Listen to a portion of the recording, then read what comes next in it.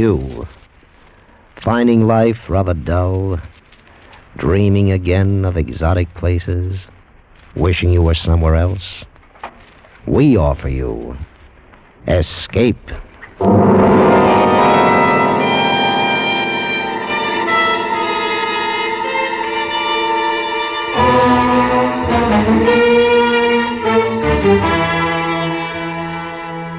Escape with us now to the most evil city in the Orient and the story of a beautiful but unscrupulous woman who ruled it, as Herb Purdom tells it in his exciting story, MACAU.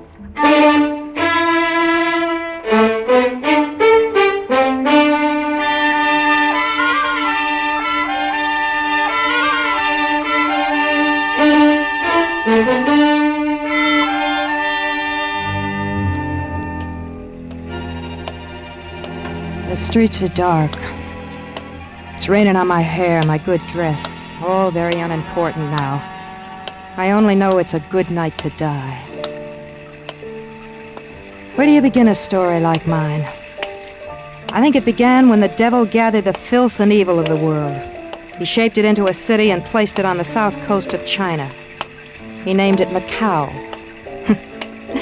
And because the devil enjoys a bad joke, he made me queen of Macau's rottenness. And worse, he made me like it.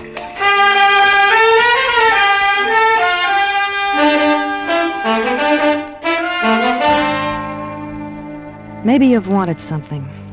Wanted something so bad you'd kill to get it. I did.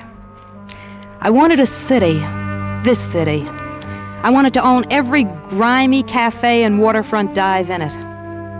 I did get some of it. A lot of it. But the more I got, the more I wanted. And I nearly got it, too. And 6 days ago, things began to go wrong. It was at the harbor front one afternoon. Out of my way, you scabby bums. Out of my way before I take disinfectant to you.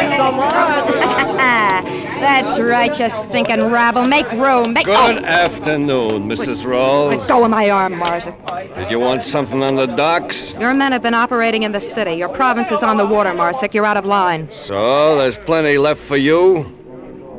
I see. All right, Marzik. And don't forget that on the docks, I'm king. Yeah? Well, long live the king, only don't bet on it. Goodbye, Marzik. Wait. There's no reason for us to fight. I'll do anything. Goodbye, Marzik. Yeah, of course, only if I offended you, Mrs. Rawls. I'm sorry. We could be friends. I'm on your side. You just be sure you're on my side. Well, lady, that man bothering you? What? If you're unhappy with the way that big character's heart acts, maybe I can help. His heart? Sure. It just keeps beating and beating. It needs a rest. Oh? Who are you? Johnny Hook. Oh, don't bother to introduce yourself. Everyone in MACAU knows Mrs. Connie Rawls. Then you should know I need no help. I have pretty good references. A fellow named Vic Rawls once wrote me I had a job here if I wanted to claim it. You knew my husband? Yeah, we were bunkmates in the AVG. Did a little smuggling together once. I heard he was killed. 2 years ago. Where have you been?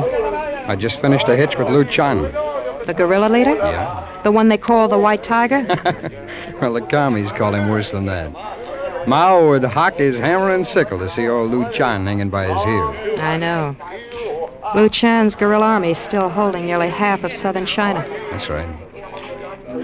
Look, my headquarters, the Red Angel, is near here. We can talk there. Swell. Perhaps. If you're what you say, you may have a job. If not, well, at least you'll have a chance to taste Willie's punch of the devil. It's good.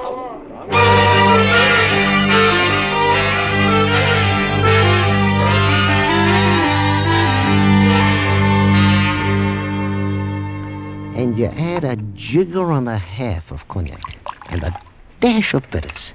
Then take a lemon, twist and rub it gentle. That's very important. You rub it gentle around the rim of each glass.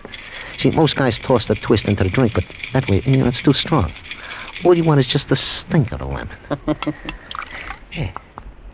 Okay, yeah? You wrap a tongue around a punch of the devil. Thanks, Willie. I don't know about the drink, but your monologue will do. Hey, that's all right. I told you. Well, dummy, what are you waiting for, a medal? Get out, get down to the bar. Sure, Miss Ross, sure. You know, that's what I like, a dame with sentiment. Why didn't you just kick him in the stomach and be done with it? He's used to me. I'll bet he is. You know, you're pretty, you're smart. I can see why Vic married you.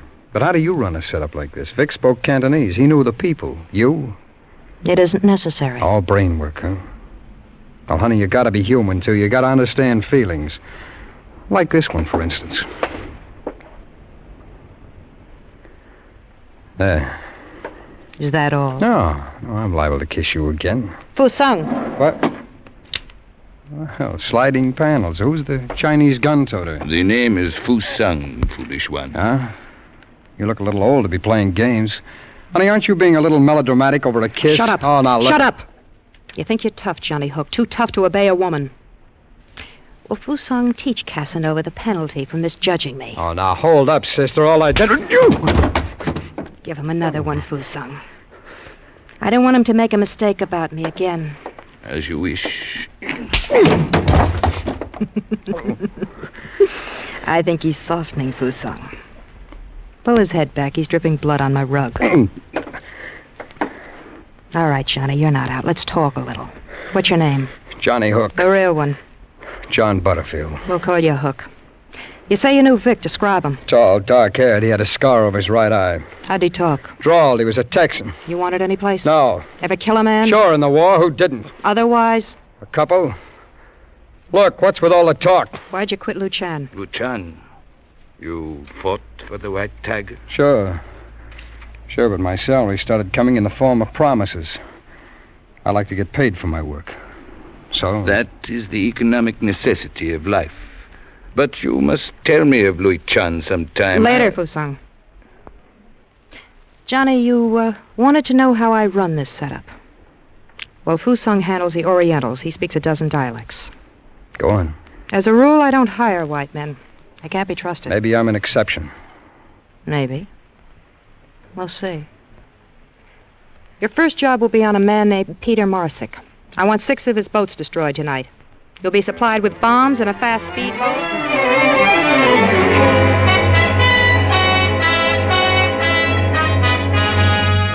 While I talked, I watched. I knew from watching him take Fusung's blows that Johnny was tough. I hoped he was tough enough, for I was lining him up for the world's most dangerous murder.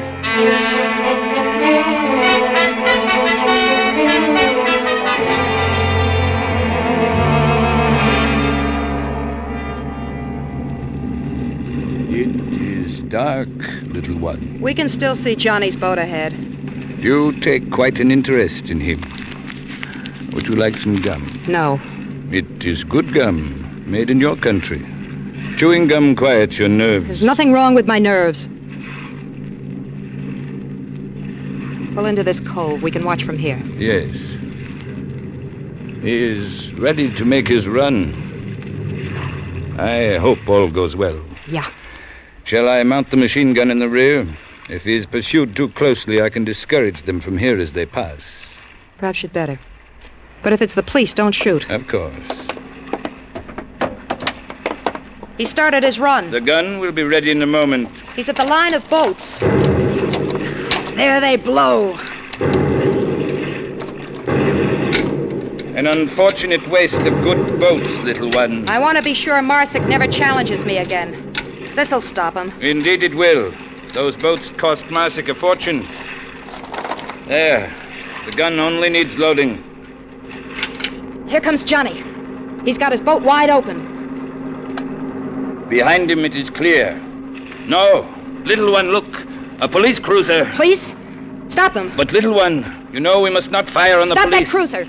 The men are forward. Try for the engines aft. No, little one, this is insane. Stop that cruiser or I'll ram it. Very well.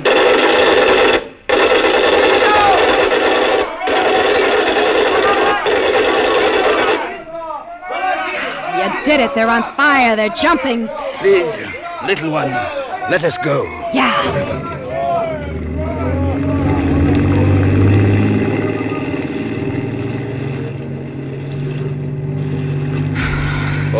that stranger. You are a fool.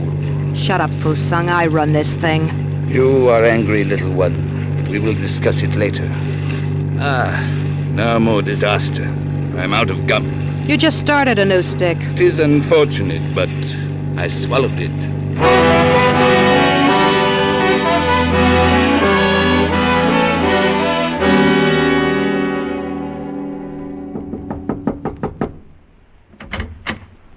Hi, Connie. Everything quiet? Come in, Johnny. Well, honey, our 6 boats are matchwood now. Mrs. Rawls. Oh, Mrs. Rawls. I got away clean, but someone did a devil of a lot of shooting behind me. You idiot. You forced us to sink a police cruiser. I forced you... You mean that was you behind me? Fusung and I. You're not with Liu Chan fighting the communists now, Johnny. Fights cost me money. Oh, how? The cops. Well, they won't be able to prove anything, but that's because I dumped a machine gun worth $600. I'll steal your new one. Forget it. You did a good job on the boats. Thanks. Little one, Inspector Kaiwan, downstairs in the club. Thanks, I'll be down. Johnny, you better get out of here and stay out for a day or so. Use the back stairs. All right. Oh, and Connie, Mrs. Rawls. Yeah? Thanks. For what? My life. It's not much, but I like it. You know, if I can keep you around, I may die a natural death yet. I gave Johnny 3 minutes. Then I went down to the nightclub. The Red Angel wasn't only a good front, it was something else. Something special. Just for me. It was smoky enough for a 5-alarm fire. And the combined smell of liquor, perfume, and unwashed bodies was enough to make a buzzard back off. But to me, the Red Angel had never lost its fascination. I wouldn't have traded it for heaven. Mrs. Rawls, Inspector Kaiwan. We've met. On many occasions. Yes, indeed. The number of our meetings has not dulled my enjoyment of your beauty, madam. Yeah. A drink? Thank you, no. It is my sad duty to try and discover proof of your activities last night. Yes. If you were I, would you use trickery or threats? Fusung has given me your alibi. Your boats, of course, have been prepared for our visit. Is that all? I would like to chat for a while. Perhaps I can trick you. You've had your visit. Unless you bring a charge against me, get out. Cops give the place a bad smell. Is it possible? Nevertheless, a year ago, you were more cautious with me, madam. You have given me hope at last. Hope? What hope? The most powerful drug in the world is power. The addict destroys himself. And you, madam, have become an addict. Good night.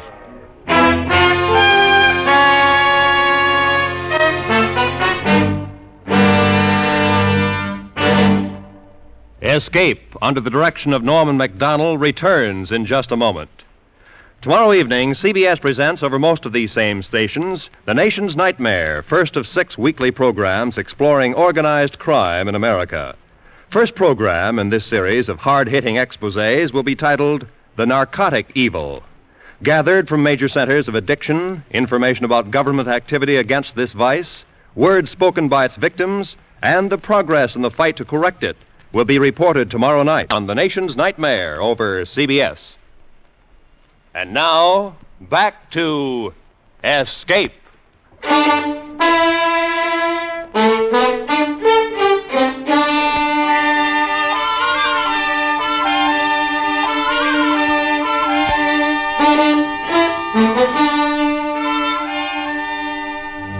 I was always fascinated by this smell of evil.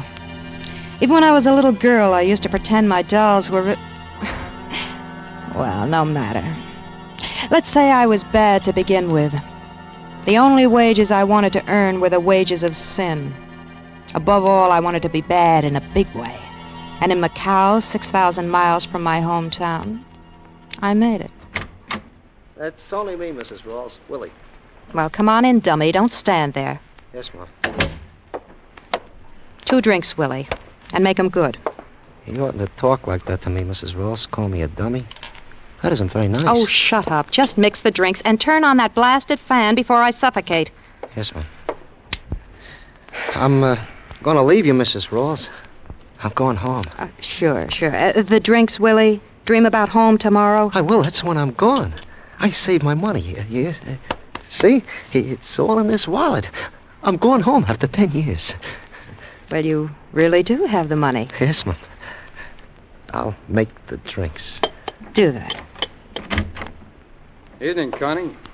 Oh, hi, Willie. How's the drinking business? Oh, people still doing it. They always do it. I'm going home, Johnny. Tomorrow. Really? I'm Willie. going home after... Willie, Johnny's not interested. Get out. Sure, Mrs. Ross. Sure. What are you trying to prove, Connie? What do you mean? Kicking that poor guy around. Does it make you feel good? He's a dummy. He doesn't care. Help yourself to the drinks and hand me one. I'll call down and make amends to Willie. Yeah, you do that. Here you are. Thanks. Fusung? Willie's on his way down. Give him the night off and tell him the drinks are on me. Yeah, champagne. And listen, he's carrying a bankroll. See that he doesn't have it in the morning. Mm-hmm. That's right. Oh, and that champagne. Make it the cheap kind. So Willie doesn't get home after all. He's a good bartender when he's sober. And I like these. Well, that's a good reason to bust a man's drink. Inspector Kaiwan has dropped his investigation. He knows it's you. He can't touch me. I'm too big. Yeah, you're too big. But it's nothing to what it will be. And you too, Johnny. If you can bear the way I treat my bartender. No, I'm a louse already. I may as well go all the way. $250,000? What? Help you make the trip? Quarter? Hey, how many of those drinks have you had? You want in? Do I want to breathe? It's a big order. Dangerous job. So was the war, only it didn't pay so well. Go on. Mao's communists are taking over in China. I'm going to help them for $250,000. And MACAU. MACAU? You mean the whole city? The whole city. Well, I give you credit, baby. You go nuts in a big way. Well, I've made the deal. All right, break it down for me. It's very simple. You'll assassinate the guerrilla leader, Liu Chan. Johnny's face was the color of blue cheese as he stared at me. But I knew the power of money over men like him. That $250,000 would buy better scruples than his. And in case he needed extra encouragement, I gave him an additional promise and a kiss. We both liked it. Oh, baby, baby. Johnny. Again. You love me? Yes. Yes, I do. Johnny? You'll do the job? Sure. I'll start making plans right away. Good. Keep in mind what you're working for. $250,000. Me. Now drink your drink, honey. The ice is melting.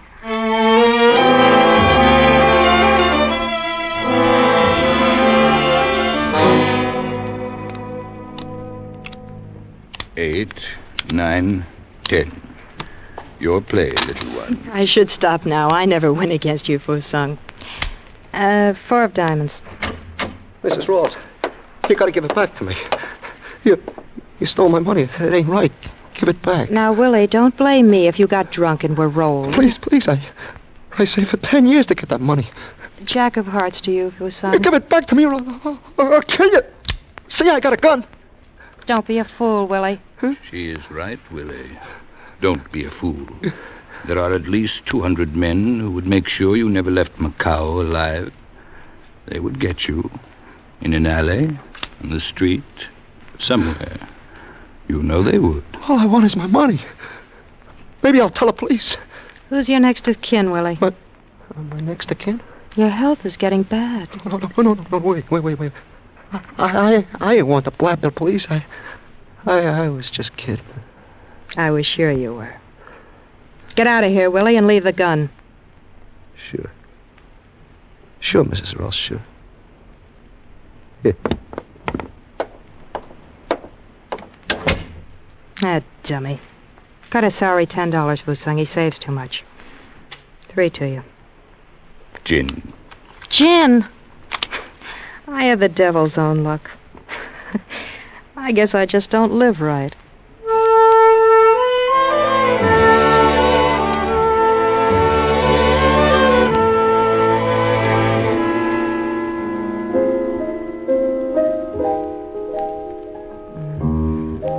That's nice, Frankie.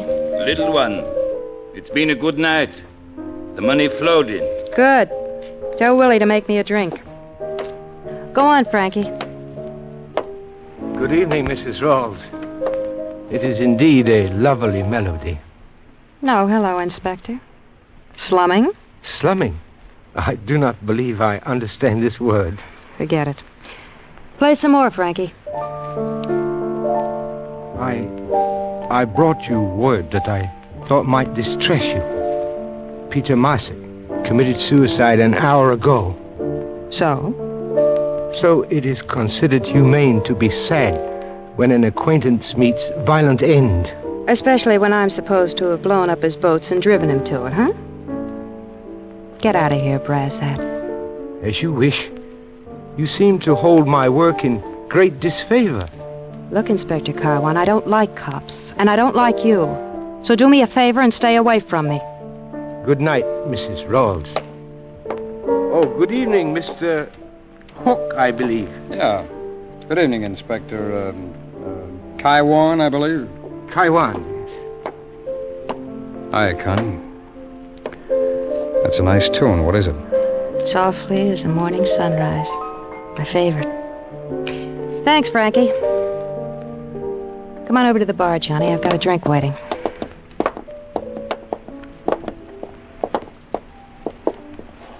Here's your drink, Mrs. Rawls. Wally, fix me one, will you? I need it. Sure. Well, Johnny, figured out your plan? Yeah. Well? Oh, don't mind Willie there. Tell me. I figured out a way to kill Luchan. But I'm not going to do it. Say that again. You heard right, Connie. I'm out of the deal. Yeah, Johnny. Thanks, Willie. Oh, boy, you're still as good as ever. Thank you. Glad you like it. Johnny Hook, you're not backing out of this deal. I'm already out. Oh, look, Connie, you had me tabbed right, I guess. For that kind of money, I'd kill a man. But not if it means the end of what a lot of guys I knew died for. Died for? This'll mean more power for us than we ever dreamed of. I don't dream. I have nightmares. How about you and I, Johnny? Doesn't that count at all? I told you once, Connie. Sometimes it isn't just brain work. You have to understand the way people feel. Oh, I'm sorry. You don't know what I'm talking about. Johnny! Johnny!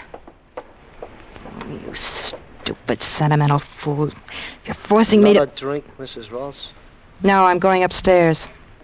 Clean up and lock up. And if you drink any of the liquor, pay for it.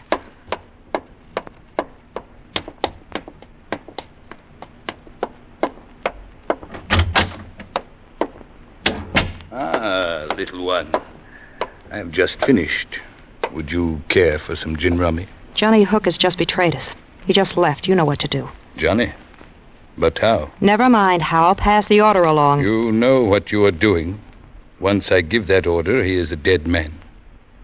That's the kind of a man I want him to be. Do as I say. Yes. Good night, little one. I will tell them to make it quick. You will never know what happened. Johnny would never know. But I would. I sat at my desk staring through 2 blank eyes at the room.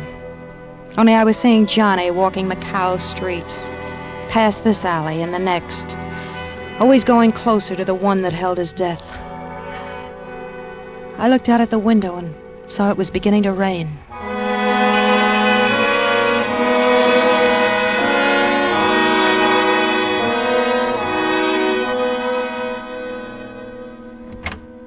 Mrs. Rawls. Go away. I give the order, Mrs. Rawls. Then go away. What did you call me? Mrs. Rawls. But I'm your little one. You always... There is no little one. You killed her when you plotted to betray my people. What? So Willie shot off his mouth. As you say, Willie shot off his mouth. All right, so I didn't tell you about it. I would have cut you in on it later. Even now you do not understand. You betrayed my people, the men who make up your organization, me. Louis Chan is all that stands between us and communist slavery. Get a soapbox, Patriot. Everybody's waving a flag tonight. I wished only to tell you that you are through in Macau. You forgetting I own this place? This and all the other places, the cars, the boats, the guns, everything? But I control the men. So I'll get new men. Now get out. Get out! Get out! I'm sick of the sight of you! Certainly. Only, it is just fair to tell you, Mrs. Rawls, the penalty for betrayal in our organization is death, as you know. I passed the order for yours. Tonight. Busan! How could it happen? One moment I was all powerful and my plans were set to make me owner of Macau. And then I was alone, my power gone, and I was just another woman. No, not even that. For there, outside the wet window, was my death waiting for me. Somehow I found myself driven to meet it. I went down and out into the rain.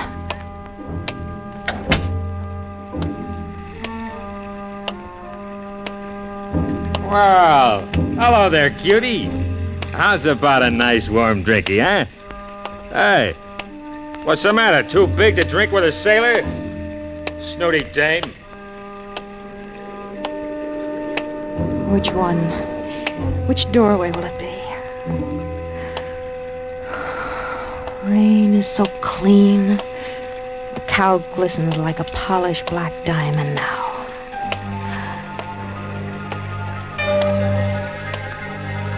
I wish I'd gotten up early more often. I never realized how wonderful it is to see a sunrise.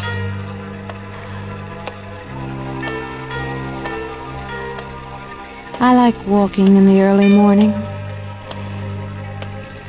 Perhaps if I hurry, I can catch Johnny.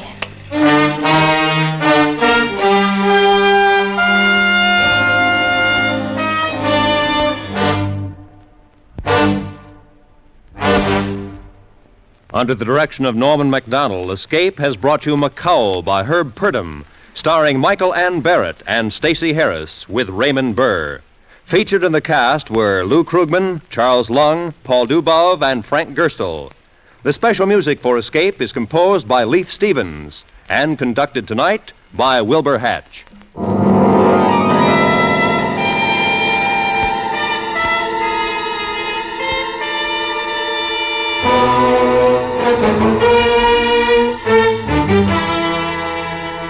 Next week, escape with us to the outer limits of space and the terrifying experiences of 5 men who penetrated it, as Ray Bradbury, famous science fiction writer, tells it in his gripping story, The Earthmen.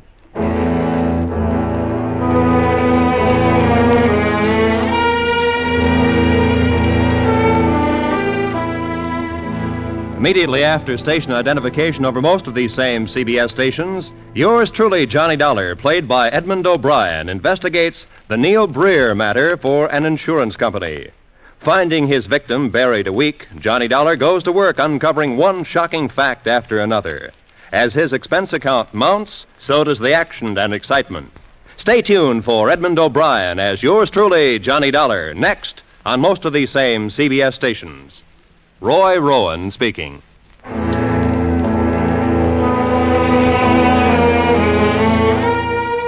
This is CBS, where you hear the FBI in Peace and War every Thursday night on the Columbia Broadcasting System.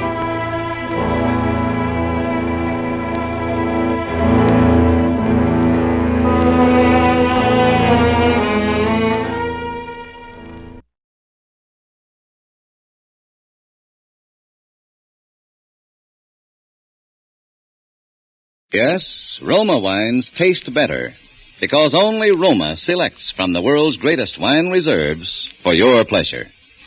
And now, Roma Wines, R-O-M-A. Roma Wines present Suspense.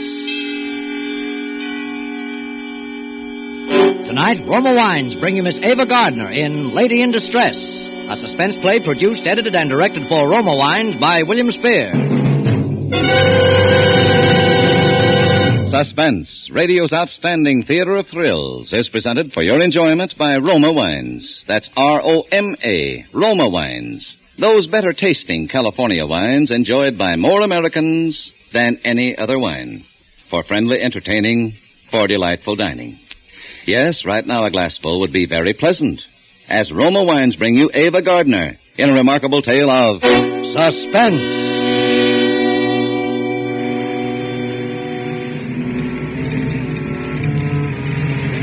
The rain was coming down in torrents, washing huge streaks of gravel from the hillsides onto the road. It was getting dark, and I was beginning to worry. I'd been waiting nearly an hour, and then I saw him. He was edging along the side of the road, his coat collar turned up against the rain, coming toward me.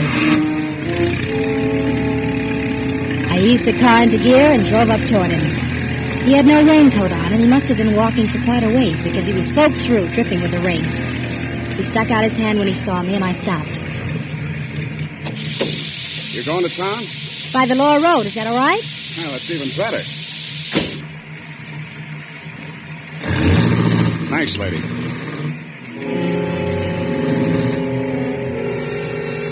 Out of the corner of my eye, I looked him over. He was fairly young, a little pale and nervous.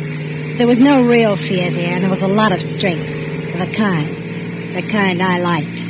It's a miserable-looking world tonight, but it's great to be out in it. Maybe you're right. I know I'm right.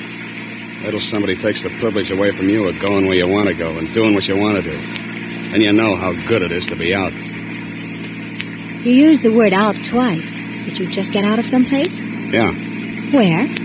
That's my business. Oh, I'm sorry. Yeah, so am I. I shouldn't be so touchy with you. You were nice to me, giving me a ride.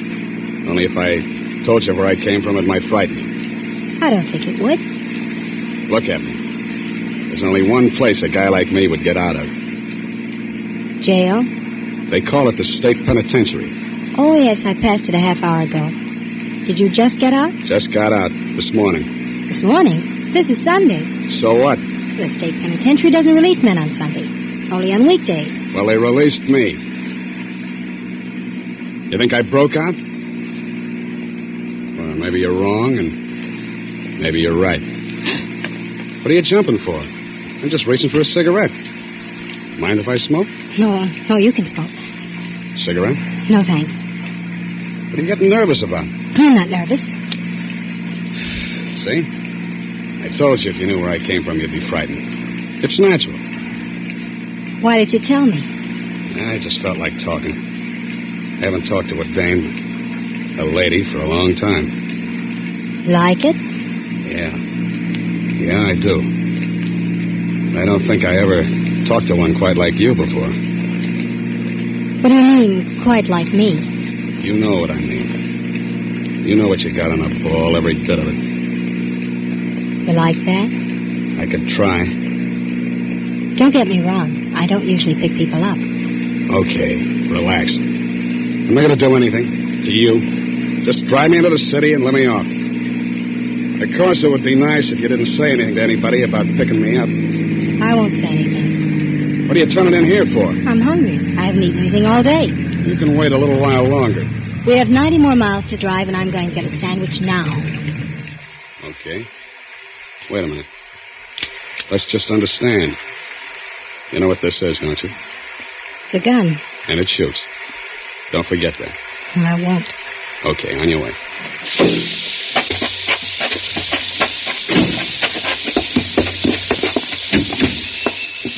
After you. Well, nice weather for ducks, huh, folks? Yeah. You, all alone in here, Mac? Yep, glad you dropped in. Suppose you're in a hurry to get home, though. Back to the kiddies and the mother-in-law, huh? Yeah. Now, what do you have? Coffee and a hamburger, please. Make it two. Coming up. Everything on those burgers? Sure. Well, what's little onion among friends, huh? Excuse me a minute. Hey, where you going? If you're going over to use that telephone, lady, you might just as well not bother. It's out of order. I'm trying to get it fixed. Oh, I wasn't going to use the phone. I was going to get some cigarettes. You don't say. I knew he didn't believe me. He didn't say anything, but the way he looked at me, I could tell. We finished our hamburgers and I paid for them, and then we went back to the car.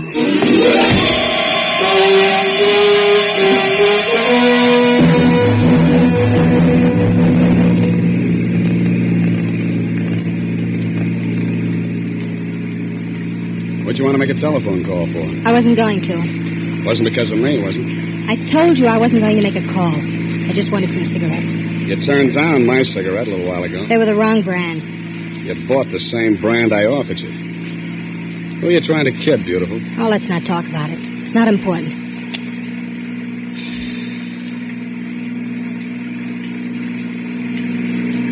What are you going to do now that you're out? I got a job to do. I got to take care of somebody. You mean your family? No, beautiful. Somebody I got to buy a coffin for.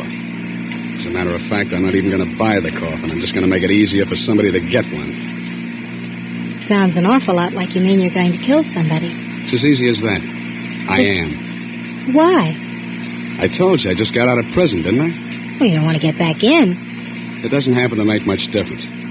You see, there isn't much useful left in my life. I'm through. Revenge, huh? Yeah. With all these debts settled, a guy could die happy. That's a strange philosophy. Is it? What are you driving so fast for? I'm in a hurry. I have to get home. It's okay with me. The sooner I get this thing over, the better. Get what over? Hey, that's a cop. That's what you get for driving so fast. Why, I didn't realize it. Pull over. If they ask any questions, tell them I'm your brother. See, your brother. I will.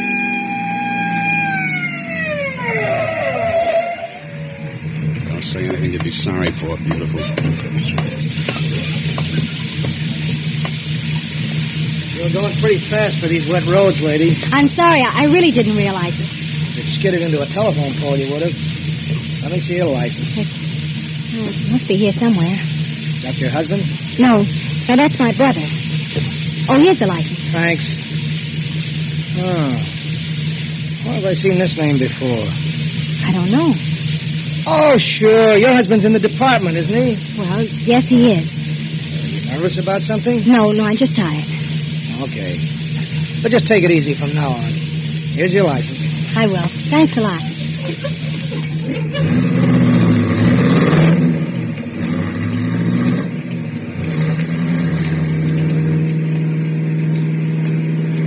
So your husband's in the police department? Yes. Maybe he'll get a promotion. For catching you? Don't be foolish. Nobody's going to catch me unless I want him to. Not even you, beautiful. What did you mean about my husband? About his getting a promotion? Well, just between you and me, you know what I mean. There's somebody I got to take care of is also in the department. What department? Don't act dumb. The police department. Oh. Keep your eyes on the road. I am. You weren't. You were looking at me. Well, what do you expect me to do? You don't exactly make me comfortable sitting there. You recognized me, didn't you? Didn't you? I'm not sure. Yes, you are. And that could be a mistake. Believe me, I don't know who you are or anything about you. That's a lie. Stop looking at me. All right. I'm going to kill Ralph Harris. I don't want to know anything about it. Yes, you do. You know Ralph pretty well. No, I don't. I never heard of him. Stop dummying up. I saw the license when you handed it to the cop. I'm going to kill your husband, Mrs. Harris. You knew it back a few miles on the road. I could see it the way you looked at me. You know, somehow I get the idea you're not going to mind that like you should. Why don't you say something? I can't think of anything. Now that you know, I think you and me are going to have a little understanding. What are you doing? Nothing. Just reaching for your pocketbook. I only have $10 in it. I don't need money that bad. Then what? I'm going to get your address. Women carry more things. Here it is. 627 Mill Street, huh? Here, you can have your pocketbook back. I'm going to take the license. I want to make sure I don't forget. What are you going to do with me? I haven't quite decided yet, beautiful. I haven't quite decided.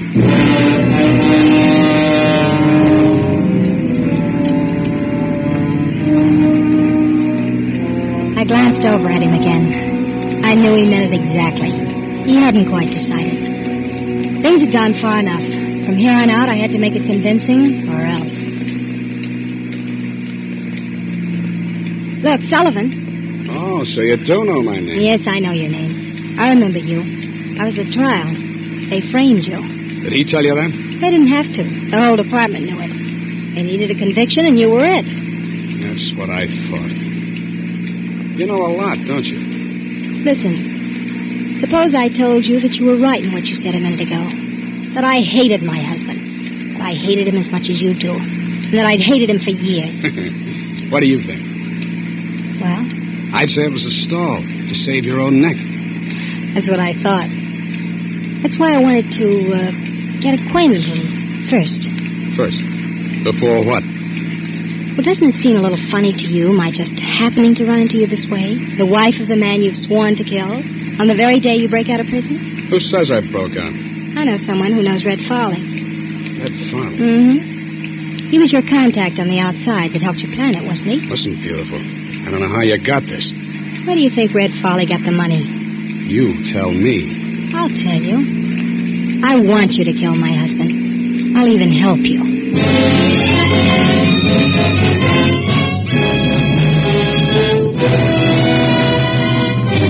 For suspense, Roma Wines are bringing you Ava Gardner in Lady in Distress. Roma Wines' presentation tonight in radio's outstanding theater of thrills, Suspense.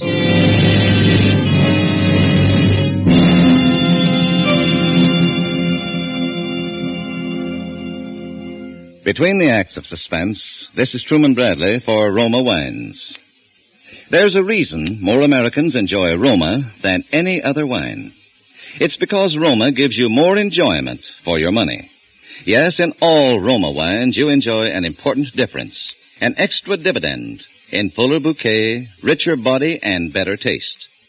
To bring you better tasting wine, Roma selects from California's choicest grapes. Then, with ancient skill and winemaking resources unmatched in America, Roma master vintners guide this grape treasure unhurriedly to tempting taste perfection. These choice wines are placed with mellow Roma wines of years before, and from these reserves, the world's greatest reserves of fine wines, Roma later selects for your pleasure. So, to enjoy more pleasure for your money, insist on Roma. That's R-O-M-A, Roma California wine. And whether your favorite is sherry, port, or muscatel, you'll find Roma your best buy in good taste. And now, Roma Wines bring back to our Hollywood soundstage Ava Gardner as Evelyn Harris, with Howard Duff as Sullivan in Lady in Distress, a tale well calculated to keep you in suspense.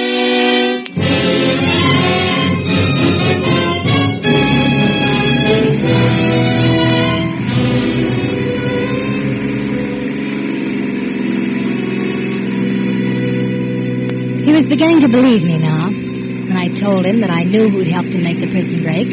When I told him that I'd put up the money for it. When I told him that the man he wanted to kill was the man I wanted to kill. When I told him that man was my own husband. We drove along for quite a while without saying anything. Then I pulled into a gas station. What's the idea of coming in here? You don't need gas. You still don't trust me, do you? I don't know. Look, Sullivan, I have to make a phone call to my husband. Oh, no. I'm not that dumb, beautiful. But I have to call him. I told him I would. If I don't, he'll think something's wrong. You can listen. All right. I'll listen.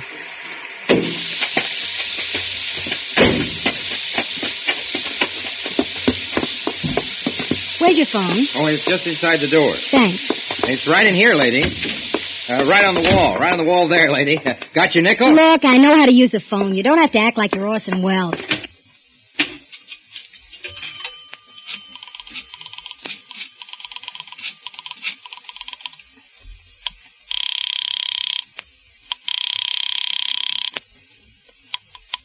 Hello? Ralph, Yes? this is Evelyn. I'm 25 miles from the city. The rain slowed me up. You should have started earlier. I know, but I didn't. Everything all right? Yes, everything's all right. Well, I'm glad to see you're getting some sense in your head. Hurry up and get here. Well, it won't take long. You're not going to give me any more trouble, are you? No, Ralph. From now on, I don't think you have a thing to worry about.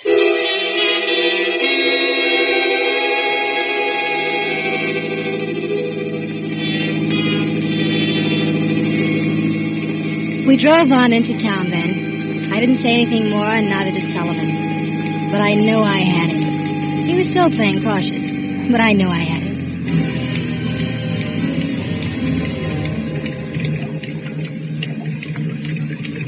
Well, here's where I let you off. Oh, the rain's almost stopped. Okay. But listen, beautiful, don't try to double-cross me. I won't double-cross you. You'd make a mistake if you did. Sullivan. Yeah? My husband always keeps his car in the garage. Every night, just as it gets dark, he walks into the garage to get the car. Alone. You know, you're quite a dish, beautiful. And there's no light in the garage. Come here. Good night, beautiful.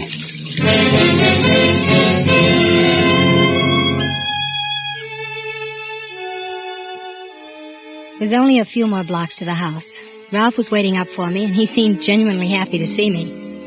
A month ago, Ralph and I had one of our usual fights, and I went north to stay with my mother. But I realized that I couldn't stay with her forever, and the only thing left for me to do was to come back. And I hated it. Crawling back to a man who had no heart, who ran his home like the lock-up pen down at police headquarters. But I had no choice. Ralph was smug about my coming back, as I knew he would be. I kept wondering if Sullivan was actually going through with it. 2 days later, I knew.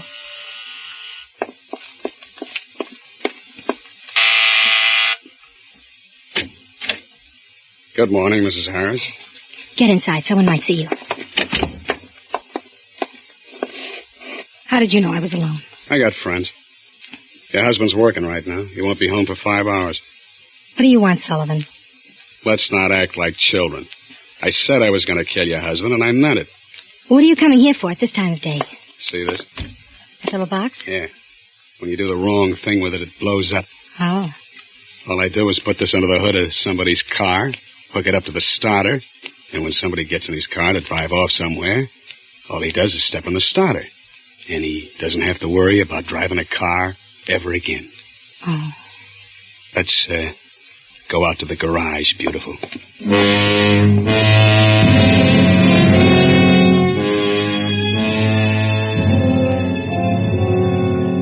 We went out to the garage.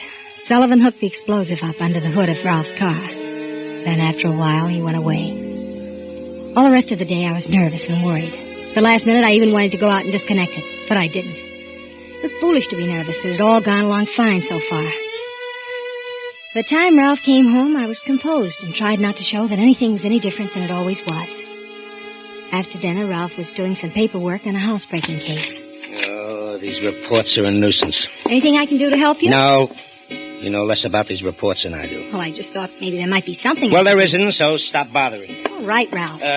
Wait a minute. There is something you can do. What? Go out and get the car and bring it around to the front. No. What? What are you looking so surprised about? As soon as I finish the report, I want to run down to the station. Did it save time if you got the car out? I'd rather not. What's the matter with you? Well, I have trouble getting out of the driveway. It's too narrow. Ah, you've taken the car out 100 times. What are you talking about? Well, Ralph, I've got a cold coming on. I'd rather stay inside. Put a coat on. It isn't cold out anyway. I don't want to drive your car. Look, the least you could do is help me out once in a while when I ask you to. Heaven knows you never do anything for me anyway. Well, it won't save that much time. Get the car out before I get mad. All right, Ralph. If you want me to, I'll get the car.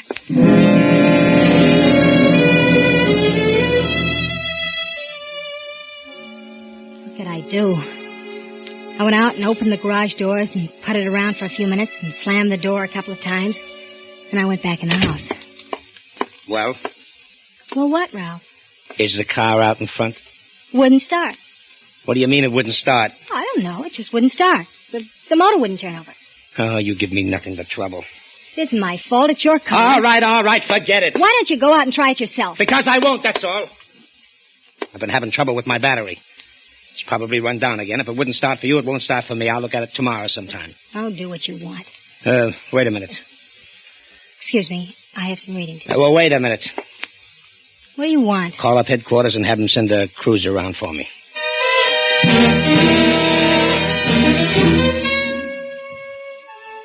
I could hardly sleep that night. Why of all times did Ralph have to ask me to get his car? It was almost as if he suspected. I knew he'd have to get the car sometime, but I was afraid he might check over the car and find out what was wrong with it, and discover the mechanism. Or he might send a mechanic out from a garage to look at it, and an innocent person would be killed. And I was afraid of Sullivan by this time, terribly afraid. I was exhausted from nervousness and lack of sleep when I got out of bed the next day. Ralph had breakfast and went off to work in the police cruiser. I didn't dare go near the garage. I didn't dare do anything, except just wait.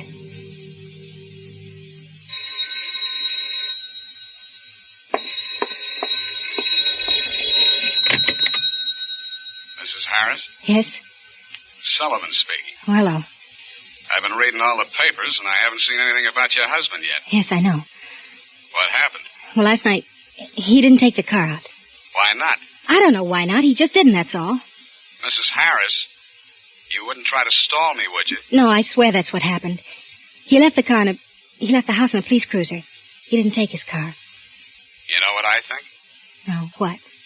I think I'm going to take a run out there and check up myself. Your husband isn't home, is he? No, he won't be home for 3 hours. Okay, beautiful. You can expect me.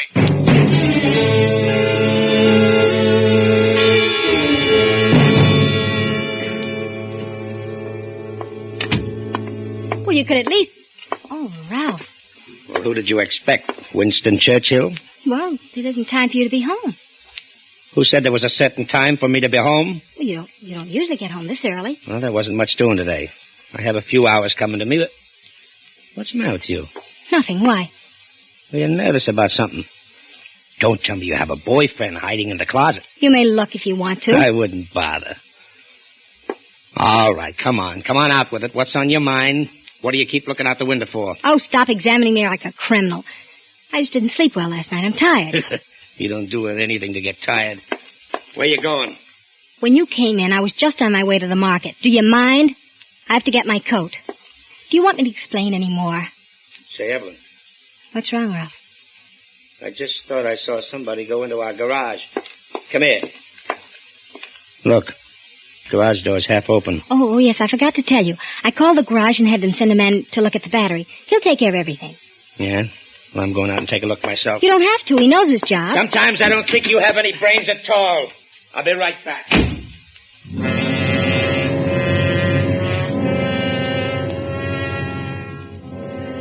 I stood there at the window watching.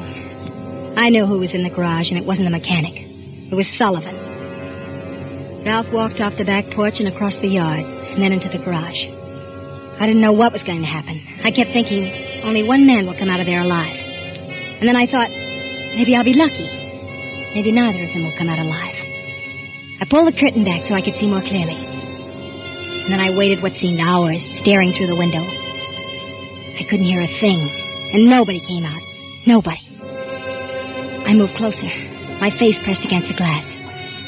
And then just before it happened, somehow I could hear it coming.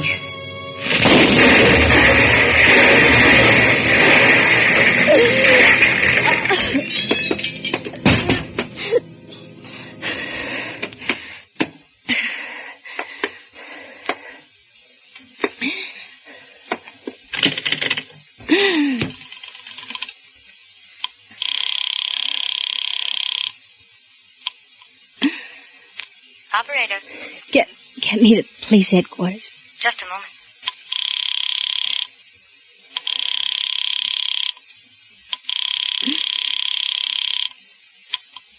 Police headquarters, Sergeant Thompson speaking. This is Mrs. Ralph Harris. There's been an accident, an explosion. We'll be right out, Mrs. Harris. Are you all right? The window broke. A big piece of glass. My throat.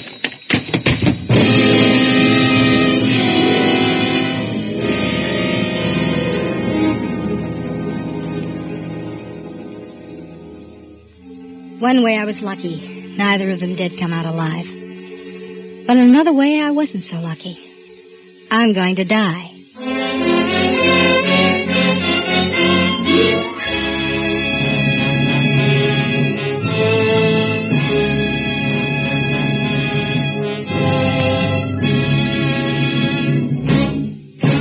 Suspense. Presented by Roma Wines. R-O-M-A, Roma. America's favorite wines. Before we hear again from Ava Gardner, star of tonight's suspense play, this is Truman Bradley, reminding you that in all Roma wines you enjoy an extra premium goodness in fuller bouquet, richer body, and better taste. Yes, Roma wines taste better because Roma, and only Roma, selects better tasting wines from the world's greatest wine reserves. That's why more Americans enjoy Roma than any other wine. So ask for Roma wine, R-O-M-A, Roma, a premium wine in everything but price. Enjoy Roma California Sherry before dinner tomorrow. This is Ava Gardner. It's been a great pleasure to appear on Suspense, which is such a favorite to all of us here in Hollywood. Next Thursday's Suspense show will be one that I certainly won't miss. The most coveted honor which a radio program can achieve is the annual award given for excellence in drama by the George Foster Peabody Foundation. This year the citation was given to Suspense, and one of the 3 Suspense plays which is particularly mentioned in connection with the award was that which will be rebroadcast next Thursday. It's called Dead Earnest. Good night. Ava Gardner appeared through the courtesy of Metro-Goldwyn-Mayer, producers of the Technicolor picture The Yearling, starring Gregory Peck, Jane Wyman, and Claude Jarman, Jr. Tonight's suspense story was written by John Michael Hayes. Next Thursday, same time, you will hear an all-star cast of Hollywood's finest radio players headed by Wally Mayer in Suspense. Produced and directed by William Spear for the Roma Wine Company of Fresno, California.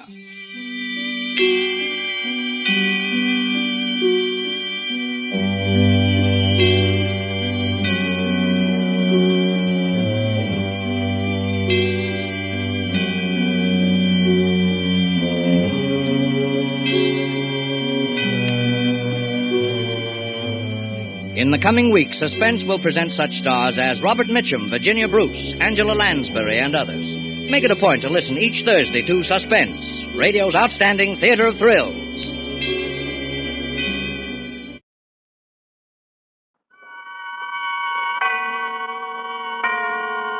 Autolite and its 96,000 dealers present Suspense. Tonight, Autolite brings you The Wages of Sin, a suspense play starring Miss Barbara Stanwyck as Ruby Miller.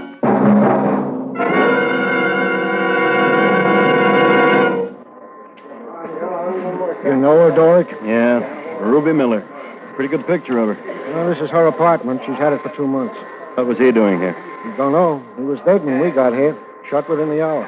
Hello, Captain. We've been working hard. Hello, Frank. Who is he? Driver's license says his name's David Madlock, age 42, this city. It is Madlock. Hard to recognize him with that kind of shooting.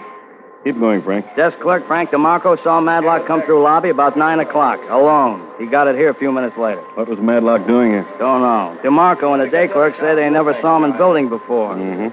Who reported it? Janitor. Heard the shots. Called downtown, saw nothing. Madlock's got a wife. I sent some boys out to pick her up. Okay. Doc tells me this is Ruby Miller's apartment. That's right. She rented it 2 months ago. Haven't located her yet.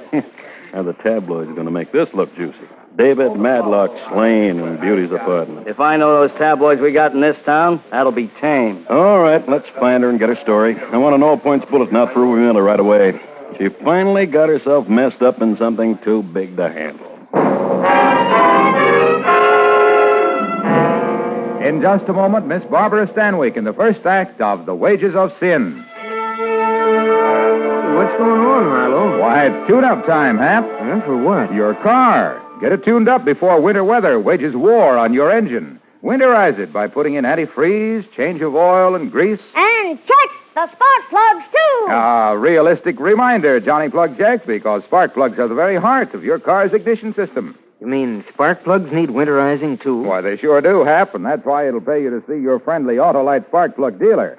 He'll replace weary, worn, and wilted spark plugs with world-famous ignition-engineered Autolite spark plugs.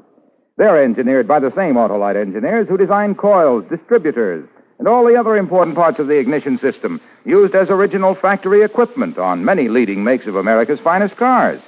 That's why Autolite spark plugs operate as a perfect team with your car's ignition system. And that's why you can't buy better spark plugs for your car than Autolite.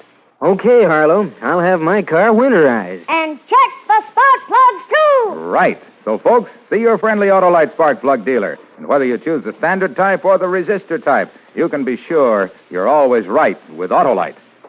And now, with The Wages of Sin and the performance of Miss Barbara Stanwyck as Ruby Miller, Autolite hopes once again to keep you in suspense.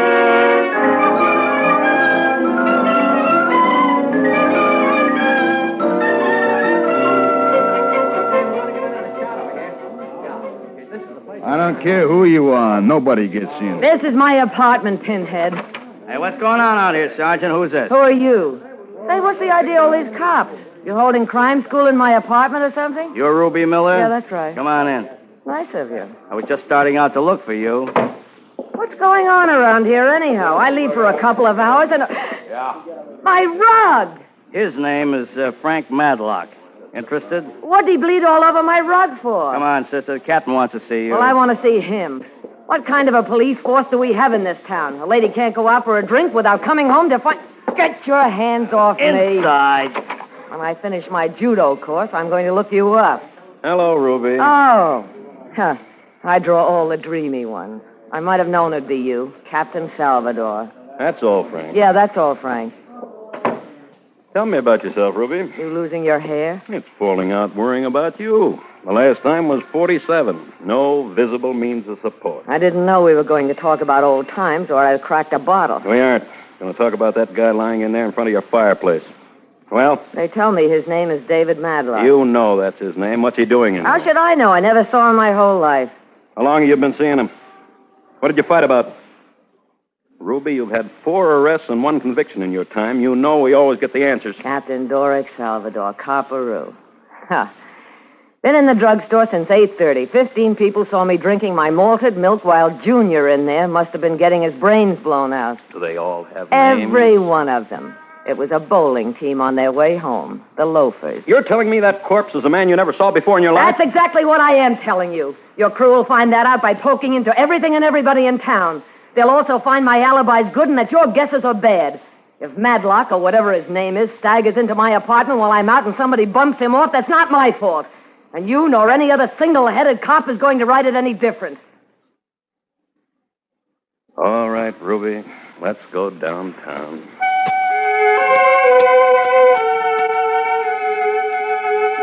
Well, Doric Dream, you booked me as a material witness as expected. After all, you had to take somebody downtown. The newspapers tossed a lot of type around. My picture was in every paper, every edition. But after 2 days, it died on the vine. I made 3 inches in the second section after that. Ruby Miller released for lack of evidence. The morning I got out... I'll wait while you blush. I wanted a bath more than anything else. All right. Just a minute, I'm coming.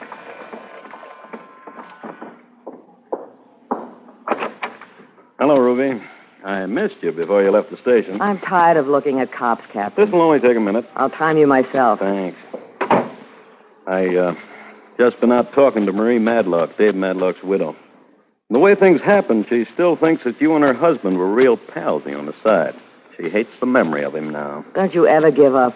I don't like to see a nice woman like Mrs. Madlock running around believing something that isn't true. My boys peeked under every rock in town before you were sprung, Ruby. They came up with 2 things that got you out. You were in the drugstore while Madlock was being killed, and you never knew the guy. I'm convinced of that. My bath water is getting cold, so am I. Look, Ruby, you moved in that apartment 2 months ago, paid $400 rent in advance. The same day, you deposited $1,000 at Freeman's National. You also bought $400 worth of clothes and trinkets. I hit a horse. Somebody gave you dough to play a part in this. Who? We've gone all through this before. Who, Ruby? A key to this apartment was found on Madlock's body. How'd he get that key? I don't know, Captain. I just don't know. I should have my lock changed. All right, Ruby, I'm leaving. Sorry you didn't have any luck, Captain. You know, whatever you get out of this, they'll take 20 times as much back from you, right down to your soul. Madlock's killing was top-drawer stuff with some big people involved. People who don't care anything about you because you were just background scenery they might want to change at any time. Aren't you scared, Ruby? You'll never see the day. Okay. Grandissimo bugliardo. What does that mean? You're a liar, Ruby.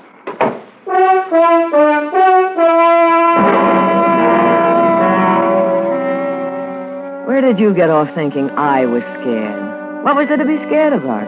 I held 3 aces in the deck, and that was enough, at least to make a starting bid. When I looked out my window that night and saw 2 men in overcoats standing across the street from the apartment, I felt extra brave. I wasn't worried one bit. Hello? Ruby Miller, Yes. what are you still doing in town? I'm waiting for a phone call, but it's not from you. You're asking for it, doll. I'll be over. Well, say hello to the 2 cops standing in front of my apartment house. Salvador's got them on me 24 hours a day. Play it smart, doll. Get out of town while you got legs to walk on. Listen, you thick-lipped creep. I want to talk to him, the big man, right away. And if I don't, I'll talk to the cops. I just said how you better act, doll.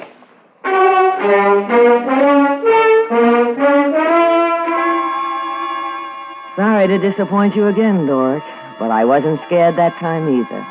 A spook call was always standard operating procedure for those kind of people. It let me down a little, though, having them think I was so square I wasn't expecting it. When I went to bed that night, I was dreaming of a new kind of life, and it started the next day with bells. Hello? Miss Miller, my name is Victor Sheridan. I'm the attorney for the big man. And that's as close as you're going to get. Take it or leave it. My offices are in the Equity Building, Suite 203. I'll expect you any time today.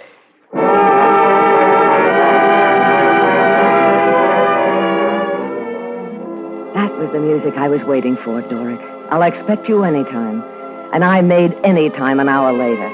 Salvador's 2 shadows followed me when I left my apartment and went downtown. So I wasn't worried that anybody might interrupt my conversation with Sheridan and Carter, attorneys at law. Call me Sheridan. Sure. My client asked me to speak to you. Speak up. All right. My client has been disturbed by your attitude. Good for him. He wonders why you haven't fulfilled your part of the bargain. After all, you've been well paid. You call that money? A man I never saw before in my life came to me a couple of months ago and made the deal. $1,500. 2 months' rent on a nice apartment, and on a certain night I was to blow town, never come back. You should have done it. I saw a setup a mile off. How dumb do you think I am? That is not the question, Miss Miller. How dumb do you think we are? Dumb enough to know he needed a place to do a killing and someone with a rep like mine to throw the cops off. I know who he is, where he is, how he did it, and why he did it. Tell the client I want a payoff to keep quiet. Lots of payoff. Or I can tell a whole lot of cops something that will keep them absolutely spellbound. I see. Well? Will this be enough to start with, Miss Miller? $1,000? Look, Sonny, this is the major leagues. I want 10 to start with. I haven't had much money in the office. You can get it. There's a bank downstairs. You're playing a very dangerous game, Miss Miller. I've got built-in police protection at all times. All you have to worry about is coming through. That protection may not last forever. Let me worry about that. Miss Miller, it's not up to me to decide the outcome of this affair, but somewhere, someplace, sometime, you'll be alone on a dark street. And I wouldn't want to say what might happen to you. Well, don't you worry, Buster. I'm going to be burning money to keep all those dark streets bright. Now call the bank.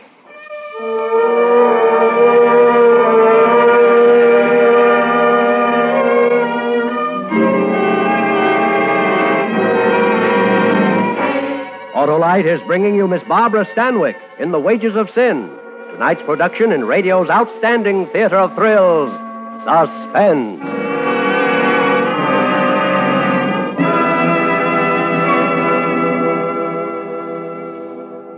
Check the spark plugs, too. Check the spark plugs, too. Hey, that Johnny plug check's persistent, isn't he? Sure, Hap. Johnny knows it's necessary now to get your car made ready for dependable motoring during the cold days ahead. Check the spark plugs, too. You see, spark plugs are the very heart of the car's ignition system. When they're right, your chances of starting, even in the coldest weather, are better than ever. So it'll pay you to replace worn-out spark plugs with Autolite spark plugs. The spark plugs that are world famous for quality and dependability. Autolite spark plugs? Nothing finer, Hap. And when you replace worn-out spark plugs with ignition-engineered Autolite spark plugs, you get smoother performance, quick starts, and gas savings. You've sold me, Harlow. Well, folks, see your friendly Autolite spark plug dealer and have him replace worn-out spark plugs with world-famous, ignition-engineered Autolite spark plugs. And whether you choose the resistor type or the standard type, you can be sure money can't buy better spark plugs. You're always right with Autolite. And now, Autolite brings back to our Hollywood soundstage Miss Barbara Stanwyck in Elliott Lewis's production of The Wages of Sin, a tale well calculated to keep you in suspense.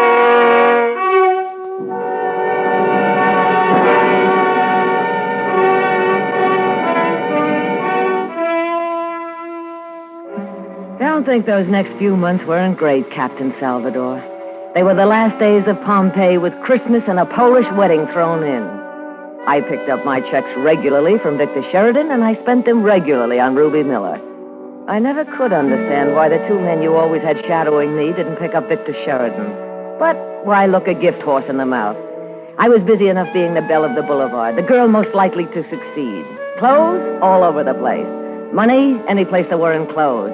Nightclubs, I was a bigger attraction than the chorus girls. Men, like flies in a sugar bowl. And don't think I ever got tired of it. Why, I even got tapped by the 400. Of course, I was sort of a late starter, but so were Broker's Tip and the Yankees. Let's see. There was Douglas Elwood Tisdale, who had the mink ranches. Clayton Dashiell, who made governors. Hamilton Moore, who was in shipping and polo. And Talbot G. Cooper, whose taste ran to women. Ruby, I've known girls from Bombay to Hunter. Well, don't tell me about them. I hear Kinsey's in town. No, what I was going to say was that you're the most exciting of them all. Oh, Coop, squash head. I don't come from Bombay or Hunter, so I don't have to follow the rules. Go get yourself some new material. No, I mean it. Oh, if I were conning you, I'd do it in another place, not here. Oh, cut it off. I came here for laughs. Say, who are those two people over by the window? Don't you know? Really? Look stupid. Didn't you ever read anything but Noel Coward? If I knew who they were, I wouldn't have asked. Well, come on. I'll introduce you.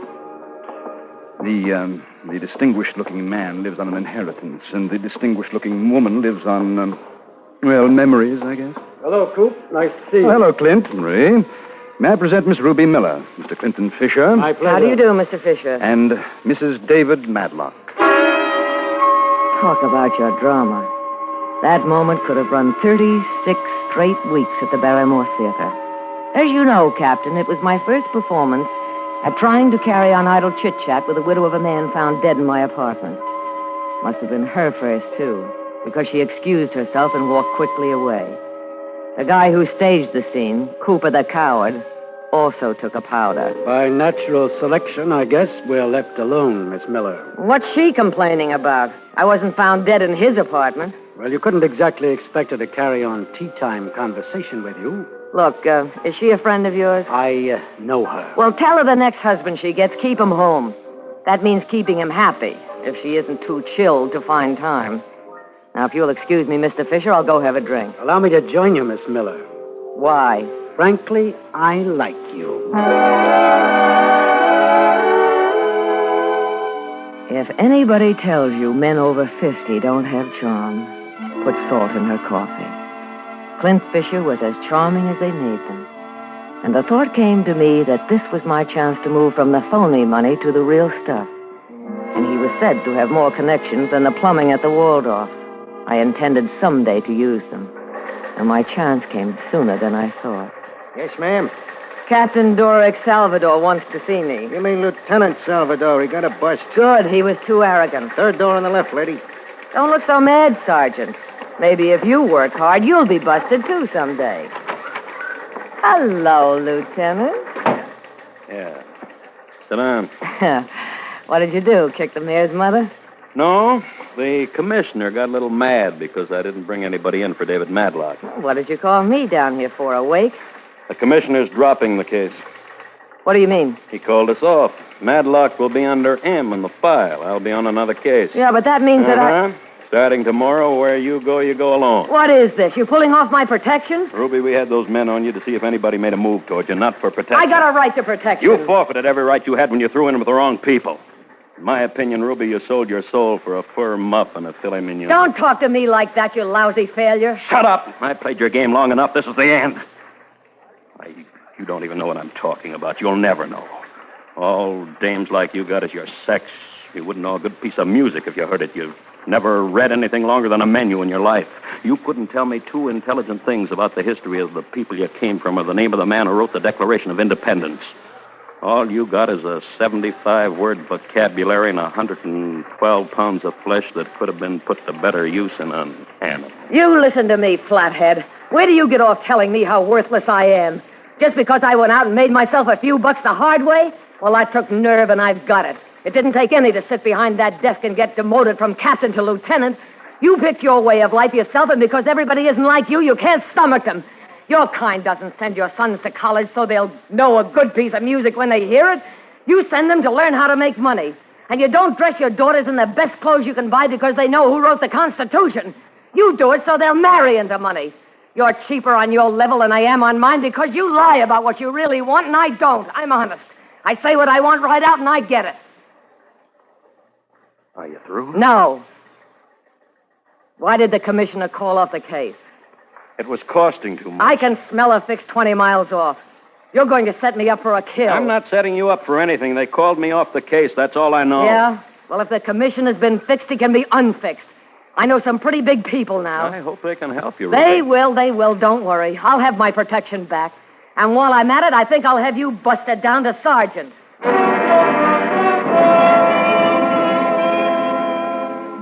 And I couldn't wait to do it to you. Clint Fisher was my boy. By then, I had him wrapped around my little finger. He knew the skeleton in everybody's closet, and I was going to make him rattle a few. I pulled out all the stops, and he had my hero printed all over him when he said he'd see what he could do. You cops who thought you had a corner on everything fracture me. I slipped on a negligee and cracked a bottle of champagne. While I waited for my team to go into action... Hello?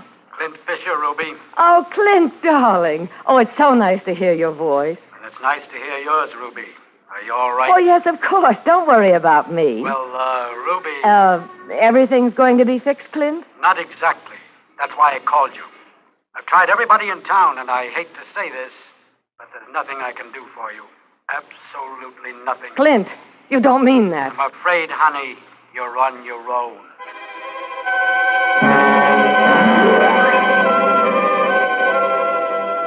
Don't tell me about men. I know more ways they can be cheap and lying, two-faced and vicious than you can count in a year.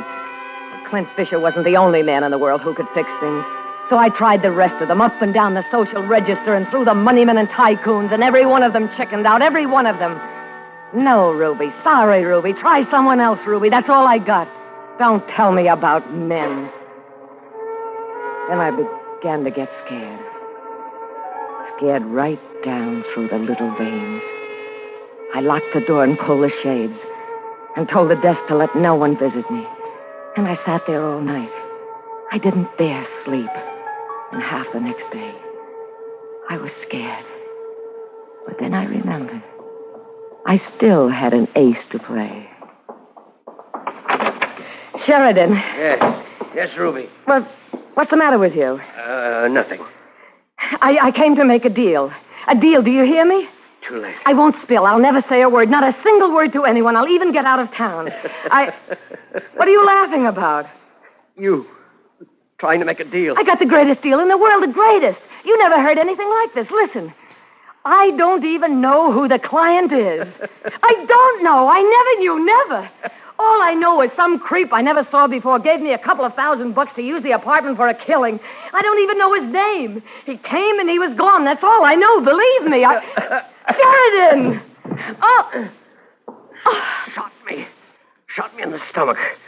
Who? The client. He killed Madlock because he wanted Mrs. Madlock. She found out last night. Committed suicide. He went crazy. Thought I told her. But after shooting, I said it was you. And you don't even know him. Who is the client, Sheridan? He'll kill me. I've got to tell the police. Tell me, who is he?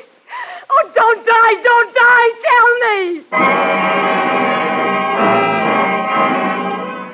I ran out of that office as fast as I could make it. I didn't know where to go, what to do. I couldn't end up like Sheridan. I couldn't. Then I decided to go to my apartment, get my money, and try to get out of town. I ran up the stairs, locked the door, and stood there trying to pull myself together. And I got an idea. Salvatore. Captain, listen to me. Listen carefully. Who is it? Ruby Miller. Now listen to me. The client's after me. I know he is. The client? The man who killed David Matlock. It's just the way you said. I take everything back I ever said to you. I'm sorry. Really, truly sorry. I suppose you want protection. Oh, yes. Please send somebody. Come yourself. Take care of me. I'm in my apartment and I'm afraid to leave it. Ruby, you're a great girl for deals. We had 2 men following you and 3 men following Sheridan. We didn't find out a thing. Tell me who this client is. We'll go out and pick him up. Oh, that's just it. I don't know. I don't know. I really don't. It was all above. They thought I knew, but I didn't. I don't know a thing. I played it for what I could get, and it worked. Now, you don't expect me to believe that. You've got to believe it. You've got to. I don't know who he is or where he's coming from, but I know I'll be killed. You're lying, Ruby. When you're ready, tell me the truth. I'll give you what you want. Goodbye. Don't hang up. Don't, please. I'll be killed.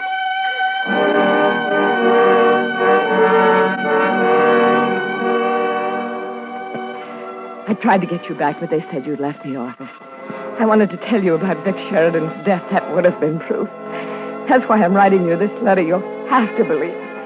I'm packed and I'm leaving town, and I don't ever want to come back. I'm mailing it from the airport. So long, Doric. I hope you have better luck finding the client than I did.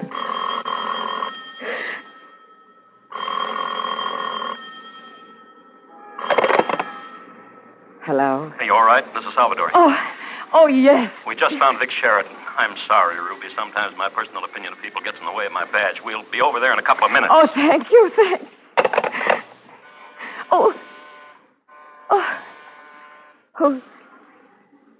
Who is it? It's Fisher. Let me in. Oh, Clint. Oh, Clint, I'm so glad you came. Nobody cared. Nobody would do anything. Now, Ruby, you'll be all Somebody's right. after me, Clint. They'll get me. They will. Clint. What's that gun for? For you, baby. Oh, Clint, don't do anything. I'll scream. That won't help. You can't outrun a bullet. You've had a free ride on me. I was perfectly willing to give you money when it meant something to avoid trouble. But now you're going to pay it all back. I'll do anything in the world. Don't close your eyes because it's going to hurt. They'll get you, Clint. The police will get you. I know, but I'll get it quick. You'll get it the hard way. Oh, Clint, please don't.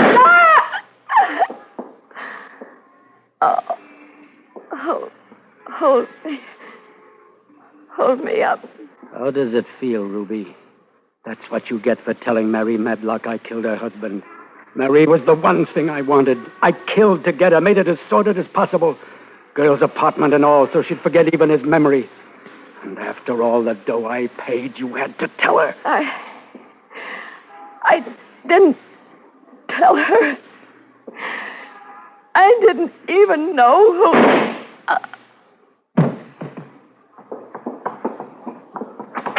All right, you stand where you are, with your hands in the air. Come and get me!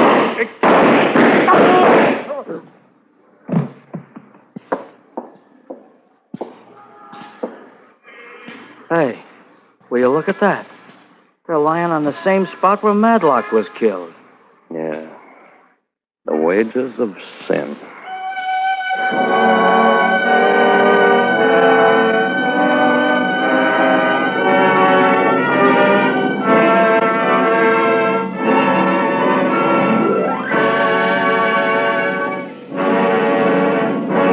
Suspense, presented by Autolite. Tonight's star, Miss Barbara Stanwyck.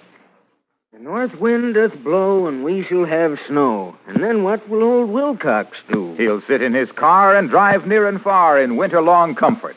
Will you? Well, you will if you have your car tuned up and winterized by your neighborhood Autolite spark plug dealer. And remember, Autolite makes more than 400 products for cars, trucks, planes, and boats in 28 plants coast to coast. These include complete electrical systems used as original equipment on many of America's finest cars. Generators, coils, distributors, voltage regulators, wire and cable, starting motors, and electric windshield wipers. All engineered to work together perfectly as part of the Autolite team. All engineered to give you unexcelled Autolite service. Don't accept electrical parts supposed to be as good. Ask for and insist on Autolite, original factory parts, at your neighborhood service station, car dealer, garage, or repair shop. Remember, you're always right with Autolite. Next week on Suspense, Mr. Richard Widmark, a star of Too Hot to Live. And in weeks to come, you will hear such famous stars as Herbert Marshall and William Holden, appearing in tales well calculated to keep you in suspense. Tonight's suspense play was produced and directed by Elliott Lewis, with music composed by Lucien Moorehhead and conducted by Lud Gluskin. The Wages of Sin was written for suspense by E. Jack Newman and John Michael Hayes. Miss Stanwyck may currently be seen in the MGM picture To Please a Lady. And remember, next week on Suspense, Mr. Richard Widmark in Too Hot to Live. You can buy world-famous Autolite resistor or standard spark plugs, Autolite stay-full batteries, Autolite electrical parts at your neighborhood Autolite dealers. Switch to Autolite. Good night. Motorists, be prepared to stop in time to save a child's life. When driving through school zones, watch out for youngsters at play. Save a life by expecting the unexpected from children. This is CBS, the Columbia Broadcasting System.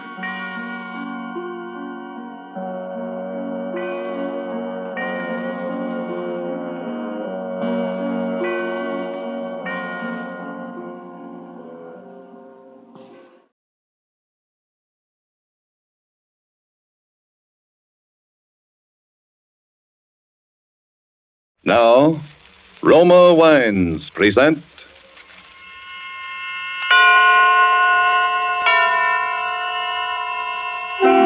Suspense.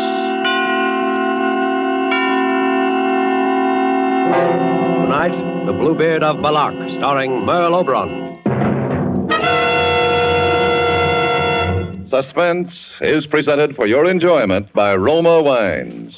That's R-O-M-A, Roma Wines. Those excellent California wines that can add so much pleasantness to the way you live, to your happiness in entertaining guests, to your enjoyment of everyday meals. Yes, right now, a glassful would be very pleasant, as Roma Wines bring you Suspense.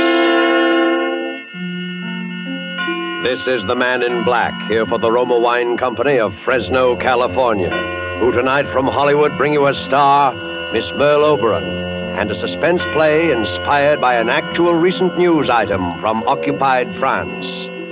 And so, with the Bluebeard of BELAC, and with the performance of Merle Oberon, we again hope to keep you in suspense.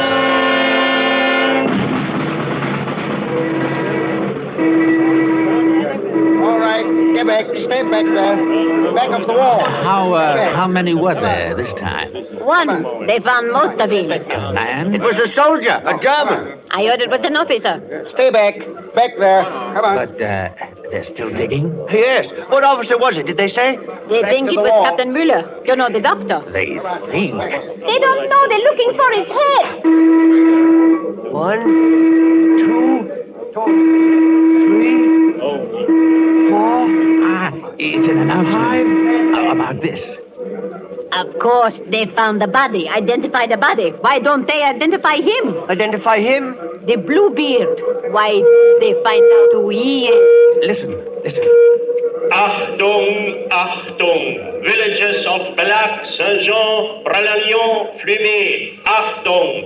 This morning's victim of the Bluebeard of BELAC is identified as Captain Franz Müller, medical officer attached to the staff of Colonel Strelitz. Oh, an officer. For the first time, the Bluebeard himself has been seen, and a description has been provided.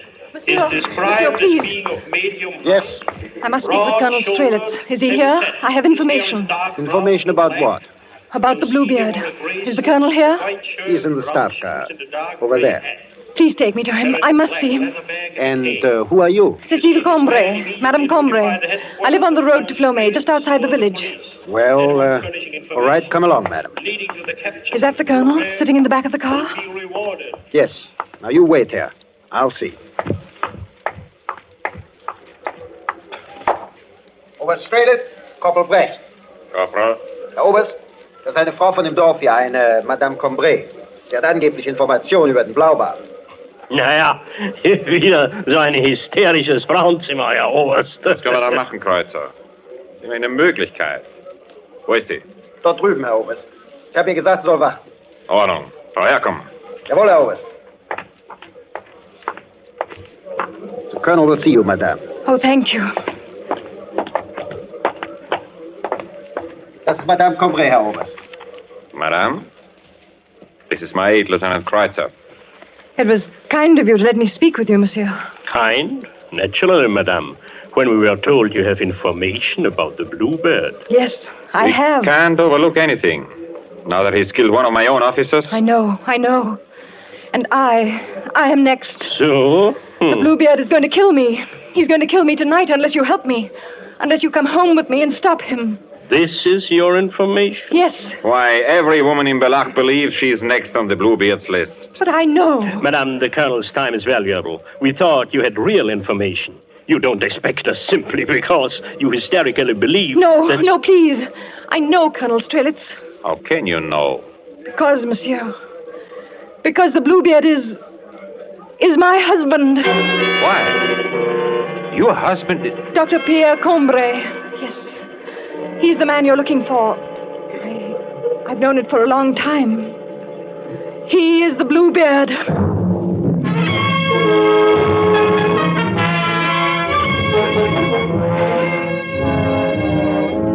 Tonight, for suspense, Roma Wines are bringing you as star Miss Merle Oberon, whom you have heard in the prologue to The Bluebeard of BELAC by Sylvia Richards. Tonight's tale of suspense.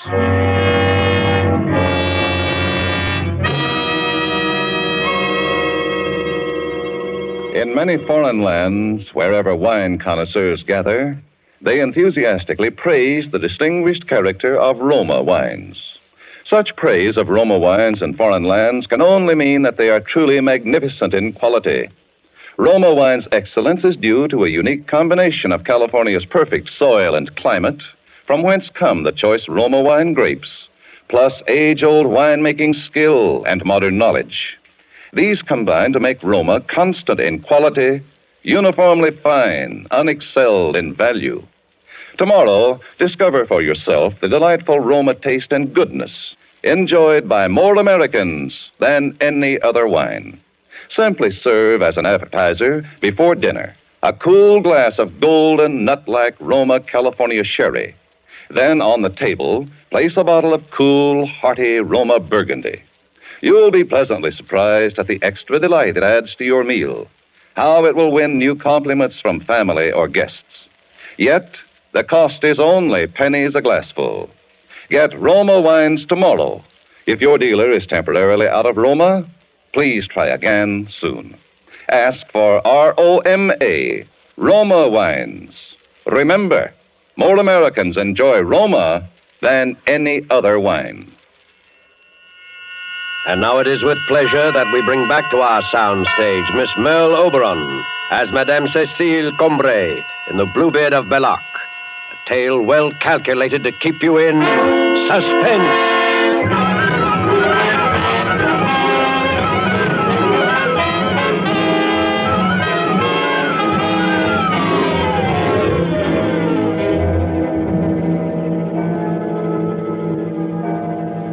11 o'clock. He'll be here in an hour. And if you had not come here with me... You have nothing to fear, madame. The house is well guarded. But won't the guards frighten him away? The instructions are to let him through. They will come in only when we have him trapped. And we are armed. Yes, and he does not carry a gun. You know he uses a knife. Madame Combray, why didn't you come to us before if you knew your husband was the Bluebeard? First, I wasn't sure. Then, when I was sure, well, he was still my husband. Then why now? Because now he will kill me, and I'm afraid. I knew when he went away with the body of Captain Müller yesterday. So you saw the captain? Yes, I saw it. And when Pierre looked at me, I knew he'd kill me. Tonight. Yes, he may try. It's been weeks of fear. And the night, the endless nights. Have you been married long, madame? Long? No, less than a year. You aren't French, are you? No, I'm English. I spent a summer in Flomé about 4 years ago, and I liked it, so I stayed. I taught English in the village school there. Dr. Combray? About a year ago, there was an epidemic in Flomé, and Pierre, came there to help. He seemed to me when I met him to be very kind, a very noble man. Of course, I didn't know him well, but when he asked me to marry him, I was very happy. The morning after we were married, he brought me here to BELAC, to this house which had been his family's for many generations. It was a beautiful morning, early spring. We came, as you did tonight, up the hill, past the summer house, to the front door. Well, here it is, Madame Combray.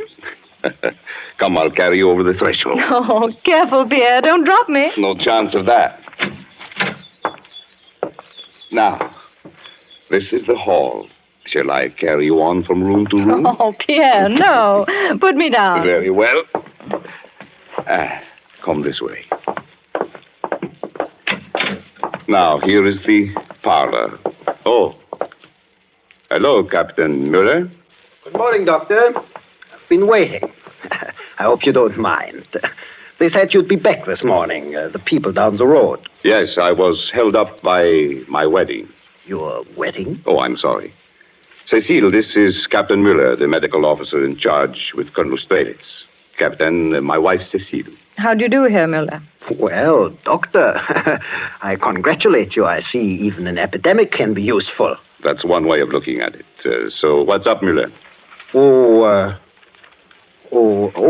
I wanted you to come in tomorrow to help with the vaccinations. About 150 are going out and we need help. The last lot carried typhoid. I'd be glad to help. What time? Well, they are leaving at noon. If you're there at 8 o'clock, we'll have enough time. I'll be there. Very well, Doctor. Madame, tomorrow then. Heil Hitler. Heil Hitler. Now we will go on with our tour. Follow me. Pierre, who's to be vaccinated tomorrow? All labor draftees being sent to Germany. This is the kitchen.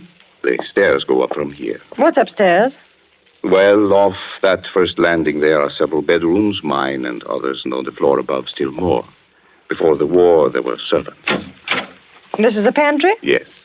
And this door, where does it... Why, it's locked. What is it? Oh, that is an old wine cellar. It's not used. A cellar? Do you have a key? There's nothing down there, Cecile, that would interest you. Oh, but I'd like to see. We might be able to grow mushrooms. No, or... Cecile, it can't be used. Let's look. Where's the key, Cecile. Pierre? Yes? That door must stay locked. But, Pierre... You understand? Yes, but why? No matter what happens, you must never try to go down there. Never.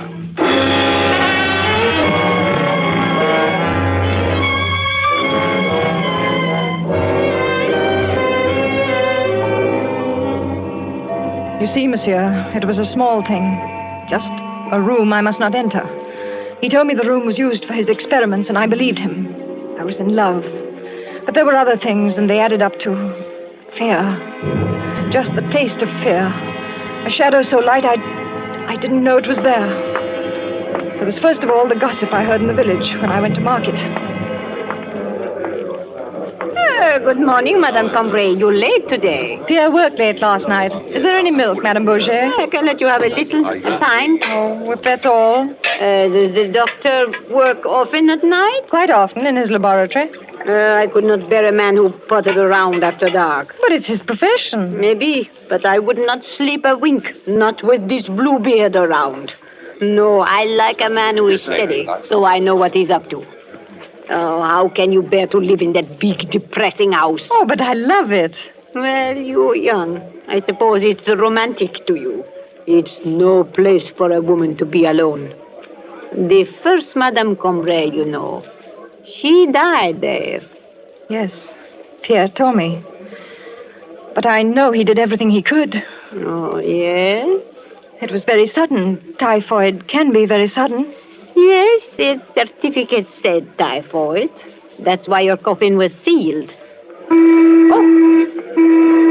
Hey, Jean! Jean, what is it? What is it? What's happened? Everyone's running. There's an announcement, madame. They know who one of them is. What? Of whom? There were 3 last night. One of them was a man. 3? Why, the BLUEBEARD, he killed 3 in one night. Cut them to bits. Oh, How terrible. All sliced up and scattered around, Madame Combray. You should have seen. Oh, no. Where were they? In the meadow north of the church. Why, that's near your house. The meadow? Yes, Madame Combray. If you had been awake, you would have heard him. You or the doctor.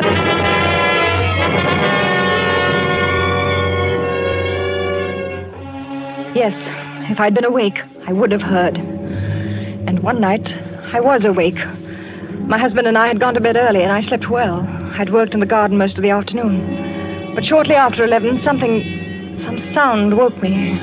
It may have been only an owl's screech. I lay in the dark and listened. I didn't hear it again. Then I heard another sound. And I saw there was a little moonlight, that my husband was out of bed and that he was dressing. Pierre. Oh, did I wake you? Pierre, what is it? Nothing, Cecile. Go back to sleep. Is someone ill?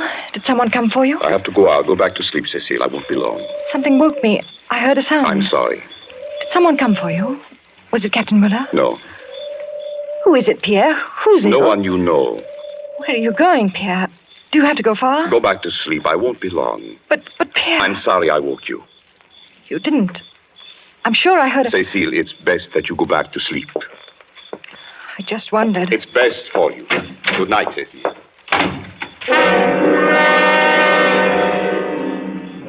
He went away, Colonel Strelitz, and I lay there in my bed, rigid, listening to his steps down the dark stairs into this kitchen. I heard the front door open and close. Then he went down the gravel path in the moonlight.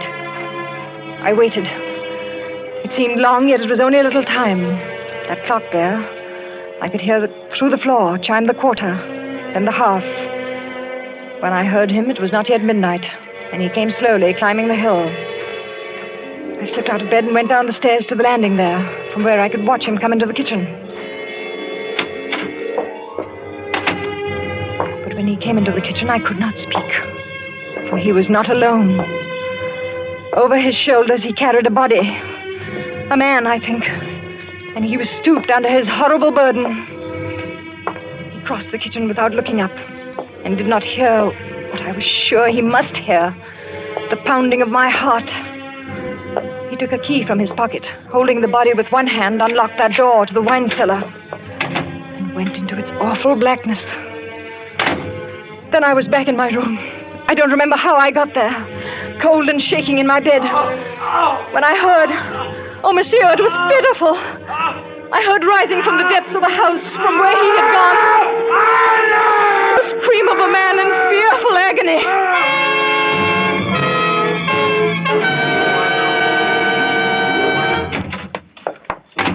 Cecile. Yes. Yes, Pierre. You are still awake. No, Pierre, I told you to go back to sleep. I was, Pierre, I did. But you are awake now. Something... I heard something. Yes, you heard? It must have been you opening the door. Oh. You came in suddenly. You must have... Yes, I think I did. Well, we'll go to sleep now. Yes, we'll go to sleep. Pierre? Yes. Was someone ill? Yes. Who was it, Pierre? Did you have to go far? We'll go to sleep now, Cecile. What time is it? Time? It's just past midnight.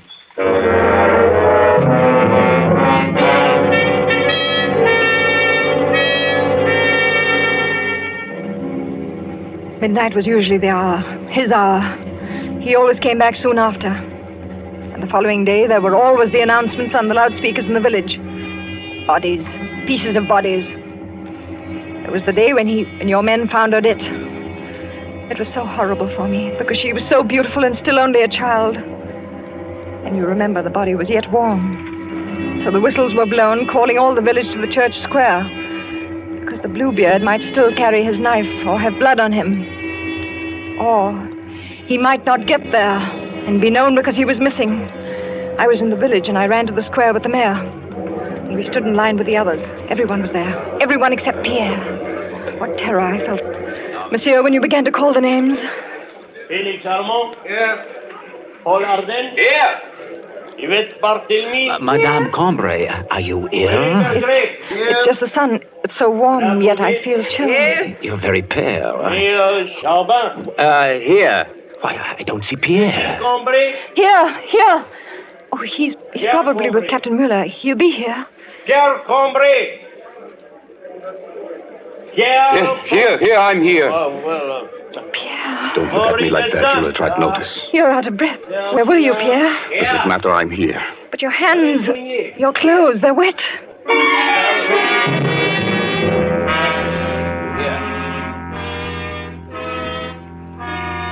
So you see, I still did not know. And I needed to be sure. I could not live unless I was sure. So I stole the key to the cellar. Yes, it was that easy. While he slept, and the next day he went to the village with Captain Muller and left me alone with the answer in my hand. I opened the door and went down those steps, carrying a candle. We will go down there in a moment, Colonel Strelitz, to wait for him. And you will see there is a little room, bare and damp by the candle's light. I saw there was something on the table. It was his case, filled with knives, surgical instruments, not strange for a doctor. There was blood on them, fresh blood. And there was more on the table, on the floor, and much blood on a sheet which I found thrown into the corner. I found the strength to get out and to lock the door again. I put the key back that night. So again, I did not know. I did not really know until yesterday. I was sewing in the front parlor, and Pierre was walking up and down because he had an appointment with Captain Muller. The captain was late. The devil, what's keeping Muller? Perhaps he got orders. More soldiers came into BELAC yesterday. Many more. Yes, I know, but that shouldn't keep him. There's something going on.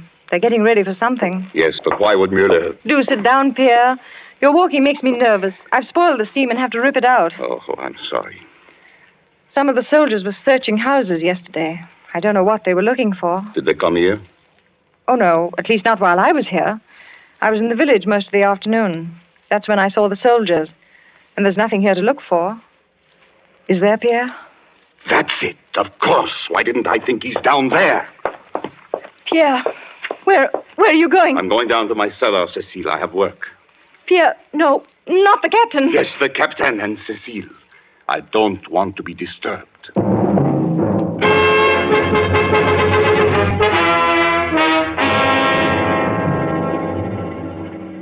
And then I knew he was going to kill Captain Muller. He was going to kill a German soldier. Worse, an officer. I knew then, Colonel Strelitz, that if he would go that far, he was no longer a man I could even attempt to reason with. His insane urge to kill might turn on anyone. Even me. I had to stop him.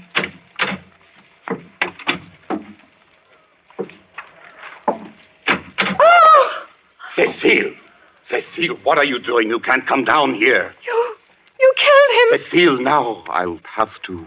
But I wasn't ready. It's not time. Captain Muller, they'll track you down. You can't get away. Cecile, be quiet. I warned you. I told you not to. Murder. You did it. You killed him and the others. Cecile, I told you. What'll you do now? Do? What do you think I'll have to do?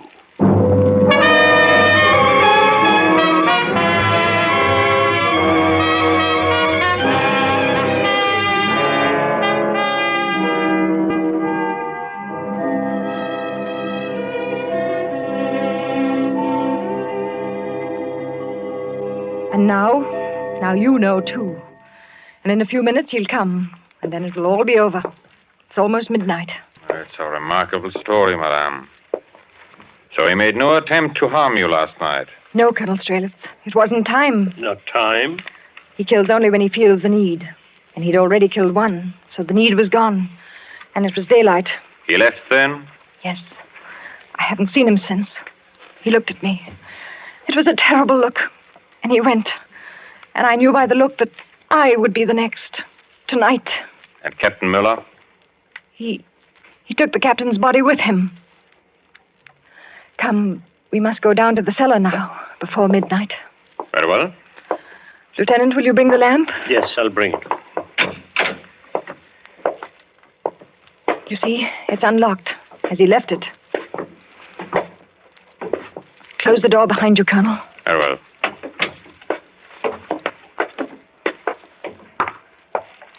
Careful. The last step. Another door. Oh, it is small and damp. Is that the table where he... Yes. Set the lamp there, Lieutenant. You can see the stairs. They're quite dry by now. I see. And on the floor. Sit down, monsieur. There, where you can watch the door. I will stand here at the back if you don't mind. You're right. It's safest for you. Listen. I heard the clock strike. And, yes, listen. It's a door. Have you your guns? Quiet. Yes, but we want to take him alive. You can. He's coming down.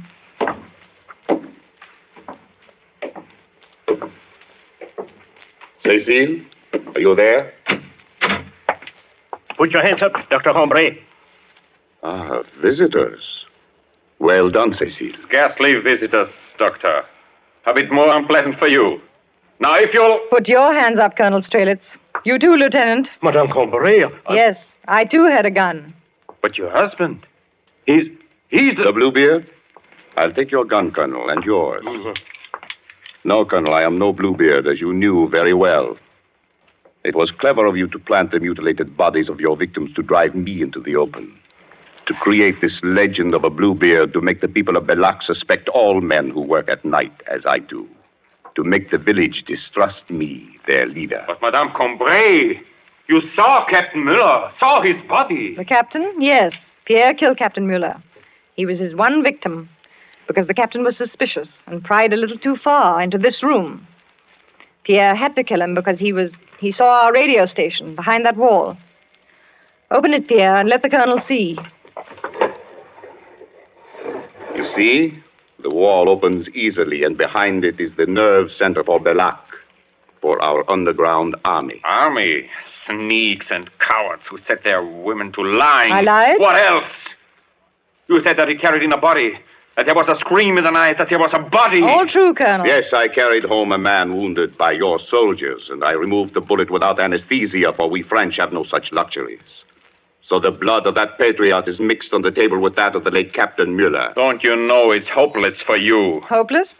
Colonel, surely you know that our armies are in France, Americans, English, and our underground army which surrounds you. But this house is surrounded by my men. It was, you mean, Colonel. Are you still there, Mr. Porter? Porter? Yeah, what do you say, Doc? Everything quiet? Quiet as a tomb, Doc. How are things down there? Who's that? We have what you call a couple of rats, Mr. Porter. Then we are finished. Okay. That is Mr. Porter. As you heard, he is an American. An American? Here? He is commanding a large number of parachutists who just an hour ago dropped into our meadow. Oh. And who a few minutes ago very quietly killed the guards you mentioned. Killed? My God. Yes, and since you were here in the cellar, unfortunately, you could not hear. But now, Pierre, you have your work to finish. Your work? I have orders from my army to kill you and the lieutenant, to secure this advance for our allies.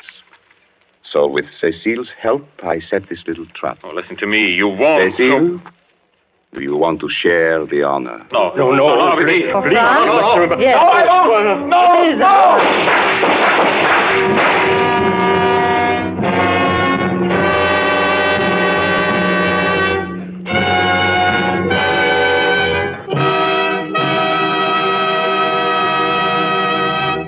And so closes The Bluebeard of BELAC, starring Merle Oberon. Tonight's study in suspense. Suspense is produced and directed by William Spear.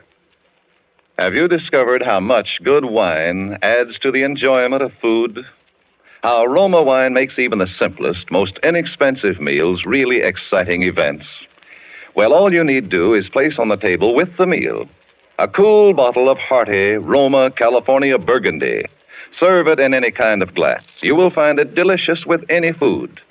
And if you are entertaining guests, you will find Roma wine just the gracious, festive note that makes any dinner party or get-together a happy, compliment-arousing occasion. And remember, Roma wines cost you only pennies a glassful. so any home can afford the pleasure they add to everyday living, to entertaining.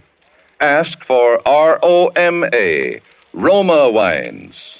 Remember, more Americans enjoy Roma than any other wine. Merle Oberon is soon to be seen in the Columbia Technicolor production, A Song to Remember. Next Thursday, ladies and gentlemen, same time, you will hear Mr. Gene Kelly as star of Suspense. Presented by Roma Wines. ROMA. Made in California for enjoyment throughout the world.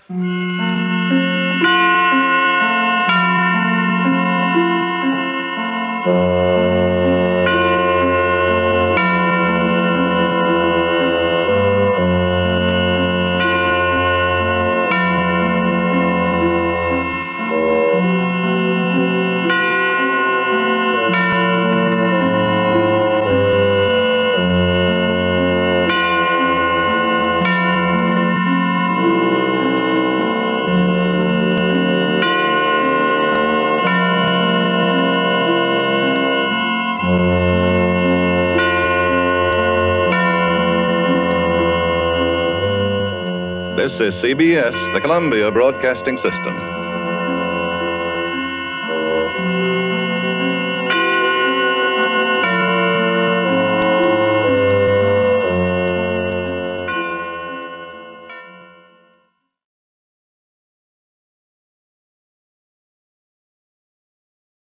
Now, Roma Wines, ROMA, made in California for enjoyment throughout the world. Roma Wines present Suspense. Tonight, Roma Wines bring you Miss Claire Trevor in The Plan, a suspense play produced, edited, and directed for Roma Wines by William Spear.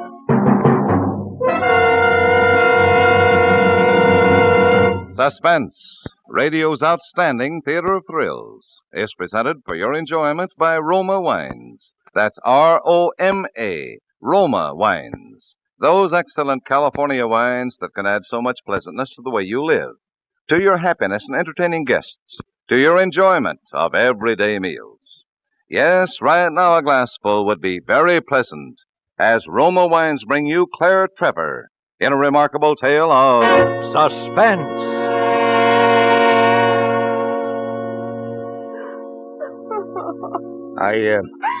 I know this has been a terrible shock to you, Mrs. Anderson, but there's a few questions we have to ask you. You understand why that can't wait. My husband, where is he? I'm so worried about him. We just located him through the sheriff's office, Mrs. Anderson. They're bringing him over. Is he all right? He's more worried about you than you are about him. Have they told him what happened? Did they have to, Mrs. Anderson? Well, they don't think he did it, do they? Well, they mustn't think that. We don't know quite what to think. I suppose there's no doubt about the cause of death, is there, Doc? No doubt whatsoever. This is the gun that was used. Mm-hmm. You recognize this gun, Mrs. Anderson? Yes, it's a dueling pistol. One of a brace that belongs over the fireplace in the trophy room. Funny, they're being loaded. There was a reason for it. Well, you mind telling me what the reason was? I'd better start at the beginning. Yeah, I think you better. Well, Harvey, my husband, and I have only been married a short time, as you probably know. Yeah, in a town this size, you can't help knowing most of the vital statistics. Especially about old Judge Collins' daughter, eh, Lieutenant? Yeah, Doc. As I remember, folks hereabout didn't know much about Mr. Anderson. No, and neither did I. All I know was that he was good and kind. And I felt so alone after my father's death. Oh, I know what you're thinking, but Harvey didn't kill that man. I know that.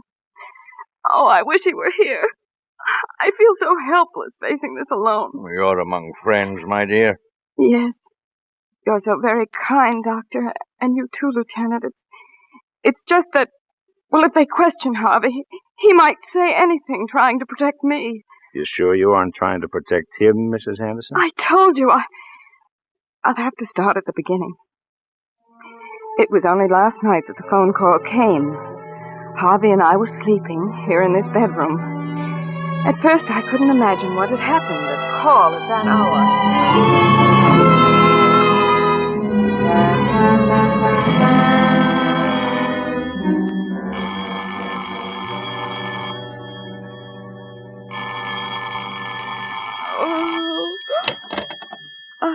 One moment. Yes? Pittsburgh calling Mr. Harvey Anderson. Oh, this is she. Mr. Harvey Anderson. Oh, Mr. Anderson. What is it, Helen? One moment. Harvey, it's a long-distance call from Pittsburgh. Pittsburgh? Yes, so late. Do we know anybody in Pittsburgh? Here, give me the phone. Hello? Yes, all right, operator. I can't imagine who... Hello? Yes? Al! Oh, how are you? Yes. Well, what are you doing in Pittsburgh? Who's Al, Harvey? Yes? Oh, no, Al. Tomorrow? No. Well, very well. Tomorrow. Well, now, who's Al, and who does he think he is calling us up at 3 o'clock in the morning? What's wrong, Harvey? Bad news? Who's Al? My brother. Brother? My brother. Harvey, I never knew you had a... You never told me. The Lord said unto Cain, Where is thy brother? And Cain said, I know not, am I my brother's keeper? Makes sense, And the Lord though. answered, The blood of thy brother crieth to me from the ground. Yes, and Eve probably took after him with a fig tree rolling pin. I'm not being facetious, Helen. I don't know how to explain it. It's just not easy to speak about it. Well, obviously. No, it's not a joke. But what? I'll show you. It'll be easier that way than talking about it. Well, where are you going? To get the papers. What papers? The papers that explain about my brother. They're locked in the safe in the trophy room.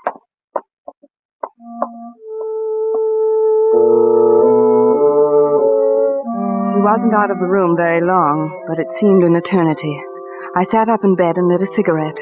I was wide awake now. I was worried. I'd never seen that look on Harvey's face before. He came back with a sheaf of papers in his hand and, without a word, handed them to me to read.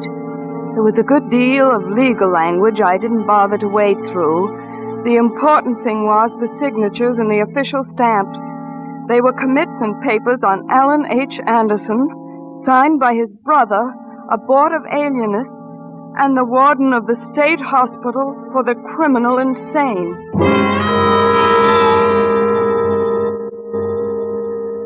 You understand what those papers mean? Yes. Yes, I do, Harvey. Oh, my poor darling. No, you mustn't take that view of it. I can speak of it now as if it had happened to another person not even related to me. I would prefer to do that if we're going to discuss it. How long He since... escaped 4 years ago. And is he still... He was never violent all the time, just that once. He killed a woman, his wife. You can see, Helen, why you never knew I had a brother. Criminal insanity in one's immediate family is pleasant neither to reflect on nor to discuss. I suppose I shouldn't have played along with him as long as I have. How do you mean, dear? I had a good deal of money 4 years ago at the time of the escape, and Brother Al's had every cent of it. I promised I'd never hear from him again, but I guess blackmail gets into the blood. What are we going to do? Do? I don't want a man like that in my house. Helen, do you mean that you'll stick by me even... Darling, I love you. I see no reason why you should suffer for this dreadful thing. You had no control over it, and it's all over and done now. You're the man I love, and I'm not going Thanks, darling. You're wonderfully understanding. But Alan Anderson is an escaped criminal. We must act accordingly. Your brother, he's coming here? He'll be in on the 6 o'clock train. I'll meet him at the station. Harvey, do you think Leave this thing to me, Helen. You have nothing to do with it. Now turn out the light, darling. We better get some sleep. Harvey, what was it like? I can remember how it came on. It was horrible. Horrible. I'd almost forgotten about it until Al called just now. What about his wife? The one... Beverly? She made a fatal mistake, and I share the blame. We underestimated the seriousness of the attacks. Beverly paid with her life for our joint error of judgment. Seems a long time ago now. Brother Al. It's strange how two people can grow up together, look alike, even think alike, until one day something happens to one of them, and it's as if they'd never known each other. What's he like, Harvey? Huh? Oh, very like me. You'll know we're brothers when you see him. Well, darling, what's the use? Maybe I'd better go to the authorities before he gets here and... No, I won't hear of it. You've suffered enough. Darling, I can't tell you how wonderful you are. It doesn't make any difference. You're sure you aren't frightened? We'll be at the station at 5:30 tomorrow and do what has to be done. Now go to sleep, darling. Go to sleep.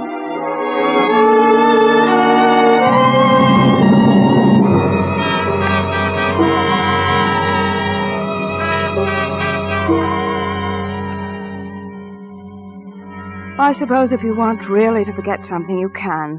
And even the direct stirrings of premonition can be subdued by a good hard day of housework. I was helping Matilda, and for some reason I worked with even more concentration and good spirits than usual. But somehow the doorbell intruded on that concentration, disturbed the protective veil for a moment, I guess. I seldom use the door slot, but now I did. I felt silly peeking out. Hello, ma'am. Oh, why, hello, Rutherford. Matilda, it's Rutherford. Excuse me, coming around the front, ma'am. Tried knocking on the back, but nobody answered. Oh, that's all right, Rutherford. Matilda was running the vacuum for me. We didn't hear. You're early, aren't you? It's only 2:30. Oh, I told Tilly to expect me at 3, because I figured the train would be late and darn if we didn't come in on time. Oh, well, Matilda will be right out. Oh, I like Tilly, Miss Anderson. It's mighty nice of you to give it the afternoon off, and my run makes the town in the daytime. Well, it's not often, Rutherford. I don't mind. You must be tired. Your Pullmans are awfully crowded these days, aren't they? Oh, yes, ma'am. Oh, yeah, I know what I want to tell you.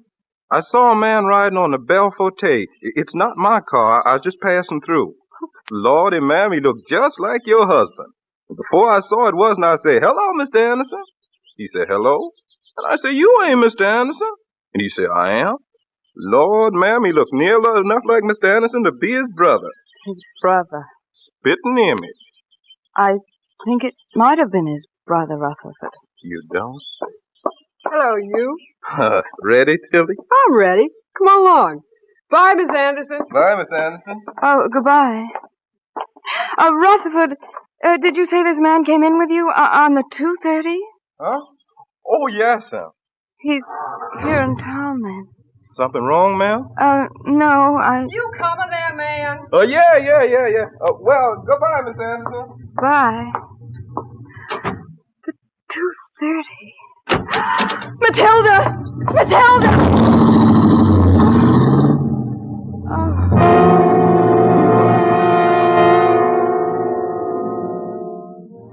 2:30. Harvey's brother, Al, had come in on the 2:30. At all costs, I must not be alone in the house when he arrived. And here he'd be arriving in 3 hours before we were ready for him. At any moment now. I bolted the door, picked up the phone, and started to dial the number of Harvey's office. My hand was shaking so that I fumbled the dial and had to start again.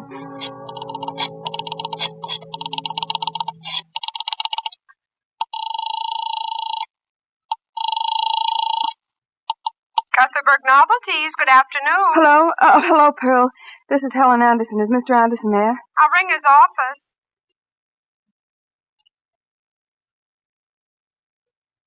He don't answer, honey.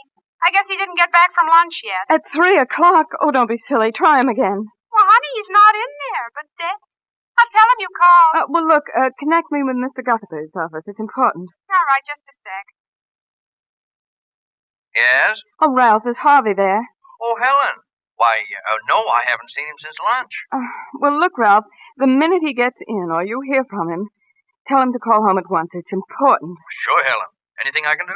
No, Ralph, thanks. It's just a family matter. Well, if I see him, I'll tell him. Oh, Ralph, on second thought, I better tell you what it is. Hello? Hello, are you still on the line? Hello?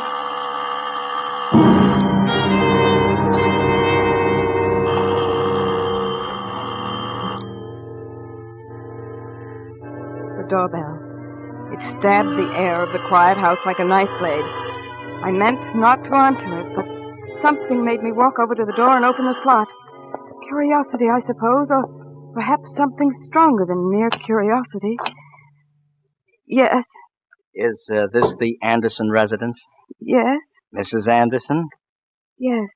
Mrs. Anderson, I was given your name by Mrs. Colby down the street. She said you might be interested in our special offer. Now, for only 30 cents a week, or a little over 4 cents a day, you can subscribe to any 2 magazines at their regular subscription rate. And this beautiful dictionary, 1,200 pages, 127,000 words, 400 illustrations. Yes, I am interested. Huh? I am interested. Is there something wrong? No,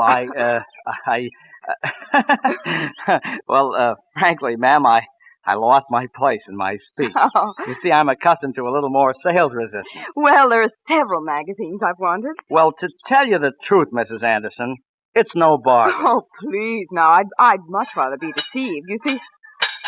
Oh, looks like competition coming through the gate. Pardon me, is this 2367 Oakhurst? Yes. Well, you're Helen, aren't you? Well, I'm Al Anderson, Harvey's brother.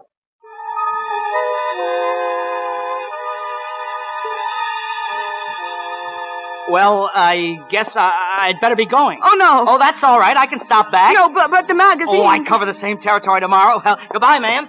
Pardon me, sir. So, you're my brother Harvey's wife, eh? Yes, Didn't Harvey tell you I was coming? Oh, yes, he did. I'm glad to meet you. Well, aren't you going to invite me in? Oh, yes. Yes. Come in.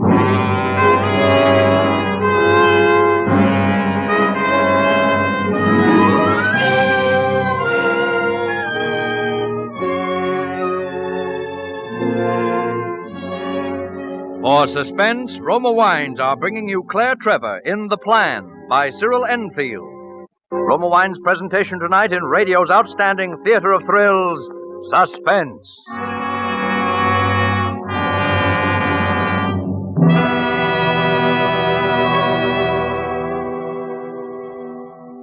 Between the acts of suspense, this is Truman Bradley for Roma Wines with an entertaining suggestion for the ladies. Next time you play hostess to club friends, solve the problem of what to serve by offering delicious Roma California sherry. Wherever smart women gather, at bridge luncheons, at club meetings, at showers for the bride, you'll notice Roma sherry being served. It's proof that delightful Roma sherry is the favorite wine with party-wise hostesses coast to coast. If you haven't tried Golden Amber Roma sherry lately, you've a treat in store. I know you'll enjoy as much as I do the mellow fragrance, delicious medium sweetness, and satisfying nut-like taste of Roma sherry. And take it from me, serving Roma sherry is simplicity itself. You just pour, and hospitality reigns.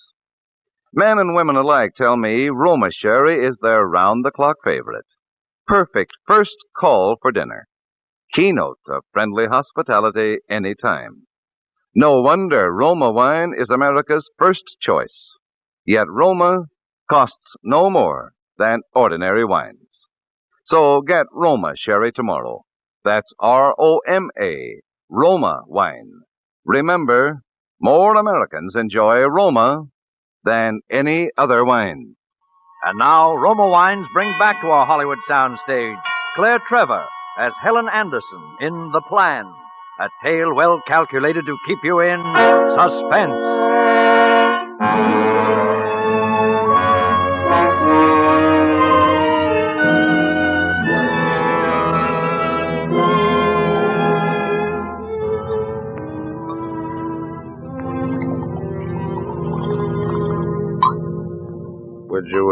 Would you like some water, Mrs. Anderson? Oh, thank you. If you'd rather rest... No, I'll go on. I led him into the front hall, and as he walked behind me to the living room, I can't tell you, it was as if I had my back turned on death. Just reaching the front room took a lifetime. We sat facing each other, and I tried to answer his questions, but I didn't seem to be able to talk.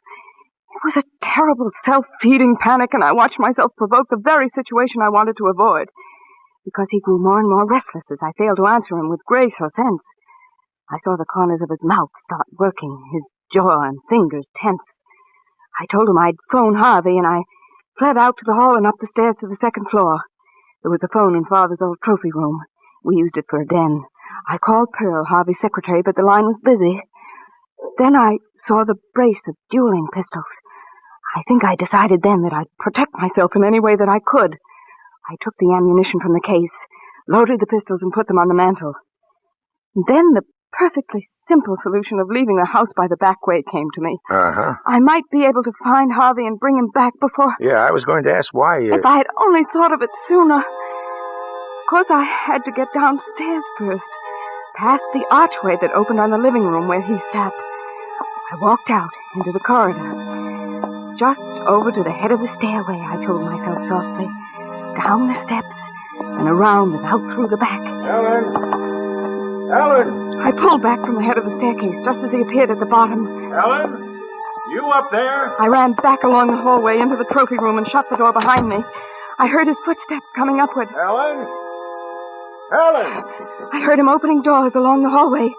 First he'd knock, then open the front bedroom, the guest bedroom, the second floor sitting room, and then... Ellen? I was afraid to answer, and afraid not to answer. If he came into that room, I was afraid that... Ellen! Yes? I'm sorry. I wondered where you were. You didn't come back to the drawing room.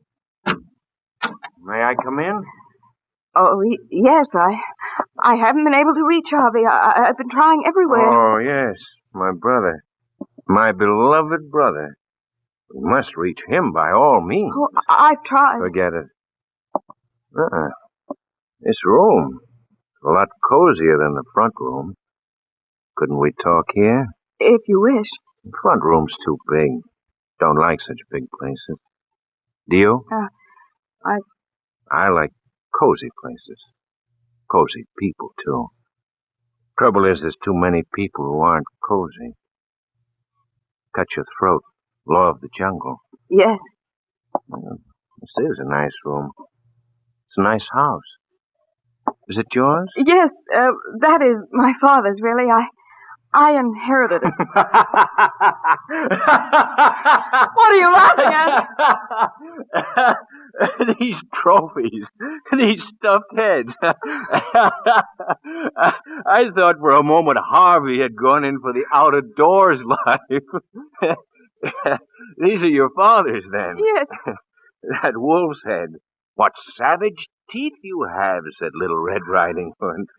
Oh, look here. Don't touch those. I beg your pardon? Those guns are loaded. Loaded? You always keep loaded guns in your house? Do you think it's safe? Oh, please put them down. Old dueling pistols. How beautiful. How many men died at sunrise because another man cocked the hammer and squeezed the trigger? Oh, don't! Oh, don't worry. I know how to handle a gun. There. Feel better? You must forgive me. I have a headache, a terrible headache. I'm all on edge. Oh, do you have headaches, too? Yes, Oh, so do I. Terrible ones. You do? So terribly painful. Sometimes they seem... What do you want? What do I want? A cigarette. Here, I'll get you. No, sit there. I'll get it. Thank you. A match. What's wrong with you? What do you want from me? I broke your lamp. I'll pay for it. What are you crying about? Stay away from me. Oh, you're like all the others. Stay away. Come here. What are you afraid of? Stay away. Come here. Do you hear me?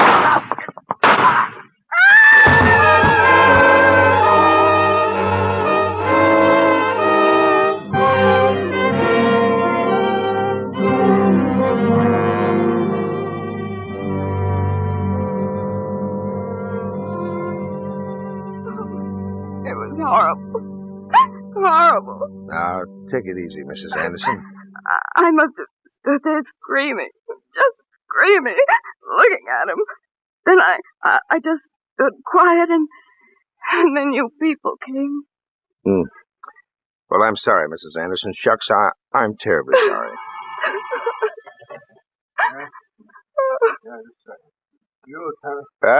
Oh, thanks. Hello? Yeah? Oh, you did?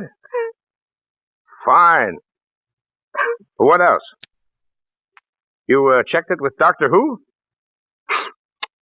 Uh-huh. Well, is he the chief of staff there? Well, that's good enough for me. Anything else? No.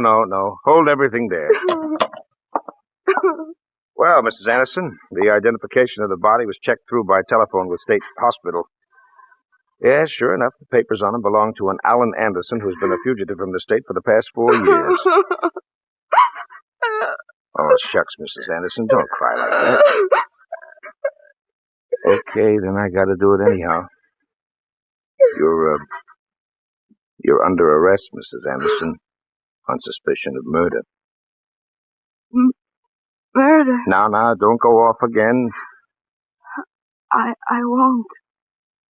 Shucks, Mrs. Anderson, I hate to do it. Why, your dad and me was real close friends. How did you know? Oh, it was just lucky. I mean, you did a real job of storytelling, Mrs. Anderson. Real fine. Never told a single lie. I thought... I know. You thought when we found him dead with your husband's old identification on him that your husband would be free finally and forever. Well, I wish it worked out that way, Helen, for your dad's sake. You know everything. Yeah, your husband was the real Alan Anderson. Alan H. for Harvey Anderson. 6 years ago, he murdered his first wife and beat the rap on an insanity plea. When he escaped, he came to our nice little town in Pennsylvania, married our favorite and most respectable daughter after a whirlwind courtship. I guess she didn't find out much about him. I'm sorry, Mrs. Anderson. I really am. You needn't be, Lieutenant. If Harvey's going to be taken away, I don't care what happens to me. It was a good plan, though. Yes, sir, I'll have to hand it to you. You could have pleaded self-defense against an escaped lunatic.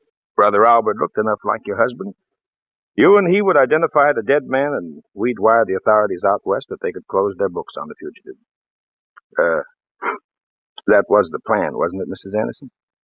Yes, that was the plan. But how? How did you know? Well, I guess it was the strain. Strain? On your husband. I guess it was a relapse. You see, when we picked him up on Elm Street, stark, staring, babbling everything. Oh, no. Oh, I'm sorry, Mrs. Anderson. Shucks, I really am. But I didn't do it to avoid a scandal. I want that understood. I love him. I don't care what he is. I'm just sorry this business has made him ill again. That wasn't a part of the plan. Yeah? Guess there's always something missing in a plan for murder. I wouldn't know. You see, Lieutenant, this is my first experience of this sort of thing. Well, Mrs. Anderson, are you ready to go? Yes, I'm quite ready. Poor Harvey. Poor darling.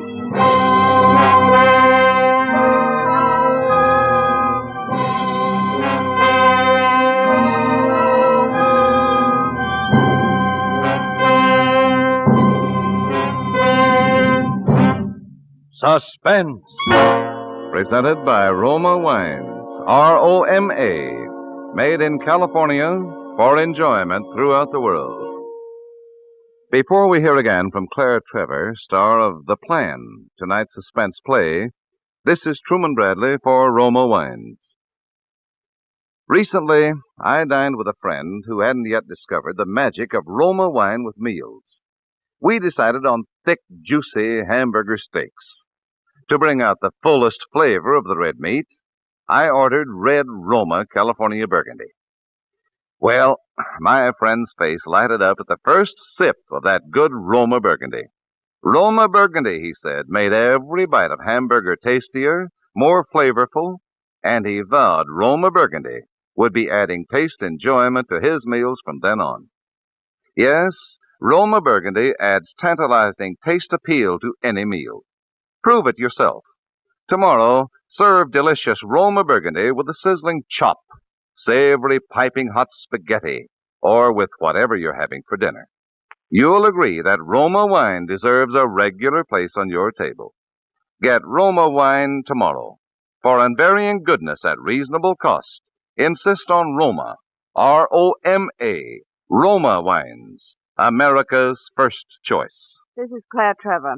It's always one of the season's most stimulating experiences to have an appearance on Suspense. Next Thursday, a young man who's been making a very rapid climb up the ladder to stardom will do a suspense play about a gangster who marries into money and murder. Dane Clark. Claire Trevor appeared through courtesy of RKO and will soon be seen in their production, Crack Up. Next Thursday, same time, Roma Wines will bring you Dane Clark as star of Suspense, radio's outstanding theater of thrill.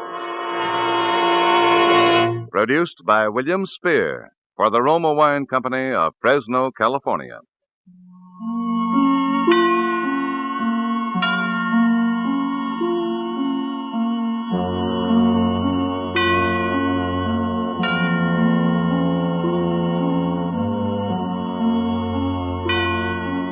Suspense is broadcast from coast to coast and to our men and women overseas by shortwave and through the worldwide facilities of the Armed Forces Radio Service. This is CBS, the Columbia Broadcasting System.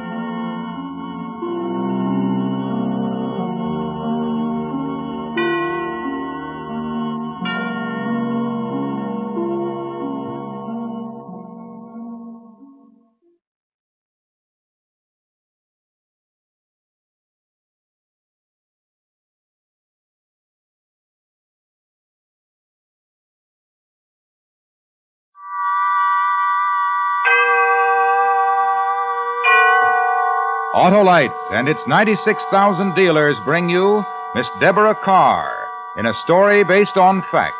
Tonight's presentation of Suspense.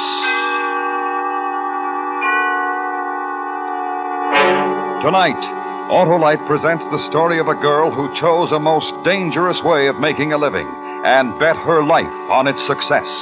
A story true except for changes in names and places, which we call The Lady Pamela, starring Miss Deborah Carr.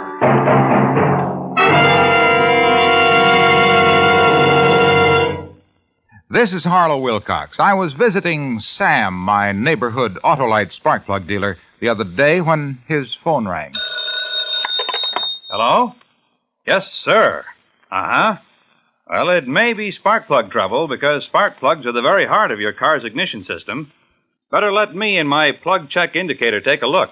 That's the exclusive Autolite plug check indicator, which instantly shows the exact condition of your spark plugs and whether they're right for your style of driving. Well, they may only need cleaning. But if new ones are needed, I'll install Autolite resistor or standard-type spark plugs. They're world famous. Yes, sir. And when you replace worn-out spark plugs with ignition-engineered Autolite spark plugs, you get smoother performance, quick starts, and gas savings. You know our location, sir? Okay, see you soon. And friends, to quickly learn the location of your nearest Autolite spark plug dealer, just call Western Union by number and ask for Operator 25. And remember, from bumper to tail light, you're always right with Autolite. Deborah Carr is appearing by arrangement with Metro-Goldwyn-Mayer, producers of the Technicolor musical Singing in the Rain, starring Gene Kelly, Donald O'Connor, and Debbie Reynolds. And now, Autolite presents The Lady Pamela, starring Miss Deborah Carr, hoping once again to keep you in suspense.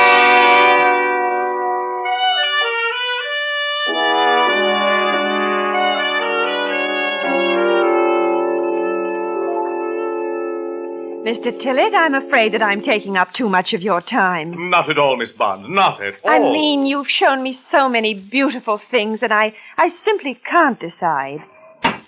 It's extremely naughty of you to have so many lovely... My dear lady, such jewels as these were made only to adorn one such as yourself. The afternoon is yours, and with it, my services. How sweet of you. Now, this is the tiara. Oh, it's perfectly... Mr. Tillett. I want you to notice the rubies here. And the exquisite workmanship of the filigree. I daren't ask. It's priceless, I know, but... $50,000. Oh, no, I've got to be sensible. It's quite out of the question. Now, what about the necklace? 24,000. The brooch and earrings? 18. Oh, they're adorable. And the diamond? 14,000 for you, Miss Bond. I should really close my eyes. I'm sorry, gentlemen. Oh. Keep your hands on the velvet, friend, and nobody's going to get hurt. You, lady, just sit there and don't open your mouth or I'll close it for you. This is... Hold up. We'll take that, please. Don't you dare touch me. Oh! Okay. Thanks for everything. So long.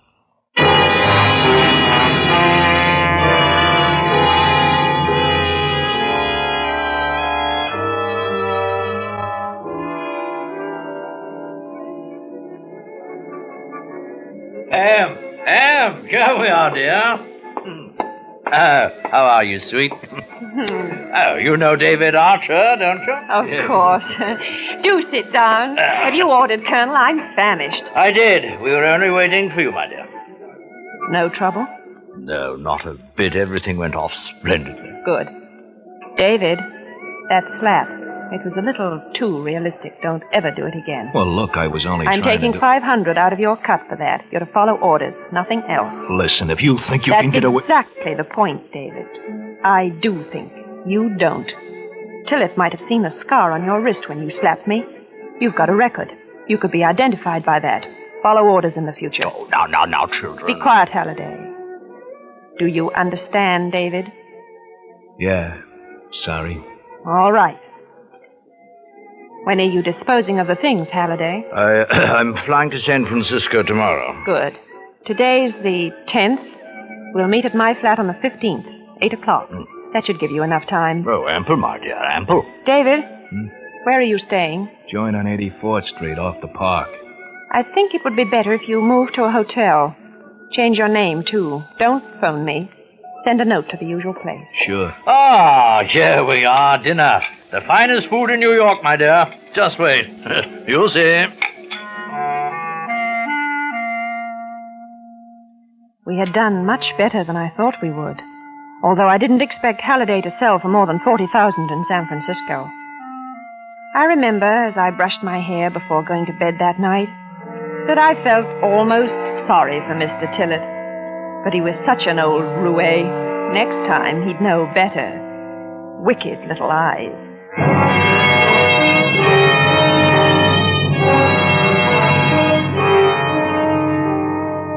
I didn't get up until 11 the next morning. It was a wonderful day, bright and clear. I was having my second cup of coffee when...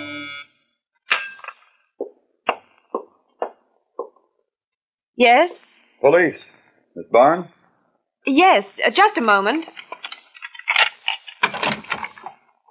I'm awfully sorry. It's all right, Miss Barnes. May I come in?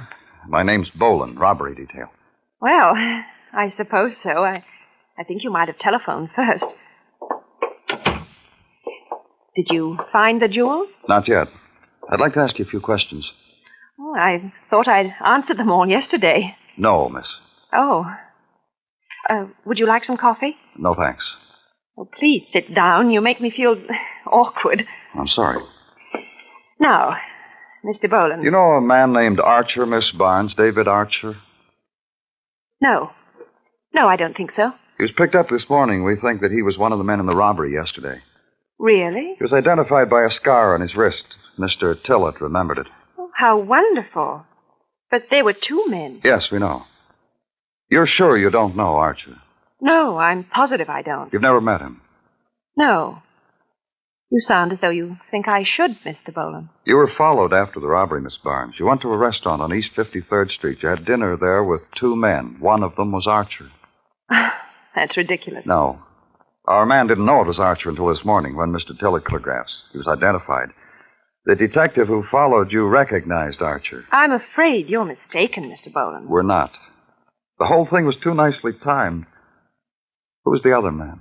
Really? I don't know what you're talking about. All right. Get dressed, please, Miss Barnes. You'll have to come downtown. Am I under arrest? Let's say you're a material witness. It sounds better.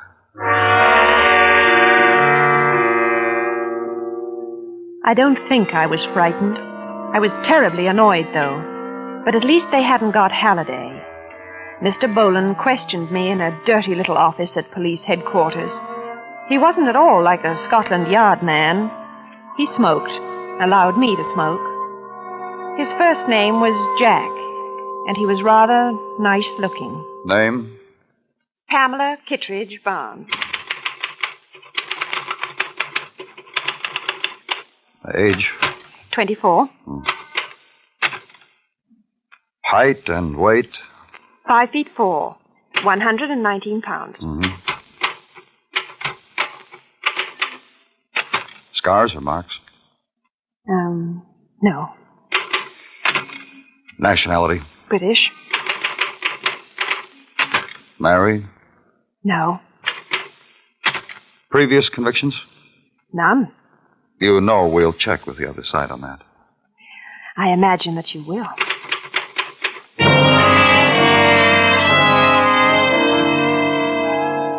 And when the questioning was finished, they released me. Perhaps Mr. Boland thought that I'd lead him to Halliday. I didn't, but I got in touch by telephone. Oh, you just caught me. I was on my way to the airport. Anything wrong? The police have arrested David. They questioned me this morning. I'm free at the moment. Oh, rotten. Now, look here, there's not much time. I know they'll get in touch with Scotland Yard about me. And when they do, I won't have a chance. I suppose not. A couple of men followed me from police headquarters, so I can't very well get away. But, Halliday... Yes, dear? I want to know where I can reach you. When? Later, if they put me away, so I can get my money. Well, as soon as I get back from San Francisco, I'll phone you. If something's happened, word will have got around. Now, don't worry. When you get out, the money will be here waiting for you. Where? I'll get in touch. I must dash now, darling. The plane. All the best. Halliday...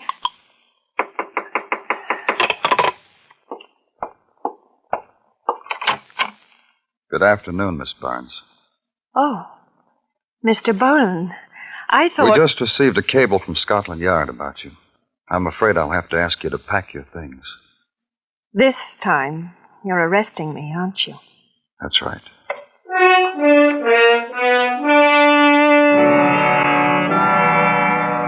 David Archer got 10 years. I spent 2 years, 9 months, and 14 days in prison. And I was nearly 27 when I went back to New York. The first thing I did was to get my hair done. Halliday hadn't been in touch with me, but I realized it might have been too dangerous. The police and the insurance company were still looking for the jewels. So I began to look for Halliday.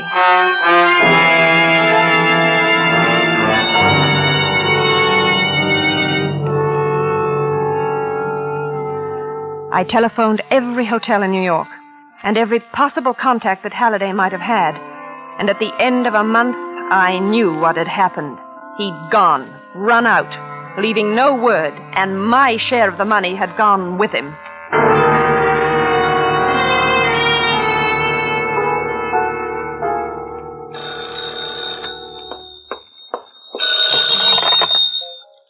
Hello? Miss Barnes? Yes? My name's Robert Wiley. I'm downstairs in the bar. I'd like to come up and talk to you for a few minutes. I don't think I'm... No, you don't know me, but I've heard about you. Oh? Some people have been saying that you're looking for somebody. People? Yeah. They say you're looking for someone called Halliday. Do they? Listen, I'm not a cop, if that's what you mean. Can I come up? I'm not in the habit of receiving strangers in my hotel room, Mr. Wiley. If you'll wait a few minutes, I'll come down. Okay, I'll wait for you here in the bar. What'll you be wearing? A gray tweed coat. Right. So long.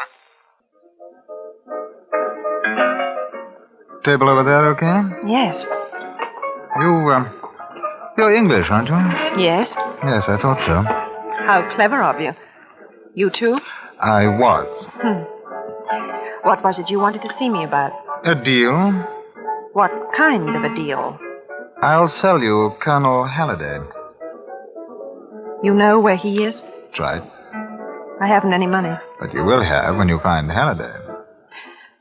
Who told you about me? About Halliday? Halliday? I've been working for him. At least I was up until a couple of weeks ago. We didn't agree on a couple of things, and he ended up double-crossing me. How much do you want? 50-50. Partner. Too much, Mr. Wiley. Much too much. I don't think so. Halliday's a big shot now. You're going to need help. You couldn't do it without me. Did he tell you how much he got for the job? 50,000. Oh. Well, what do you say? All right. Where is he? Partners? Yes. Where is he, Mr. Wiley? Of course, there's one little thing. What's that? He said if he ever saw me again, he'd kill me. Isn't that going to make it rather awkward? I mean, for you? Well, it might. Unless, well, that's where you come in. Exactly how do I come in, Mr. Wiley? Well, I thought it might be awkward for Halliday to knock me off if we get to him first. In other words, before you tell me where he is, I have to agree to help you kill him. Is that the idea? If you want your dough, that's the idea.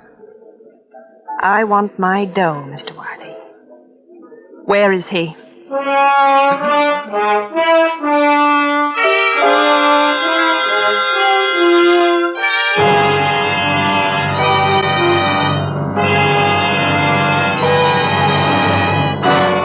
Autolite is bringing you Miss Deborah Carr in The Lady Pamela, tonight's production in radio's outstanding theater of thrills, Suspense.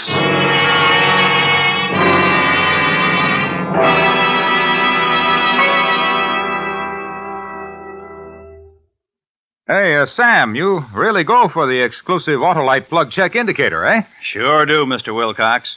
It's a quick, sure check on the exact condition of your car's spark plugs. I go for that plug check indicator just like drivers go for those great Autolite spark plugs. And great is right, Sam, for those ignition-engineered Autolite spark plugs are designed by the same Autolite engineers who design the coil, distributor, and all the other important parts of complete ignition systems used as original factory equipment on many leading makes of our finest cars, trucks, and tractors. And boy, that Autolite resistor type spark plug is really something. It sure is, Sam. The new Autolite resistor type gives double life and greater gas savings as compared to spark plugs without a built-in resistor. And it's only one of a complete line of ignition-engineered Autolite spark plugs designed for every use. So have your Autolite spark plug dealer check your spark plugs soon. And remember, from bumper to tail light, you're always right with Autolite. And now, Autolite brings back to our Hollywood soundstage Miss Deborah Carr in Elliot Lewis's production of The Lady Pamela, a dramatic report well calculated to keep you in suspense.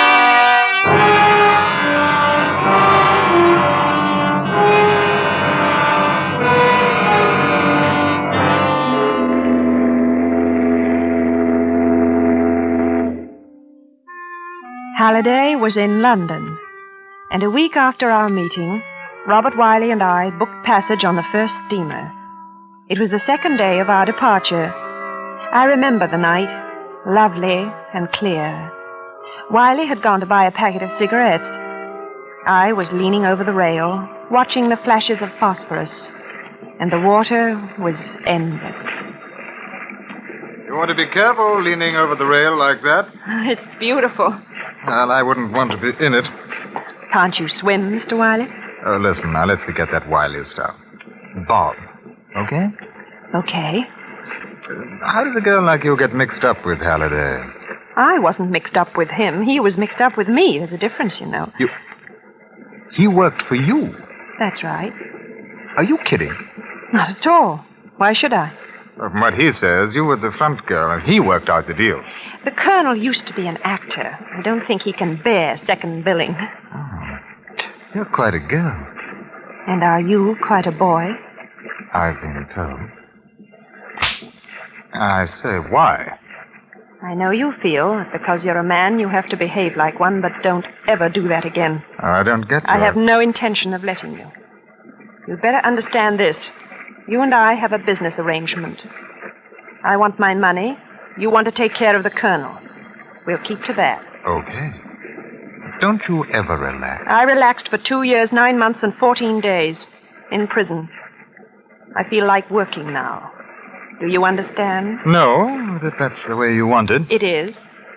And if you ever try to touch me again, we are finished.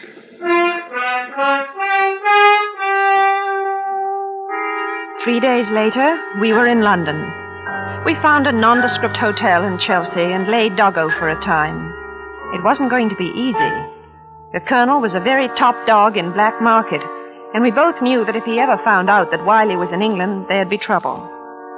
It was Wiley's idea that I go to see him in his flat, but I thought an accidental meeting would be better, and so we planned it that way. I bumped into the Colonel at Piccadilly Circus. Oh, I beg your pardon. I'm so sorry.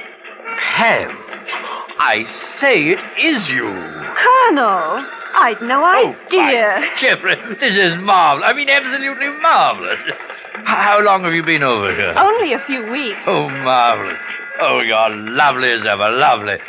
Look here, could we have a cocktail together? Talk over old times? Oh, I'd love to. Oh, marvelous. How about Scots? They know me there.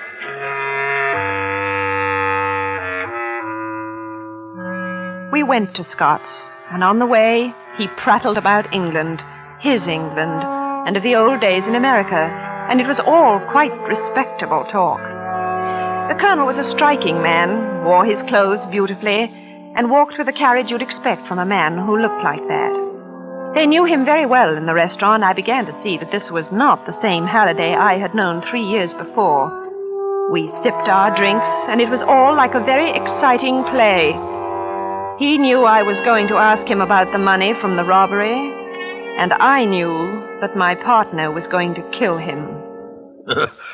Well, things are not quite the way they were, although I suppose one must put up with it. Mustn't one? You seem to have done nicely, Colonel. Oh, my lovely girl. It's all a matter of comparison, purely. Comparison to the jobs we used to do on the other side? Oh, darling, those are trifles. I have no time for such nonsense now. Neither have I. What did you do with the jewels? Jewels? Yes. The ones we got from Tillett's. Remember? You went to San Francisco? By Jove, of course. What a marvelous memory you have. It's marvelous. Isn't it? Yes. It's rather a bad show, I'm afraid. I was hijacked, as our American cousin so quaintly put it. Who did it? I don't know. It happened in San Francisco. Oh. Yes. And then when I heard what had happened to you and Archer, I gave up and came home to England. You were awfully lucky, weren't you? Oh, not really. Now, it's strange, because I heard that you got $50,000 in San Francisco. No. Yes. Rot. Who said so? Wiley. Robert Wiley. Wiley? And who is Robert Wiley? Oh, what's the use of all that, Colonel? You know very well. As a matter of fact, I haven't the slightest idea of what you're talking about. I gather that I'm supposed to be on close terms with this Wiley chap. That's right. I see. Well, you can only believe one of us, can't you? And I tell you, I have never even heard of the man. I do know you better than I know him, Colonel. Then you take my word, eh? No. I take his. I'd like my share, Halliday. My dear child. I want my share. What can I say? I know what you've been through. I think of poor Archer still incarcerated, but on my word of honor, Pam, I didn't get a brass farthing. I want my money now. Oh, Pam, you're too marvelous. I mean it. Darling girl, things have changed, you know. Over here, I'm the man. I don't take orders anymore. And if I did, it wouldn't be from a woman. Certainly not from you, Pam. You're much too emancipated, even for me.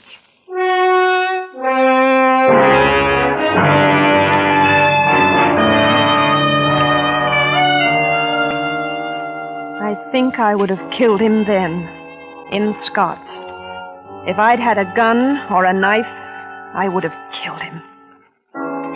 And as I walked to the underground station, I did something I can never remember having done before. I cried.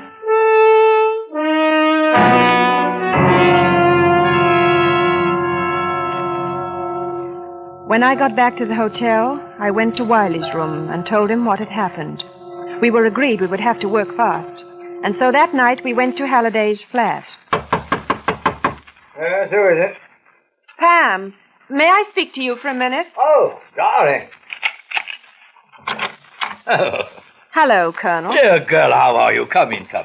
Thanks. Oh, twice in one day. You surprised me, Pam. But then you always did. Just sit down, won't you? And your young man? Drinks? No, thank you. Well, then, what should we talk about? You? Oh, I say, in front of this gentleman? You know you haven't introduced me, Pam. Are you kidding? I never kid. You're a rotten liar. I may be, but I should still like to know... Oh, this must be, Robert Wiley. Am I right? There's not much point to this. No. I want my money, Halliday. Of course. And what do you want, Wiley? Never mind. This is almost funny, Pam. I don't know what you're up to, but I've really never seen this chap before in my life. You think she's going to believe that? Probably not. You can give me Archie's share, too. Oh, how thoughtful of you. And you'll see that he gets it, won't you? Yes. Come on, the money. Oh, yes. Tell me, Wiley, where did we know each other? When? What do you think you're going to do? Play me off against her? No, not at all. I'm just interested. Colonel. Yes, sir? When you open the safe, please be careful. Oh. A gun now, eh? Yes. Put it away. It's my job. Huh. I underestimated you, my dear. I shouldn't have done that. Well, you'll have to take it in pounds, you know. That's all right. Poor Archer. I wonder if he'll look for you when he gets out. He might. Hurry up, please. Will you tell me one thing? What? Who is this man, really? Hand it over. Why are you afraid to let me talk, Mr. Wiley? Don't you want her to find out the truth? Give me the money. Look out for him, Pam, dear. I don't know what he's been telling you, but... I'm going to tell you something now. I swore to myself that if I ever found you, I'd pay you out for what you did to me. I'd get my money and I'd pay you. I'm going to, Colonel. He wants to do it, but I owe you more. Oh, Pam. No. Pam! Oh, you silly. Give me that. I've been telling you the truth, Pam. I've never seen him in my life. Why did you have to do that? Because I wanted to. You must be crazy. Come on. You're not going anywhere. Oh, stop it. Come on. You stay right there.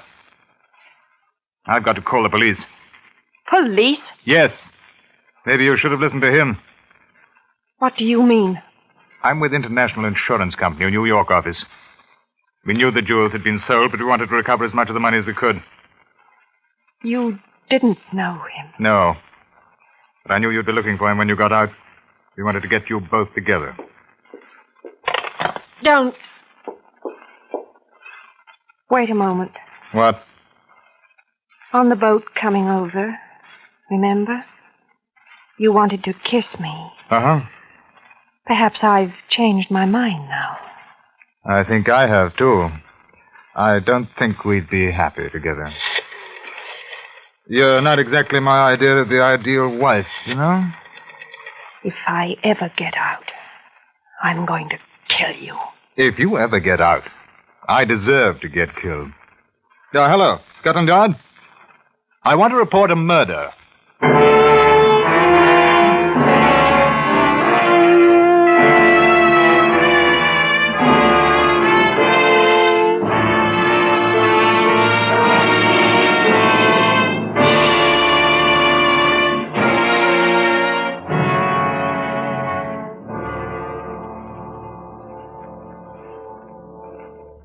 Suspense. A story based on fact, presented by Autolite. Tonight's star, Miss Deborah Carr. This is Harlow Wilcox speaking for Autolite, world's largest independent manufacturer of automotive electrical equipment. Autolite is proud to serve the greatest names in the industry, the many leading manufacturers who install Autolite products as original equipment. Our Autolite family is made up of the nearly 30,000 men and women in 28 great Autolite plants. It also includes more than 18,000 people who have invested a portion of their savings in Autolite, as well as 96,000 Autolite distributors and dealers in the United States and thousands more in Canada and throughout the world. Tomorrow night, Autolite will present the national television preview of the great Parade of Stars automobile show from the Grand Ballroom of New York's Waldorf Astoria Hotel. This program may be seen at the regular Autolite Suspense television time tomorrow night or a few days later in some television areas. Don't miss this great program. And remember to be with us next week for another thrilling Autolite Suspense show on radio.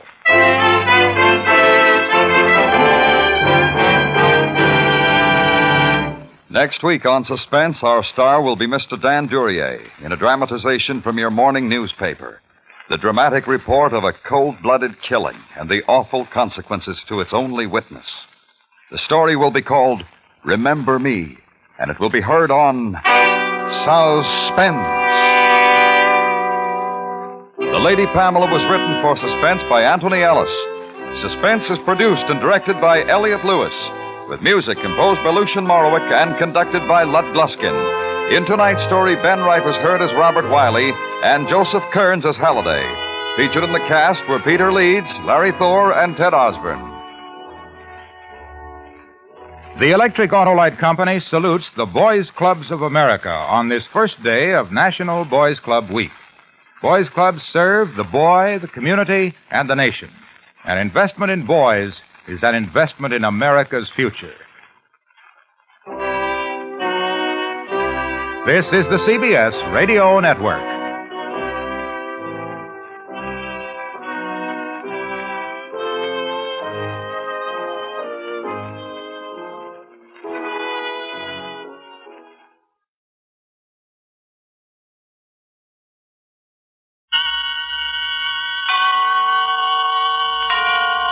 Autolite and its 96,000 dealers present Suspense.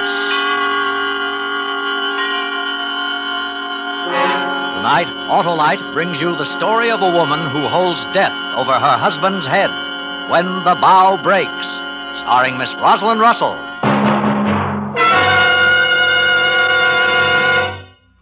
Say, Harlow, I just saw one of those old-fashioned electric autos. Old-fashioned? How about your car, Hap? Well, mine uses gasoline. Does gas crank your engine, run your radio, your lights, your heater, your cigarette lighter? Why, no. Electricity does. You bet it does, Hap, and it's all produced and stored right under the hood of your car. And that's where Autolite comes in, Hap, because Autolite designs and builds complete electrical systems, used as original factory equipment on many leading makes of our finest cars. You mean Autolite makes generators, coils, and distributors, eh, Harlow? They sure do, Hap, with all the units and their thousands of component parts related by Autolite engineering design and Autolite manufacturing skill to give the smoothest performance money can buy. Sounds like a winning combination to me, Harlow. It is, Hap, believe me. So, friends, take a tip from me and specify Autolite original factory parts when replacements are needed for your Autolite-equipped car. You'll find it pays, because you're always right with Autolite.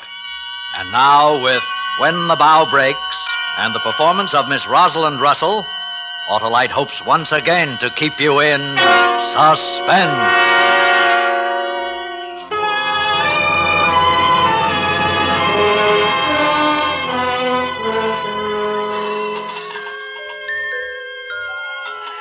I remember when I was little. I remember you used to swing me in the garden, and the big maple tree and the rusty squeak as I went up and down, up and down. Grandfather, don't let me fall. I want you to hold me like you used to when I was hurt. I'm afraid because I'm dying, just the way you died, Grandfather. And why should I die? How did it all happen?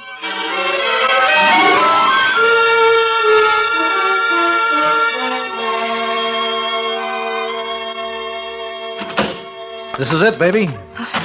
It looks very nice. Oh, Harry, please be careful of my coat. You're dragging it there on the ground. I'm sorry, Ev. Here, you hold it while I get the key out. I'll get the suitcases later. Now, wait a minute, baby. Let's do this right. Oh, Harry, put me down. People are Now watching. let and them they'll watch. We're married. This is the way it's done. Oh, you've got a lot to learn. All right now. Put me down, Harry. Please. Harry, I asked you to put me down. Will you please put me... Baby, I'm sorry. You're sweet. I'm tired. I didn't mean to be angry. I'm tired, that's all. Yeah, sure. Well, you like it? Oh, it's a very nice house, dear. I'm sure we'll be comfortable. Not bad for a short order deal. Take a look around. Here, open this door. It's a closet. Yeah, it's not bad, eh? They're all like that. Lots of room. Living room, dining room through here, kitchen. Harry, please. Can I sit down for a minute? My head's splitting. Yeah, sure, baby, sure. On the sofa, huh? That's not bad, huh? Come on now. Off with the shoes. Oh. Come on, put your feet up. Oh, thank you, dear. It all looks very nice. You must have spent a lot of money, though. Money, nothing. As soon as the probate judge turns the real money loose, we'll get something that'll knock your eye out. I don't want to talk about that, Harry. I don't want to even think about it. Never again. No, of course not, baby. What's the matter with me? Of course you don't.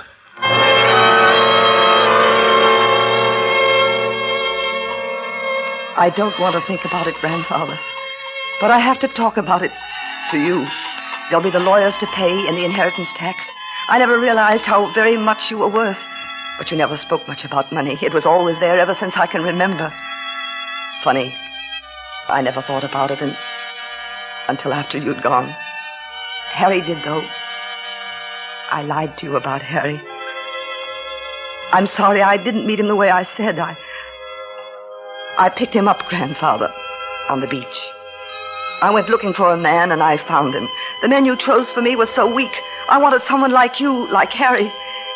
It wasn't respectable of a woman in her late 30s to do that, was it? I'm sorry.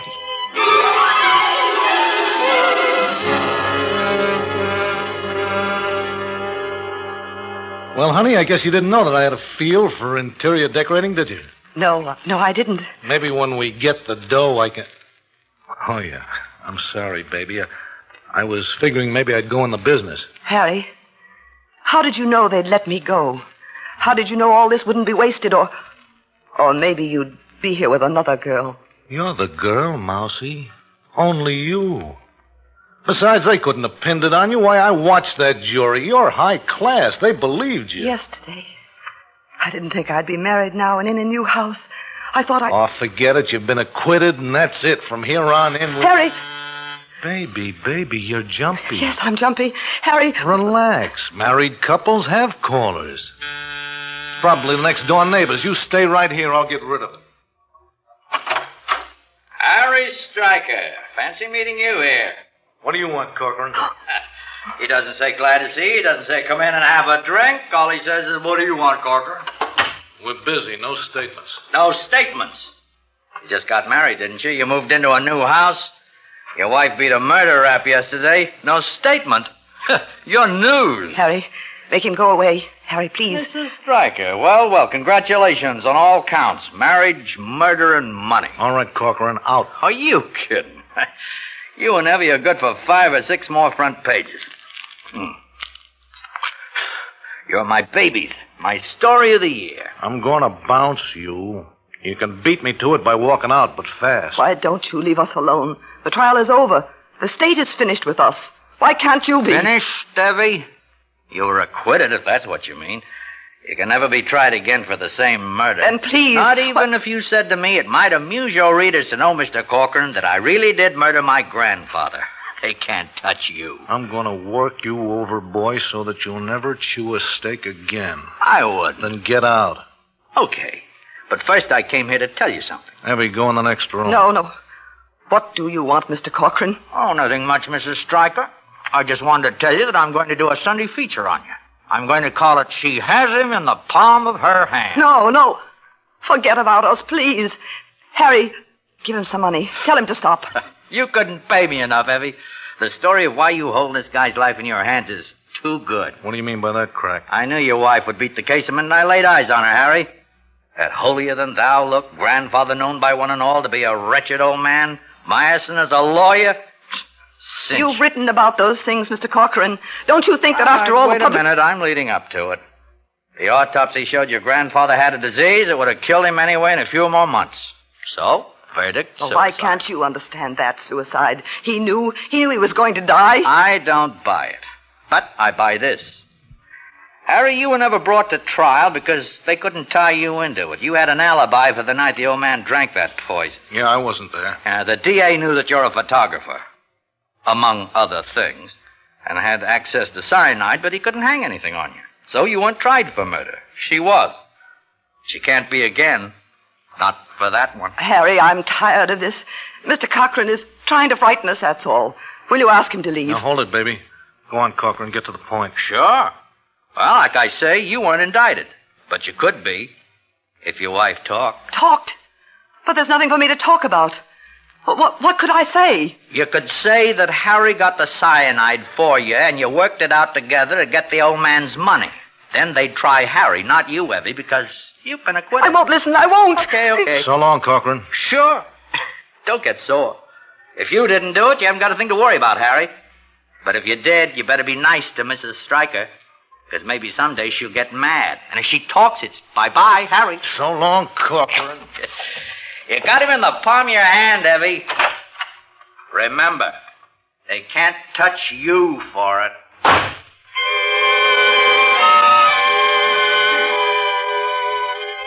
When Harry came back from the door, I knew what he was thinking. What that horrible newspaper reporter had said. He wouldn't look at me.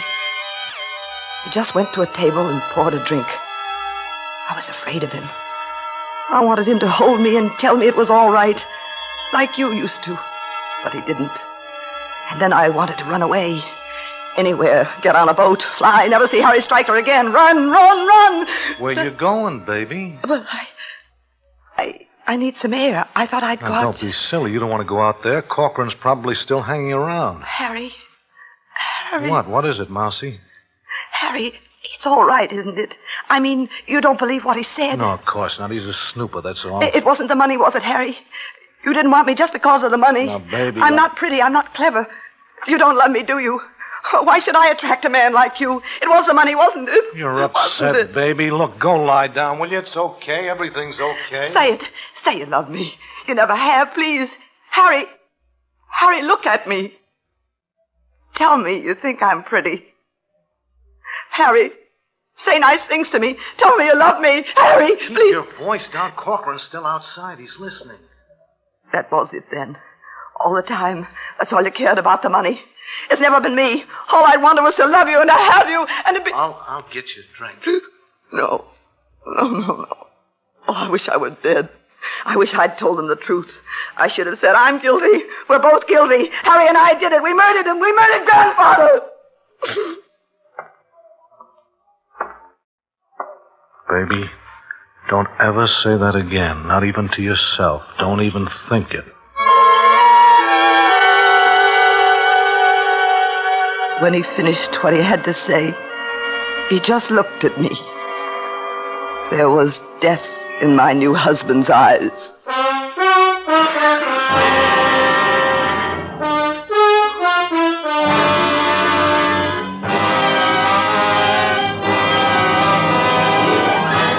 Autolite is bringing you Miss Rosalind Russell with Sheldon Leonard in When the Bough Breaks.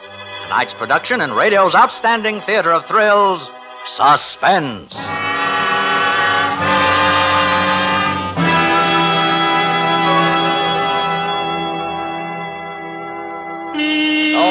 Hap.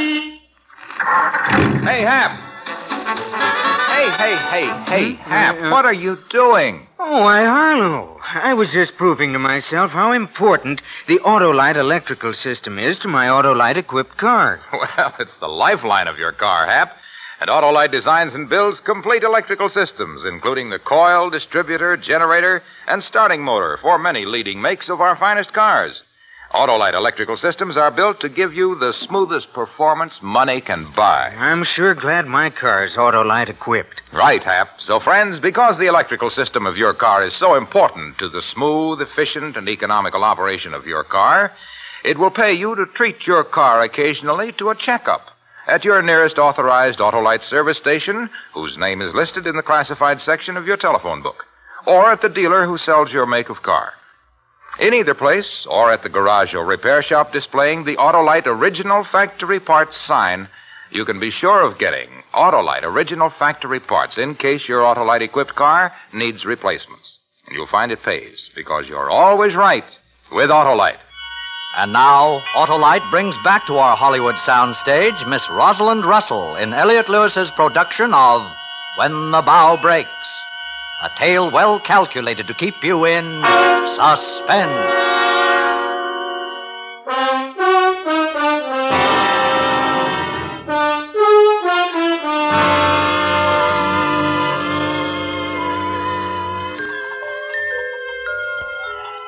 I remember the scent of our garden. I remember when we used to swing me in the evening before supper, and the honeysuckle, sweet, drifting about us. We were happy, weren't we?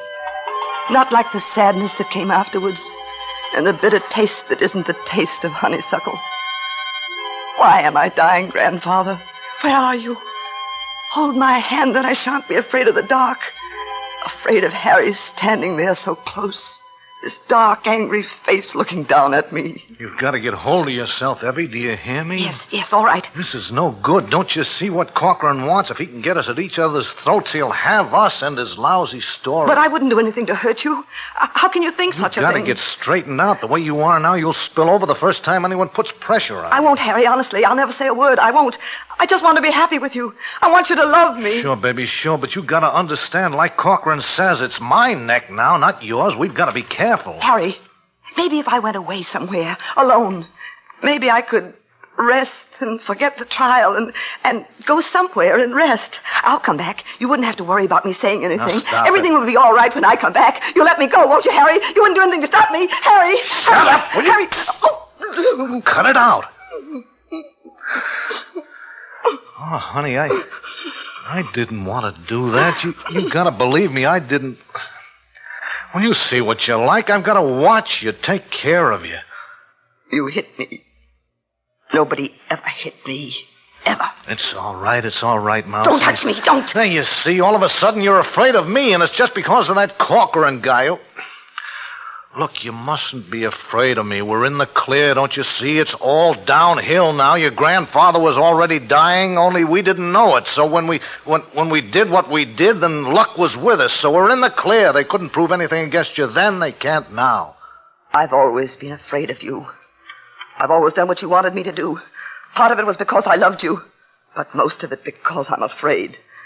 You never let anything get in your way. Grandfather was in your way. Now maybe it's me. Are you saying that this was all my idea? Are you saying that you never asked me to help you get rid of the old man? Oh, I don't know what I'm saying. I'm tired. Yeah, that's it. You're tired. Well, you make me a drink. I'll get the bags out of the car. You got to start getting domestic, Mousie. You're an old married woman now.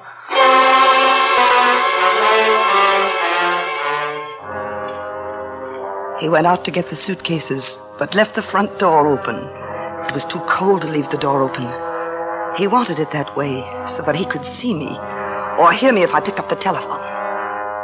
You mustn't laugh when I tell you that in the middle of the living room standing there, I felt the same way I did when you punished me. When you used to put me in the hall closet and make me stand in the dark with the door closed. I must have been a very naughty little girl sometimes. Is that why I killed you, Grandfather?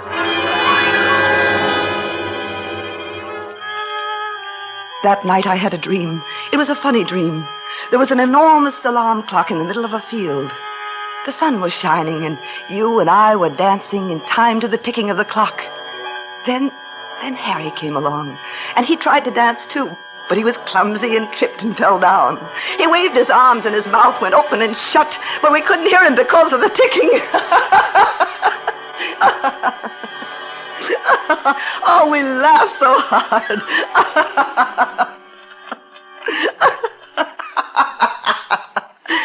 What's so funny? Harry. Oh, nothing. No, nothing. It was just a dream. Yeah, well, tell me about it. Well, I can't. I don't remember. It was just funny. You didn't sound like you were asleep. Well, I was. Really, I was. Maybe you figured out a way to tip off Corcoran about me, eh? Maybe that's what was funny. No, Harry, it was a dream. You haven't been kidding me. Why do you think I've watched you every minute? I know what's on your mind. You're wrong. I thought we were happy. With what you're holding over my head? With what you can do to me? Are you kidding? Now, listen. I haven't slept since the trial, and you know why? It's because I'm afraid of you. Every time we go to the store, every time we go out anywhere, I'm waiting for you to run, call the cops. I wouldn't, I wouldn't. I've never even thought of it, not since... Not since yesterday? Well, you thought of it plenty then, didn't you? Didn't you? Yes, no. Oh, Harry. Now you're laughing because you figure you can get rid of me. No, you're right. Don't kid yourself. I figured out the whole thing. I got us in the clear, and now you want to mess it up. What are you going to do to me? You're going to... Oh, it depends, baby. Depends on whether you can keep your mouth shut. Why did we do it? Why did we kill him? You wanted the money. No, you don't understand. I wanted to get away from him, and I wanted you. But I'm not away. All right, Marcy, all right. But we did it, and now we've got to follow it through. You didn't want me without the money. You didn't want me at all. Just the money. You don't love me. It happens I do. That's something you can't understand, huh? I've tried to make you believe me, and something like this comes up, and I'm afraid of you. I keep remembering that if you want to, you can send me to the chair. Harry, I wouldn't. I could never hurt you. Don't worry. You won't. I'm going to watch and see that you don't. Now you better get back to sleep.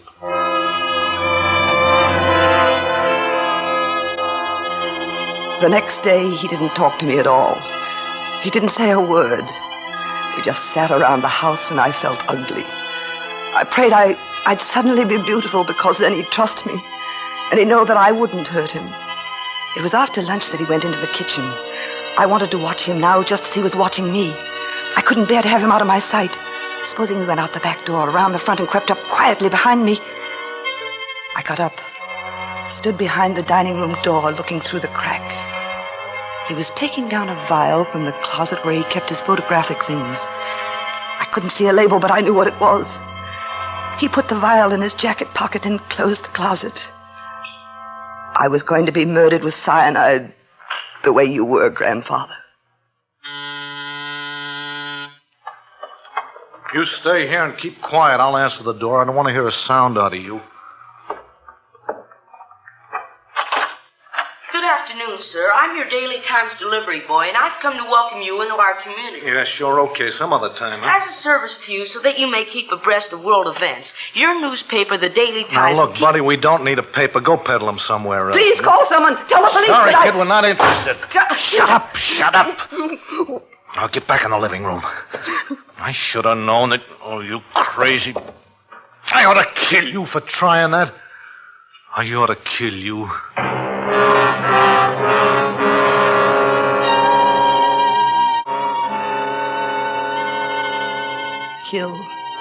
Kill me. That's what he was going to do. I had to get away or use the phone. Call the police. I needed your grandfather. I needed you to help me. He walked slowly back into the living room and took off his jacket. I thought how funny it was. Just like a man before a fight. Perhaps he thought I'd fight with him to save my life. What is it like to die, Grandfather? I used to ask you that when I was little. When Dad died. It's hot in here. I'm going to have a drink. I fixed the phone so you can forget that. I'll only be in the kitchen so I can hear you. Don't try anything. Now he was going to use it. The cyanide. He hadn't taken it out of his jacket pocket. It was still there. I knew it was. I heard him open the refrigerator and get out some ice. I didn't even have to get up. I could reach his jacket from where I sat. I was very careful. Used my handkerchief to get the vial out. I'd learned about fingerprints during the trial. I knew just how much to put in a drink so that it wouldn't taste. Harry had taught me that. I was reaching for the cork in the whiskey bottle when I heard him coming back.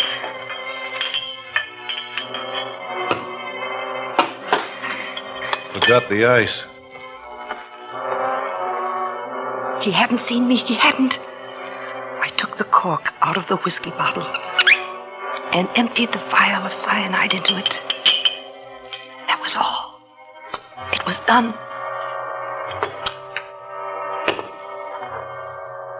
I was sitting in my chair when Harry came back with the ice. What's the matter with you? Nothing? You sick? No, I'm all right. Well, you don't look all right. You better have a drink. I don't want any. No, you better. We gotta talk.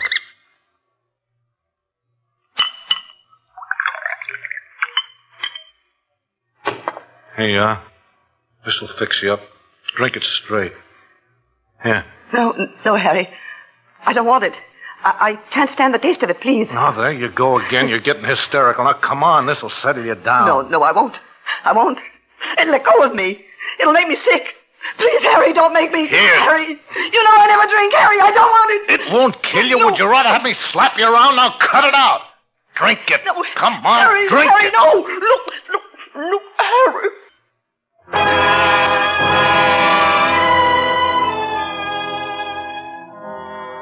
There was a terrible burning, Grandfather. I tried to fight, but I couldn't.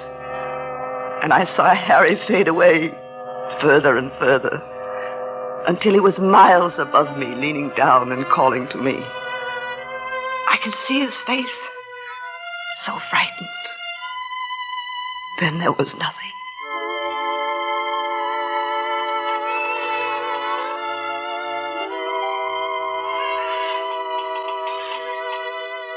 It's very quiet, except for the swing. Quiet. You won't let me fall, will you? I can't see you, but you're there.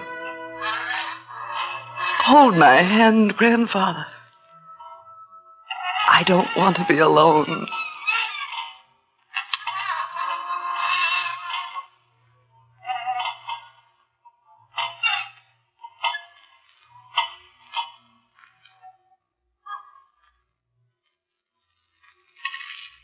She's gone.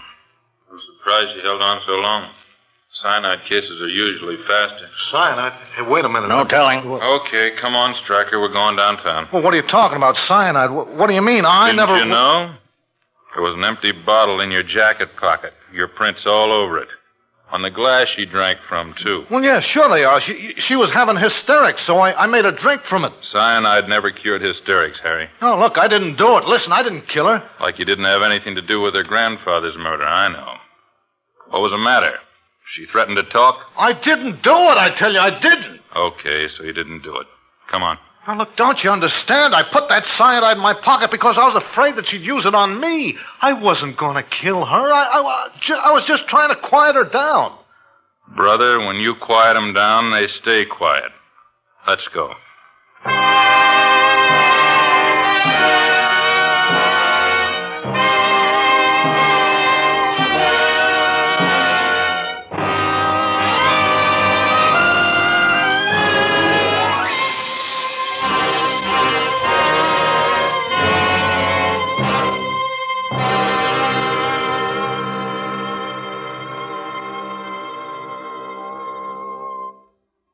Suspense. Presented by Autolite. Tonight's star, Miss Rosalind Russell. Friends, this is Harlow Wilcox again to remind you that Autolite is the world's largest independent manufacturer of automotive electrical equipment. In 28 plants from coast to coast, Autolite makes over 400 products for cars, trucks, planes, boats, and tractors, including Autolite original factory parts, sold by authorized Autolite service stations, car dealers, garages, or repair shops. Only Autolite original factory parts can assure you of the balance and perfect timing that were originally built into your car's Autolite electrical system right on the assembly line. So, when replacements are needed, be sure to specify Autolite original factory parts, because you're always right with Autolite.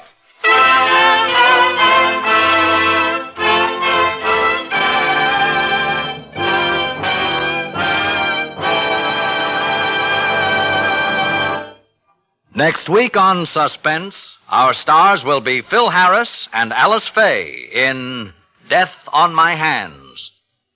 And in weeks to come, you will hear such famous stars as Charles Boyer, Jeff Chandler, and Dick Powell. All on Suspense.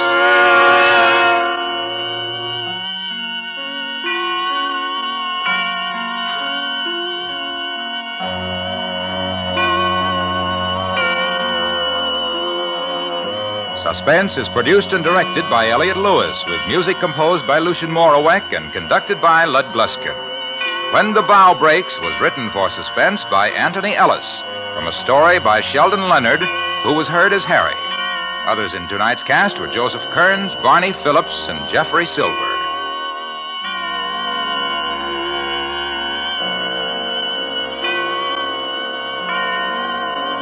And remember, next week on Suspense, Phil Harris and Alice Faye in a tale we call Death on My Hands.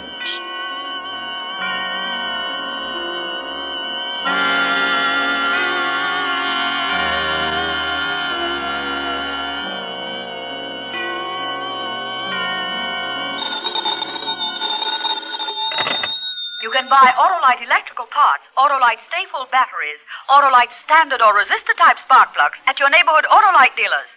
Switch to Autolite. Good night. Children afflicted with cerebral palsy have been given new hope through the study and solution of their problems.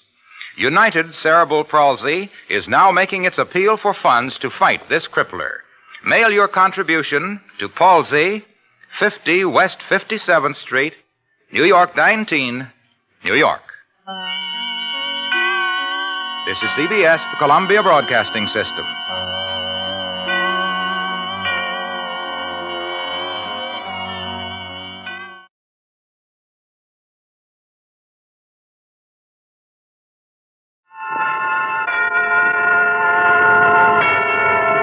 Suspense. And the producer of radio's outstanding theater of thrills, the master of mystery and adventure, William N. Robeson. The ensuing half hour is not intended as propaganda to abolish the relationship between mothers and sons.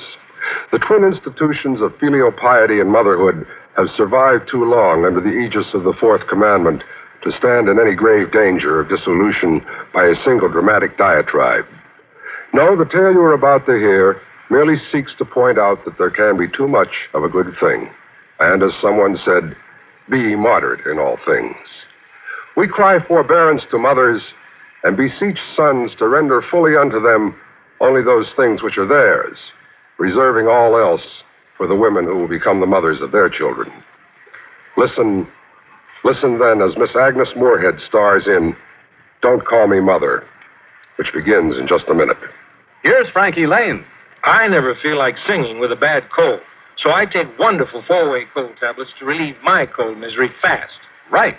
Tests of 4 leading cold tablets proved four-way fastest acting of all. Amazing four-way starts in minutes to relieve aches, pains, headache, reduce fever, calm upset stomach, also overcomes irregularity. So when you catch cold, take my advice. Take four-way cold tablets. It's the fast way to relieve those nasty cold miseries and feel better quickly. Four-way, 29 and 59 cents.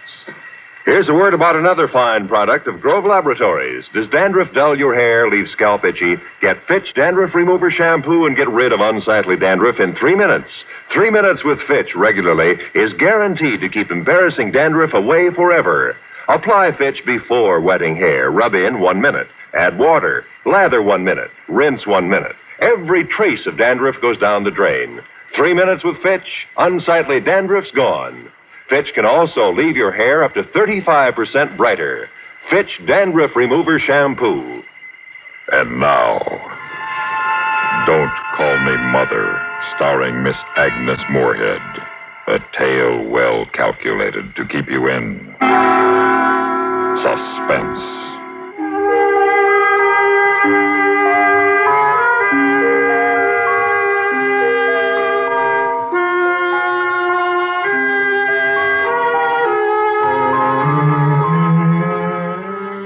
We were so happy together. Larry's father passed on when he was a little boy, and from that day on I devoted my life to him, and as he grew, he devoted his to me. Laurie and Larry, what a lovely couple they make. My friends would joke, but it was true. We were a lovely couple. I and my handsome, tall son. He was everything a mother could ask for. Considerate, polite, intelligent, and a good provider. Mother? Yes, dear. Mother, I wonder if I could bring a friend home for dinner Saturday. Why, of course, dear. We're going to be out riding all day, and we'll be pretty hungry. Could you make your famous beef stew the way I like it? The dumplings and the meat cut into teeny-weeny bite sizes the way you liked it when you were a teeny-weeny little boy. Well, you don't have to go that far. I can cut my own meat now. Well, of course you can. I was just teasing. Well, don't tease me on Saturday, will you please, Mother? Is this a special friend? Yes. What's his name? It isn't a him. It's a her. A girl? Yes, Mother. Why, Larry, what's come over you? You've never been interested in girls. Don't you think it's about time I am? I can't imagine why. Mother, the time comes when a man... Well, you're still a boy, Larry. I'm 25, Mother, and please remember that on Saturday. All right, if you'll remember something, too. What? Something you've forgotten just now. Well, what, Mother? When you bring this woman to dinner, please remember to call me Laurie, not Mother.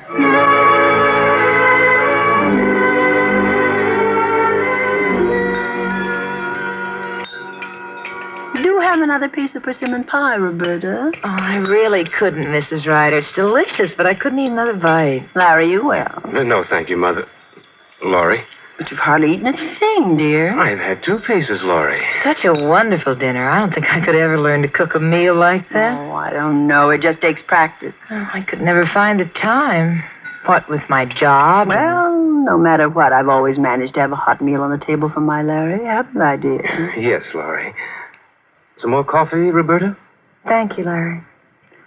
You're older than Larry, aren't you, Roberta? A little. I'm 28. Larry always seems younger than his age. He's led a very sheltered life. He doesn't seem too young to me. Really? Well, I mean, Larry is a man. Is he?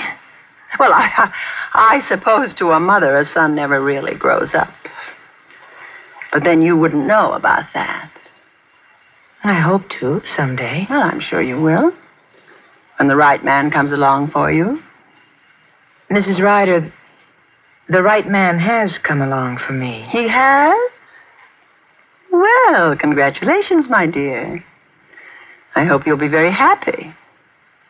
We expect to be, don't we, darling? Yes, dear. Larry, is this true? Well, yes, Mother. Roberta and I are going to be married. Oh, no. You can't. You can't, Larry. Mother, what is it? What's the matter? Roberta, hand me a glass of water. Here, Mother. Take some of this. Mother, what is it? Oh, Larry, I didn't want you to know. Know what, Mother? And now you do. I don't know what you're talking about. My heart, Larry. I have a heart condition. Sudden shock. The doctor said I must be careful. Oh, Mother. I'm sorry, Mrs. Ryder. I shouldn't have sprung it on you so suddenly. Well, the doctor warned me again. You just lie down on the couch and rest for a few moments. No, I'm all right. I'm all right now. Well, as you see, Roberta, I need Larry. So do I, Mrs. Ryder. I love him. No, so do I. And anyway, my dear, you're much too old for him. So are you. What do you mean by that remark? Merely that it's time you let him go. It's time you let him grow up. Larry, are you going to let this woman insult me and you... We've talked it all over, Laurie. She's right. I will give you my permission. I'll never give you my permission. I'd like your permission and your blessing, Laurie, but I don't need it. I am of age, you know. You mean to say you'd walk out on your poor sick mother, leave her alone to die? Yes, literally to die of a broken heart. Of course not, Mother. We'll take care of you. Of course. If you're really sick, you can live with us. Never. So long as I'm alive, Larry belongs with me. Mrs. Ryder, I've got to say this. Larry and I are going to be married. Even if it's the death of you. Then listen to me, Roberta, and you listen carefully. If you try to take Larry away from me, it'll be the death of you.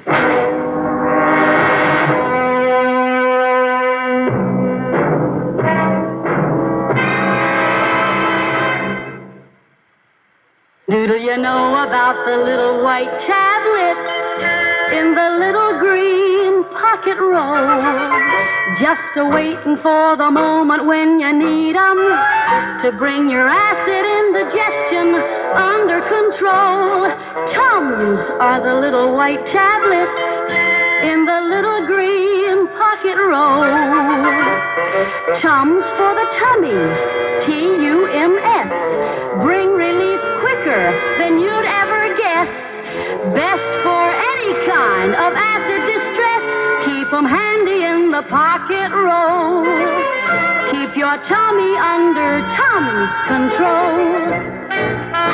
Tums are fast, effective, and safe. Tums relieve the discomfort of acid indigestion quickly with no danger of acid rebound, sometimes caused by harsh alkalizers. Always carry Tums, 10 cents. 3-roll pack, a quarter. New Tums 6-roll pack with free metal carrier, 49 cents. And now, starring Miss Agnes Moorehead, Act 2 of Don't Call Me Mother.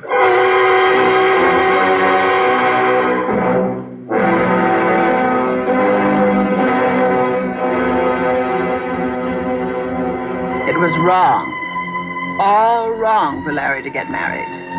This woman was too old for him. She was not good enough for him. She was, who knows what. Just someone who works in the same office. Don't you see, Larry? I've known her for more than a year. You've kept her a very big secret. I had to. I knew you wouldn't like the idea. But you went right on seeing her behind my back. Yes, until I was sure. And you're sure? I'm sure, Mother. Don't call me Mother. What are you sure of, Larry? That I'm in love with her. Love? What's love? It's something we've each got to find out about in his own way. Well, isn't my love enough for you? No. Larry. I'm sorry, Laurie, but the way I feel about Roberta is different from the way I feel about you. I'm sure that there's enough love in my heart for both of you. Oh, Larry, my dear, sweet little boy, trying so hard to be grown up. Please. Don't you suppose Laurie knows what's best for you? Hasn't Laurie always been right? Yes, of course you have, but this is a decision a man must make for himself. Without any consideration for others? I have considered you. I will always look after you. I wasn't thinking of myself. I was thinking of Roberta. Roberta? Yes. Will you always look after Roberta? Of course. Will you always be able? Well, of course, barring unforeseen accidents. Your accident has already occurred. What do you mean? You were born. What? You never should have been born, Larry. Why? Why do you say that? Because your father was insane. Mother. Don't call me Mother. Why didn't you tell me before? Well, I hoped I never would have to. I've always told you he died when you were a baby. Well, he didn't die. He was taken away to an asylum. He lived a long, long time, until quite recently. He's insane. Hopelessly insane. Have I inherited? No one can be sure. The doctors don't know. But do you want to take that chance? Do you want to put Roberta through what I've been through? Don't you see, my dear, if you really love her, you'll give her up. Yes, I suppose so. And you will? Won't you, dear? I don't know, Mother. I don't know what to do now.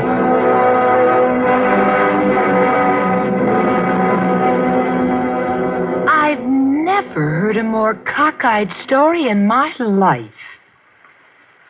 You don't believe it, do you, Larry? Of course I do.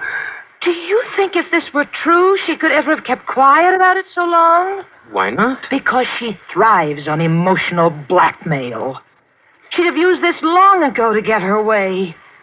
Just the way she used that phony heart attack the other night. Phony? Sure. She's as strong as an ox. Her heart's probably in better shape than mine. At least since you started making it beat faster. Oh, I'm sorry. Don't be. I like it that way. Don't you see, darling? Your sainted mother is using every trick in the book to break us up. But this thing about my father... Well, what does it make? You don't care if he was insane? Of course not. He couldn't have been nuttier than I am. What? I must be crazy to be in love with you. I guess so. But I am. Sometimes I wonder why you're so bright and strong and so capable, and I'm just me. And I like you being just you. I wish it didn't upset Mother so. Listen to me, Larry, my boy. It's about time your mother learned the facts of life. And fact number 1 is that boys will be boys, and being boys, they are bound to like girls.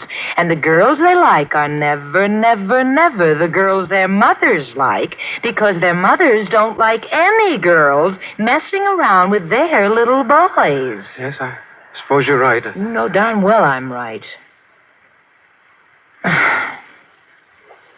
Now that that's taken care of, when are you going to make me an honest woman? I don't know. Soon, I hope. Soon? When? Well, I want to talk to Mother once more. Talk to her.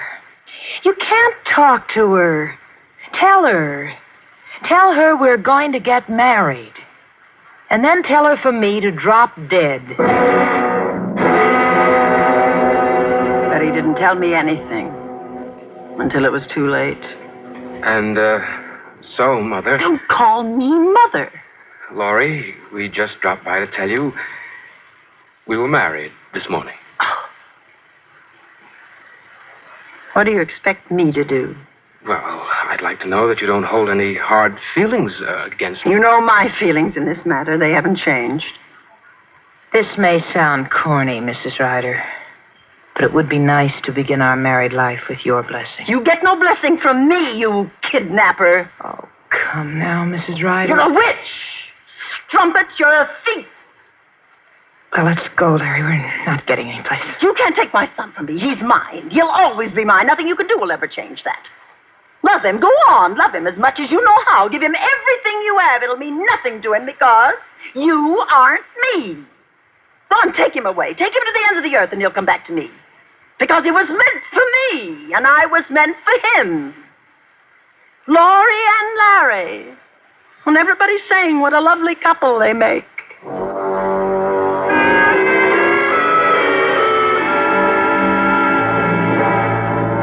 I warned her. You can't say I didn't warn her. She went into this thing with her eyes wide open, and she must face the consequences. So I went to work. My butcher was the first person I confided to because I knew he liked to share secrets with all his customers. Well, Mrs. Ryder, I hear you lost a son and gained a daughter. That's right, Mr. Stern. Kind of sudden, wasn't it? Oh, no, I wouldn't say so. Who is the lucky little lady? Someone from the neighborhood? No, she worked in Larry's office. A brilliant girl. Maybe a little too brilliant. Oh, how do you mean? Well, you know, Mr. Stearns, these bright ones, sometimes they aren't too stable. Oh, flighty, eh? No, not flighty. Moody. She has dark moods. I don't know.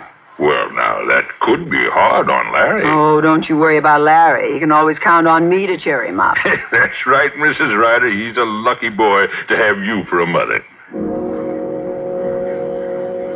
And there were others. Old Mrs. Martin, who lived by her telephone. And my cleaning woman and the corner druggist. I let them all know that Larry's marriage was not as happy as it could be. And I tried, successfully, I believe, to plant this thought with Larry when he came to visit me. I insisted he come alone. I would not receive that woman in my home. You look a little peaked, dear. Are you getting enough to eat? Of course, Laurie. Your wife has learned to cook, then. She does all right. But not as well as I do. She's learning. Well, I hope so, before you waste away. Are you happy, darling?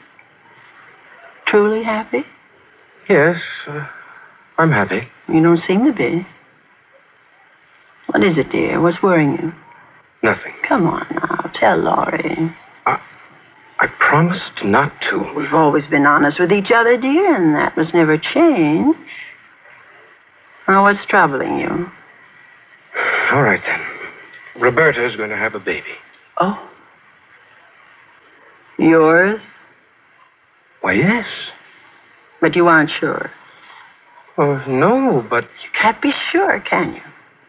Well, how could you be sure? Now you can be sure of only one thing. This is why she wanted to marry you so desperately. This is why she took you away from me. Don't you see? Can't you see that now? Well, I won't permit it. I won't let it happen. I won't have you the father of another man's child. But you're only jumping to conclusions. Oh, no. I'm certain I know her kind of woman. I told you, Larry. Over and over I told you this marriage was wrong. Perhaps now you realize once more that Laurie knows what is best for you. But what can I do? Do? There's only one thing to do now. Kill her. Of course, it took a lot of persuasion, but I know just how to persuade Larry. And in the end, he agreed with me. And it will be so simple and so safe.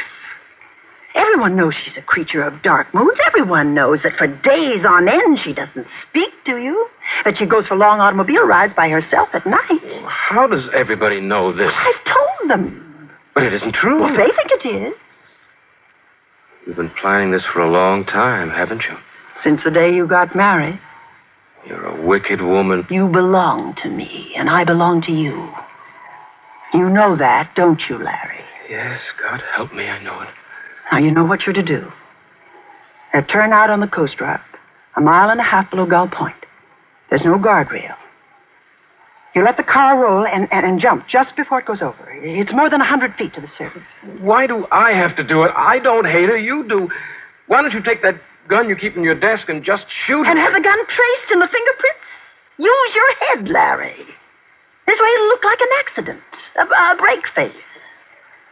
An accident that occurred when poor Roberta was on one of her moody midnight rides. Thought of everything, haven't you? Yes, my dear, because I'm thinking of us. Now, I'll follow you. I'll be waiting up the road to drive you home. When will you do it? Tonight? Might as well. The sooner the better. That's right. That's right, my dear. The sooner the better.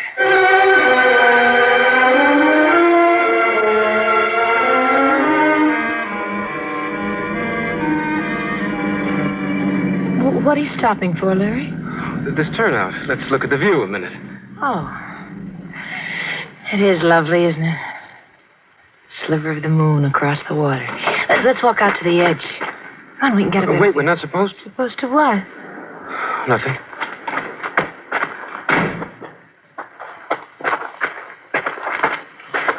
Larry, are you happy with me? Why, sure. Sure I am. What makes you ask? You seem so strange all evening. You saw your mother today, didn't you? Yes. I can always tell when you've seen her. You come back to me different. I'm sorry. What terrible things has she told you about me this time? Oh, nothing. Don't tell me. I don't want to hear. I don't care. So long as I have you. Isn't it lovely out here? Be careful. Don't you get too close to the edge. Oh, it's perfectly safe. Listen. You can hear the surf. And see it way down there foaming in the moonlight? So beautiful. Tell me, Larry. Tell me. Tell you what? Tell me you love me. Why me? Why do you want me to love you? There must have been other men, older, stronger men who loved you. I'm just... You've said it 100 times. Just a mama's boy. Oh, maybe that's why I love you. Maybe that's what I need. A man I can care for and look after, protect. There are women like that, you know. Like my mother? No, not like her. Women like me. I'm no shrinking violet. I'm capable and I'm smart. I'm the equal of any man, so I scare men. But I don't scare you. Do I, Tom? No, Roberta. You've never scared me. And I never will. I'll take care of you And our baby. Our baby. Is it ours, Roberta? Harry. What a dreadful thing to say. Is it? Who gave you the idea that it wasn't? Well... What a filthy, vile woman your mother is.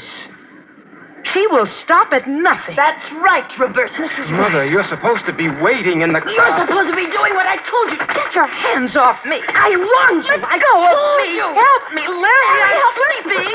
Push her. Larry, not you. Go on. Roberta. Go on, take your baby with you and leave me mine.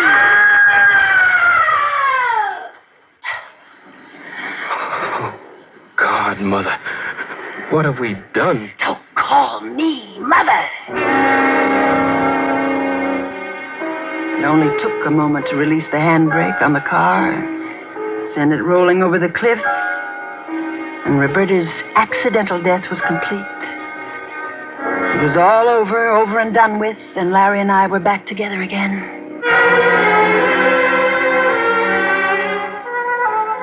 We slept late the next morning, and we were dallying over our brunch in the sun-filled breakfast room, still in our robes and slippers when the doorbell rang.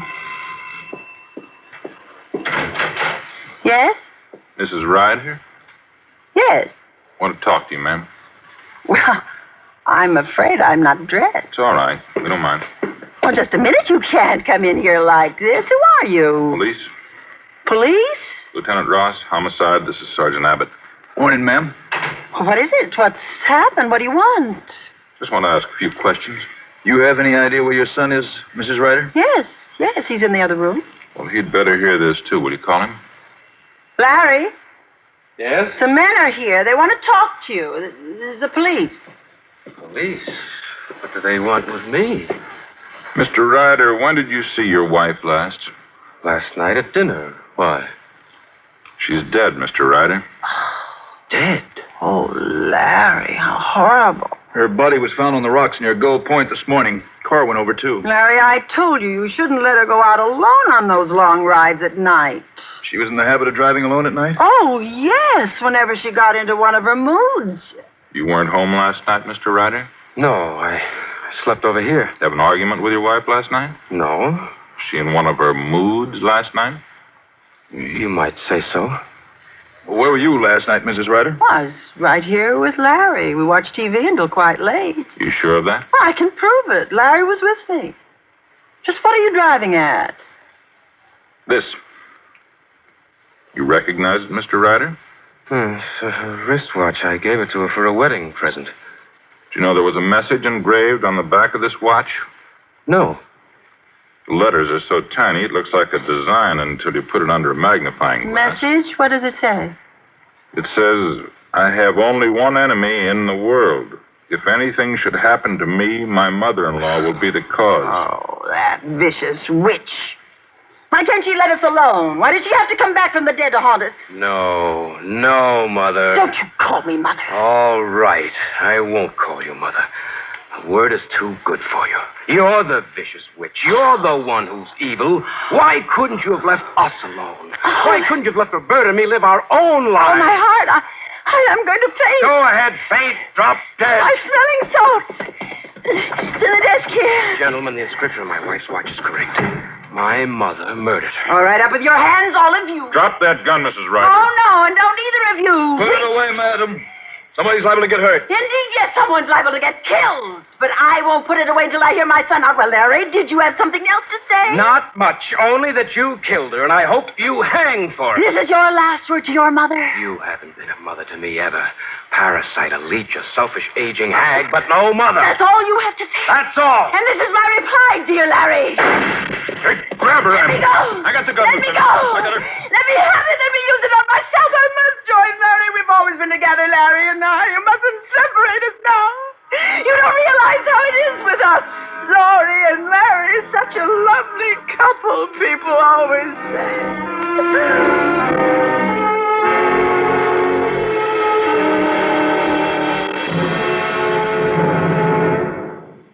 Suspense, in which Miss Agnes Moorehead starred in Don't Call Me Mother, written, produced, and directed by William N. Robeson. In a moment, the names of our supporting players and a word about next week's story of suspense. The more things change, the more impressive is the unwavering reputation CBS News enjoys for good judgment, accuracy, and speed. That fine reputation has been earned through the dedicated efforts of men like Edward R. Murrow of CBS News. Since the days of the Second World War, Mr. Murrow's been on the job, helping to keep Americans informed. More and more radio listeners are turning to Edward R. Murrow for a better understanding of our changing world. Every Monday through Friday evening, follow the course of history with Edward R. Murrow with the news. Our World News Roundup, heard daily on most of these same stations, is another reason why CBS News is respected everywhere. Every morning, our World News Roundup takes you where important things are happening for eyewitness reports by experts. Tomorrow on CBS Radio, you have a date with history on the World News Roundup. Supporting Agnes Moorehead in Don't Call Me Mother were Kathy Lewis, James McCallion, Barney Phillips, and Norm Alden. Listen. Listen again next week when we return with Mr. Dick Crenna in Night on Red Mountain. Another tale well calculated to keep you in suspense.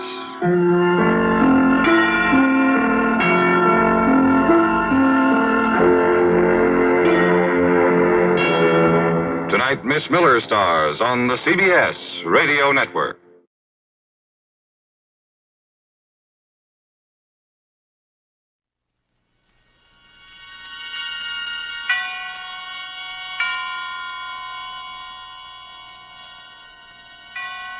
And now, Autolite and its 60,000 dealers and service stations present Suspense.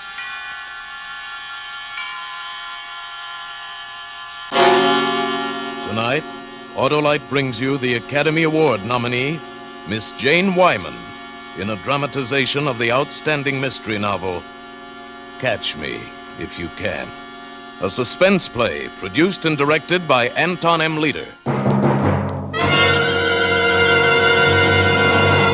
Friends, have you actually tried them? Those dandies, those dillies, down the dales and up the hillies, wide gap Autolite resistor spark plugs? Well, by Cornelius, do. Prove to yourself that wide gap Autolite resistor spark plugs actually make your car idle smoother, give you better performance with leaner gas mixtures, save you gas dollars, and cut down interference with radio and television reception.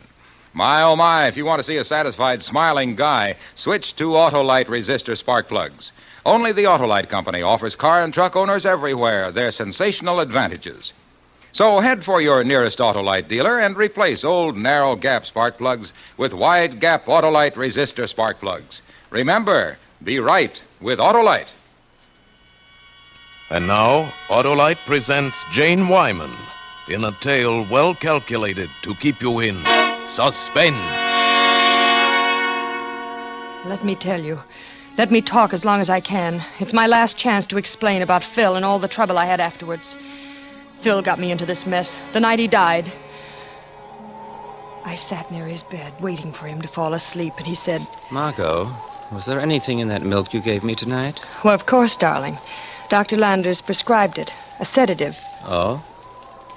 You're a beautiful woman, Margot. Very beautiful. Yes. He was taking so long to fall asleep. It was already after 3 a.m. I listened to the wind. Phil and I were all alone, stuck in that godforsaken mountain inn, ever since he fell ill just before Labor Day. There we were, 10,000 feet above sea level, not a soul for miles. The fall season was over and all the other guests were gone, and even Joe, who owns the inn, had gone down to Leadville to get his winter supplies. Oh, I shivered thinking of the dark, ragged, lonesome mountains outside, and Phil opened his eyes again. You're a good actress, Margot. Better off the stage than you were on, I expect. But I know you're fed up with our marriage. Have been ever since I became ill. I haven't complained, Phil. No, it wouldn't fit the part. But you feel trapped out here in Colorado, don't you? You'd rather be in New York. I wonder, Margot, those pills you put on my lunch tray last week, they weren't my regular vitamin pills. Maybe you want your freedom and my money enough to poison me. Don't be ridiculous, Phil. Well, anyway, I didn't take them. I hid them with a note saying that you tried to give them to me. Then I called a friend of mine, long distance, an old friend. Who? A detective named Rocky Rhodes. Rocky and I both stayed at this inn one summer. And what did you tell this Rocky? Never mind what I told him. Just remember, he's due here tonight or in the morning. A detective. Phil, you're a fool. I want a divorce, Margot. You do? Yes, without any strings. Those pills are Exhibit A, if they're poison. Blackmail. Phil, darling, if you want a divorce, you can have it without threatening me. You'll sign the papers tomorrow? Of course, darling. I only want to make you happy. But now go to sleep, Phil. You need a good rest. Go to sleep. I stroked his forehead, and the sedatives finally took effect. His breathing became very heavy and even. I looked at him and thought he was smart not to take those pills. But not smart enough. He shouldn't have told me about that detective. He thought he was protecting himself and that I wouldn't dare do anything now. But he was wrong because I had to now. I couldn't afford to wait and lose everything when he divorced me. And besides, I'd find those pills in the letter before the detective got here. There was practically no risk the way I'd planned it this time. Outside, it had started to rain, a heavy downpour, and the only other sound in the world was Phil's breathing. I picked up the extra pillow and put it down carefully over his face. He didn't move. I pressed the pillow down on the side so that no air could get in, no air at all, and held it there a long time. Once the pillow shook a little when Phil's head moved. And once there was a gurgling sound. And that was all. When I lifted the pillow and took it back in its place, the job was done. Everything I ever wanted, money and freedom, was right in my hands. Phil was dead.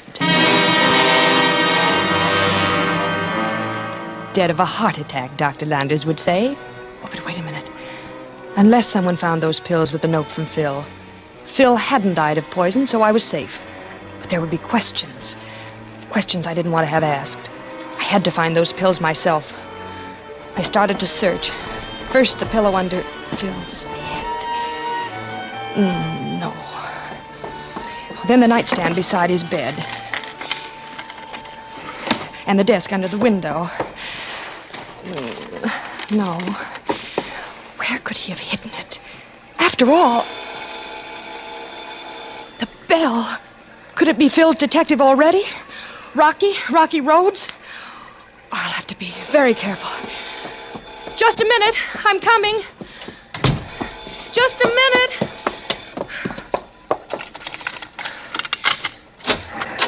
Yes? Well, don't stand there. It's raining in. Oh, I'm sorry. I think I'm lost. I'm looking for Pineview Lodge. Well, you are lost. This is Fisherman's Net. Yes, I know. I saw the sign. It's closed for the winter. Well, could you put me up? The manager's away. There's only me and my husband. Oh, the luck of the Irish. I meet a beautiful blonde, and she's married every time.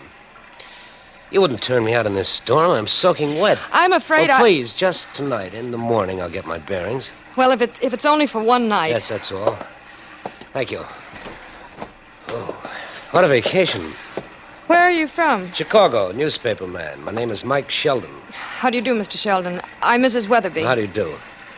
Where do I bunk? Upstairs? Yes, you can take the trout room. Every room is named for a different kind of fish. It's the second room on the right from the top of the stairs. Thank you. It's great of you to let me stay. Would you like some hot coffee? Fine, it's no trouble. Oh, not at all. I was going to make some for myself. I could use some, all right. No, wait. What? No, not that room. No. What's wrong, Mrs. Weatherby? Well, I said the second door on the right. The salmon room, not the trout room. I made a mistake. Forgive me, but this is my husband's room, and he's not well. I was afraid you'd wake him up. Oh, that was bad, very bad. Making a slip like that in front of Phil's detective, Rocky Rhodes. Because, of course, Mike Sheldon was Rocky Rhodes. Who else could he be? And I had to find those pills before he did and started making trouble. Before I could get back to the search, two more unexpected guests popped in at Fisherman's Net. A small, dapper man with a black mustache and slick black hair. But I'm Charlie Miller. I got a reservation here, and I'm staying, sister. But the manager is away. He didn't mention any reservations. Well, he must have forgot then. I made it by telephone from KC. That is, I asked a friend of mine to make it. Was it Phil? Was Charlie Miller Rocky Roads? Oh, he couldn't be a detective. He was too stupid. No, Mike Sheldon was Rocky Roads. There was a girl with Charlie Miller. I thought she was Mrs. Miller. No, I'm Susan Quinn. Mr. Miller and I met on the bus. Yeah, and we were great pals right off. I call her Susie Q. You get it? Yes. But the initials on your suitcase are SR, Miss Quinn. Oh, well, I borrowed my sister Sheila's suitcase. Sheila Riley. She's married. Sheila and I always borrow each other's things. Was it true? Or was her name Susan Rhodes, nicknamed Rocky Roads? Things are getting more complicated every minute. 2 men had arrived, and Sheldon seemed the most like a detective. It was too late for me then to go on hunting for the pills. It was morning. In case questions were asked later, I had to be able to say I had done what a wife with a sick husband ought to do. I had to take Phil his breakfast on a tray. Well, Mrs. W., hey, you're an early bird. Here, let me help you. Oh, thank you, Mr. Miller. This is my husband's breakfast. If you'll open the door. Sure thing. There you are. Thank you. Phil, dear, I brought you... Something wrong, Mrs. W.? My husband. He looks... Anything I can do? Say, he does look pretty green at that. Mr. Weatherby. Hey, Mr. You better sit down, Mrs. Weatherby. It looks to me like your husband has passed away. Oh, no. No, here now. Just sit down. All right, now you just cry on Uncle Charlie's shoulder. It'll do you good. You're very kind. Well. Good morning. Oh, say, Sheldon, got a little trouble here. Trouble? Mrs. Weatherby? Well, her husband's passed away in his sleep, it looks like. I brought his breakfast. I thought he was asleep, and... Will somebody phone Phil's doctor? Dr. Landers in Salisbury Gap. Well, of course, but... Excuse me, I'm afraid I better go to my room.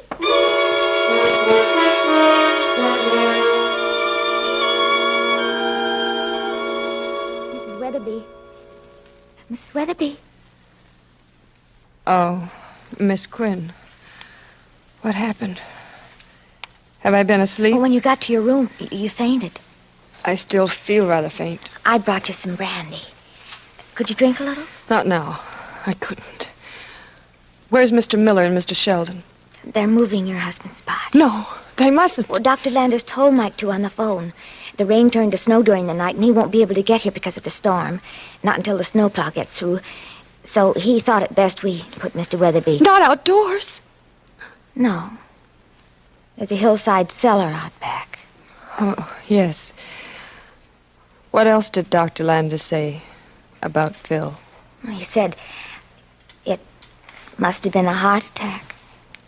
Oh. And that you have nothing in the world with which to reproach yourself. He's sure you did everything you could.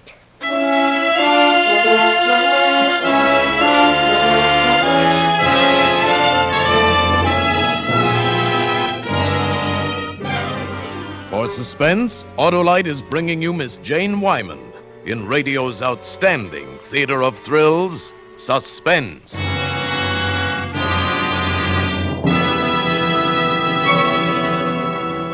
Hap, look at that stack of Valentines. Quite a pile, child. In fact, flocks, Wilcox. No, they're not for me. They're Valentines to Autolite resistor spark plugs. Oh. Listen to this one. You've won my heart with your kisses and your hugses and a set of Autolite resistor spark plugses. How's that, Hap? Ah, the spark of love. Why, sure. Everybody loves Autolite wide gap resistor spark plugs. Replace your narrow gap plugs with these beauties to make your car idle smoother. Give better performance with leaner gas mixtures. Actually save gas dollars. Now, here's a Valentine that's right in line. Oh, Valentine, will you be mine, and will you make me happy? Put Autolite resistor spark plugs in my car. Help make it smooth and snappy. Boy, that's hitting on all six. Well, naturally. Here's another Valentine that touches this old heart of mine. Oh, Autolite resistor spark plugs. With me, you are a fixture. You help my car run smoother far and go on lean gas mixture. Say, Otto, that's the best yet. But right now, here's suspense. And now, Autolite brings back to our Hollywood soundstage Miss Jane Wyman as Margot in Catch me, if you can. A tale well calculated to keep you in suspense. I kept up my act all that day, and I didn't overplay it. I'm not the type for floods of tears, so I adopted a wan, gentle sadness, which made the others think me very brave. But all the time, there were two things on my mind, driving me crazy. Who was Rocky Rhodes? And where had Phil hidden the pills? And I couldn't hunt for them. Somebody was always in my room fussing over me. Finally, in the late afternoon, I managed to get away. I just started to look through Phil's clothes when... Oh, here you are. I was looking for you. No snowplow will get through here today. I'll just have to put up with Charlie Miller's jokes another evening. Are his jokes that bad? Well, you heard him ragging Susan, calling her Susie Q. Oh, nicknames. Lots of people have the nickname habit. My husband had a friend named Rhodes he nicknamed Rocky Rhodes. It's a change from Dusty Rhodes, at any rate. By the way, where are you from? Boston. Why do you ask? Oh, just idle curiosity. You know what they say about curiosity. Would you excuse me, please? I was going over my husband's things. Yeah, go right ahead. I'll just keep you company. Looking for something? No. I want to pack, so I can leave as soon as possible. I want to get back to New York. I don't blame you. Need any help? No, thank you. As a matter of fact, Would you mind? I'd rather be alone. No, it's not good for you to be alone. I'll just stay here and keep you company. Nosy. Did you say something? No, Here's a book of Oscar Wilde's. Why don't I read to you while you work? Let me see. Did your husband own all these shoes? He did. Wealthy man, apparently. How nice for you. Now, how about some poetry? Let's try this one. The poor dead woman whom he loved and murdered in her bed. Shall I go on, Mrs. Weatherby? But I couldn't let Sheldon unnerve me. I had to keep cool. I went on packing and he went on reading, on and on endlessly, about blood and prisons and hangings, while I tried not to miss anything of Phil's. I had to have those pills.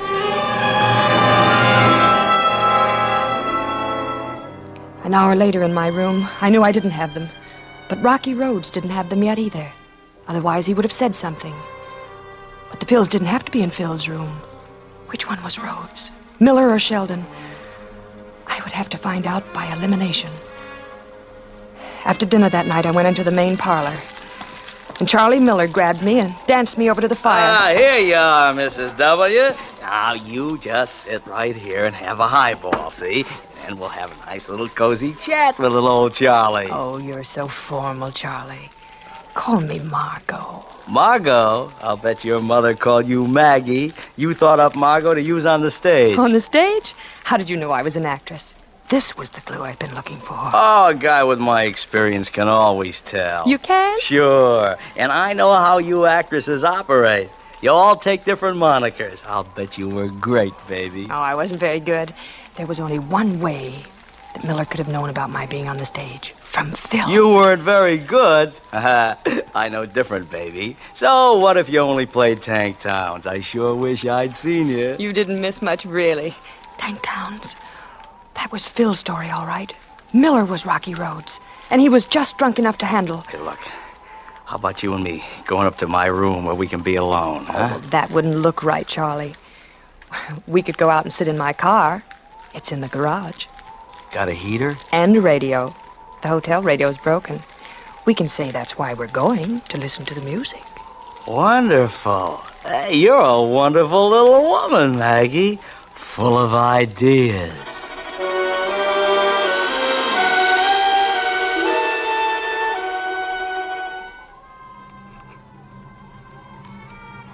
It's not a bad little wagon, baby, but this front seat is so full of steering wheel. Oh, let's get in the back. Oh, it doesn't heat as well in the back. How about a drink? You first. Okay, right out of the bottle. Oh, boy, this is what I call living.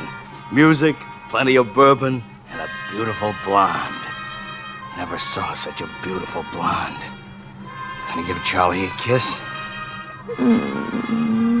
Oh, wow. Sweeter than molasses. Warm enough now, baby. Plenty warm. Could turn off that heater. I'm still a little cold, Charlie. Huh? Just stay close to me. In a minute, we'll turn it off.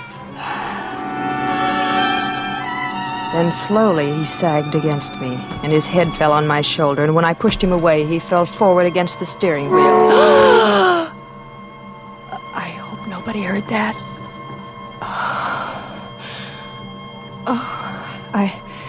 I gotta get out of here before it gets me too.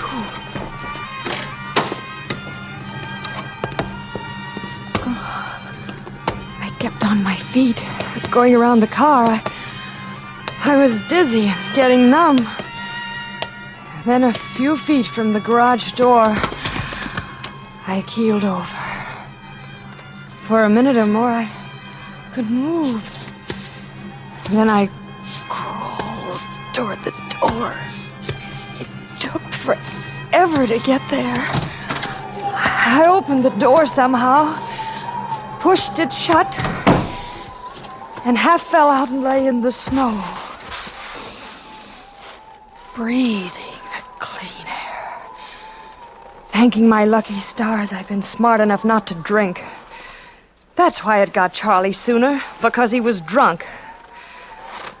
I looked at my watch and decided to wait 15 minutes. What a wonderful thing that carbon monoxide is. No smell, no nothing. It just creeps up on you. In 15 minutes, Charlie Miller, alias Rocky Roads, would be good and dead.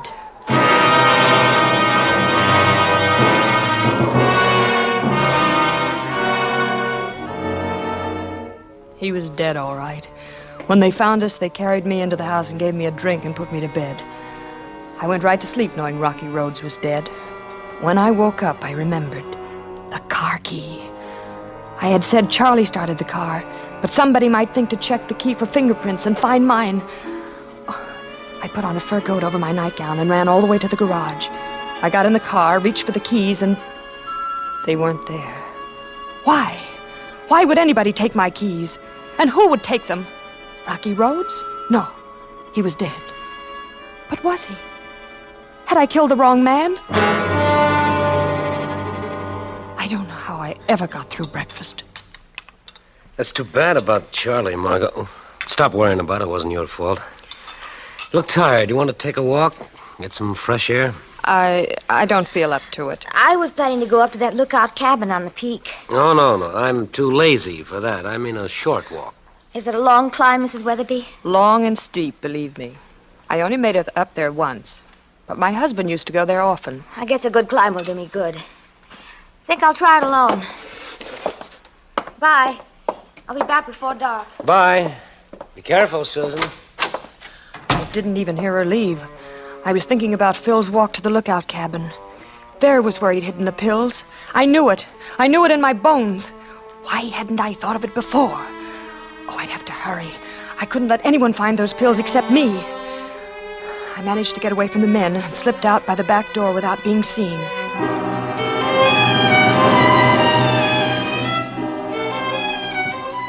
A ladder goes up from the trail to the lookout door. The door of the cabin stood open. I climbed the ladder quietly and stepped in and saw Susan on the other side of the room near the door to the balcony. She was holding an envelope attached to a card, and she was reading the card. And suddenly, definitely, I knew. Miss Rocky Roads, I presume. Oh, you scared me, Mrs. Weatherby. I see you found what you're looking for. The pills my husband hid. You want to know if they're really poisonous? Well, I read this card. Is it some kind of a joke? Oh, no, it's no joke. One of them would kill a man. But that's not what killed Phil. I smothered him with a pillow. You didn't know that, did you? Oh, you shouldn't be telling me this. Phil told me you were coming, but I was expecting a man. I never dreamed Rocky Roads was a woman. Oh, you've mistaken me for someone else, really. Oh, come off it. You're already responsible for Charlie Miller's death, coming here under an assumed name. I killed him because I thought he was Rocky Roads. You killed him? Oh, no, you didn't. Oh, you're ill, Mrs. Weatherby. You're imagining. Stay where you are. You think you'll get out of here alive? I wouldn't go out that door if I were you. You'd step right off into blank space. But you can't do these things. They'll catch you. Who? How? Those pills are the only evidence against me, and I'll destroy them as soon as you're gone. Will you? Stop! Stay where you are! You fool! What good does that do you throwing them out? Watch where they fall. There, right on the path. They'll stay there until I go down. But you've played your last card. I'm not going to waste any more time. Let go, Mrs. Weatherby. Let go! You're going over the edge, Susie! You're going to be another tragic accident! No! Let go of that table, you fool! Inch by inch, we're getting there. Now, out on the porch! I'll pull you over with me. Will you? Will you really? Oh, someone's coming. Someone's climbing the trail. It's Mike. You're crazy. Mike! Let go of that railing! Let go! Stop it! Stop it!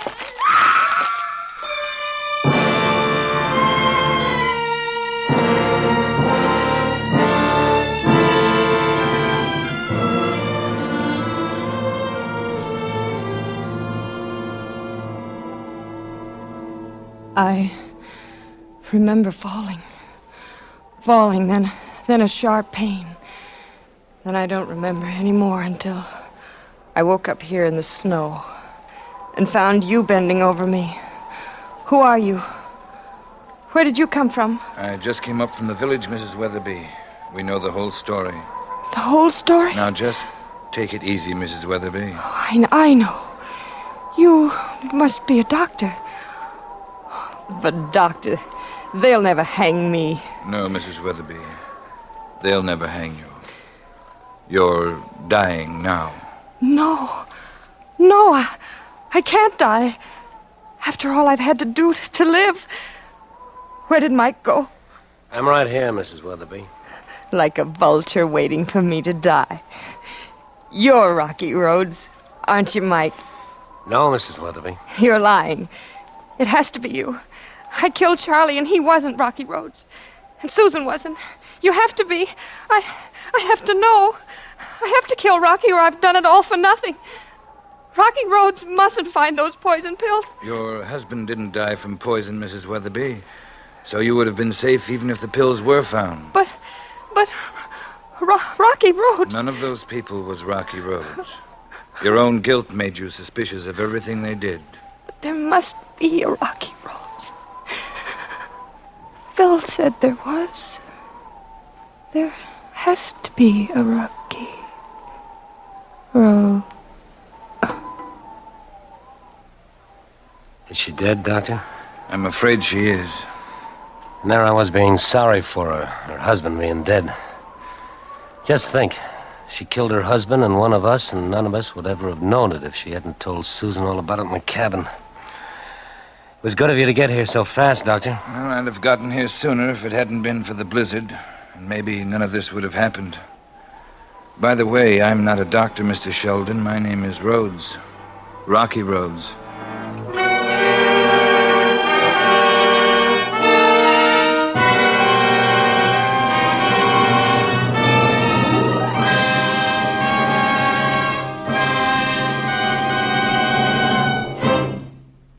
Thank you, Jane Wyman, for a splendid performance. Miss Wyman, would you do me a favor? I'd be glad to, Mr. Wilcox. Would you autograph my script? Why, certainly. What shall I write? Well, why not just write to ALRSP Wilcox from Jane Wyman? ALRSP? What does that stand for? Autolite resistor spark plugs. Oh, of course. I should have known. A plug for plugs. Why, sure. Well, ALRSP it is. There.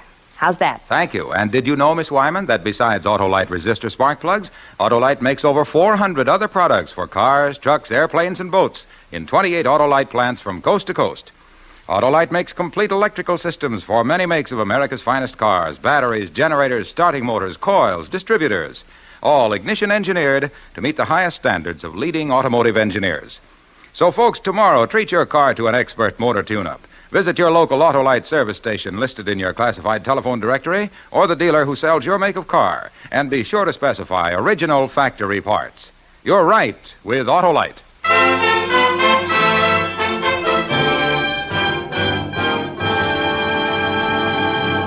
And now, in introducing again our star, Miss Jane Wyman, I wish also to extend to her on behalf of our sponsor and all of us here on Suspense, our sincere congratulations on her nomination for the Academy Award for her splendid performance in the current Warner Brothers picture, Johnny Belinda, and to wish her the best of luck in balloting. Thank you very much. And may I congratulate Suspense for being one of the top radio programs on the air. Truly radio's outstanding theater of thrills. Thank you, Miss Wyman. And I'll be listening next week when James Mason and his lovely wife, Pamela Calino, appear in the Agatha Christie story, Where There's a Will. Another gripping study in suspense. Tonight's suspense play was adapted by Sylvia Richards from the current best-selling mystery by Pat McGear. Music was composed by Lucien Moorehhead and conducted by Lud Gluskin. The entire production was under the direction of Anton M. Leader. Autolite resistor spark plugs have been adopted as original factory equipment by 6 leading makes of cars and trucks. So, switch to Autolite. Good night.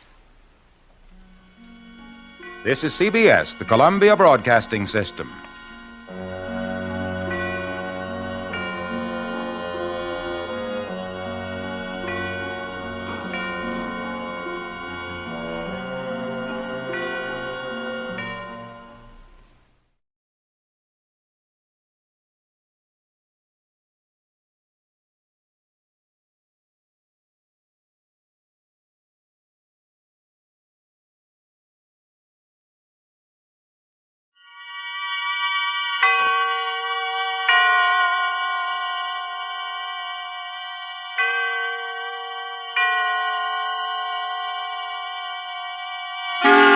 Suspense.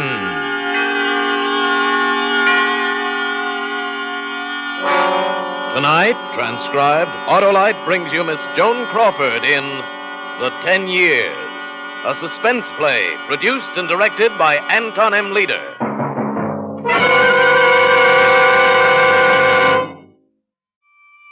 And now, Autolite presents Joan Crawford in a tale well calculated to keep you in suspense.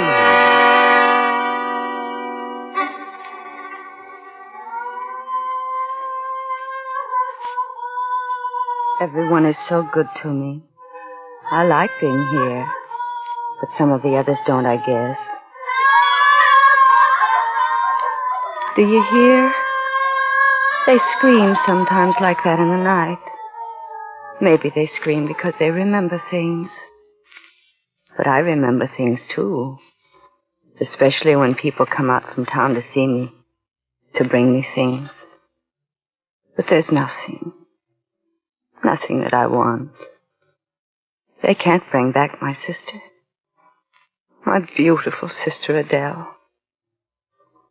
They came today, and with them they brought back memories of Adele. When we were children. The night that Mother died.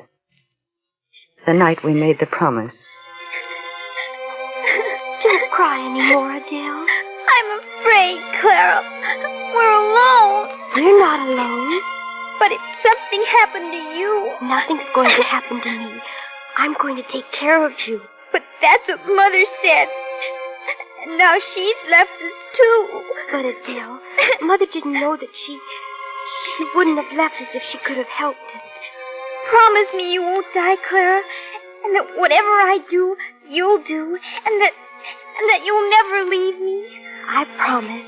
And we'll be together always and forever. Always and forever. I promise.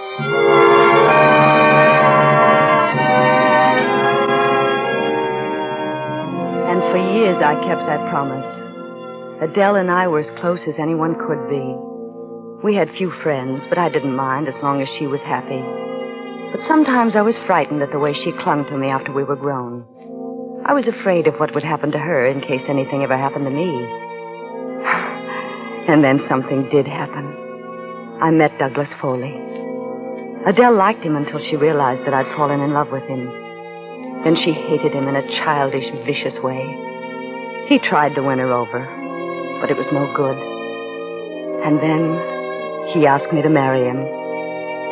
And I said yes.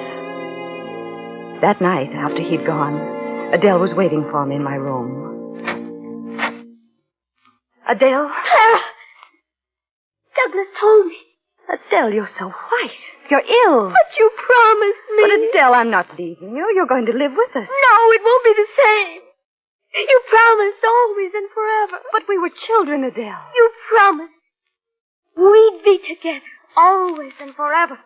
Adele, you see, Clara, if you marry him, I'll never speak to you again.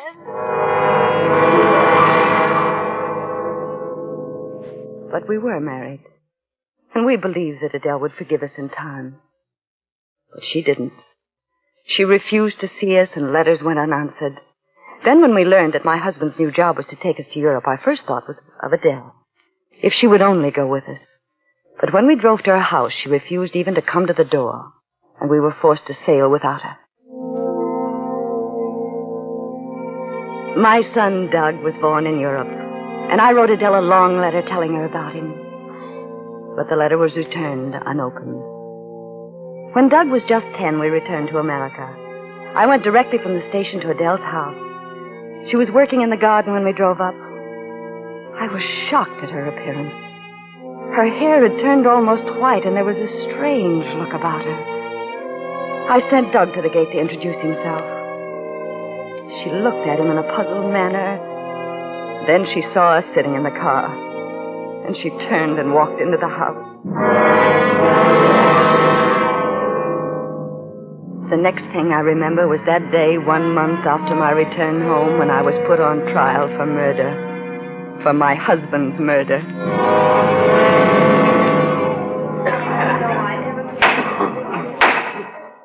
Mrs. Foley, will you tell us again what happened the night of your husband's murder? My husband was working in the garden all day. When it began to grow dark, I called him in. But he insisted that he had something to finish. I called him several times after that, and then I became irritated and I gave up. I had my dinner alone and I went up to my bedroom. Then you do admit that you quarreled with him the night of the murder? We didn't quarrel. I was irritated, but I said nothing to my husband. I see.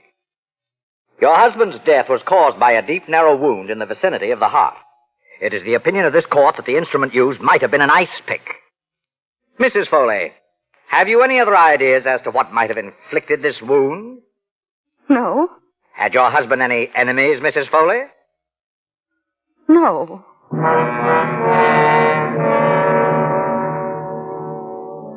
And so I was acquitted that day because of insufficient evidence. I thought Adele would come to see me during those awful days, but she didn't.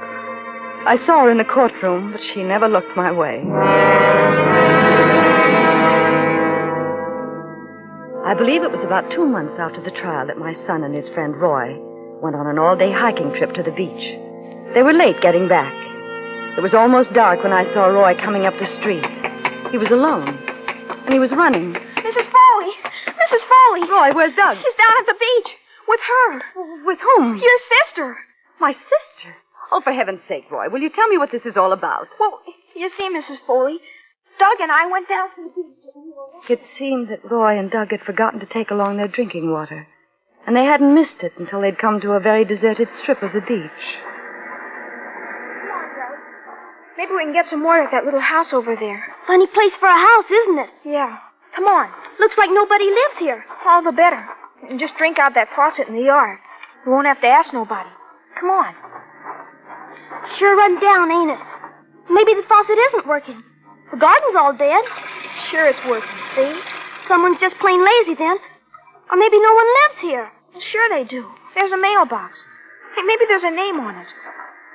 Look. Miss Adele Norris. That's Mom's sister. Yeah? Well, let's drop in and see her. She wouldn't even know who I was. You could tell her, couldn't you? Say, maybe she'd give us some cake or something. No, she's mad at me and Mom. Come on, let's get out of here. Say, Doc, look at all those dead leaves on the porch. Let's have a look around. No, she might come out. Oh, she can't hurt you, can she? Let's peek in the window. No, Rod. Look, Doug. The place is all upset. It's all dirty and everything. Let's look in the rest of the windows. There's no one around. Here's the kitchen. Hey, look at all the dirty dishes piled up. Say, maybe my Aunt's sick. Look. Someone's coming to the window. Oh, What do you want? We wanted to see if you were all right. Go away. Don't you recognize me? No. Are you sick? No. I'm your nephew, Douglas Foley. Go away, whoever you are. I'd like to help you. Go away, I said. Mother wouldn't want me to leave you here like this. Who is your mother? I told you. Don't you remember? She's your sister. I have no sister. My sister died when I was 18. Roy, you go home and get my mother. My aunt's sick. I'll climb through this window, and I'll see if there's anything I can do. You stay out of this house. Doug, let's both go. She doesn't want you here. She's sick. You go for my mother, and hurry. If you come into this house, you'll be sorry. If you dared. Did you say your name is Douglas Foley? Yes, that's right. Douglas Foley is dead. Forever and ever. No, don't you see? The one who died was my... Douglas Foley became between two sisters. And then he died. Yeah, but I'm trying to tell you. My mother and But you... if he isn't dead, then I guess he'll have to die again. That's it. Yes. You'll have to die again. You'll have to die again. He'll have... Look, you're sick. You need help. I'm sick? Yes. Don't you want me to come in? Yes. Come in. Douglas Foley?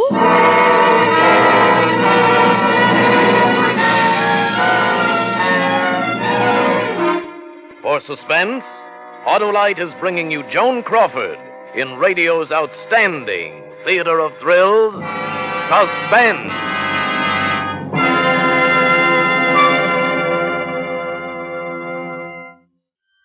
And now, Autolite brings back to a Hollywood soundstage Miss Joan Crawford as Clara in The 10 Years by Mel Dinelli. A tale well calculated to keep you in suspense. You see how clearly I remember things? I remember so well the horror of that moment when Doug's little friend finished telling me how he had left Doug there alone with my sister Adele. And I even remember what Roy said at the end. So I came back to tell you, Mrs. Foley, on account of Doug made me. Now I wish I hadn't left him there with her. I know she's your sister and all, but I saw her face when she came to the window. She looked awful, Mrs. Foley. She looked awful crazy.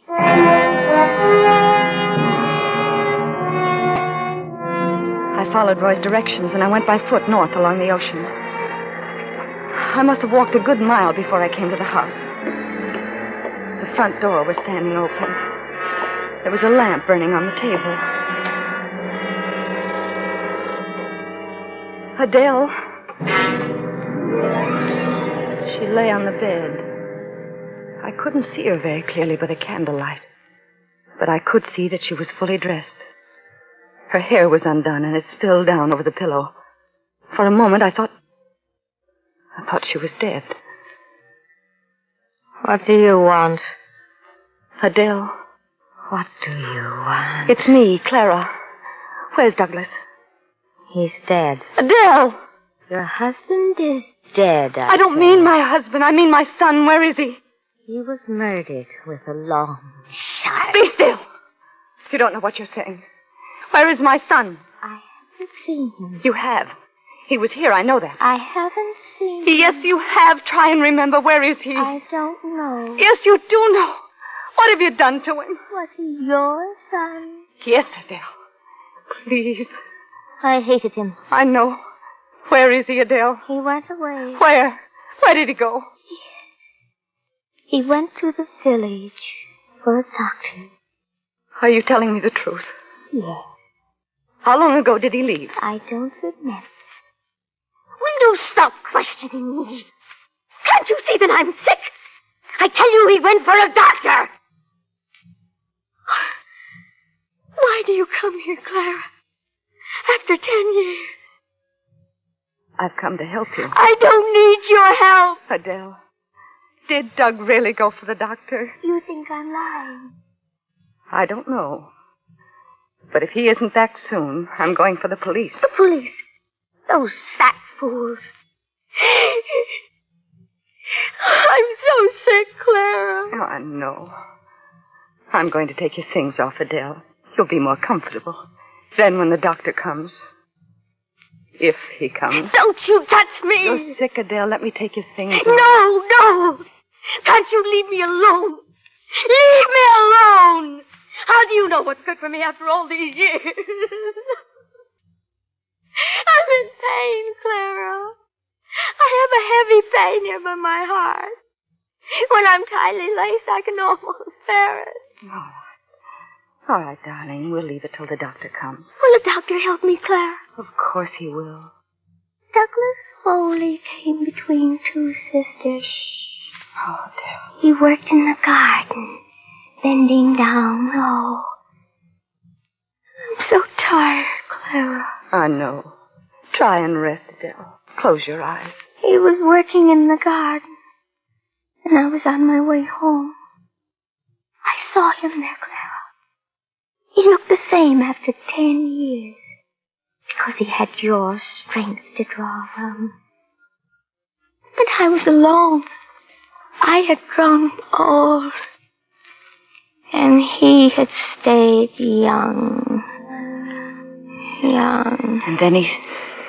And then she seemed to doze off.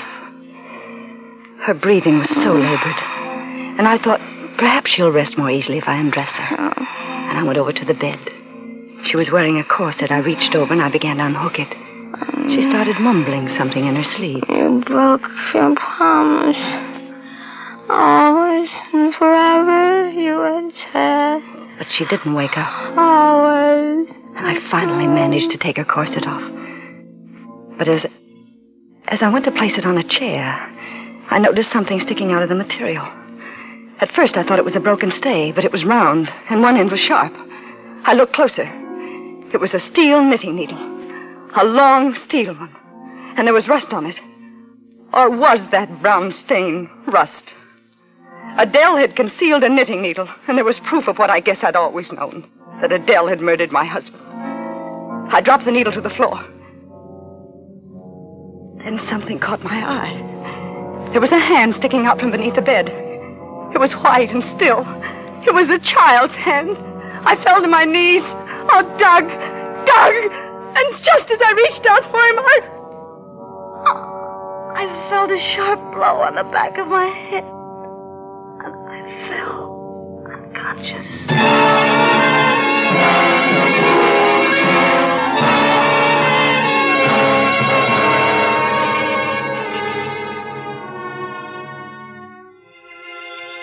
I dreamed that Adele and I were children again, and that she was laughing, and we were playing an old game of ours where we tied each other up with our bathrobe cords, and then we waited for a knight in armor to rescue us. And then I think it was the odor of kerosene that brought me to. The room was filled with it. Oh, my head was pounding. I couldn't seem to focus my eyes. I tried to raise myself to my feet, but I couldn't seem to move my arms, my legs. Suddenly, I realized why. I was tied with a bathrobe cord. I was a child again. Adele and I were playing our games again. My husband and everything that had happened between Adele and me had been nothing but a bad dream. Oh, a feeling of relief swept over me. And suddenly, I heard footsteps. And the door creaked slowly open. And then I knew that what had happened had not been a dream. For Adele stood there in the doorway.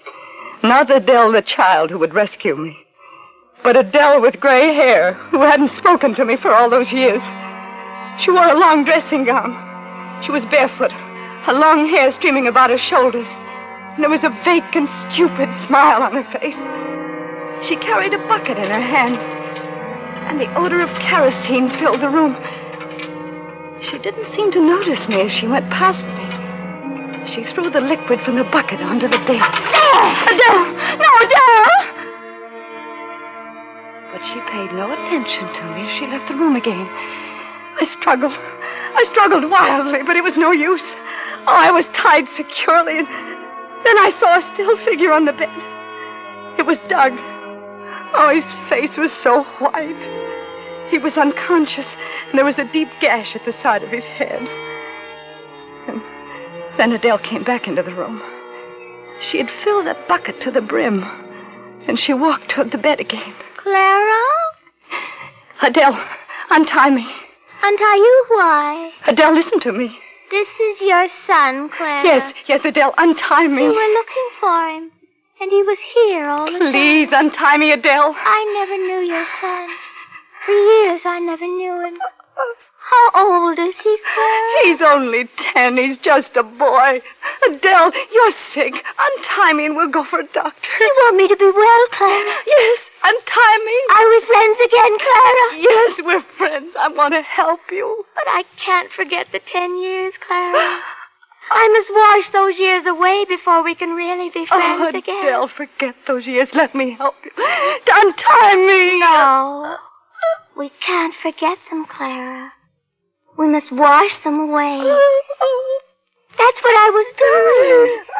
I was washing away the years. Your husband's gone. Your son is all that remains of him. Then we can be sisters again. You don't know what you're doing. Untie me, Adele. But this isn't water that I have in this bucket. No, you see, you're sick. I put into the lamps to make them burn. No! I could burn away the years. Oh! That would be better. Oh, much better. No, Adele, for the love of heaven, untie me. Burn away these years that remain on the bed. No, Adele. If I could do that with this candle, then you and I could really be friends again. Like when Mother was alive. We could be sisters again. Always and forever. We're sisters now, Adele. You're lying. We're not sisters. Adele, listen to me. We're children. And you've tied me with this cord. And now you must untie me. Like you used to do when you left me too long and I cried. You're lying. We're not sisters and we haven't been for years. And now I'm going to punish you for lying. Just as Mother used to punish us when we were children. Then she started walking unsteadily toward me. A lighted candle in one hand, the bucket in the other. The liquid slopping over her dressing gown as she walked. Clara! Do you remember the time Mother washed out my mouth with soap when she caught me in a fib? That's what I'm going to do to you now. Or perhaps it would be better if I burned you. No! Scream, Clara. Awaken your precious son. We mustn't wake him. Adele, untie me. I promise you that I'll take Doug and we'll go away. You'll never have to see us again. No, Clara. And she kept moving toward me, holding the lighted candle close to her breast. You mustn't ever lie to me again, Clara. Adele, you're ill. You don't know what you're doing. Wash away the years. Burn away the years. Oh, suddenly, I saw a tiny flicker of flame on her breast.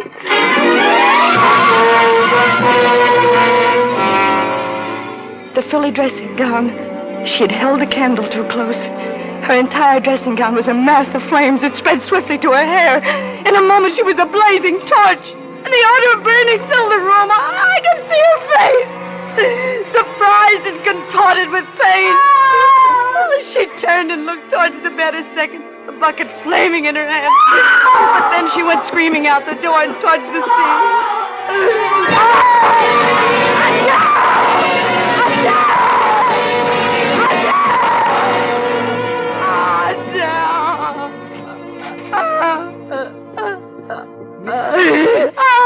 Mrs. Foley. Yes? You mustn't scream like that. I wasn't screaming. That was my sister, Adele. Yes, I know. Try not to think about it, Mrs. Foley. You knew my sister was burned to death, didn't you, Mrs. Willard? Oh, she was so very beautiful. Yes, I know. Try and rest. Is there anything I can get you before I go to bed? No, thank you. Well, go to sleep then. I will. Good night. Good night, and pleasant dreams. Was that my sister, Mrs. Willard? No, Mrs. Foley. It's one of the others. Oh, they scream because they remember things. Yes, I suppose they do. Good night. Good night. I remember things, too. I remember. Promise me you'll never leave me, Clara, and that whatever I do, you'll do. I promise. Always and forever. Always and forever. I promise.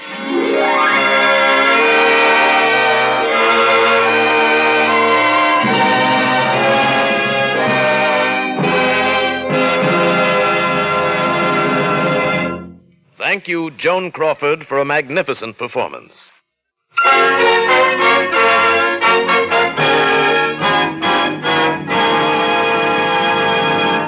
Now here again is Miss Crawford. I want to thank Tony Leader and his wonderful cast of actors, especially Lorene Tuttle, who played my sister, for helping me to make my appearance on Suspense so very pleasant. Like all of you, I am a great Suspense fan, and I'm looking forward to hearing next week's story. It's another gripping study in Suspense.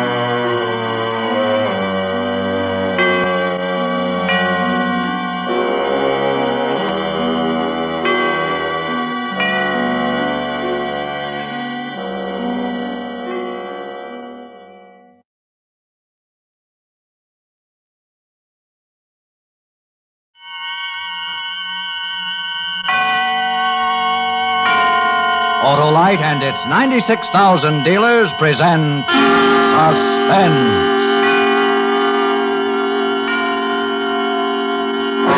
Tonight, Autolite brings you a story of love and hate. A story we call 3 Lethal Words, starring Miss Joan Crawford.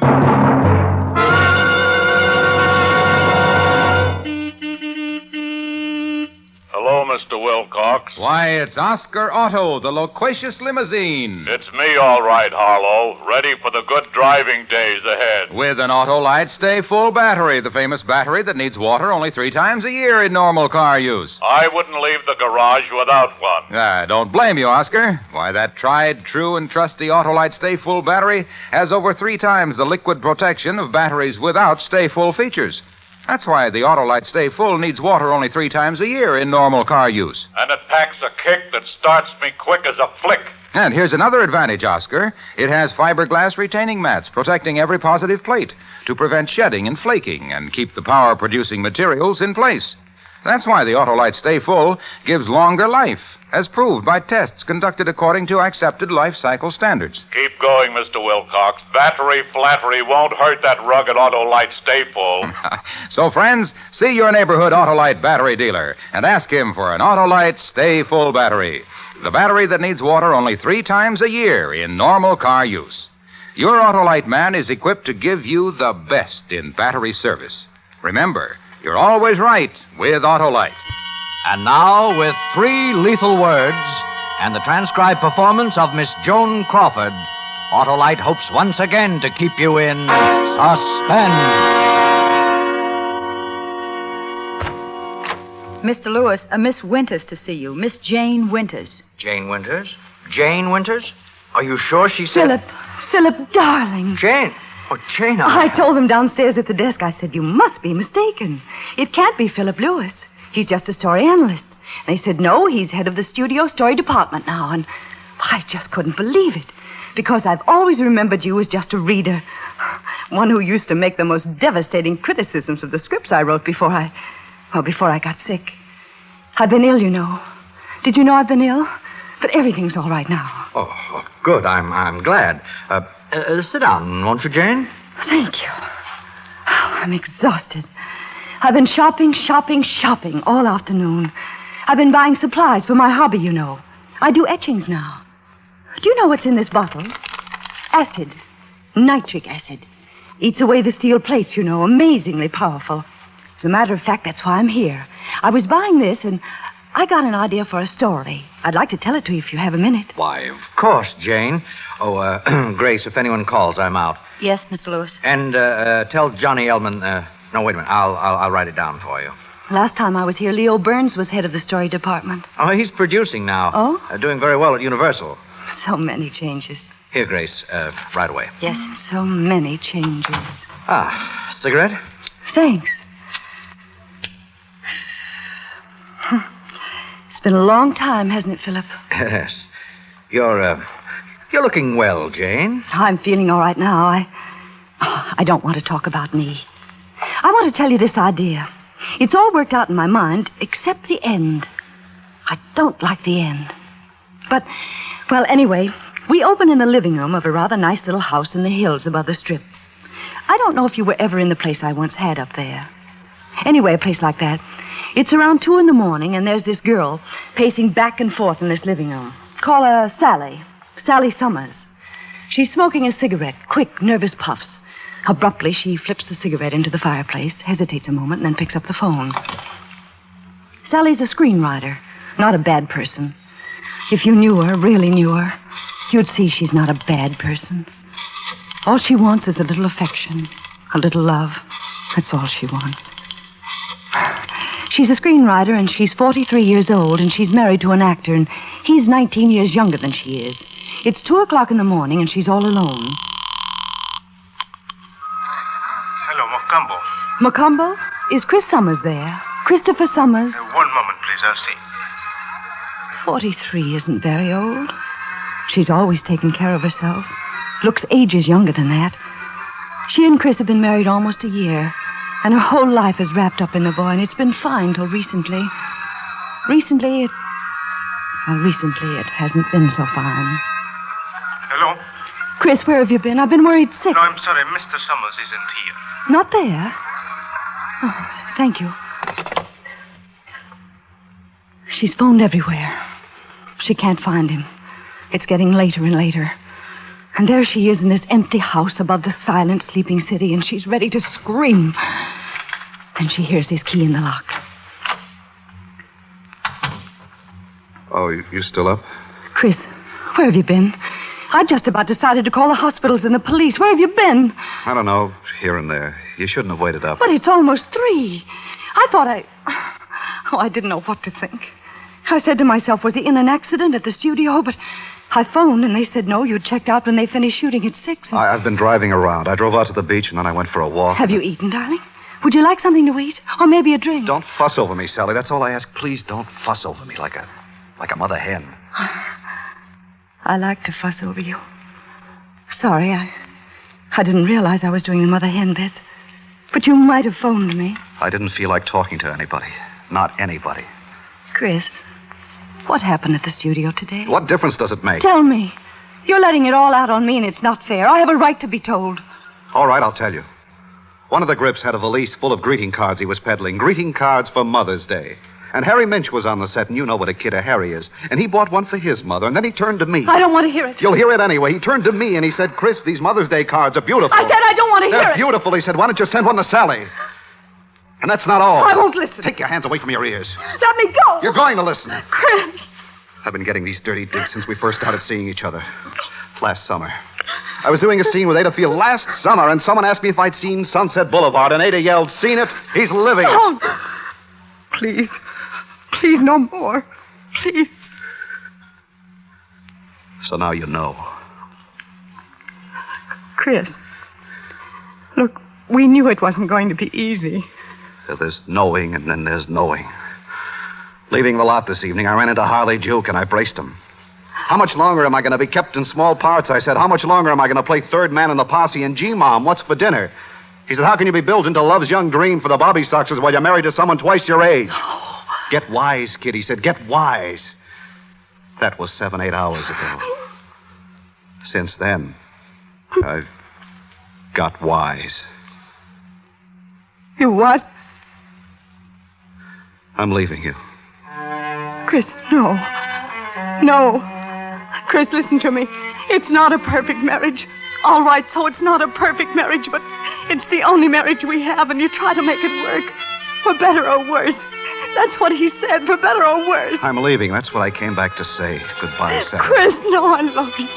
You're all I have. That's your problem. I've got my own. Chris, I won't let you. Get out of my way. Chris, I won't let you. Get out of my way. No! Chris!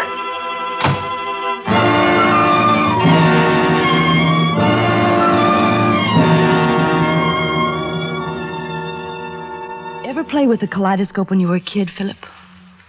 Little doohickey filled with colored beads and stones. You put it to your eye and you see a wonderful pattern. You turn it a bit and you see a new pattern. Same stones, same beads. But now they make a new pattern. Love changes to hate just like that. Sally looks about the room after Chris leaves. Her gaze falls upon a little ceramic dog he bought for her on their honeymoon in Mexico. And suddenly, she seizes it. And the lamps they bought at auction, at antique shops, one by one, and the coffee table, the hutch table, the easy chair, the love seats, all the books on the shelf, ashtrays, pictures on the walls.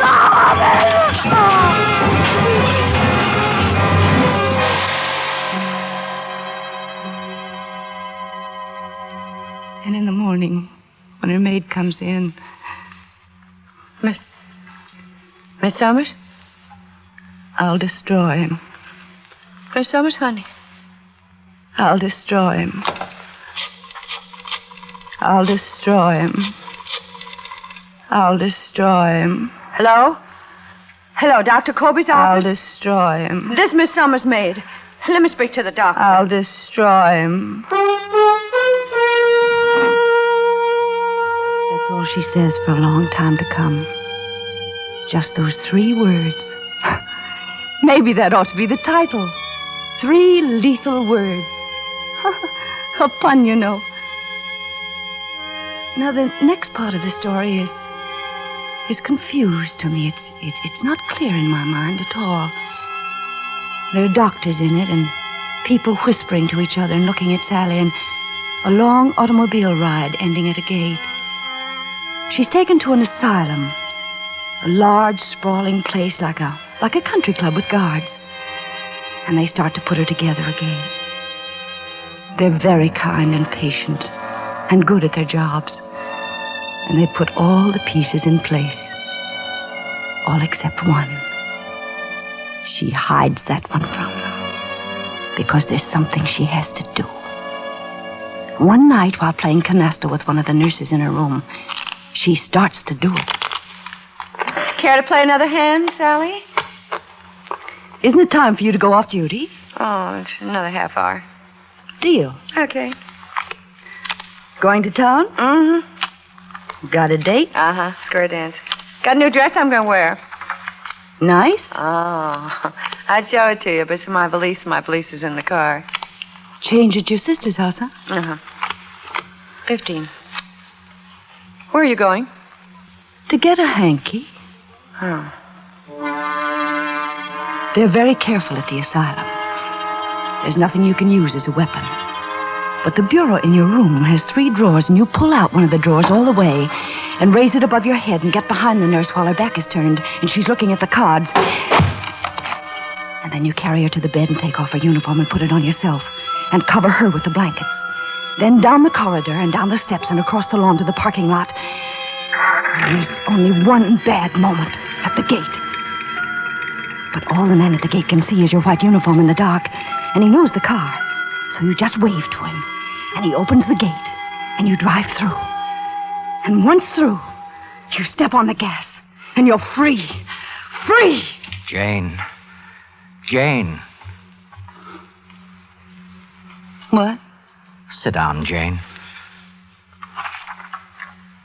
I got carried away. Where was I? Sally was driving away from the asylum. Have a cigarette. She's driving? Oh, yes. As she drives through the darkness toward Hollywood, she's filled with a terrible eagerness. You see, she knows exactly what she's going to do. She's not going to kill Chris. Oh, no. No, that's too good for him. He's got to be destroyed. But it's no good if he's not alive to appreciate that.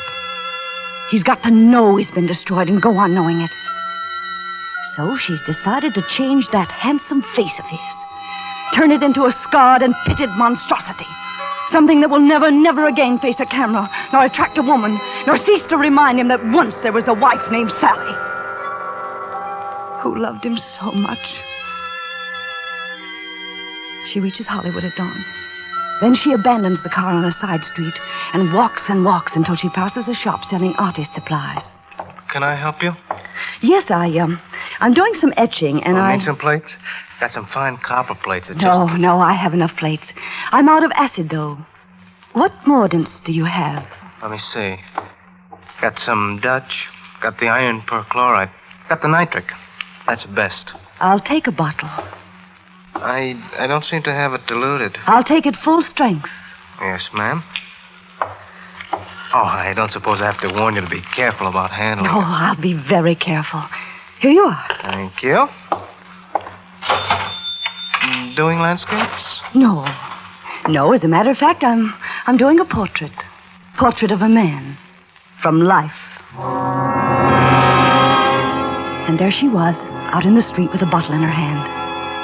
A bottle just like this one, Philip. She's been a writer, and she's known the joy of creation. But it can't compare to the exaltation she feels now. Now as she goes forth to experience the joy of destruction. I'll destroy him, she says. I'll destroy him. I'll destroy him!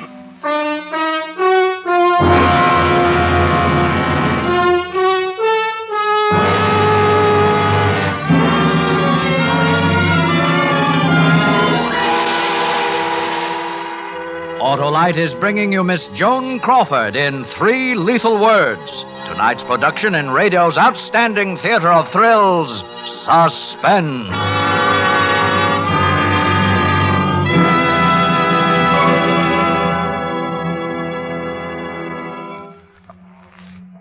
Ready for Easter, Oscar Otto? Sure am, Mr. Wilcox. With an Autolite stay-full battery under my hood, I'll be the jauntiest jitney in the parade. Well, you can't miss if you've got the battery that needs water only 3 times a year in normal car use, Oscar. Why, that Autolite Stay Full has over 3 times the liquid reserve of batteries without Stay Full features. And it has those great fiberglass retaining mats. It sure has, Oscar, and they prevent shedding and flaking and keep the power-producing materials in place. That's why the Autolite Stay Full gives longer life, as proved by tests conducted according to accepted life cycle standards, eh, Mr. Wilcox? And you're not just banging your hubcaps, Junior. So, friends, see your Autolite battery dealer for your Autolite Stay Full, the battery that needs water only 3 times a year in normal car use. And remember, you're always right with Autolite. And now, Autolite brings back to our Hollywood soundstage Miss Joan Crawford in Elliot Lewis's production of 3 Lethal Words, a tale well calculated to keep you in suspense.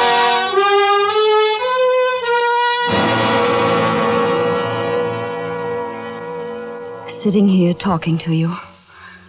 It's like old times, isn't it, Chris? Philip. What? You just called me Chris, the name of the young actor in your story. You called me Chris instead of Philip. Philip? Oh, yes, it's Philip, isn't it?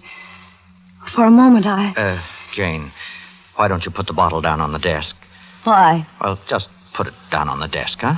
Why should I? Well, you might accidentally spill some, gesturing with it in your hand, and it does contain a powerful acid. Don't you think I know that? Do you think I'm irresponsible or something? Oh, no, of course I don't think I care for your attitude, my young friend. What makes you think I can be spoken to like that? What makes you think you can treat me like this, Chris? What makes you think you can get away with it? You listen to me, Chris. Philip, Jane, not Chris. Philip. Chris is the young man in your story. Now, go on with your story, Jane. Yes, I'm enjoying it. Story? Yes. Sally Summers had just left the shop with a bottle of nitric acid in her hand. What did she do then? You really enjoy it, don't you? It is rather good, isn't it? Except the end. I don't like the end. It's not the end I want. That is she, Sally, sets out to locate Chris.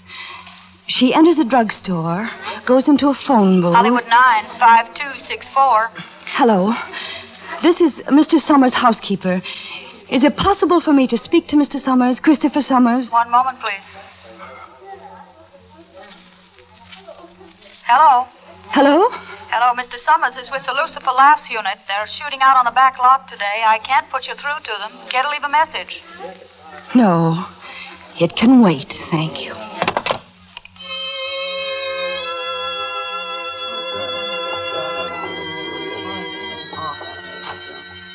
Sure you don't want to come in for a drink, huh? Oh, no, I want to shower first. Chris, is there any word on her? No. Not worried, are you? Not for myself, no. Well, you don't have to worry about me. Chris. Now go shower. I'll pick you up for dinner. Where are we going tonight? Well, Zelda and Charlie expect us at their place. Chris. Now, don't look so worried. It's all right, I tell you. I'll see you soon, miss.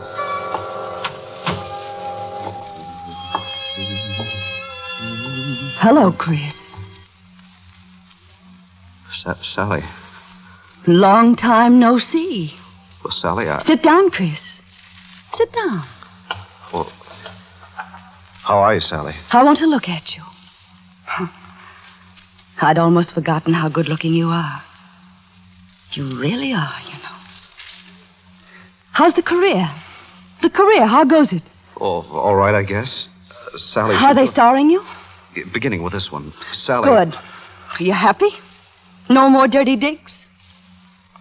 I'm happy, I guess. This the picture of the lucky girl?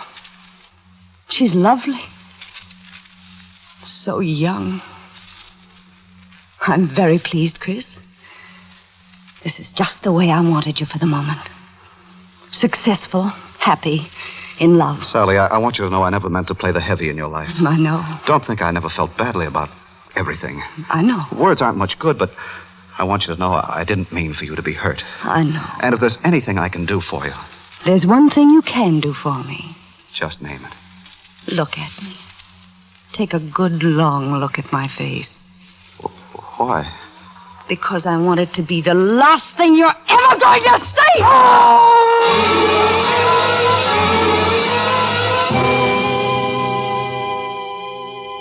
That night, back at the asylum, she enjoys the first untroubled night's rest she's had in a long time. No sedatives, no wet packs, nothing. She just sleeps. And after that, she gives them the part of herself that she's kept hidden. And now they have a real chance to make her whole and well again. But it takes time. 2 years, 3 years, 4. And one day they tell her she's as well as they can possibly make her and fit to leave. If she avoids strain, avoids shocks, remembers all that she has learned about herself, there's no reason why she cannot go out and make a place for herself in the outside world. One evening, shortly after they tell her that, she finds herself in the reception office, valise packed, waiting for the car that will take her away. Her doctor is with her, saying goodbye, and there's a small radio in one corner playing a waltz. Write to me occasionally. I want to hear from you. I'll keep in touch. And if you ever wish to see me... I won't hesitate. I think I hear your car coming now, yes.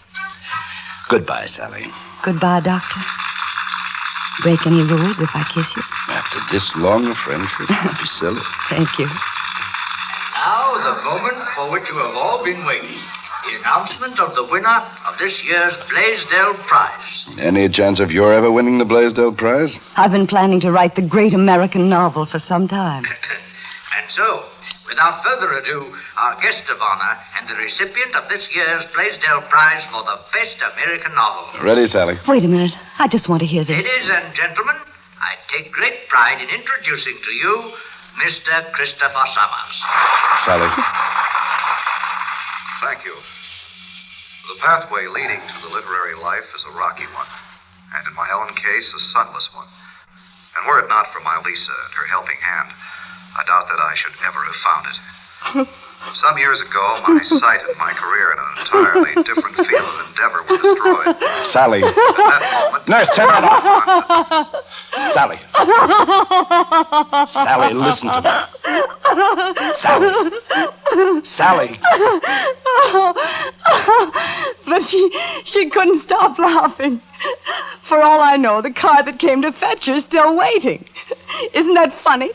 Isn't that the funniest thing you've ever heard?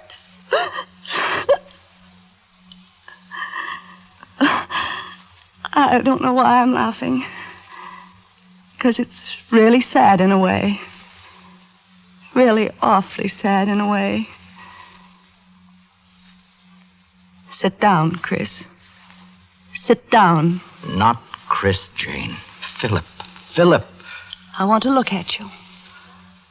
I'd almost forgotten how good-looking you are. You really are, you know. How's the career?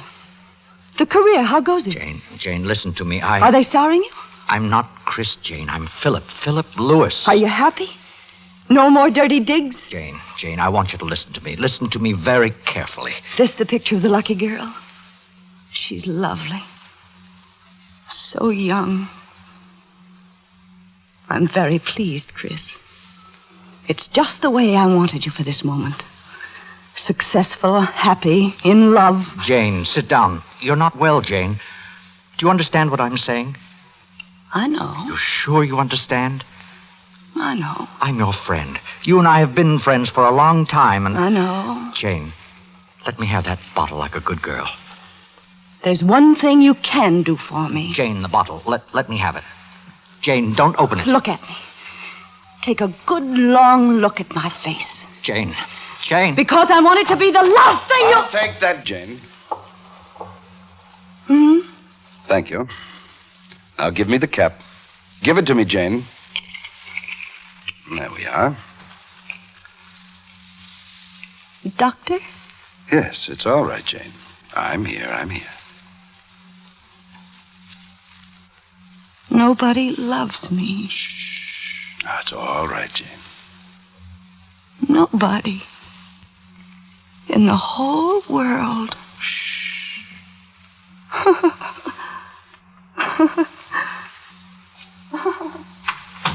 Are you all right?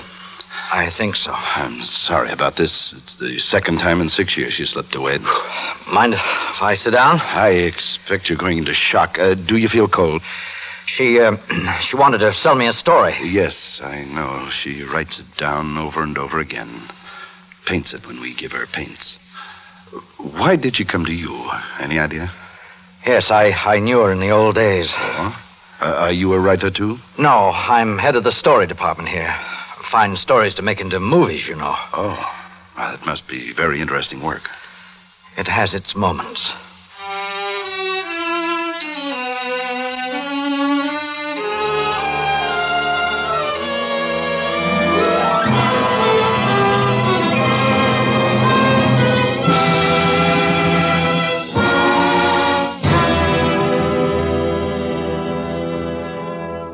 Suspense.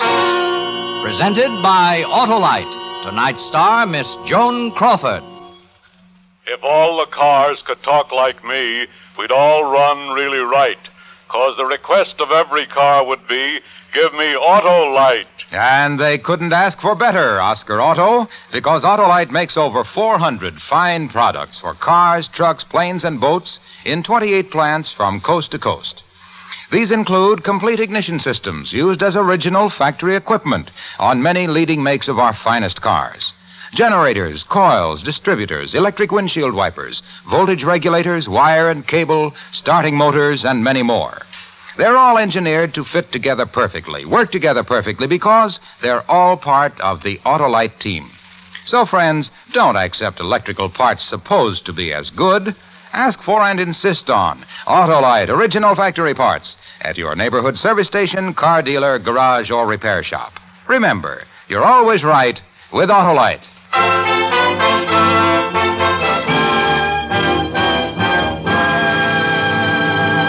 Next week on Suspense, our star will be Mr. Jack Carson in Death Pitch.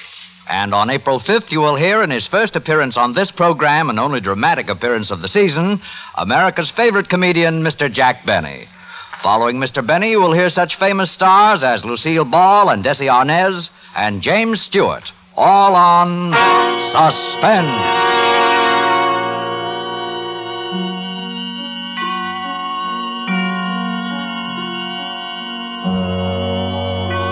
Suspense is produced and directed by Elliott Lewis, with music composed by Lucien Moraweck and conducted by Lud Gluskin. 3 Lethal Words was adapted for Suspense by Walter Newman from a story by Charles Bean. Portions of this program were transcribed. In tonight's play, High Averback was heard as Chris and Joseph Kearns as Philip. Others in the cast were Ted DeCorsia, Lillian Baeff, Don Diamond, Bea Benaderet, and Sylvia Sims. Joan Crawford will soon be seen in the Warner Brothers production, Goodbye, My Fancy. And remember, next week on Suspense, Mr. Jack Carson, as a man who talked to death all those who stood in the way of what he wanted. A story we call Death Pitch. You can buy Autolite Stay-Full batteries, Autolite resistor type or standard type spark plugs, Autolite electrical parts at your neighborhood Autolite dealers. Switch to Autolite. Good night. This is CBS, the Columbia Broadcasting System.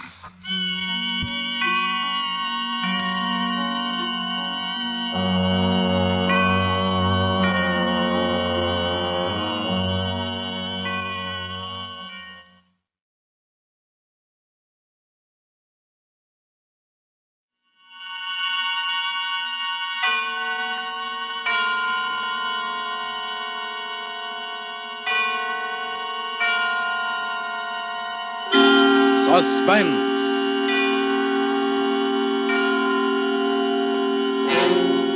Autolite and its 96,000 dealers present Miss Lana Turner in The Flame Blue Glove, a transcribed suspense play produced and edited by William Spear. Now, let's see. Are we going to put the tree over there again? Uh-huh. And we'll have Santa Claus hang presents for Uncle John, Cousin Joey. Oh, I'm going to ask Santa Claus to fill their stockings with Autolite resistor spark plugs. Look, honey, you're home. This is me, your wife. You can get away from business. Business? It's a pleasure to give such a Christmas present. But, Hollow, Christmas is a time for sentiment. Sentiment, sure. Why, John and Joy will love us because Autolite resistor spark plugs will make their cars idle smoother and give better performance on leaner gas mixtures, actually save gas. Oh, my goodness. Ohm is the secret, all right. That exclusive built-in 10,000 ohm Autolite resistor. Only Autolite resistor spark plugs have it. What a life. Now you're talking. Autolite resistor spark plugs have 200% longer electrode life. Cut down spark plug interference with radio and television, too. Why, Uncle John and Cousin Joy will say, just as I do, you're always right with Autolite. And now, with The Flame Blue Glove, and with the performance of Lana Turner, Autolite hopes once again to keep you in suspense.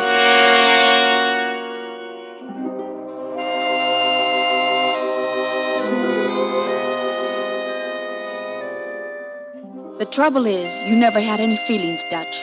You don't know what it is to feel, not like other people feel. You've spent too much time looking out at the world through dirty windows. I never liked working for your detective agency. I never liked you, Dutch. I never liked you at all. This is my last case. And this is my last report. You'll have to train someone else to go out and get tangled up in other people's lives. I thought I was through working for you when I married Jimmy Conway. But I was wrong. You showed up again last week. I was working in my garden. Even above the smell of the roses, I could smell trouble. Hello, Shadow. What? Dutch! Where did you come from? Just in the neighborhood. Here, give me those things. What do you know about a rose bush? I know this one's got thrips. Trim it, use nicotine spray for a week or 10 days, clear it up just like that. Death, taxes, and Dutch. You know everything. You haven't changed a bit. Same pipe, same awful tobacco. How's the detective business? I miss you, Shadow. You were the best operative I ever had. Oh, I'm flattered, Dutch. This gilded cage stuff okay? Gardens, clothes, car, time on your hands. You really like it? What do you think? Would you rather be a lady detective if you were me? Maybe. I don't know. You wouldn't be interested in working on a case, would you? I am now a happily married bride working on keeping her handsome husband.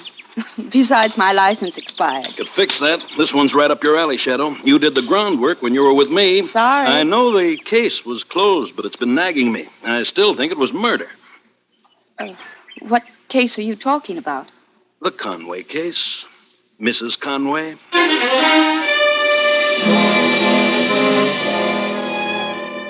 I looked at you. You weren't kidding, but you were smiling. And you only smile when something might go wrong for somebody. Yeah, I still believe your husband killed his first wife. Hate me? Who hired you? Nobody, just nagged by the fact, Shadow. Eloise Conway, wealthy wife of not-so-wealthy Jim Conway, drinks 10 dissolved sleeping tablets New Year's Eve. Coroner's jury says suicide. I just can't buy it. The police accepted the coroner's verdict. That day at the coroner's inquest, you disappointed me, Shadow, refusing to go on the stand. You'd been tailing him for 2 months. You could have told about his 3 lady friends. Telling those things to a coroner's jury wouldn't have helped one way or the other. Jimmy's clean and decent, Dutch. He would have been arrested on suspicion of murder if you'd spoken up. Those girls meant nothing to him.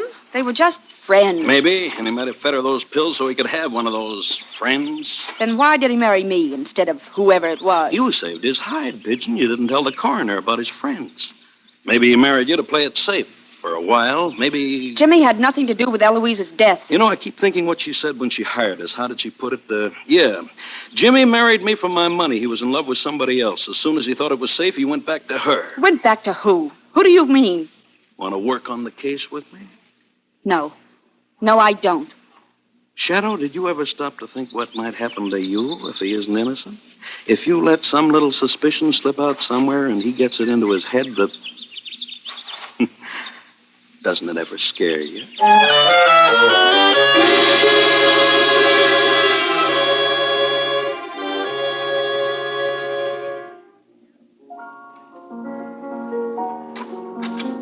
That song's just right, darling. Oh, Jimmy, you're home early. No, please, keep playing.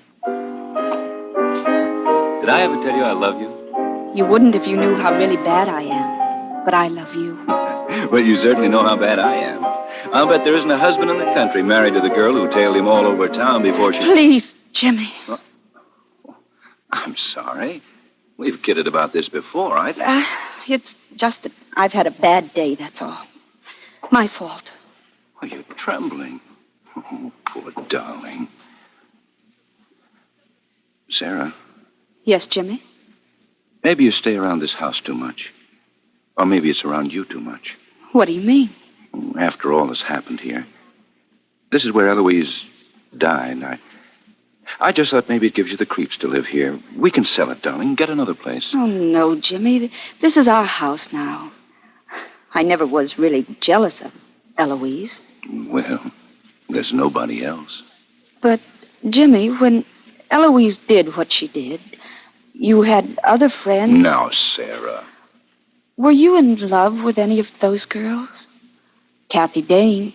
You used to sit around that nightclub listening to her sing. And Judy... Sarah, I never loved anyone. Not Kathy, not Judy, not Eloise, anyone. Until I met you. You believe that, don't you, Sarah? I want to, Jimmy.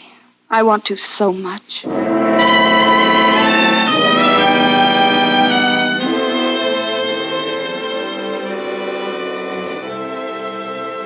The next afternoon, walking down Hollywood Boulevard, I saw an ugly second-floor office, and there was an ugly sign to go with it.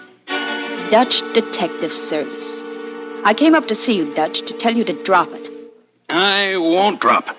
They blow their heads off and take poison and jump off of buildings and chew sleeping tablets. But they don't go around hiring detectives to watch their husbands before they do it. Eloise Conway was bumped, and I'm going to find out about it. You're not going to pin it on Jimmy. He didn't have anything to do with it. If he didn't, one of his little friends did. Look, these old reports of yours include the names of 3 dames he went out with while you were tailing him. Yes, that's right. A torch singer named Kathy Dane, his private secretary, Millicent Taylor, and a Miss $1 Million named Judy Fleetwood. And what about them? Look, Dutch, I asked Jimmy about those girls last night. They didn't mean anything to him. A woman knows her husband. Yeah, well, I know a woman. And if they want a guy bad enough, they'll kill for him. And one of them left this glove on the floor of the bedroom the night our client passed away. Oh, that old glove. The police weren't even interested in it as evidence. Well, I am. The police didn't have any Cinderellas to fit it on because you didn't mention Jimmy's girlfriends at the inquest. Which one of them does it fit, Shadow? Size 6.5. Commonest size in the world. Fit anybody. Look, even fits me, Dutch. Well, the color's a little unusual. You'll grant me that? Flame blue? Yes, I guess so. All right. If we find the partner to this glove, we've got something. You going to help? I can't. All right. There's other female ops in this burg. I kind of thought you'd like to do it. You know, see that your husband's handled fair and square, no frames or anything like that. Oh, all right, Dutch. I'll give it a whirl. Good. But in a week, you'll come to me and tell me I was right. That Jimmy's innocent. Oh, I'm sure I will, Shadow. I'm sure I will.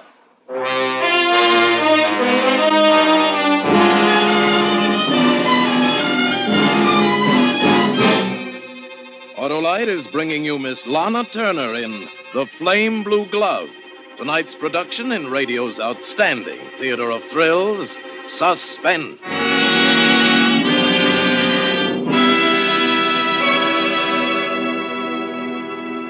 Harlow, if you're through rhapsodizing about Autolite resistor spark plugs, I'd like to plan out the rest of our Christmas. Oh, sure, of course. Now, I've asked Aunt Helen to drive over for the day. Aunt Helen, I haven't seen her for a long time. Wonder if she's got Autolite resistor spark plugs in her car. Everybody else is dreaming of a white Christmas. Not my husband, Harlow.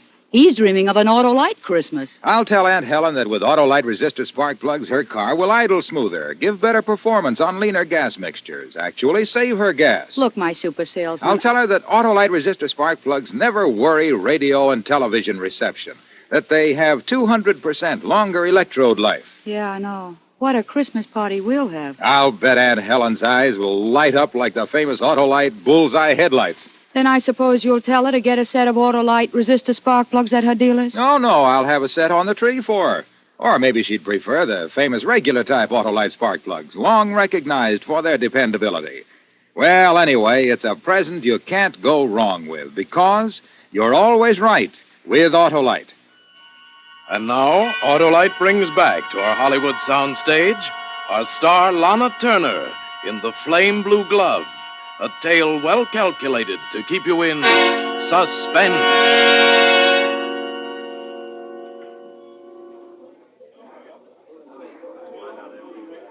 May I help you, please? I want to buy some gloves, a size 6.5. Certainly. Any particular shade in mind?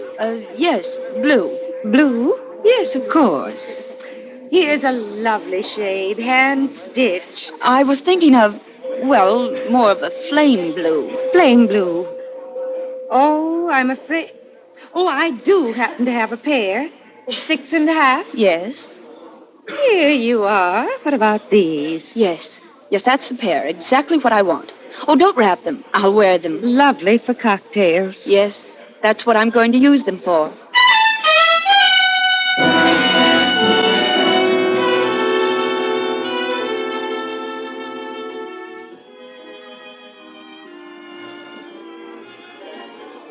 Mrs. Wingate? Yes, I'm Mrs. Wingate. Oh, won't you sit down, please, Miss Dane? I've always admired your singing so much. I've always been a fan of yours. Kathy Dane records are favorites with all my friends. Oh, I took the liberty of ordering martinis. Well, thank you, Mrs. Wingate. I don't go on here for another half hour. Oh, I didn't come to hear you sing this time, Miss Dane. I came to ask you a favor. Oh? I want you to sing at a party I'm giving next month at my Bel Air home. Well, I'm flattered, but I'm afraid I couldn't possibly accept any private engagements. Oh, I wish you'd reconsider. It's such a special occasion for a very dear friend who's spoken of you. Oh, who? Jimmy Conway. Jimmy? Yes, He's my neighbor. You know, he's been through so much in the last year with Eloise's death and everything. I felt this party might... You know Jimmy's wife? Yes, I've met Sarah. She's very nice. I'm glad. For Jimmy. I know I talk too much, but since I've met you, I can't help wondering why you and Jimmy... It's really quite simple, Mrs. Wingate. I'm a singer. I need backing. Jimmy couldn't help me then. He didn't have the money he inherited when his... Well, anyway, by the time I got my backing, what's-her-name, Sarah, had come between us. I never met her, but... Oh, I'm sorry. Did any get on you? No, but I'm afraid those beautiful gloves of yours are ruined. Oh, what a shame. Well, I hope it won't take the color out. Flame blue is my favorite. Mine, too, I guess. I had some gloves pretty much like those once. Oh, really? I lost one of them. Oh, really?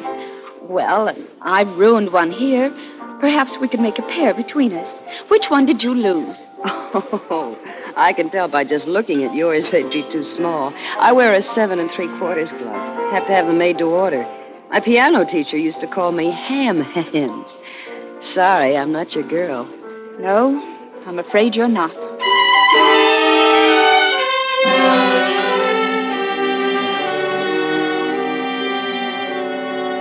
No, she wasn't, Dutch. I'd played the scene well. Smart. Oh, you'd have been proud of me, Dutch. It wasn't easy. Because I was playing with my own life, my happiness. But I did it just the way you taught me. And I gave you the report just the way you taught me. All facts, no emotion. All right, Shadow, so it isn't Kathy Dane. But that glove fits somebody. Dutch, I hate it. I'm shaking from it. Oh, Jimmy'll know I'm up to something. Look, drop the whole thing. I'll give you $15,000 I have in my checking account. I want more than that. Dutch, I won't let you break this up for me. Jimmy and I have too much. You mean you're going to try hanging on to him and his money even if Eloise was murdered? Stop it! That make you feel better? I'm sorry. Okay. 1 down and 2 to go. A secretary and a grass widow. Who's first, Shadow? I'm so tired, Dutch. Sure, kid, sure. You need a good night's sleep. I'll drive you home. Oh, by the by, do you sleep good in that house? Very well. Just ask, Shadow. Just ask.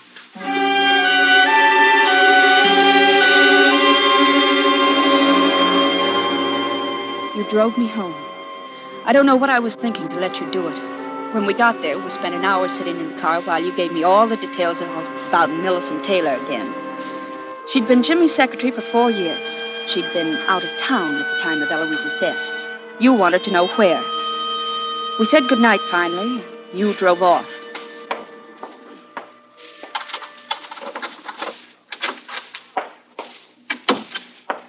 Evening, Sarah.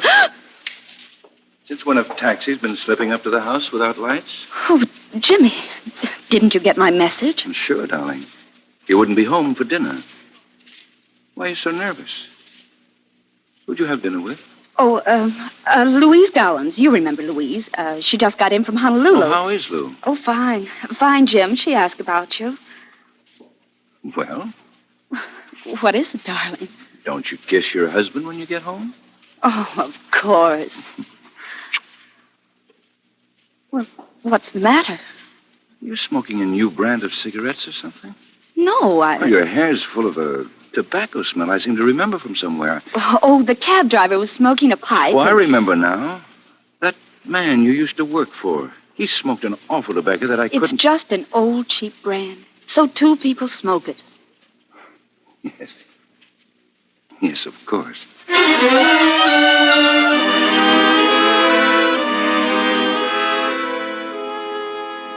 I was too clever for him, the way you taught me to be clever.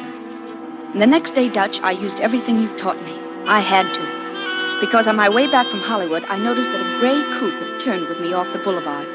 I noticed it because it looked exactly like my old car that I sold when I got married.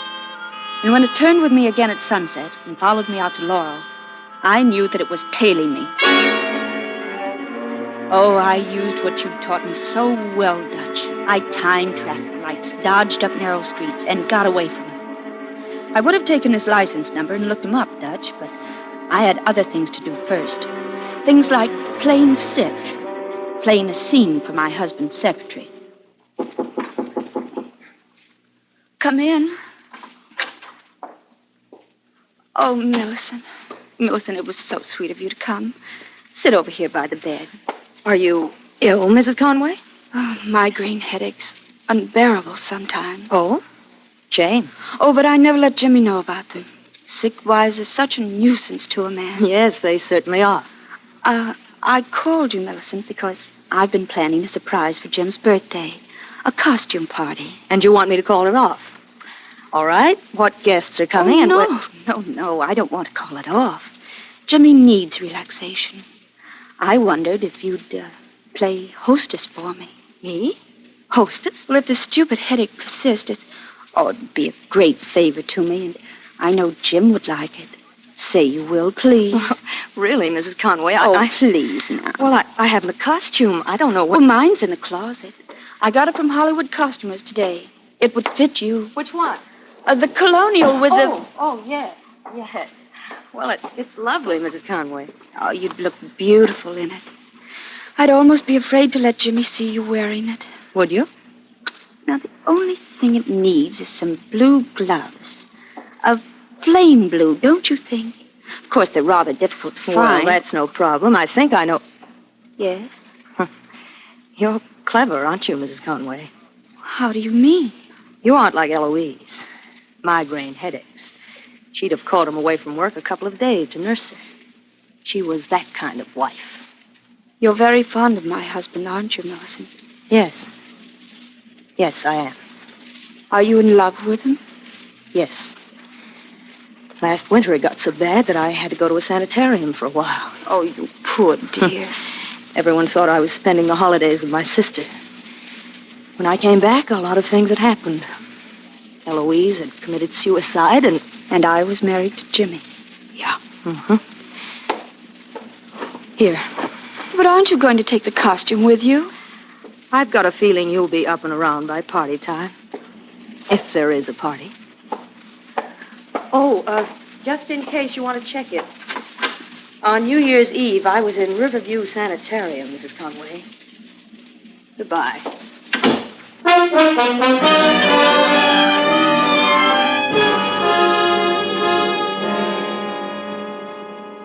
Just another secretary carrying a torch for a boss.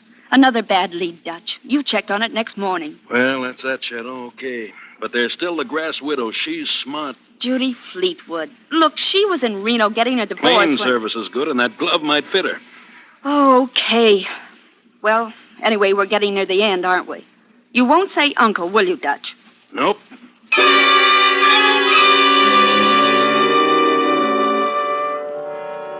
I drove over to Encino to Judy Fleetwood's ranch, a big rambling place that sprawled over several acres, complete with stables, swimming pool, and pictures. The one above the mantel was an oil of Judy herself, but a modest photograph on the desk below was the real eye-catcher. It was Jimmy. So you're Sarah Conway? Yes. Well, this is cozy. Sarah the winner. Judy the loser meet like two ladies and talk about the battle. What do you have? Oh, nothing, thank you. Oh, prim, too. Cheers, Toots. What are you doing here? Well, I'd like to have you over for dinner. Say, tomorrow night? I think that would be positively nostalgic. Want me to bring someone with me? If you wish, yes. The guy across the road just left his wife. Shall I bring him along? Well, anyone you want. Yeah. You know what? I only wanted one guy, and you got him. Have a drink. This is quite an occasion, meeting you after seeing so much of you. After seeing so much of me? Sure. Last year, every time I was out with Jimmy, I'd see you lurking in the bushes somewhere. Where's your magnifying glass and bloodhounds? I didn't like doing it, Miss Fleetwood. It was a job. You made it pay off, honey. No, come off it. Tailing a man, getting the dope on his private life, then scaring him into marriage. That's a lie. It isn't? The night Eloise died, I went to see her. You were with her the night she died? That's what I said. And she told me she was more scared of you than any of us. So you're good, sister. You're real good. But you're not going to keep him. You hear me? It would have been me if you hadn't interfered.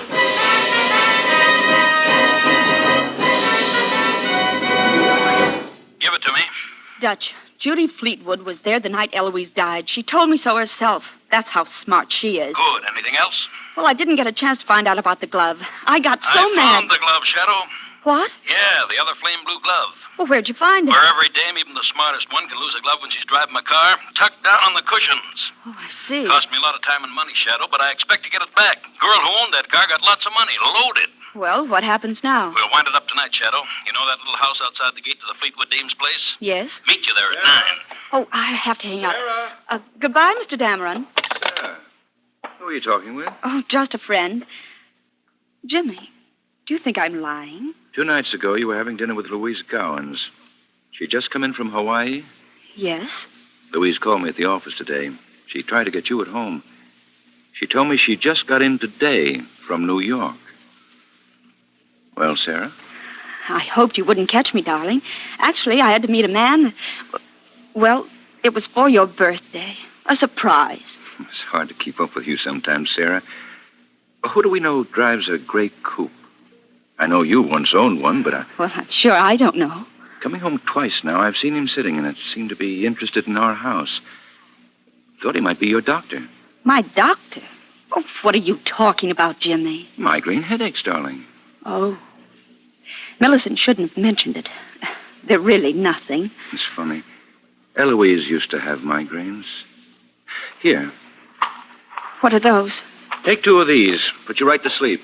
I don't want you to suffer anymore. You shouldn't take too many of these, of course. Well, that's awfully sweet, Jimmy, but I feel perfectly fine. Do as I say. Here, take them. But Jimmy did. All right. Now, go on up to bed. Sarah, I'm sorry I found out about my birthday surprise. Yes, darling. I'll have to plan a surprise for you someday, won't I?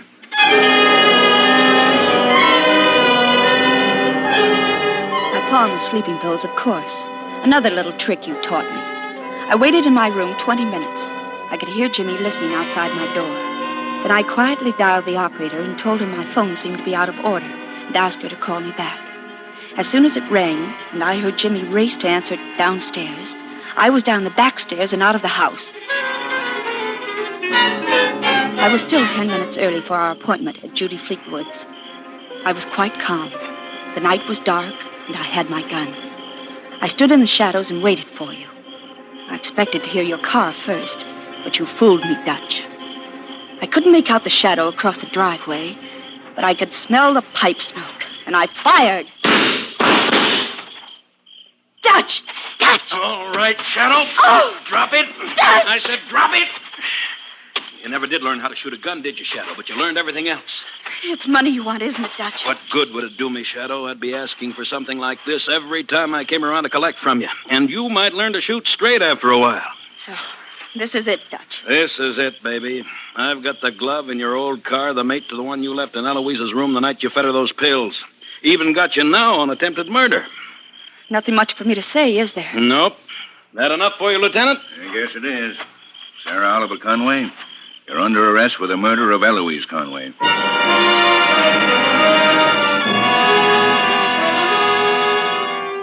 Jimmy came to see me today.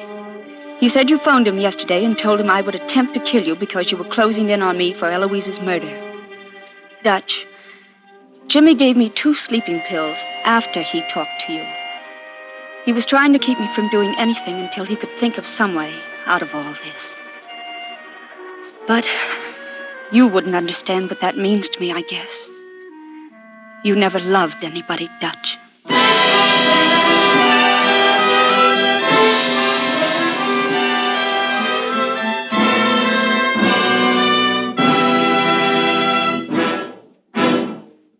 Suspense, presented by Autolite. Tonight's star, Lana Turner. Well, Harlow, with all your talk about Autolite resistor spark plugs, I still love you. Ah, you're a swell wife. 1 in a million. Just like Autolite, resistor spark plugs are one of more than 400 products made by Autolite for cars, trucks, planes, and boats in 28 plants coast to coast. These include complete electrical systems used as original equipment on many makes of America's finest cars. Batteries, spark plugs, generators, coils, distributors, starting motors, and bullseye sealed beam headlights. All engineered to fit together perfectly, work together perfectly because they're a perfect team. So don't accept electrical parts supposed to be as good. Ask for and insist on Autolite, original factory parts, at your neighborhood service station, car dealer, garage, or repair shop. Remember, you're always right with Autolite.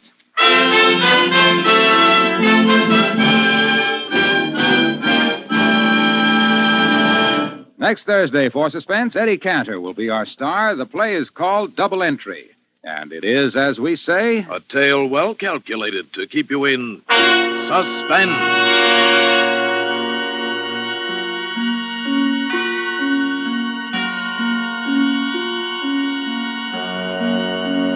Tonight's transcribed suspense play was produced and edited by William Spear and directed by Norman MacDonald. Music for Suspense is composed by Lucien Moorehad and conducted by Lud Gluskin. The Flame Blue Glove is an original radio play by Lois E.B. and John C. Fleming, adapted for Suspense by E. Jack Newman. Lana Turner appeared by arrangement with Metro-Goldwyn-Mayer, producers of Dore Sherry's Battleground, starring Van Johnson, John Hodiak, Ricardo Montalban, and George Murphy. For the second consecutive year, Lana Turner has been named the most popular star by the readers of Modern Screen magazine in its motion picture popularity poll. In the coming weeks, you will hear such stars as Ida Lupino, Danny Kaye, and Ozzie and Harriet Nelson. Don't forget, next Thursday, same time, Autolite will present Suspense, starring Eddie Cantor.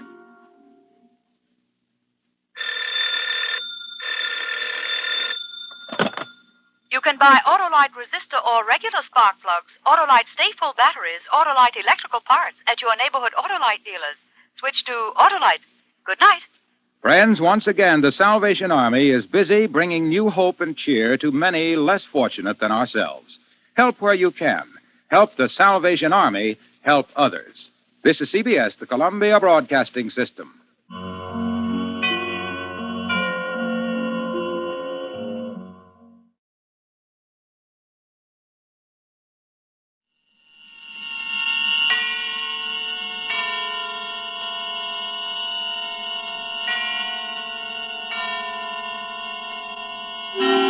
Suspense.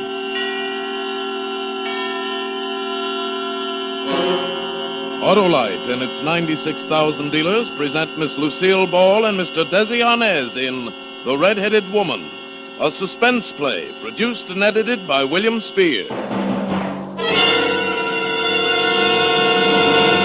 Well, Hap, are you over your cold? Oh, no, Harlow. I still feel run down. Hey, watch your words. We're on for Autolite Stay Full batteries, remember? And Autolite has done everything to keep these brawny bundles of endless energy from running down. Why, Autolite Stay Full batteries have extra water reserve above the plates to foil failure from lack of liquid. Need water only 3 times a year in normal car use. They've even got fiberglass retaining mats at every positive plate for longer battery life. Why, in recent tests based on SAE life cycle standards, Autolite Stay Full batteries gave 70% longer average life than batteries without Stay Full features. So, friends, see your Autolite battery dealer and get an Autolite Stay Full battery for your car. You're always right with Autolite. And now, with The Red-Headed Woman, and with the performance of Desi Arnaz and Lucille Ball, Autolite hopes once again to keep you in suspense.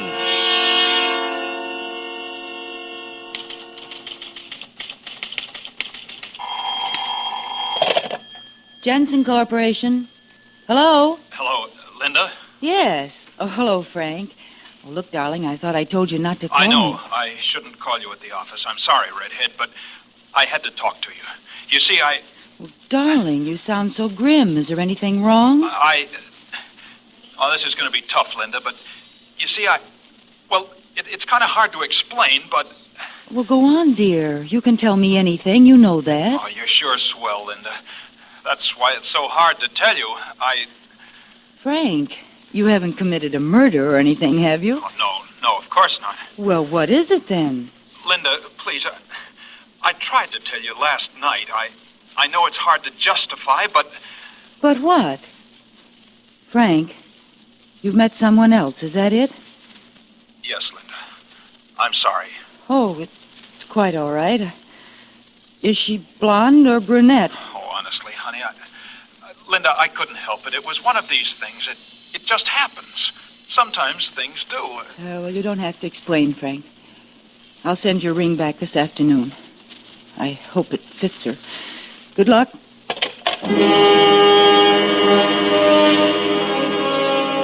Tears came, and then I tried to laugh it off. And then I felt myself getting good and mad. What a fool I'd been. For 2 years, my every thought, my every move had been patterned toward Frank's wishes and welfare. Other girls, the selfish type, were holding their men. It was, well, I'd made up my mind that the future would be different. From that minute on, I'd think of myself first, last, and always. Suddenly, I wanted to get away, do things, have beautiful clothes, money, especially money. I suppose it's a kind of independence any woman wants to grab for in a moment like that, when she's found out you can't depend on a man. Good morning, Glinda. Oh, good morning, Mr. Jensen. Yeah. Feeling all right? Of course. Why shouldn't I? Well, I don't know. You just seemed a little despondent. No, I'm fine. Good. Oh, will you put this away for me? What? Payroll money? Well, it's only the 5th, isn't it? I'm going to Florida for a couple of weeks, Linda. Oh. I drew the payroll money today because I'm leaving tomorrow. Oh, that sounds wonderful. Yes, doesn't it? I've been thinking about it for years. Say, why don't you take a few days off while I'm gone, Linda? What? Oh. Why don't you, Linda? It's a good idea. Certainly I won't be needing you. Well, I could come in on the 14th and handle the payroll. Oh, you needn't bother. I can get Walters. Well, he's pretty busy, Mr. Jensen. I'll come back and handle it. I'll just be in the country somewhere close by. Thank you, Mr. Jensen. Looking back, I suppose I thought of stealing the payroll right then. I must have, for a few minutes after Mr. Jensen left, I visualized how easy it would be. Only he and I had the combination to the safe. He'd be far away in Florida for 2 whole weeks. I could leave the next day. I could have at least 10 days before anyone could find out anything was wrong. I thought about Frank and that brush-off he'd given me. How easily I might forget him in new surroundings. Well, when I closed the office that evening, I took the envelope with $21,000 in bills and stuffed it into my handbag. Then, I don't know why, I took the gun Mr. Jensen always kept in the safe.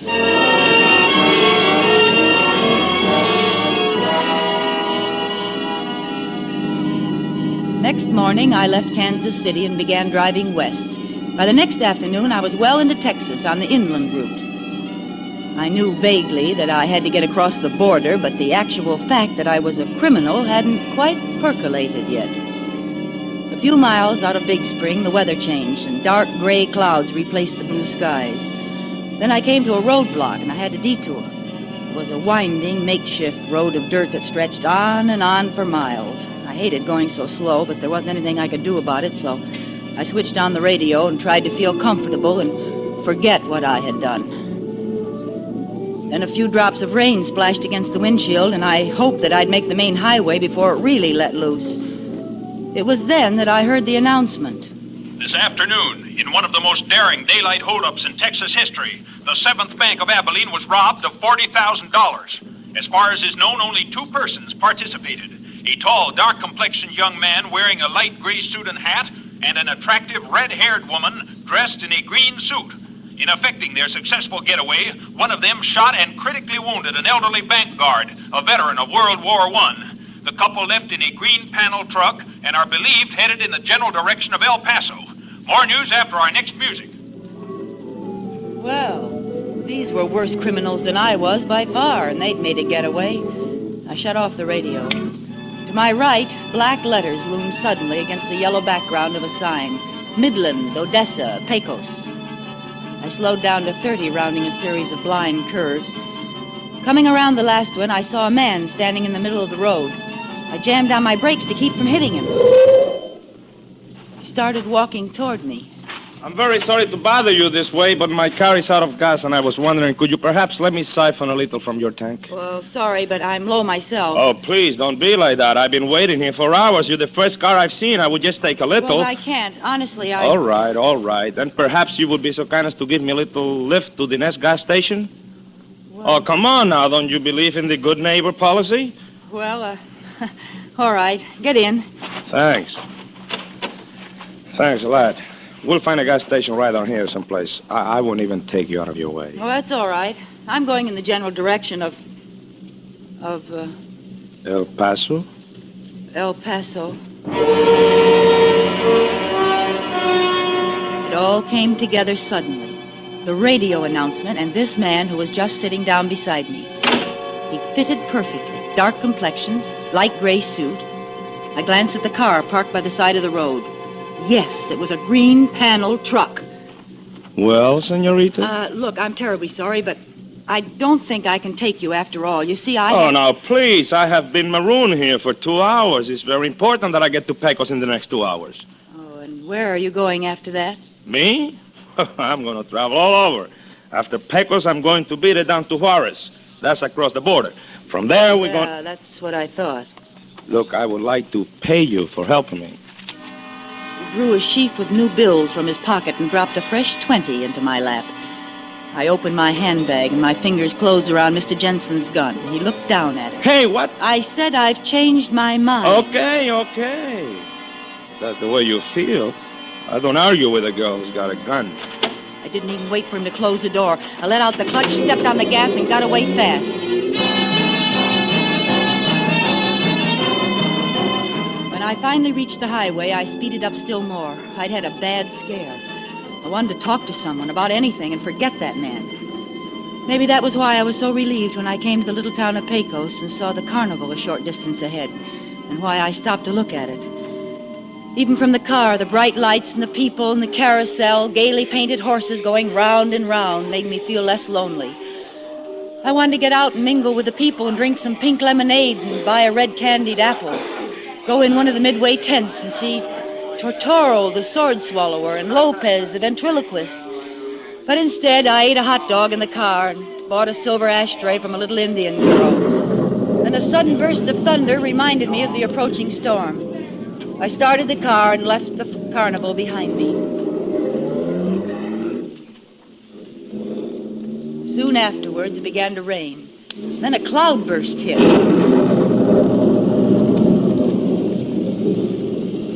15 minutes later, I spotted an auto court. As I came to a stop, a gray, mustached man in a rubber hat and raincoat came out to meet me. Hello there. Hello, how far to El Paso, please? Not planning to go there tonight, are you? Well, you never make it. A lot of bad spots in the road. I know because in rainy nights I always pick up a lot of money pulling stalled cars out of the mud. Well, maybe I'd better spend the night here then, if you have a vacancy. I got more vacancies than anything else.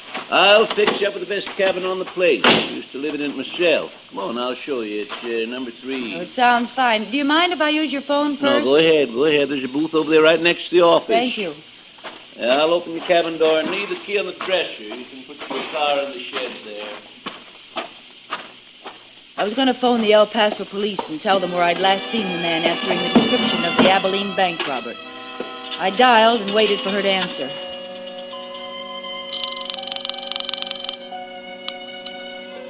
Operator? And then I remembered something. There should have been a woman, too. A woman with red hair, but the man had been alone. Operator? After all, there was more than one green truck in the world. More than one dark young man. Operator? And besides, I thought with a shock, I'm in no position to risk their maybe tracing the call and finding out my name and investigating me. I hung up the receiver. I went out and wheedled a cup of coffee and a donut out of my host. And then I went up to my cabin and went to bed.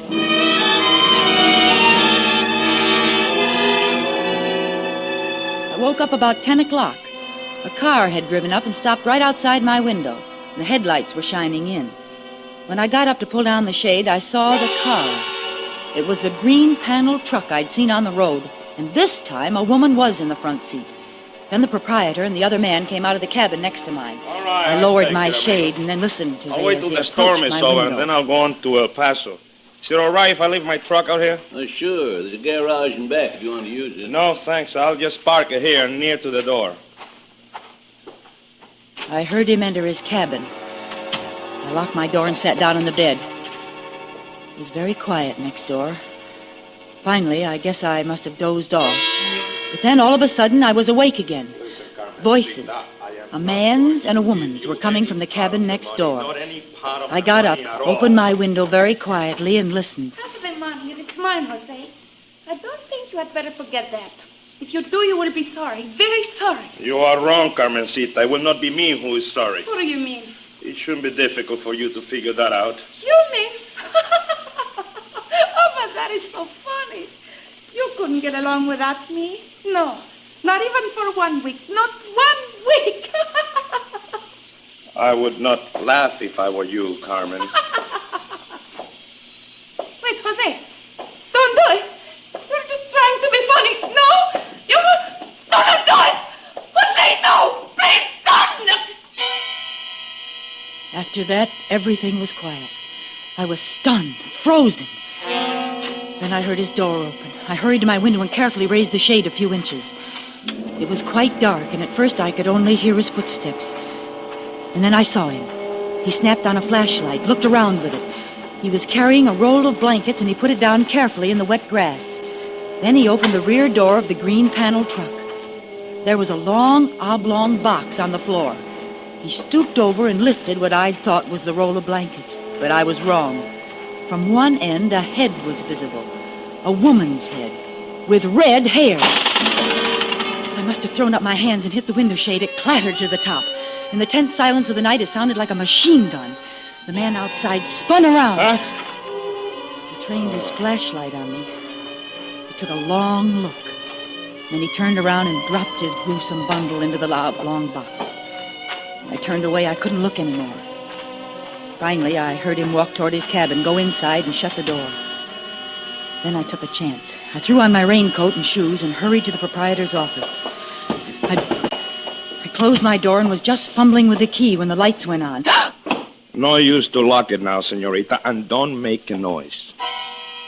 He was sitting in a chair, smiling, casually pointing a gun at me. My gun that I'd foolishly left on the dresser. You were not so very smart, were you, sweetheart? This gun, it looks nice. I think you handle it good, too.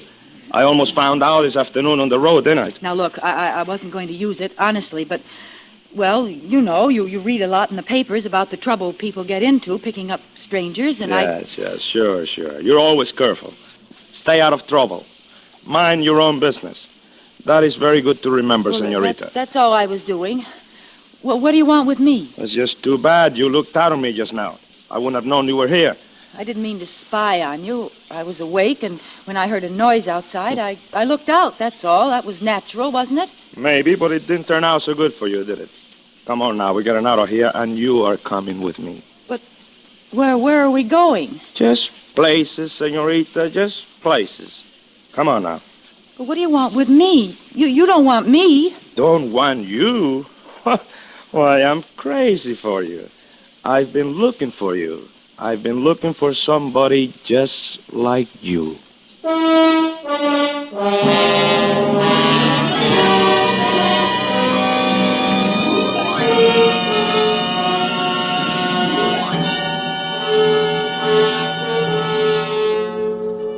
Autolite is bringing you Miss Lucille Ball and Mr. Desi Arnaz in The Red-Headed Woman, tonight's production in radio's outstanding theater of thrills, Suspense.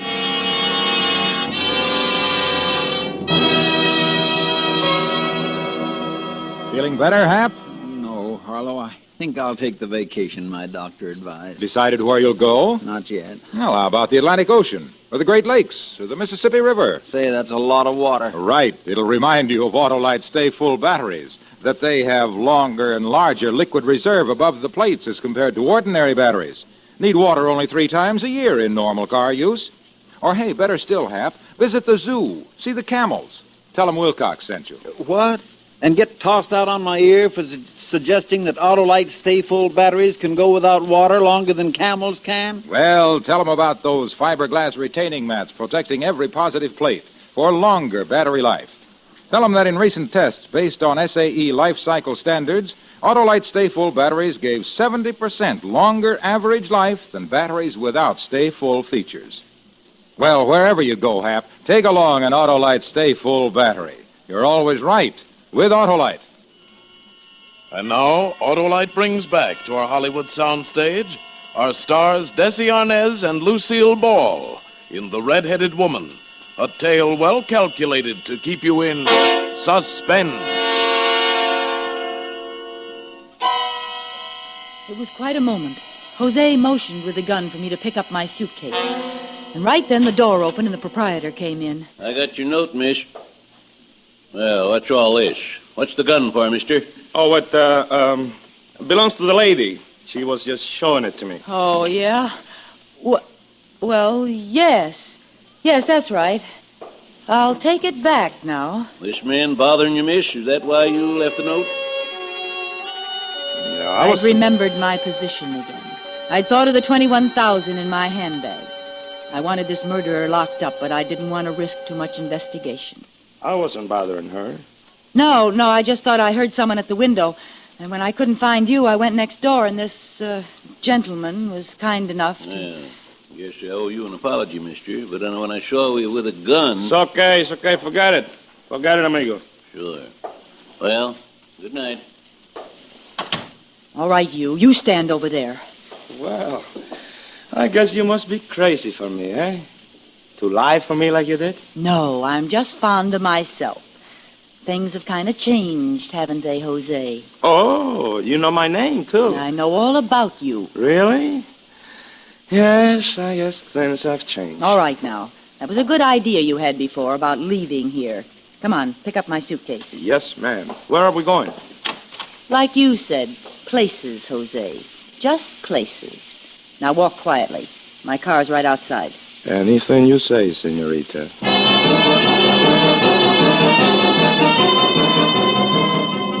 He drove while I held the gun.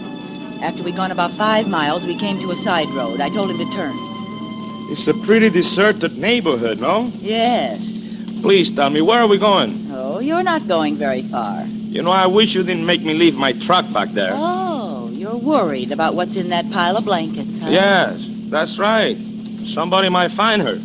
Senorita, please. Not a chance. Oh, look, now, why don't we talk this thing over? I think maybe we could. I'm not buying a thing. Well, I certainly hope you know what you're doing. Uh-oh. I'm sorry, but we're stuck in the mud. Oh, well, that's a very fancy trick, but it won't work. You don't believe me? No. Well, then get out and see for yourself. And have you drive off and leave me? Oh, no, thanks. Come on, start the car. But I'm telling you the truth. We're stuck in this ditch. You better start the car, mister. Okay. Anything you say.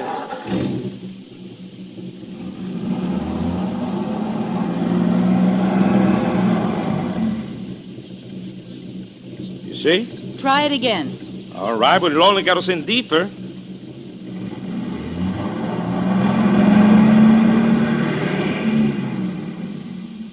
Well, what do we do next? You're running the show. You tell me. Okay, I'll tell you. Get out of the car. What do I do now? Pick up some broken branches and put them under the wheels. Like I said, you are running the show. No, never mind. It's too dark. I can't see you. Get back in the car here. But you give up too easy. Why don't you think of using a flashlight? I don't have one. Well, maybe if you ask me real nice, I will let you use mine. Where is it? It's here, in my coat pocket. All right, senorita, drop the gun. Quickly. It was over in a second. Before I knew it, he'd reached in his pocket and jumped behind me. I'd forgotten the most important thing of all. I hadn't searched him. I could feel the gun against my back. Now you're going to get into the car. Hurry. Yes, sir. Now you will drive for a while, no? But I thought we were stuck. That is exactly what I wanted you to think. Good, eh? Start the car.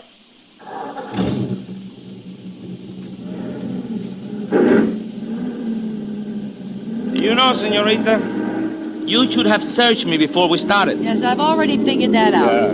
But this whole thing is kind of new to me. Oh, come on, let's quit the kidding.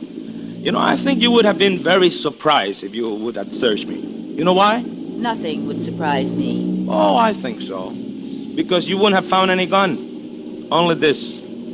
A flashlight. It feels very much like a gun against your back, doesn't it? Especially when you're very frightened. Look, let me go. I swear I'll never bother you again. You won't bother me, not where you're going. You won't bother anyone. Drive a little faster, please. I drove for several miles without saying a word. Then I took a chance. I speeded up to 60, then jammed the brake to the floor. Jose's head banged against the windshield. He dropped the gun. I grabbed it almost before it hit the floorboard.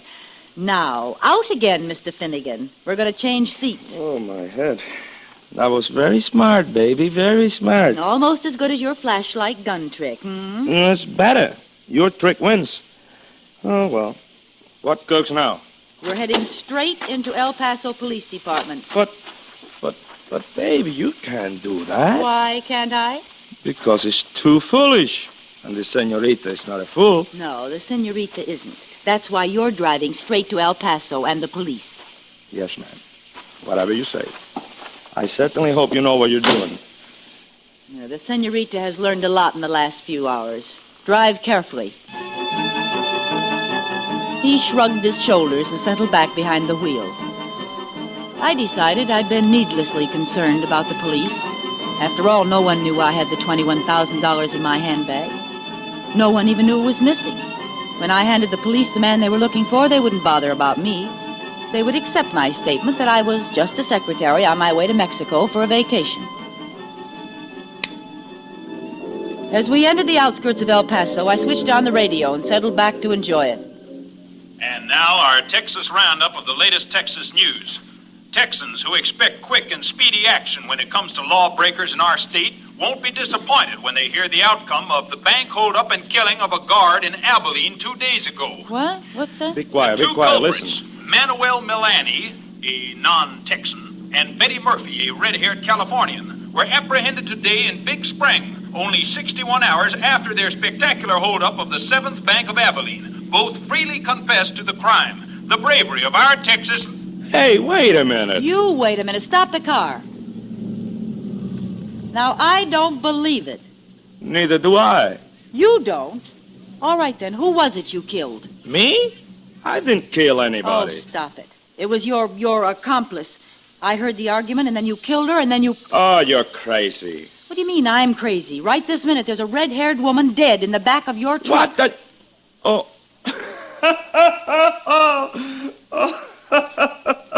Oh, boy, that's a good one. You know, you're right. You did hear an argument, and you did see me put a red-haired woman in the trunk. She was dead. Yes, that's right. She has been dead all her life. She's... The argument, as you say you heard, went something like this. Half of the money? It is mine, Jose. I don't think you had better forget that. If you do, you will be sorry, very sorry. You are wrong, Carmencita. I will not be me that is sorry. You couldn't get by without me. No, not even for 1 week. Not 1 week. For heaven's sake. A ventriloquist. What do you mean, a ventriloquist? I am the best. Jose Lopez, the great. Oh, what a relief. Your relief. What about me? I thought the whole time, here I am traveling with a criminal. Me? How could you think that I was a... Why not? You got the red hair, you're wearing the green suit, just like the description. Hey, listen, there's only one other thing that is confusing me. What's that? How come you carry such a big bankroll? All these thousands of dollars in your purse? Well, Yes? Well, you... Oh, what's the use? I might as well tell you the whole story.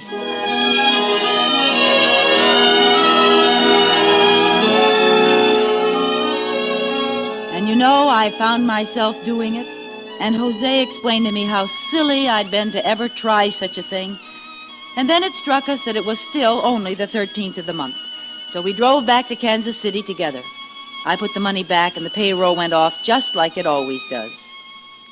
And oh, that Jose. He's so cute and so wonderful. Hey, baby, come on. Hurry up with that dinner, will Yes, you? Jose, dear. Hey, what are we going to eat tonight, baby? And it better be something good, you know. A husband can testify against his wife.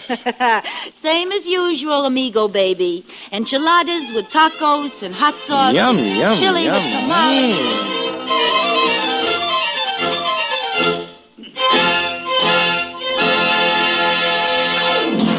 Suspense, presented by Autolite. Tonight's stars, Lucille Ball and Desi Arnaz. Lucille, I heard your radio show last Friday night. Like it? Sure, swell show. Mind if I get in? Of course not, Desi. I warn you, Desi. Harlow will try to sell you an Autolite Stay Full battery. Oh, me, I'm sold already. That's just what I was going to tell Harlow. His product is terrific. Why, thanks, Desi and Lucille. Autolite Stay Full batteries are, as Desi says, terrific. They need water only 3 times a year in normal car use. Yes, sir, their extra liquid load above the plates as compared to ordinary batteries helps lick a leading cause of battery failure. Autolite Stay Full batteries are just one of more than 400 products Autolite makes for cars, trucks, planes, and boats in 28 plants coast to coast. These include complete electrical systems used as original equipment on many makes of America's finest cars and trucks. Batteries, spark plugs, coils, distributors, starting motors, bullseye sealed beam headlight units. All engineered to fit together perfectly, work together perfectly, because they're a perfect team. So, folks, don't accept electrical parts supposed to be as good. Ask for and insist on Autolite, original factory parts at your neighborhood service station, car dealer, garage, or repair shop. Remember, you're always right with Autolite.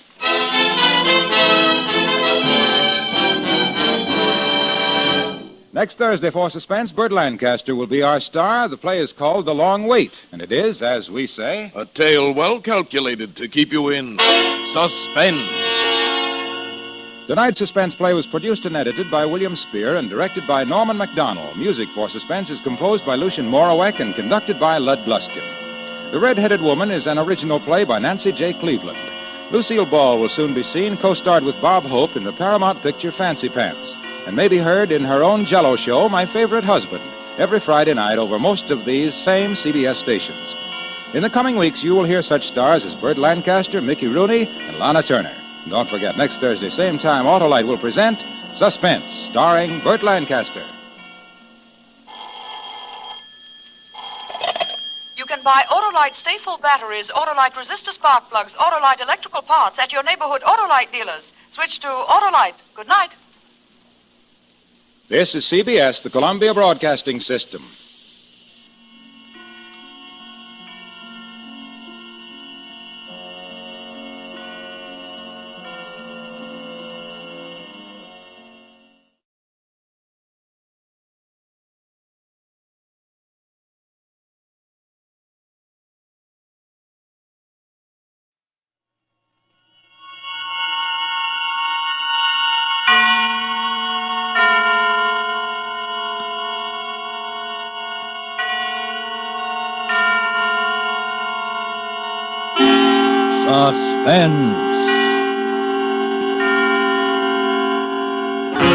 Autolite and its 96,000 dealers present Miss Marlene Dietrich in Murder Strikes 3 Times, a suspense play produced and edited by William Spear.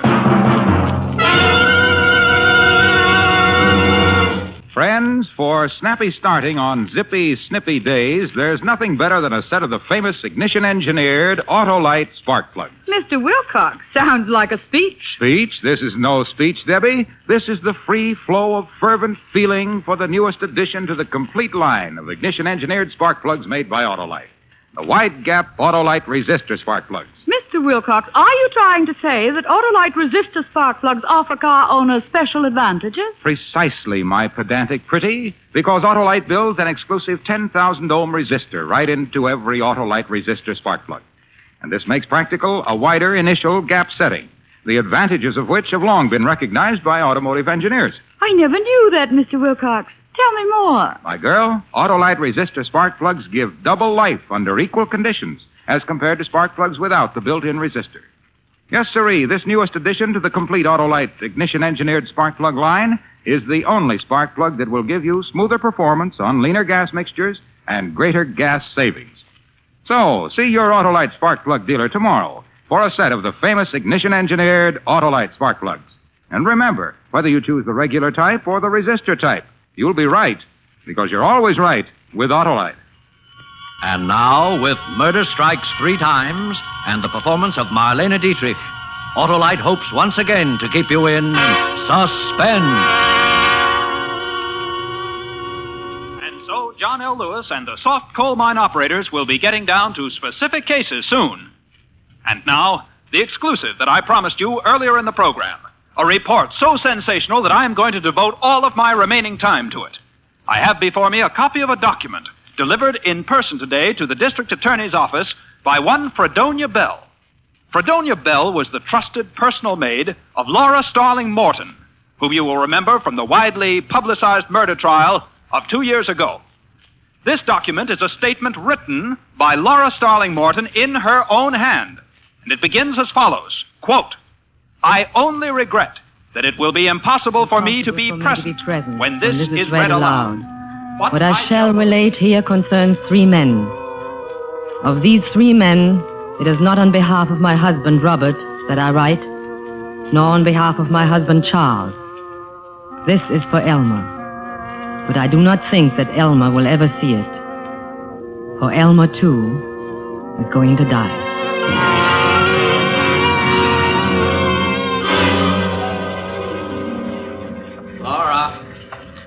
Laura, Yes, Robert? where's my electric razor? In the medicine cabinet, where it always is. Oh. Well, Robert, I wish you wouldn't shave while you're in the bathtub that way. What's the difference where I shave? I like to shave in the bathtub. I just don't like to see you meddling with electricity while you're in there. You might get a shock or something. Oh, sure.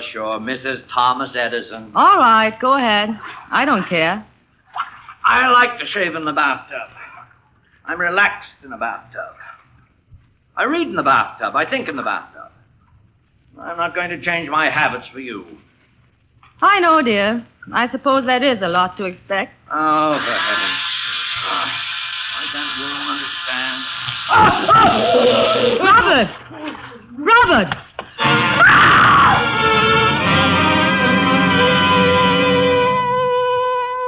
It was a good loud scream. Then I stood in the door of the bathroom and looked. A good long look. Then I called a doctor. The doctor called the police. The police called the district attorney. And I found myself confronted by a young man with red hair and glasses who gave the immediate impression of being clever, unscrupulous, and objectionable. That was Elmer. Mrs. Williams, I'm Elmer Garner of the district attorney's office. How do you do, Mr. Garner? I thought you and I had better have a little private chat. What about, Mr. Garner? About your husband. What about my husband? Mrs. Williams, I'm going to be very frank with you on a number of counts.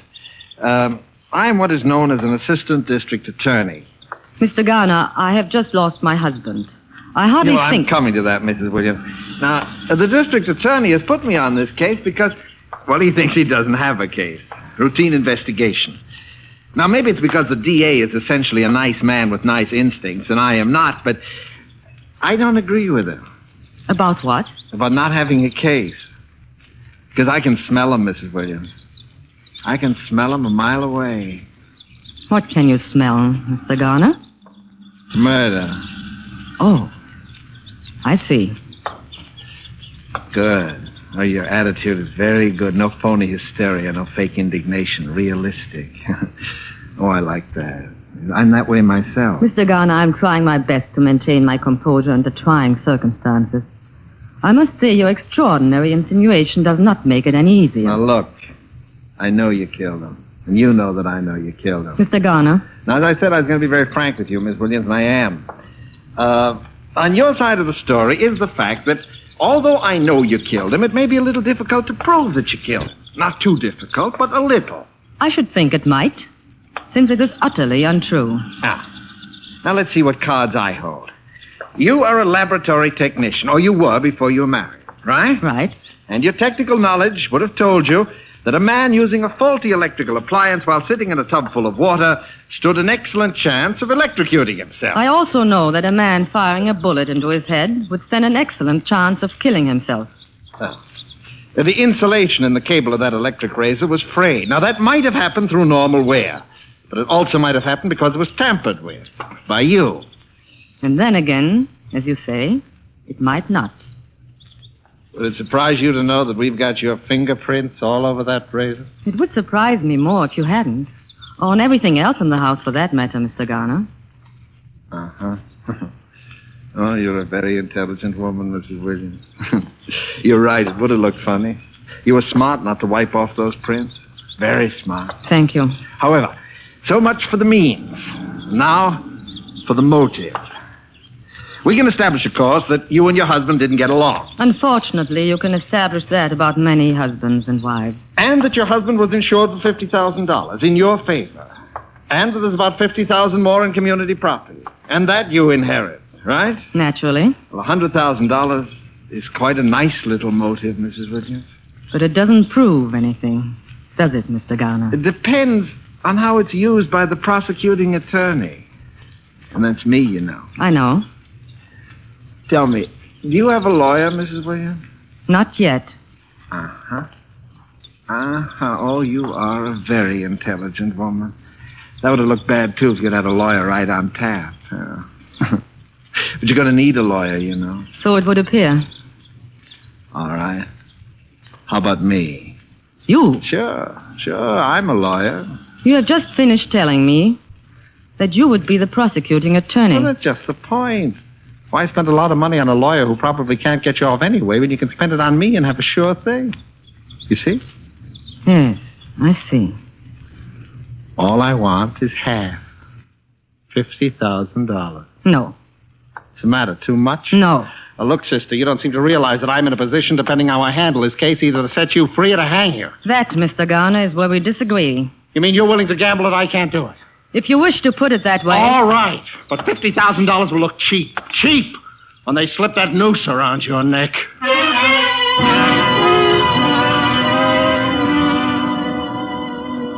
There she sits, ladies and gentlemen of the jury. Cold, calm, emotionless. The same Laura Williams who carefully calculated, carefully planned, and premeditated the murder of her husband. I ask the death penalty. I must ask it. For ponder well, ladies and gentlemen of the jury. If you set her free, believe me, this will not be the last accident to mark the bloody trail through life of Laura Williams. And when that accident occurs, when the next victim is struck down, his innocent blood will be upon your hands.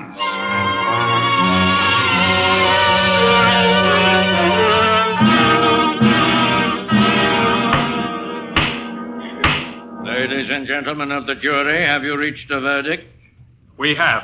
What is your verdict? On the grounds of insufficient evidence, we find the defendant not guilty. Well,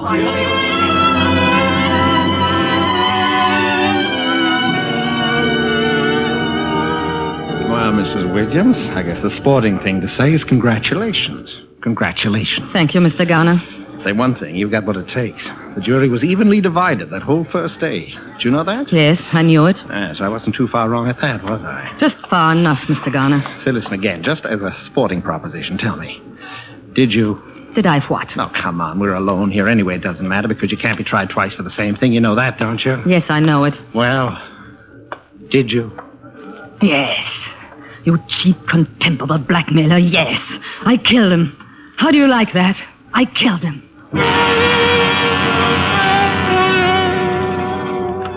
Yes, I told him the truth. Just to see the smirk fall from his face. Just to see him actually snarl with frustration. Knowing that I'd gotten away with murder and he couldn't do anything about it. Yes, I couldn't have resisted telling him then. Even though it meant I'd die of it. Which I will.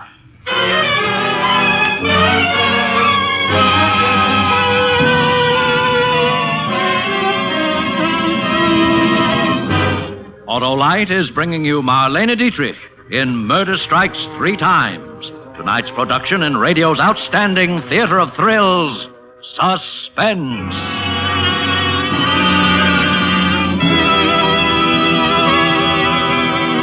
Debbie, my dear director of elocution, you interest me strangely. First you're hoity-toity, then you're hoity-polity. How come? Mr. Wilcox, I am leading a double life. Double life? Say, that's just what the new wide-gap Autolite resistor spark plugs offer car owners everywhere. Double life under equal conditions as compared to spark plugs without the built-in resistor. Gently, Mr. Wilcox, gently. You see, friends, wide-gap Autolite resistor spark plugs are the newest addition to the complete line of ignition-engineered spark plugs made by Autolite. They offer money-saving advantages, smoother performance, greater gas savings, quicker starting in cold weather. Mr. Wilcox, your diphthongs are showing. Thank you, my little lecturer. Next time you stop at your favorite service station, ask your dealer to install a set of ignition-engineered Autolite spark plugs in your car.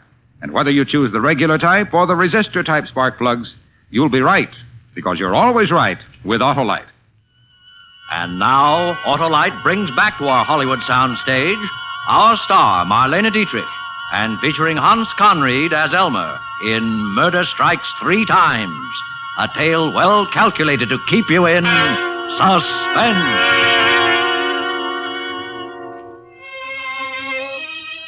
Perhaps I gambled too recklessly with Elmer. I have since had cause to wonder. But there were things I could not foresee, as well as Elmer. Suffice it to say that after my acquittal, with $100,000 from Robert's estate, I moved to another city and took up my life again under another name. That there, as Laura Starling, I met and married Charles Morton, a charming and eccentric man whose genius as a research chemist accounted not only for those qualities which endeared him to me, but for a very considerable personal fortune as well.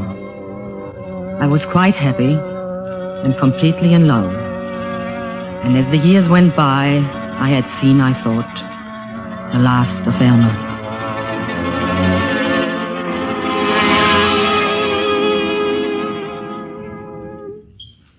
Charles? Oh, Charles, Yes, my dear. I have your coffee. Coffee? You said you wanted coffee. It's ready now. But I have some coffee. You took that out there 3 hours ago. Now come in and get your coffee. Yes, in a moment, my dear, as soon as I finish. Charles, you come out of that smelly laboratory and have your coffee. Besides, I have a surprise for you. You have? Well, I'll be right in, dear. And bring the other coffee cup with you. Yes. Now, what's all this about a surprise? Look. What? Oh, yes. I seem to have left my glasses in the laboratory. Oh, Charles, you're simply priceless. It's a cake. This is our anniversary, darling. Our 4th wedding anniversary. Is it? So it is. Laura, this is so thoughtful of you. I'm afraid I'm hopeless, my dear. I know it's the husband who should be thoughtful, but You're just you, darling. Now sit down and relax for a while. Yes. Oh, here's your cup. Thank you. Charles, what's in that cup? Coffee. Charles, I'm sure that even in the atomic age, coffee does not come in the form of white crystals. Oh, yes. I'd finished my coffee and... Charles, what is it? Thiochlorate. You see, at the moment, I'm Charles. working... What? That's deadly poison. So it is. You see, the time Charles, I wish you wouldn't mix things up in the cups and dishes that way. It's dangerous. Dangerous? Suppose you got the cups mixed up. Suppose you Good drank... heavens, Laura. Half the stuff you use in chemistry is dangerous if you go to drink it. But who's going to do that? It's like eating soap. You wash your hands with it every day, but who'd think of eating it? Now, you take that cup right back out to the laboratory and empty it and wash it out. All right. Charles? Yes? I was wondering, since it's our anniversary... Yes? Let's go out to dinner and celebrate. Why, yes. I think that's a splendid idea. Oh, my goodness. What? Oh, I completely forgot. My brother's coming to see us today. Your brother? Yeah, well, my half-brother. I meant to tell you... Charles, I never knew you had a brother. Didn't you?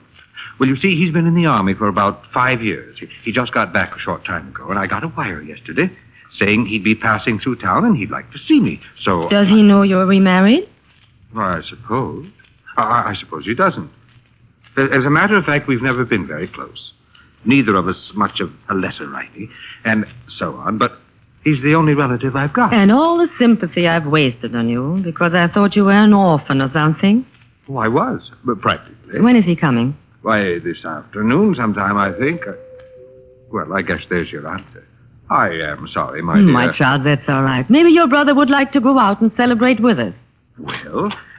Right in there, sir. Hello there. Hello, Charles. Come in. And I want you to meet my wife. Laura, this is my brother, Elmer.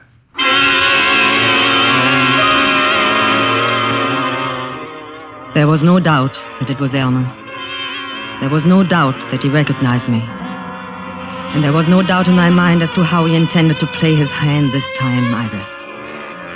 For he gave no public sign of recognition, but simply looked straight at me and smiled. And smiled and smiled. So you've gone into private practice, eh, Elmer? Criminal law, I suppose. Mm-hmm. Yeah, there's no appreciation in this country of men who hold public office, financially at least. Oh, Elmer, you always did have your eye on the dollar, didn't you? What about your racket, Charlie? What have you been up to? Oh, just puttering around here in my laboratory. You mean right here at home? Of course. Oh, I guess that's new since you were here last. Well, there's a lot that's new since I was here last. It's right in there, right through those doors. Isn't that sort of a nuisance for a wife? Or isn't it? Not in the least. Why should it be? Now, Laura, don't try to cover up my feelings. Just before you came, she was scolding me for carrying thiochlorate around in the family coffee cup. Isn't that interesting? Isn't that a coincidence? Why? Now, I was just thinking, what a fine setup for a murder. Now, somebody poisons a chemist in his own laboratory, and it looks just like an accident. Neat, huh? You will find that Elmer has a morbid mind, my dear. he used to try people for murder back in Illinois. And I tried some beauties, too. Oh, well, I've got to get going. I'm sorry I can't accept your invitation for tonight. But you are staying over a few days, are you? Oh, yes. I'll see you again. Good. Soon. Good. Now, don't bother to come to the door with me, Charles. I know you want to get back to your work. Well... Perhaps Laura will, huh? Give us a little chance to get acquainted. Why, yes, of course. Call us, Elmer. Well, you can depend on it, Charlie. Good. Well. Little Laura Williams. What do you want? What do you think old Charlie would say if he knew, huh? I asked you a question. I suppose he'd go on loving you in his own peculiar fashion, but never be quite the same, would it? There'd always be that little gnawing doubt. Another accident, maybe. Huh? Oh, no, I'm afraid things would be kind of under strain around here, Laura. You do have a price, I suppose. I might. By the way, why are you so eager to pay it? I'm happy here. I'm at peace with myself and the world. I don't want anything to change. No other reason? What other reason would there be? I suppose all his property would go to you in the event of another little accident. Huh? You don't really believe that. No, the motive and the means. Money and poison. How much, Elmer? No, you got me wrong, Laura. I don't want money. When did that happen? Or did it ever occur to you that I might simply be interested in my brother's welfare? No. All that has occurred to me so far is to wonder why I had to pick the one man in the world who was related to you. You want to hear my proposition? I'm waiting. Yeah. The motive and the means. Now, there's always the means for an intelligent person like you. But if we took away the motive... The motive? The money, the will. No motive, no temptation, you see? I see. Yeah, in a way, it's for your own protection, too. Because if Charlie so much as slipped on a banana peel and you inherited that money, there isn't a jury in the world that wouldn't convict you, simply on your past record. You realize that, don't you? Yes. So, no motive, no case either, you see? What do you want me to do? Get him to change his will. In favor of his only living relative, I presume? Uh-huh. That's me. And then? That's all. And you're in the clear. Because after that, Charlie couldn't suspect you even if I told him. Probably wouldn't believe it. Throw me out of the house for persecuting his little bride. Maybe even change his will right back again, you see? All right. Ha.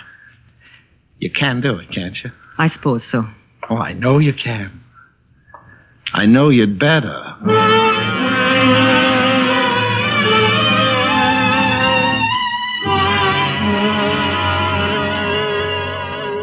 It seems such a strange request to me. Darling, I don't want your money. I only want you. I know, dear, but after all, I'm considerably older than you are, my dear, and chances are that someday... No, the whole idea of losing you and then profiting by it, it's just hateful. Well, who else would I leave it to? Leave it to your brother. Elmer? Why not? It doesn't matter, but... Well... Please, darling, for me. All right, my dear, if it really makes a difference to you, now don't you worry about it anymore. I'll take care of it sometime. No, I want you to do it now, right away, today. Well, I'd have to get in touch with my lawyer. I'll call him for you. I'll get him on the phone right now. My goodness, Laura. You act as though it were a matter of life and death.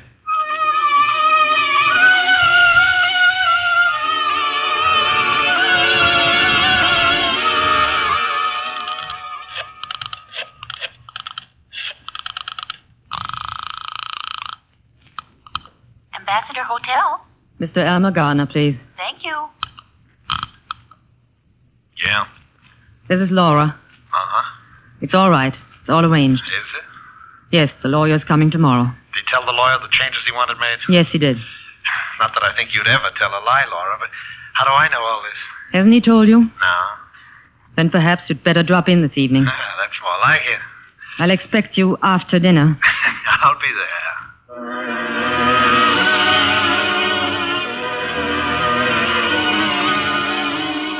Alma arrived this evening, less than an hour ago. We were having coffee in the living room. Earlier, Charles had been showing him through the laboratory. It was not until after that I had a moment to speak to him alone. Oh, the wonderful fellow, old Charlie. So trusting. Did he tell you? Well, what? The will. Oh, that. Yeah. It seems to be that I'm to be old Charlie's beloved heir. Huh? He still can't understand it. Are you satisfied, then? My dear Laura, I was never more satisfied in my life. Almost evens things up, doesn't it? Almost. You never forgot that, did you? That you lost. Lost? Who says I lost? Game isn't over till the last card is played, sister. It is for you. Now get out of here. Okay. All in good time. Sorry I had to leave you, but those reactions have to be checked every hour. Oh, that's all right, Charlie. Laura and I were just going over old times in Illinois. You didn't know we both came from Illinois, did you? No, I hadn't realized. I'm sure I told you, Charles. You must have forgotten. Oh, yes, probably. Coffee ready? Yes. Will you have coffee with us, Elmer? Oh, you bet I will. Anything in it? No, nothing in mine. Charles always takes his black, too. Laura does make the best coffee. Well, then, here's to Laura's coffee. There was something about his smile when he said it. That smile. And then all of a sudden I saw it. I saw the whole terrible thing. Don't drink it, Charles! Charles!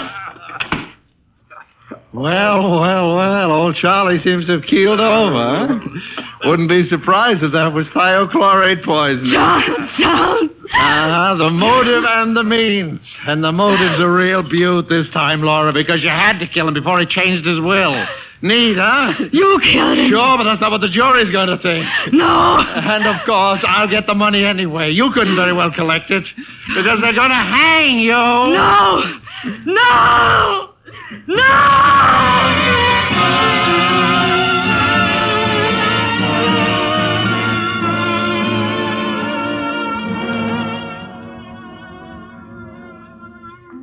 Elmer's downstairs in the living room.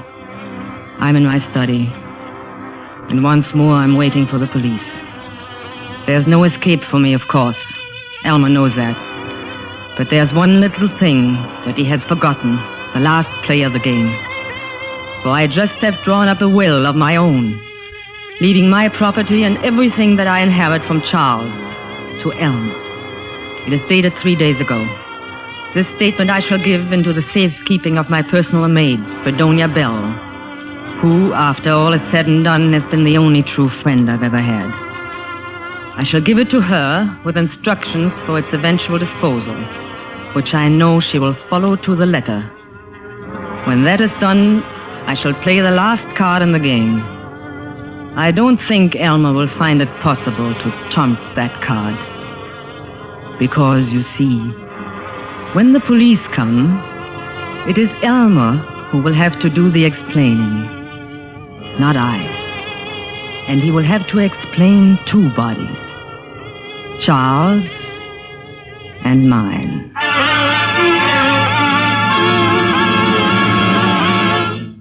Charles and mine, unquote. And as the world knows, Laura Morton was found dead by the same means which caused her husband's death in that double tragedy 2 years ago. And now we have this document. And the irony of the document, ladies and gentlemen, the terrible irony, is that it was delivered to the district attorney's office by Fredonia Bell this evening at 8 o'clock, 2 years later. And why did the good Fredonia wait until tonight? Because she was thus following explicitly the instructions of her mistress, Laura Starling Morton, who specified that the envelope be handed to the police exactly 24 hours after the execution of Elmer Garner. Good night.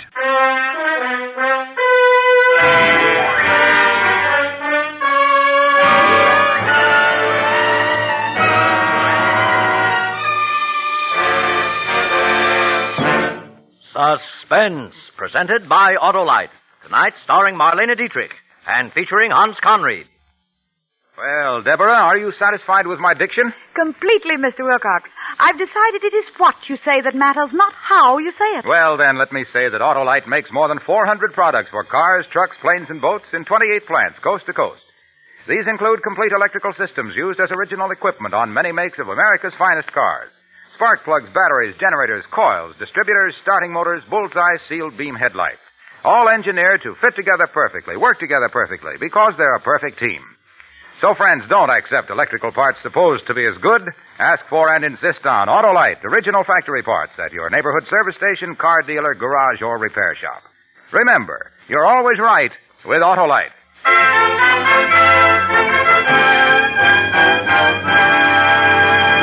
Next Thursday, for Suspense, Dick Powell will be our star. The play is called Slow Burn. And it is, as we say, a tale well calculated to keep you in suspense. Tonight's suspense play was produced and edited by William Spear and directed by Norman MacDonald. Music for Suspense is composed by Lucien Moravec and conducted by Lud Gluskin. Murder Strikes Three Times is an original play for radio by John DeWitt. Marlene Dietrich will soon be seen in the Warner Brothers production Stage Fright. You can buy Autolite regular or resistor spark plugs, Autolite stay-full batteries, Autolite electrical parts at your neighborhood Autolite dealers. Switch to Autolite. Good night. There is still a tremendous job to be done in gaining new knowledge about the causes, prevention, treatment, and cure of heart diseases. Give to this worthy cause.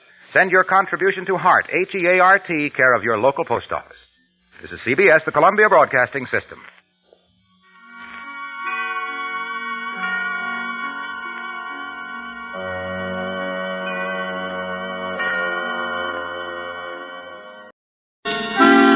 Suspense.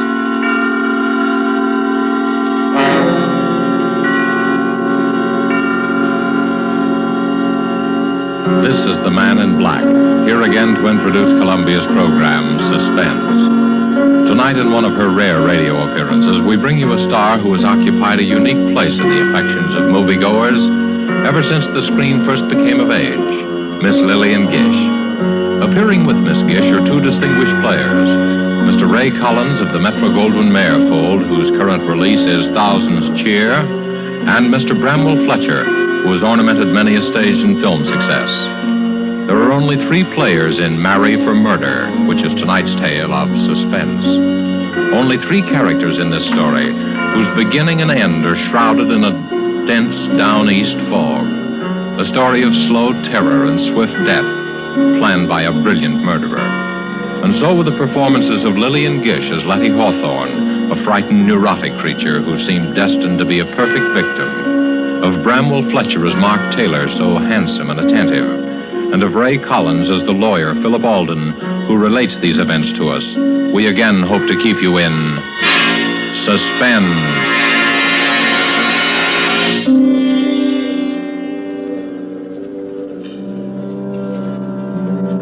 I used to love the sound of foghorns on the bay, especially at night when I sat before the fire. Let their lonely wail weave a contrast between my snug comfort and the gray immensity outside.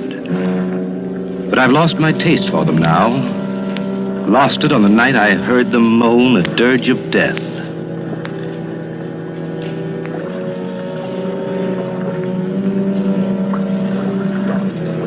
It's hard enough to lose a friend.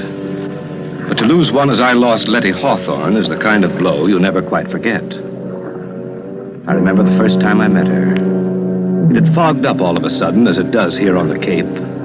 But Ann Wentworth held her Sunday night supper as usual. Letty was the only stranger there, a newcomer to the Cape. I looked at her and thought she'd be an attractive woman if she only didn't flutter so much. She was a trim, pretty woman of about my own age, which is 40. You're Philip Alden, the lawyer, aren't you? Oh, what a pleasure to meet so many nice people. There go those foghorns again. Yes, Does one really get used to them in time? Well, I love the Cape, but I can hardly bear that sound. So depressing, isn't it? So morbid. Well, to your first question, yes, I'm Alden, an attorney. As for the foghorns, well, if you stay with us for a few years, you won't be able to live without them, Mrs. Hawthorne. It is Mrs. Hawthorne, isn't it? Mm-hmm. Anne never gets around to introducing people. It's her only fault. Oh, I never stand on ceremony. That's my fault if you consider it one. Besides, I knew you at once, you see, and you knew me. Don't you think that's a promising beginning? I never thought of it that way. Oh, dearie me. There it goes again. It makes me think of ghosts walking over my grave. How can you bear it? They do serve a very important purpose, you know. Oh, I suppose they do, but they give me the shudders. As a matter of fact, I find them comforting. I made Jane Hart promise to stay with me tonight if the fog doesn't lift. I daren't be alone. You see, I'm still a bit nervous. Oh? I've been ill, you know, and the doctor prescribed complete rest and quiet. I see. That's why I came up here. Well, you'll find what you're looking for here, I'm sure. Oh, do you think so? I do hope I will. My nerves are simply shattered. Mr. Hawthorne's dead, you see. Such a tragedy. I'm terribly sorry. You see, it happened so suddenly. I can't quite believe Can I that. get you some of Anne's cider cup? That's one of our Sunday night features. Oh, thank you. That would be so nice. It's such a comfort to have a man take care of one again. You make me feel so protected. I know we're going to be great friends, aren't we?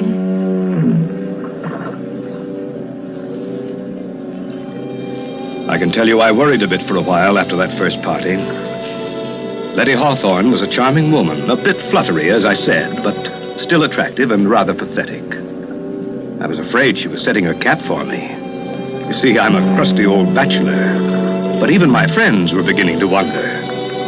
So it was with mingled relief and regret that I learned one day that Letty Hawthorne had transferred her attentions to another newcomer to the Cape, Mark Taylor. He was 8 or 10 years younger than she, a handsome fellow, but somewhat dissolute looking. I didn't like him. I may as well admit that from the start. But short of marrying her myself, there wasn't much I could do. Anyway, they seemed happy enough at first. One day after the wedding, Letty called me on a matter of business. I went down there after sundown. The three of us sat out on the beach in front of her cottage. I'm so glad you were able to come, Philip. You see, Mark and I were counting on you. Always glad to oblige you, Letty. As a matter of fact, Alden, we want you to attend to a legal matter for us. Yes? Yes, Philip. Mark wants to make a will. I told him I don't like wills. There's something so unhealthy about them. But Mark simply insists upon it. Very sensible, I'm sure. Oh, you men. You're all alike. It needn't be a very elaborate affair, Alden. Just a simple document stating that I leave all my property to Letty. Well, if he does that, Philip, I want you to make out a will for me, too. Leaving everything I have to Mark. But Letty, there's no need... I insist. Oh, well, Alden here is going to think I married you for your money. Money? Oh, why, I really don't know anything at all about my affairs. Really, I don't. Frank, Mr. Hawthorne always used to say, Letty, I really think you know less about business than a child. I left the management of his estate entirely to his secretary, you know. Well, just some simple document that makes my intention clear. You know the form, Alden. And, of course, if Letty insists... But I do. We'll have twin wills. It doesn't sound so frightening that way. The way Letty talks about wills, you can tell she has a secret vice, can't you? A secret vice? My wife's a murder mystery fan, Alden. I didn't find out until it was too late. Oh, Mark, you silly... When you say that, Taylor, smile. I'm a detective fan myself.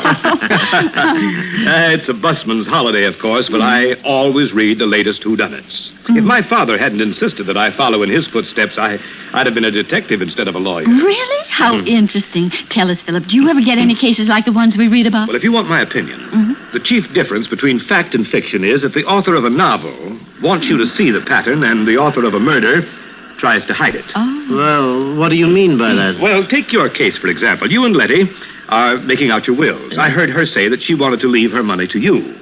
But how do I know the idea just sprang into her head of its own accord? How do I know that you didn't plant it there? Plant it? What do you mean? Why, what possible reason could I have? Well, as things stand now, there's no reason for me to ask if you planted the idea in her head. But if Letty were found dead... Dead? Oh, Philip, how dreadful. How can you even think such thoughts? Mark, darling, how terrible for you. Philip, you're to apologize this minute. No, Letty. Philip was just trying to explain. Well, I won't have him talking about such horrible things. Of course, I didn't mean you to. I was just using you as an example. Well, I didn't mean to be rude, Philip, but, well, you know my nerves, and it's getting dark. And... Oh, the bay is beautiful at night, of course, but I've always been afraid of the water. That's why I've had such a time persuading her to come out for a sail. The Artemis has been tied up all summer, waiting. It's just silly, I know, and I will go with you, Mark, but let's do wait for a calm day. You know, Letty's idea of a sail is to sit becalmed half a mile offshore. My wife has perfect confidence in me, you see. Oh, Mark, it isn't that. You're making fun of me, aren't you? Of course, I trust you completely, but... well, I'm not very athletic. You're missing one of the treats of the Cape if you don't sail. But I shall. Of course I shall, and soon. And what's more, I'm going to get Mark to teach me to handle the Artemis. Well, I'll be looking forward to seeing your sails on the bay then. Oh, Mark, a storm. I better be getting home before it breaks. Are you sure you'll be all right? Oh, I'm simply terrified of thunder. Wouldn't you rather stop with us? Oh, I can make it to town. Stop by tomorrow, won't you, Alden? Or as soon as you have those papers. Right. Now, you won't be nervous after our talk of wills and murders. But of course you won't. I'm such a coward myself that I can never understand how other people can be so brave. You know, Philip, Letty's helplessness is one of her chief charms. Sometimes I suspect she exaggerates it just to make me feel important. Oh, Mark, you mustn't. Giving all my secrets away. Well, don't worry about me or the wills, Letty. Someday you'll frighten yourself to death.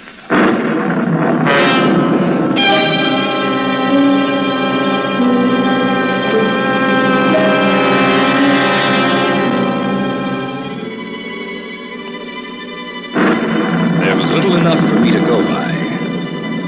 But gradually I found myself worrying about Letty and Mark. They didn't seem to be hitting it off. Oh, on the surface everything was smooth. But I was haunted by a premonition of what I didn't know. It was only a nameless dread of something, some undercurrent of feeling. Letty's nerves were getting no better. In fact, she seemed more tense, more frightened than ever. Yet she was making an effort to meet Mark halfway. Many times I saw them out sailing. Only when Letty returned after a day on the water, she seemed pinched and white. While Mark appeared to be glowing with vitality, Letty grew paler and more distracted. I realized suddenly that she was a middle-aged woman. One day in town, I met them in the general store. They'd been quarreling. But I tell you, Mark, you're just imagining it. I hate to have that stuff around, as you very well know. You read all kinds of stories about the way it gets mixed up in food. Oh, nonsense. Well, I'm sure there aren't any rats around the boathouse. I'd know if there were. I'm simply terrified of them.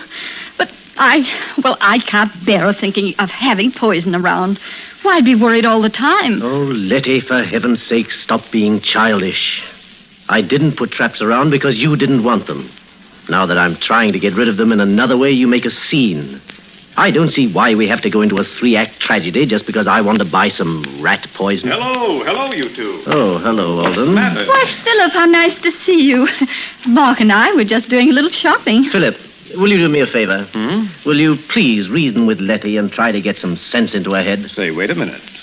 This sounds serious. Well, it isn't really. But, Philip, you know my nerves and the way things upset me, and Mark just doesn't understand. Oh, I know I'm just a silly woman, but the doctor says I have to be humored. And now Mark is so unreasonable, and it's such a little thing. Of course it's a little thing, and that's why I can't understand your attitude. Now, look here, Philip. The boathouse is infested with rats. Wouldn't you say the obvious course of action would be to get rid of them? Why, of course. But poison, rat poison. Oh, Philip, don't you see how horrible it is? I mean, accidents do happen. I've always hated to have anything like that around just in case. I've heard of children eating this stuff by accident. But you two people can take care of yourselves. Frankly, Letty, I think you're making a fuss over nothing. Yes, that's right, Philip. That's just what I told her.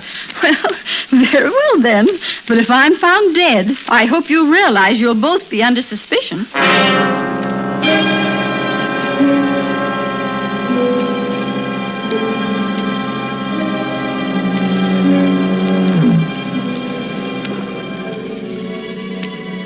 Seemed a foolish quarrel at the time. Yet when I left them, I kept hearing Letty's voice. Very well, then. But if I'm found dead... Very well, then. But if I'm found dead... Very well, then. But if I'm found dead... Suddenly, a monstrous idea occurred to me. I wondered if Letty had been trying to warn me. And then the horrible suspicion broke. All the trifling things began to add up.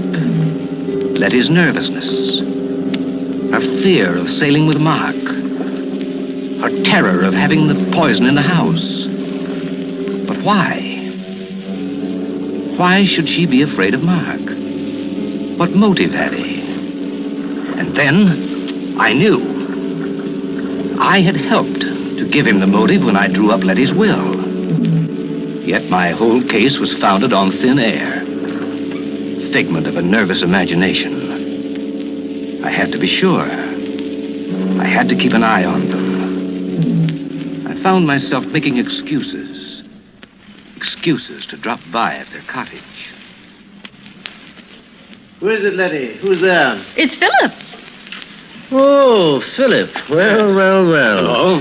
You're almost getting to be a member of the family. Well, I just thought I'd ask you to help me eat the first bluefish of the season. There's too much here for an old bachelor like me. Why, Philip Alden, if you aren't the most thoughtful person. How perfectly sweet of you. Of course you'll stay to dinner. We'll have a real feast. Yes. You might as well stay as long as you're here. Oh, thank you. If you're sure I won't be intruding. Intruding? Why, of course not. And you can help me get the dinner ready. Well, I'd be glad to, but won't I be in Anna's way? Anna's gone. Gone? Why, I thought you were well satisfied with her. And so we were, Philip. But Anna didn't seem to be satisfied with us. In fact, they've all gone. All? Yes. Anna and Elsie and Otto, the handyman. They just walked out and left us. Well, for heaven's sake. Since the ship and engine place opened on the heights, nobody can keep a servant. Can't blame them myself. I wonder. I don't believe Anna'd take a job at the ship and engine. Anyhow, it does seem strange they all went at once, doesn't it? Letty, I do wish you'd stop dramatizing everything. Ship and engine just opened, and the call went out for help. I don't see any mystery in the servants answering. In fact, it's their patriotic duty, and it's our patriotic duty to get along without them. But it's so lonely here, especially at night. Now, Letty, you're not living here by yourself, you know. No, of course not. But all the same, we are isolated. Just the two of us. And you know how tricky my nerves are. I always feel so much better if the servants are around. After all, if anything were to happen, and anything might happen... Letty, this isn't getting us any closer to our dinner. Oh, of course. Now, you boys wear these aprons. Oh. Philip, since it's your fish, you may have the honor of cooking it. All right, you asked for it. It'll be your funeral. Now, Philip... Mark, you hold the berries for the dessert. I'll do the vegetables and set the table.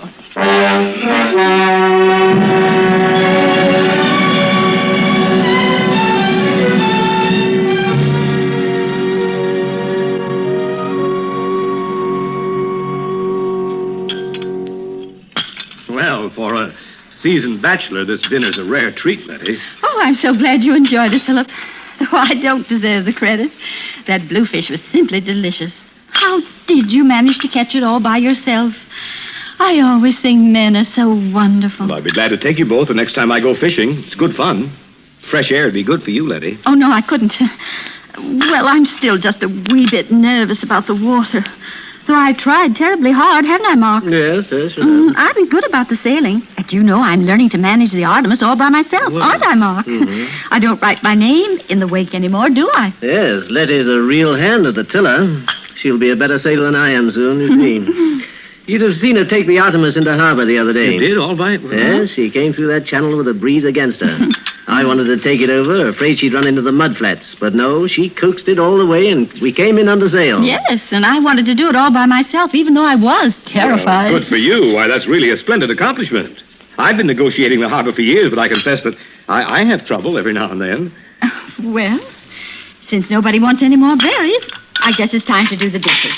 Now, I'll show you what a good hand I am as a dishwasher. Wait a minute. That's my job. Here. No, Here. I'll clean and wash. You two can dry, and you can dry. Letty, what is it? Well, you shouldn't have tried to carry that tray. No, it's not that. Why, Letty, what's happened to you? You look ghastly. I'm afraid something I ate. Here, you better lie down. Oh, I'll carry her upstairs. Get a doctor, will you? I'm afraid, Mark. I'm afraid I've been poisoned.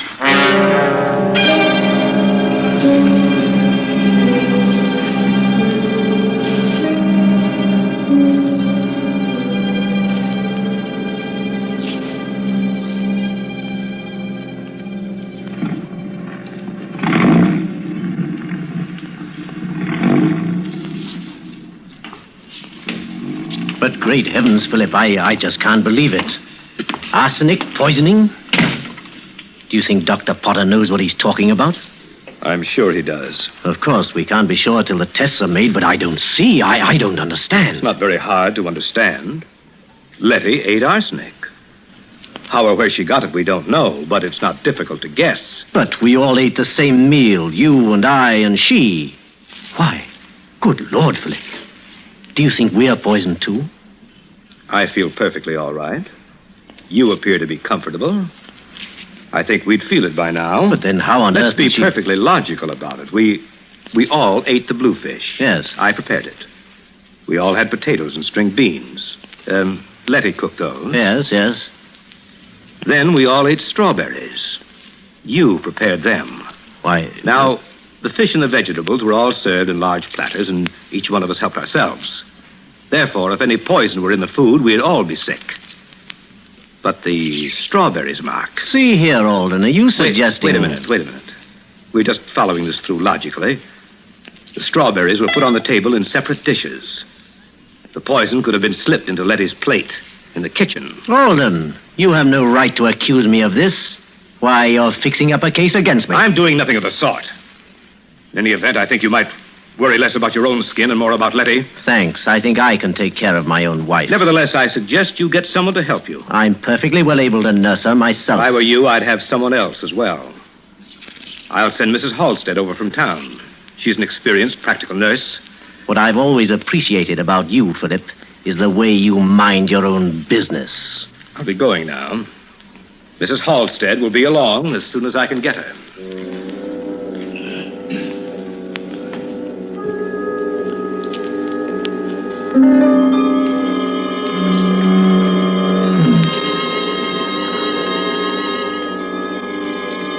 When the doctor's analysis came, it was arsenic poisoning, all right.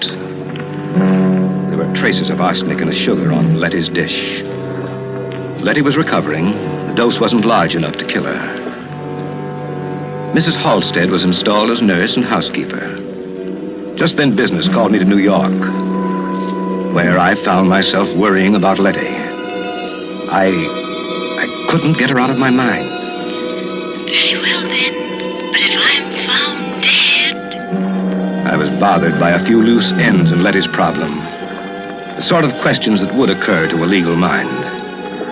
So I decided to spend an evening in the reference room of the law library among the files, where I found out enough about Mark and Letty Taylor to send me racing back to the Cape. And I knew I had to hurry if I was to prevent a devilish murder.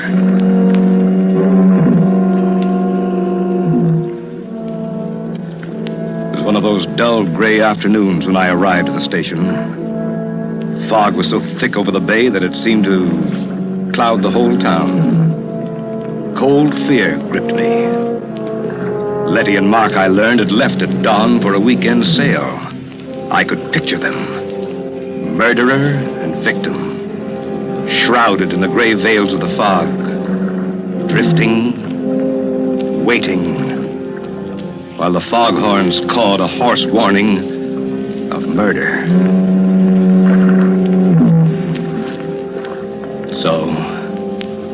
was too late. The trap was sprung. With my newly gained insight into the affairs of Letty and Mark, I could have averted the tragedy, but I was too late. Or was I?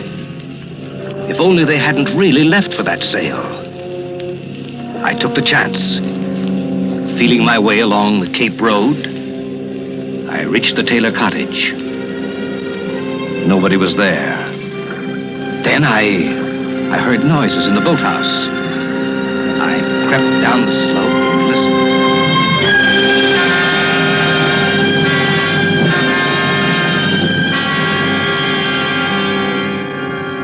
Oh, Mark, you fool. Philip Alden will be sure you planned to murder me for my money. I saw the suspicion dawn in his mind that day we made out our twin wills.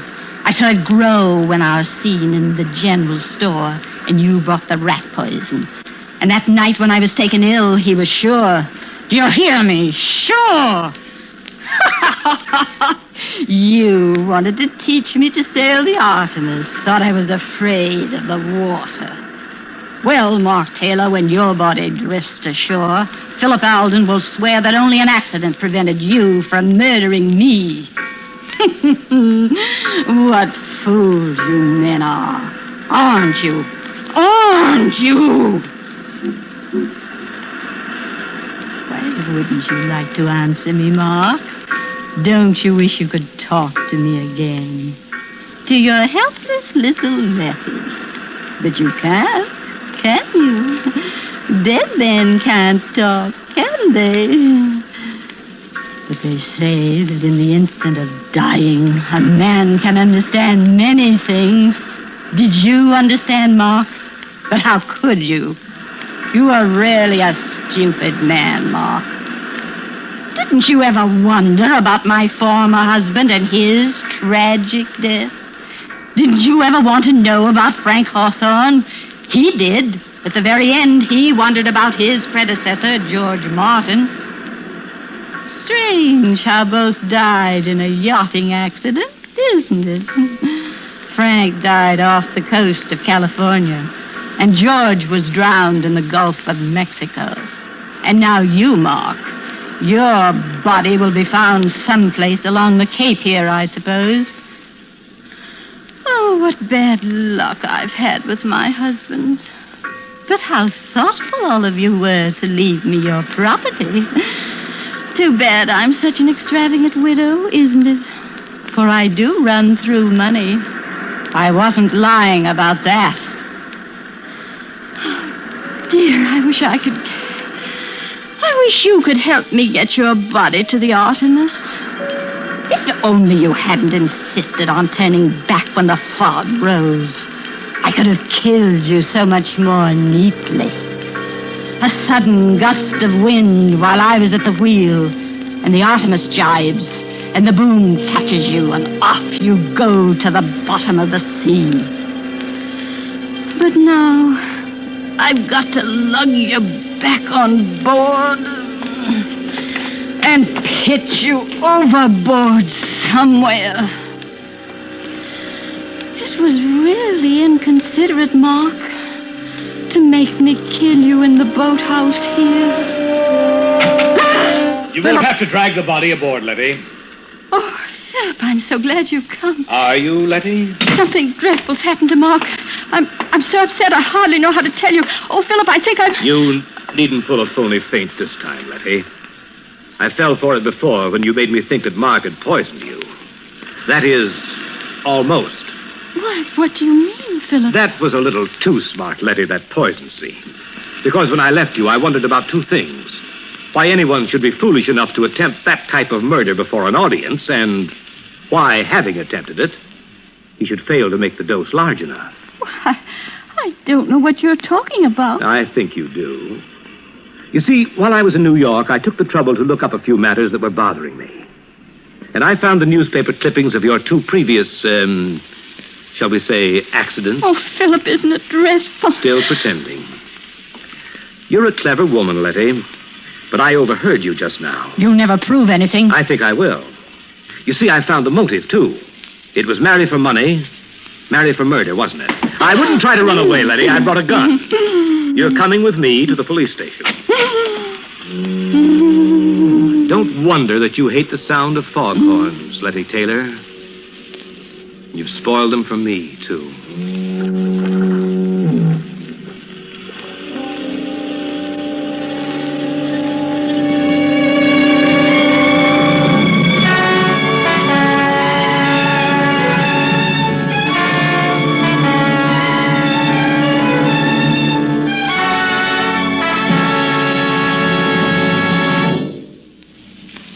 And so closes Marry for Murder, starring Lillian Gish with Ray Collins and Bramwell Fletcher.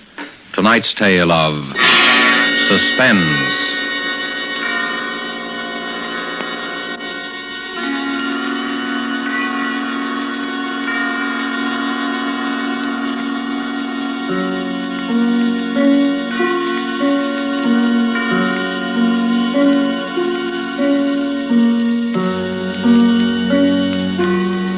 This is your narrator, the man in black, who conveys to you Columbia's invitation to spend this half hour in suspense with us again next week, same time, when Virginia Bruce and John Loder will star in the Dorothy B. Hughes suspense thriller, The Cross-Eyed Bear. The producer of these broadcasts is William Spear, who, with Ted Bliss, the director, Bernard Herrmann and Lucien Marowik, conductor and composer, and Walker T. Field, the author, collaborated on tonight's Suspense.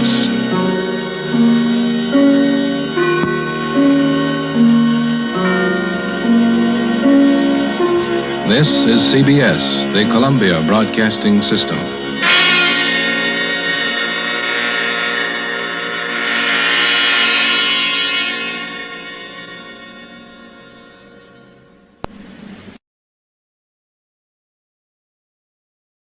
In just a moment, Suspense with Madeline Carroll.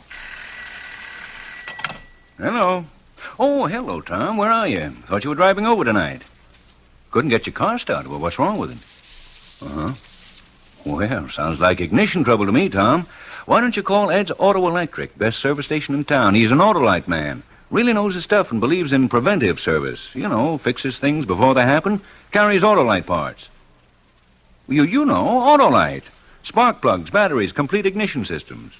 Yeah, that's right, the works. Oh, by the way, Tom, Autolite has that swell high-tension show on the air, Suspense. Ever hear of it? Well, why don't you tune in? It's coming on right now.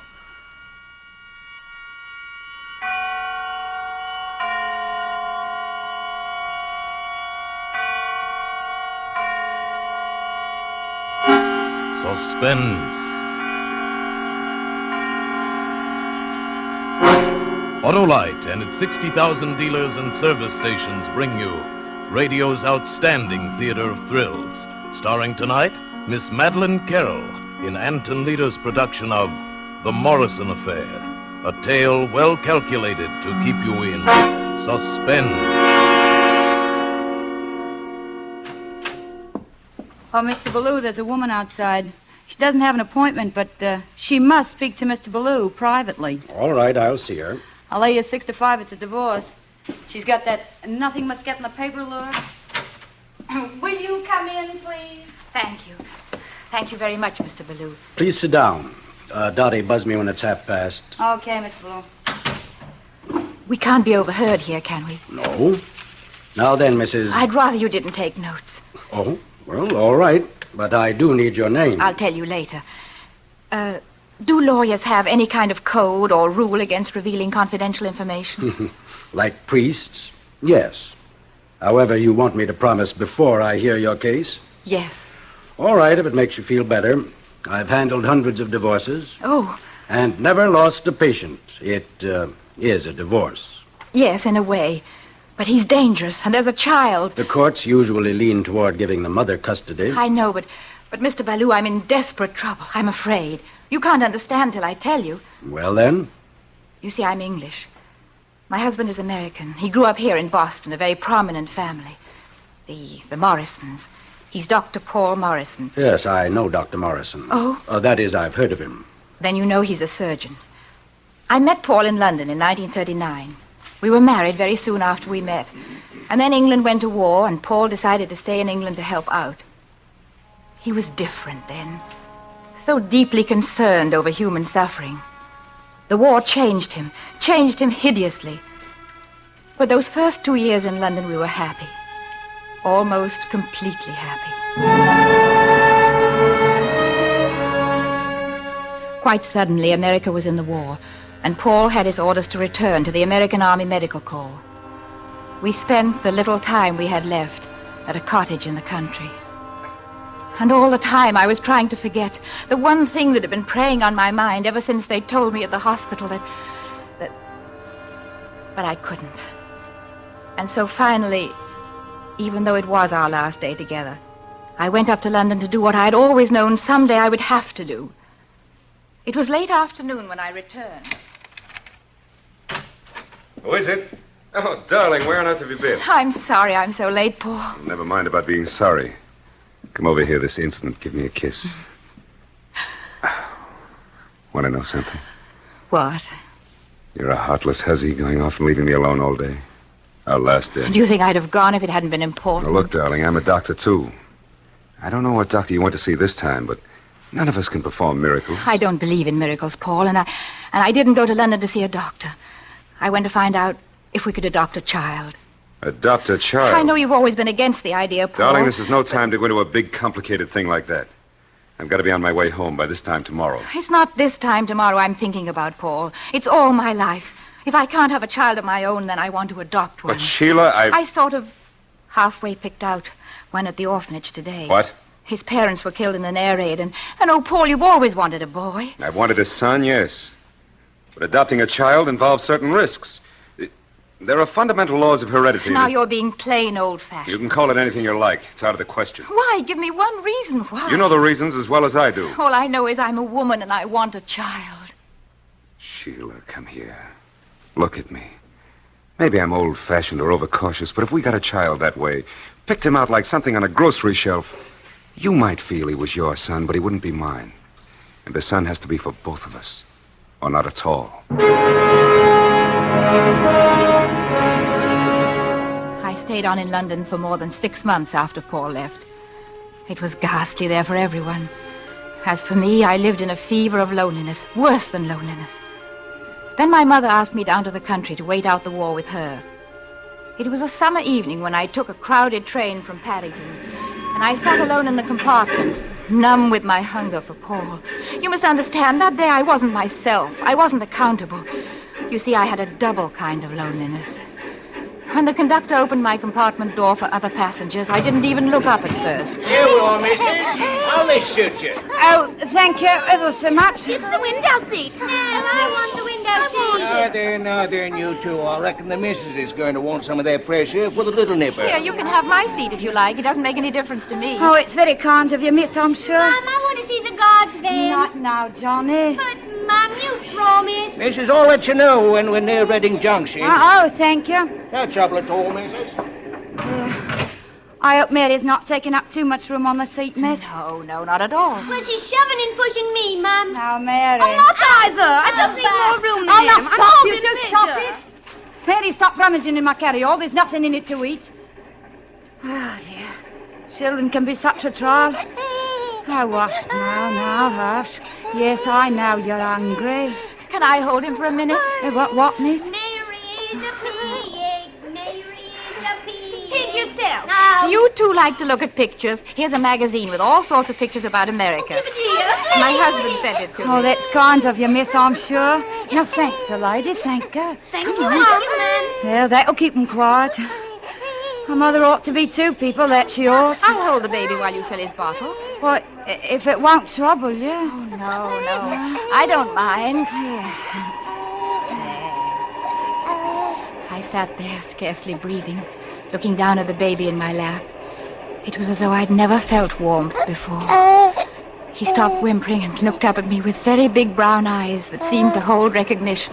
He's taken a real fancy to you, miss, and no mistake. What's his name? Jamie. It was his father's name. He was killed last week in a bomber over Germany. Oh, I'm terribly sorry. But at least you have the children. Oh, yes, miss. But sometimes I don't know. Sometimes I think it would be better if I didn't have this last one. Oh, no, you can't mean that. It's not easy, miss, with no man to provide. You said you're married, miss. Do you have any children? No, I have no children. Yeah, baby. You'd know if you had one. Knowing all the things I won't be able to give him. I can't help thinking he'd be better off if I left him on someone's doorstep, so to speak. Someone well-fixed, like you. You'd regret it all your life. But it's his life I'm thinking about when I say it. Of course, I'm not brave enough to do it. But I wish I was. Oh, well. If wishes was horses, as they say. We're just pulling into Reading Junction, missus, if you still want to get that cup of tea. Oh, thank you, Johnny, Mary. Come on, Mary. Mum's going to get her something to eat. I want to see this page first. Well, you can look at the magazine when you come back. No, run along, Bussavia, and wait for me outside. All right, Mum. Come on, lazy. Well, wait till I get my coat. I'll take Jamie now, miss. I'm going to sit right here. Why don't I hold him till you come back? Oh, I wouldn't want to bother you. Oh, it's no bother at all. Well, you won't have any trouble with him. He's always been a good baby. Come in, I'll wait.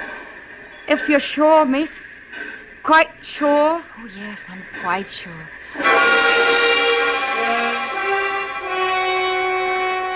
Maybe you'll say what I did was wicked, that she didn't tell me to take her child. But I know she did. She made her decision and I made mine. After a few minutes, I got up and carried the baby down the corridor. I was trembling so I was afraid I'd drop him. I managed to get off the train and made my way across the crowded platform. It was nearly time for the train to pull out. Hurry up now, train's leaving. Then I saw the woman, her two older children coming toward me. I stepped behind a post. Oh, she's a pig. Mary's a wicked pig. Too bad. Oh, come on now, we've got to hurry. Don't stop worrying now, we have to hurry. I stood there and watched the three climb onto the train. Then it began to move. And it was the brakes or a train whistle. If only I hadn't imagined it was something else. Above the racket of the train, it sounded like a woman screaming.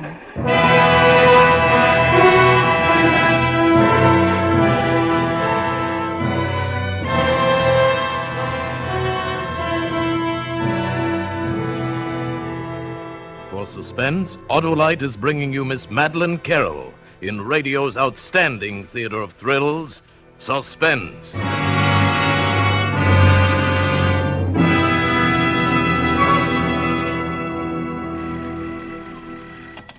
Hello. Oh, it's you again, Tom. Swell program, eh? What? The name of that Autolite service station? Well, it's Ed's Auto Electric. Just look for the big Autolite sign down on Main Street. But wait, here's more dope on Autolite service. Listen to Frank Martin. For expert ignition checkup and repair, stop at your nearest Autolite service station. Highly trained mechanics working with specialized machines are ready to give your car the best, most complete, most reliable ignition service possible. And when it comes to replacement parts, why, money can't buy finer ignition equipment than Autolite. Autolite is the world's largest independent manufacturer of electrical equipment for automobiles. And many of America's finest cars and trucks are equipped with Autolite distributors, coils, generators, starting motors, batteries, and spark plugs right on the assembly line.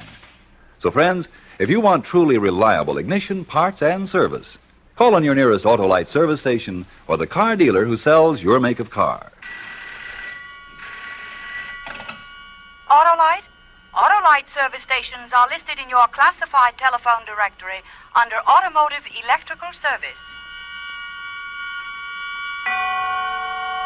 And now, Autolite brings back to our Hollywood soundstage Miss Madeleine Carroll as Sheila in The Morrison Affair, a tale well calculated to keep you in suspense. I can't file for your divorce, Mrs. Morrison, until you and your husband turn the child over to the British consul. My husband doesn't know. He thinks it's his child. He suspects something's wrong, but... Well, then make a clean breast of it. Tell him. Oh, no, he mustn't ever know. He'll kill me or Jamie or both of us. How on earth did you make your husband believe? That was easy. I figured it all out on the way to Mother's. I took a bus at Reading Junction, then another train. It was almost midnight when I got home and let myself in the front door.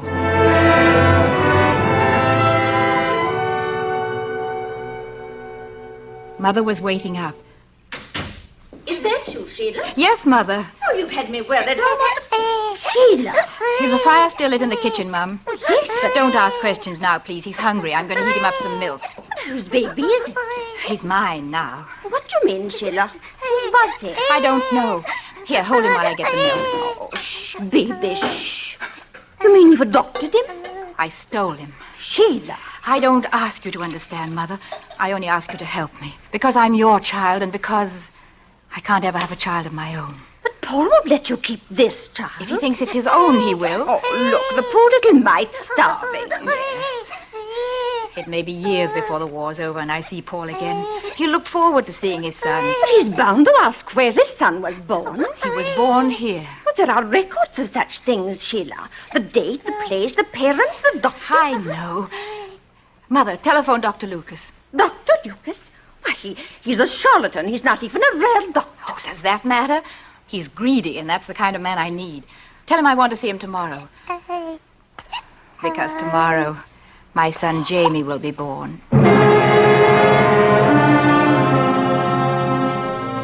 That night, before I went to bed, I cabled Paul at his last APO address. Why haven't you answered my letters? Or don't you like my news? His answering cable came in the morning. What letters? What news? We'll phone. It was going to be easy. Paul had traveled so much. New York, Baltimore, 3 months in the Pacific. It would be easy to make him believe that some of his mail had gone astray. I waited all day for Paul's call and for Dr. Lucas. That miserable little man took his time about it. Mrs. Morrison, I'm late, but your mother assured me no one was ill. No, it's about my son. Why, I didn't hear that I'm you had having difficulties about his birth record. I've lost the certificate and I need a duplicate. Why, Mrs. Morrison, I'm sure if you write As a matter of fact, I want the record changed. Change? I want the certificate to say that he was born here today. Mrs. Morrison. It can be done, can't it? It's rather difficult. You mean it's expensive? Yes, very expensive. There's the risk to a doctor's reputation. How much? £1,000.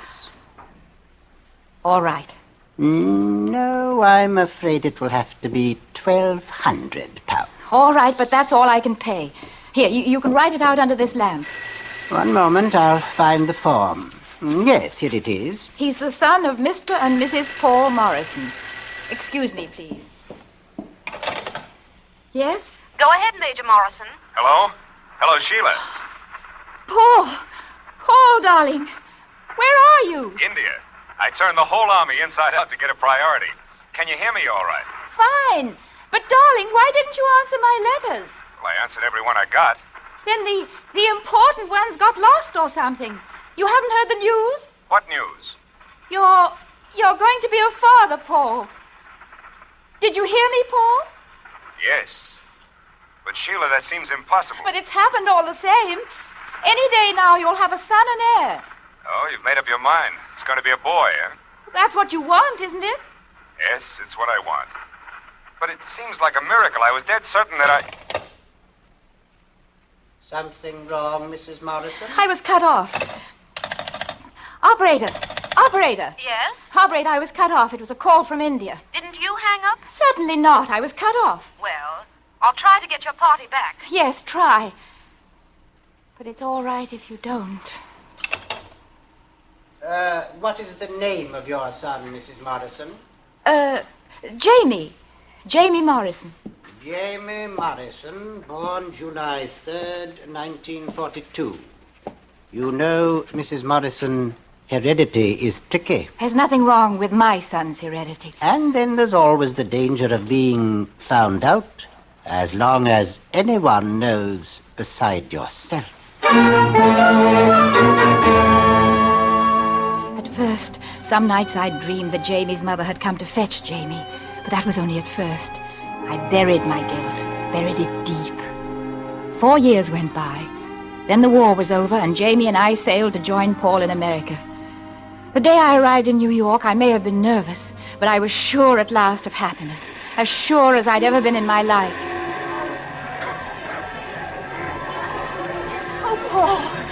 Paul, darling. My dear. Oh, I've never seen you look better, darling. Motherhood suits you. Is that my daddy? Yes, Jamie. Well, how do you do, James? My name isn't James. It's Jamie. Jamie? Yes, I've always called him that. I don't know why. It's a kind of nickname, I suppose. Well, from now on, we'd better settle for James. We Morrisons never appreciated nicknames. Funny about his eyes. His eyes? I've got to look up my Mendel. Can two blue-eyed people have a brown-eyed child? They must. We did, no matter what Mendel says. Well, he's positively the first Morrison with brown eyes. But why not? He's the miracle kid.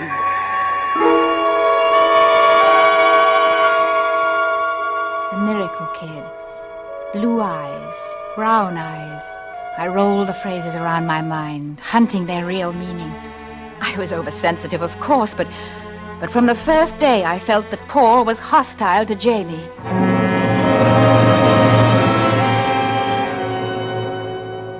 Where's my miracle kid? He's taking his nap. What do you want with him? I'm driving down to the rifle range with a friend. I thought I'd take James along. Oh, but he's too young, Paul. Too young for what? To play with guns. Oh, it's just why I want to take him along. Sooner he knows how to handle guns, the better off he'll be.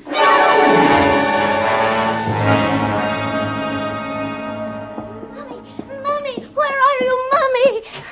Here I am, Jamie. Mommy, I fell off. Oh, darling, what's happened? I fell off the horse. He went too fast and jumped around, and I fell off and hurt my knee. Yeah, I brought the iodine. He's more scared than hurt. Oh, not iodine. Use peroxide. It won't sting. I told you he was too young to ride. Oh, it was a gentle horse. Jamie lost the seat when it started to trot, that's all. We'll do better next time, won't we, kid? I guess so, Daddy. There won't be a next time. Yes, there will be, Sheila. Jamie, go up to Mother's room, and I'll be along in a minute to fix your knee. All right, Mommy. There's candy in my bureau. You know where. Yes, Mommy, I know. Paul, what are you trying to do? I'm trying to make my son like my son. He's my son, too, you know. What you're doing to him, Sheila, he's not anybody's son. He's a zombie. I swear I'd rather see him dead than what you want him to be. I suppose it was then that I first realized what I would have to do. That someday soon, I'd have to get Jamie away from Paul. I was frightened. I even began to carry a gun in my bag, and I began to make plans. I'd start again, build a new life for myself and my son. Then yesterday, I knew that I'd have to hurry, that I couldn't postpone my decision any longer. I found out when Paul came home from the hospital. He came directly to my room. Ah, there you are. I want to tell you something, Sheila. What is it? What's happened? A big day at the conference. Oh, you mean the medical conference? Yeah, a psychiatrist from Chicago named Drake read a paper on psychosomatic medicine. Terrific. And then there was a curious report on euthanasia. You know, mercy killing. Interesting, but extreme. In what way? Well, the doctor delivering the report favors not only the mercy killing of incurables, he advocates weeding out and purifying the race by studying heredity and eliminating those whose heredity is questionable. Real crackpot. Horrible. Sheila, while his report was going on, though, I began to wonder about you and Jamie. About me and Jamie? Yes. I wanted to ask you, is there something about Jamie's heredity that you don't want me to know?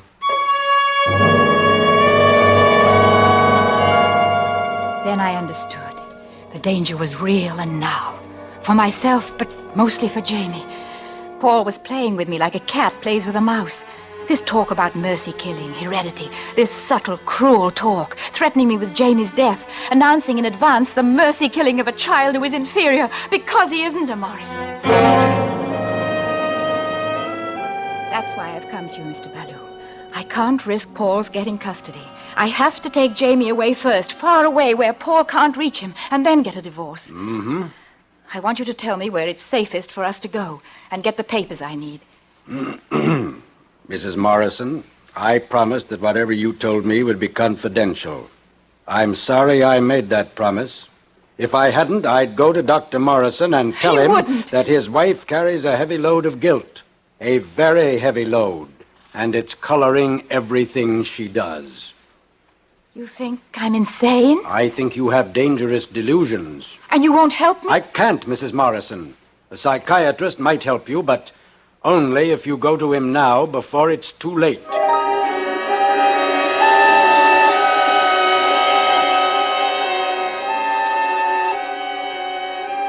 Mrs. Morrison! Mrs. Morrison! Yes? You're to go to the hospital. Dr. Morrison said for you to come right away. What is it, Elsa? What's happened? It's the little boy. Jamie! He got hold of one of his daddy's guns. He's done it. He's killed Jamie. Jamie was playing with it, and it went off when it was pointed right at himself. He's hurt bad.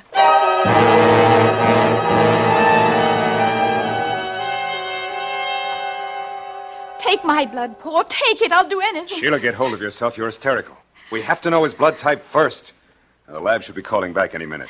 Paul, I'd rather you didn't operate. Ask Dr. McDonald. This isn't McDonald's kind of a case. Don't you trust me, Sheila? I thought you might be too nervous being his father. Am I, Sheila? What? Am I his father, Sheila? Dr. Morrison speaking. All right. It's the lab. Hello? Yes, Brooks. It's what? You're absolutely sure? You checked twice? I see. Yes, thank you. You gave the results of the blood test. We can't use your blood, Sheila. You know from the blood test? Yes, Dr. Morrison? Get the boy ready for operation. I'll start immediately. Yes, Doctor. No, what, Sheila? No, don't tell me. All I know is that your blood is type A and mine is type A and James is type B. Wait here, Sheila. Don't do it, Paul. Do what? I won't let you operate. I won't. Get Dr. McDonald. Or I'll kill you. You're out of your mind. You can't shoot that gun. I can and I will before I let you touch Jamie. Now that you know he's not your son. I've always known it. You're lying. From the first moment I saw him. It's a proven medical fact. 2 blue-eyed people cannot have a brown-eyed child. And all your cruelty was deliberate. At first I thought you'd been unfaithful. That Jamie was your son and another man was his father. But the blood proves he's not yours either. You adopted him. I stole him, and I'm not going to lose him now. We're all ready, Dr. Morrison. Thank you. Wait here, Sheila. Paul, I warned you. Mrs. Morrison, don't! He fell like a sack of dry leaves, and liquid the color of dark grapes seeped through and spread slowly across the front of his surgeon's jacket. Then people came and dragged me away. I've seen no one since except those who guard me, and my lawyer, Mr. Ballou, who came to tell me that Paul was dead and that Jamie would live. The operation was performed successfully by Dr. McDonald. Then Mr. Ballou began to talk about how to defend me against the charge of murder. Why not tell them the truth? Let me tell you the truth, Mrs. Morrison. After you shot Dr. Morrison, he could have lived. He had to choose between his life and Jamie's. What could he do for Jamie? The bullet had lodged in Jamie's brain.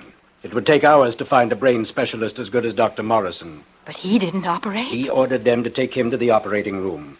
Then for an hour and a half, he stood at Dr. McDonald's elbow, directing every move of his scalpel. When the operation was over, Dr. Morrison was dying. But Jamie would live.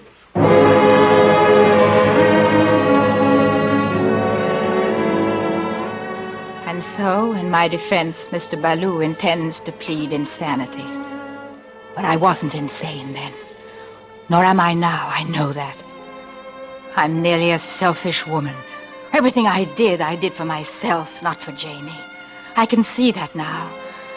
But Paul gave his life for his son.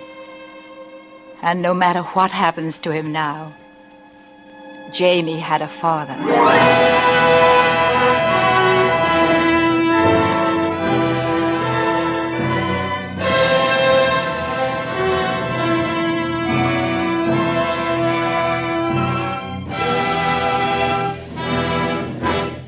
Thank you, Madeline Carroll, for a splendid performance. Miss Carroll will return in just a moment. Hello, Tom. Yeah, I knew it was you. What? You just called to say thanks for telling you about Autolite? Well, don't thank me. Frank Martin's your man. Well, friends, you'll thank and congratulate yourself for depending on your Autolite serviceman because of the way your car will perform after it's had his expert care. He's got the skill, equipment, and those great Autolite parts to put your ignition system in top shape. Look up your nearest Autolite service station. It's listed in your classified phone book under Automotive Electrical Service. And keep in mind, wherever you go, Autolite means spark plugs. Ignition engineered spark plugs. Autolite means batteries. Stay full batteries. Autolite means ignition system. The lifeline of your car.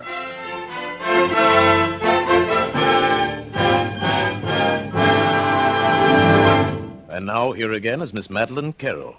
It's been a great pleasure to appear with this fine cast on Suspense. It's a program I've always enjoyed hearing, and I'm looking forward to next week's story, in which that rising young star, Burt Lancaster, appears. It's another gripping study in... Suspense. Madeline Carroll appeared through the courtesy of 20th Century Fox, whose current production is The Luck of the Irish, starring Ann Baxter and Tyrone Power. Tonight's suspense play was written by Pamela Wilcox, with music composed by Lucien Moraweck and conducted by Lud Gluskin. The entire production was under the direction of Anton M. Leader. In the coming weeks, Suspense will present such stars as Gregory Peck, Edward G. Robinson, John Garfield, and others. Make it a point to listen each Thursday to Suspense, radio's outstanding theater of thrills. And next Thursday, same time, hear Burt Lancaster.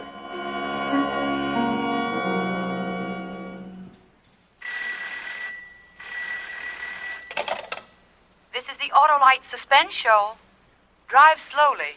Death and danger travel in fast company. Good night. Switch to Autolite. This is CBS, the Columbia Broadcasting System.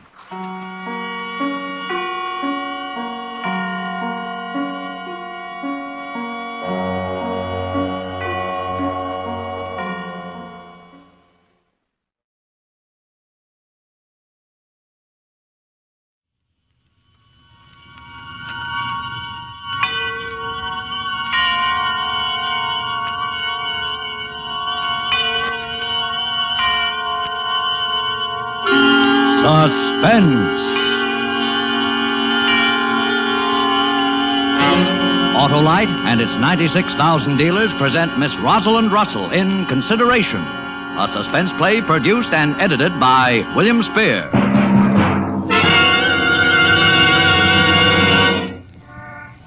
Hollywood and Vine, driver.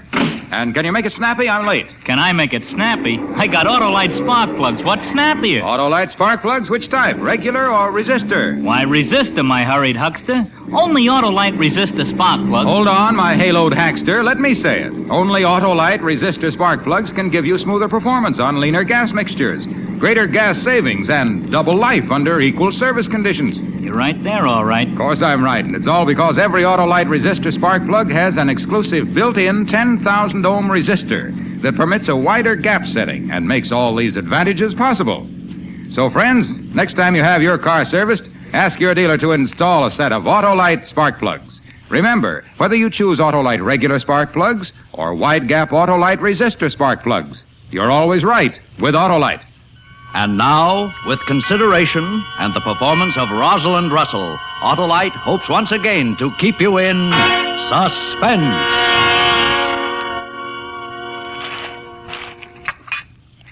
Well, Gloom, don't I rate a good morning? I'm sorry. Good morning, darling. You know, the Masons have asked us to cocktails tomorrow. I told them I didn't know. I'd check with you. Oh, by the way, I'm completely out of aspirin again. Would you mind picking me up a bottle on the way? Charles, you're not reading the paper, are you? No, Ellen, I'm not. Oh, what's the matter?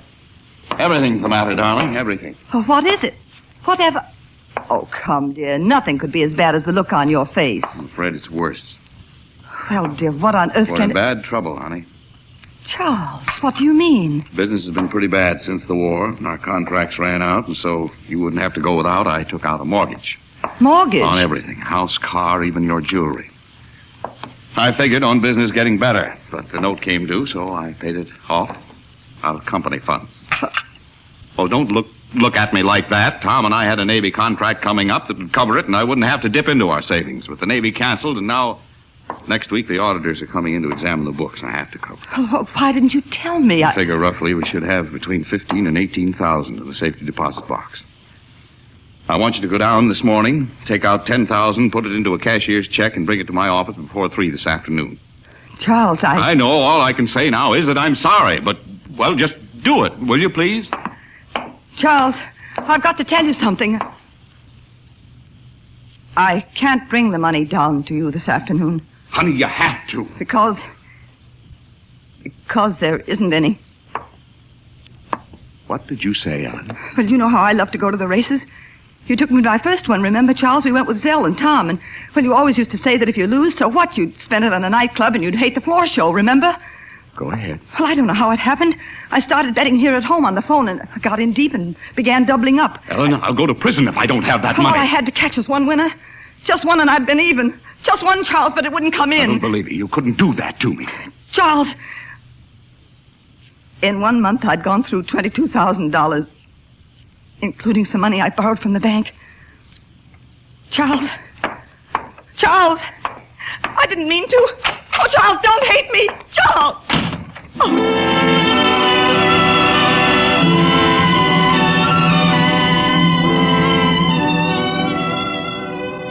That night, he didn't come home till very late.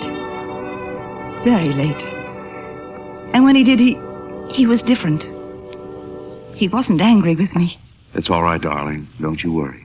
Oh, what are we going to do? It won't be so bad. Oh, you can't go to jail. Of course not. Well, have you worked out something? Everything. Oh, I'm sick. I'm so sorry. What are you going to do? No worrying now. Oh, but I do worry, and I should. Darling, don't work yourself up. I've already made arrangements, and everything's going to be taken care of. Now, take your aspirin and go to bed. Aspirin? Oh, even in the midst of all this, you didn't forget. No, Ellen. I'm never going to forget anything that'll make you rest easier.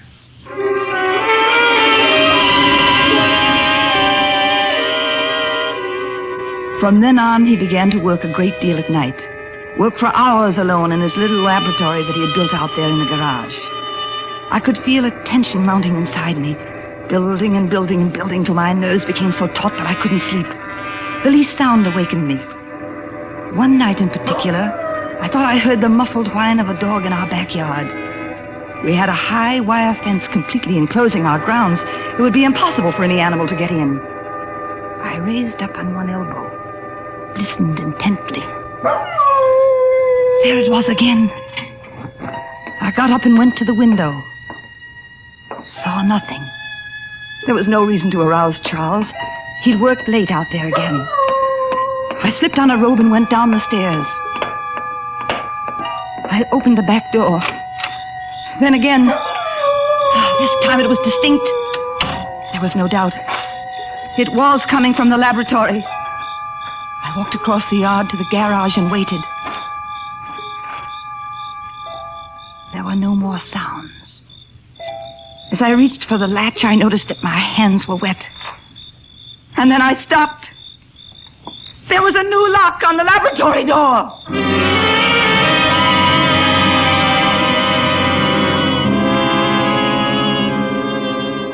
In the practical light of the next day, I convinced myself that I had a very bad dream and that I'd better watch my nerves.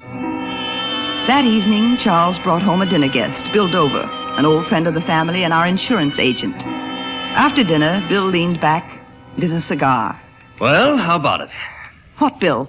The insurance, darling. He's talking about increasing our policies. Oh, well, I don't know, maybe sometime. You've come a long way. Your standard of living is higher. If something should happen to either Well, of you... maybe things seem more prosperous than they are. Right now, I don't think we can even consider... Let him talk, Ellen. But You see, we have a new family plan. Talking to Chuck about it this afternoon. Where both of your policies could be increased to $30,000 apiece. In other words, trebled. While your premiums would only be twice what you're paying now. Oh, we can't afford anything like that right now. Don't you agree, dear? Well, if there's anything we can afford, it's this. What? We've discussed it before. Write up the papers, Bill. Oh, well, as the fellow says, I just happen to have them here in my briefcase. This is very wise. But now, please, no, wait a minute. I don't mean it as a salesman. Insurance is always a wise investment. Security. It isn't pleasant, but should something happen to either of you, the other would receive $30,000. That's security.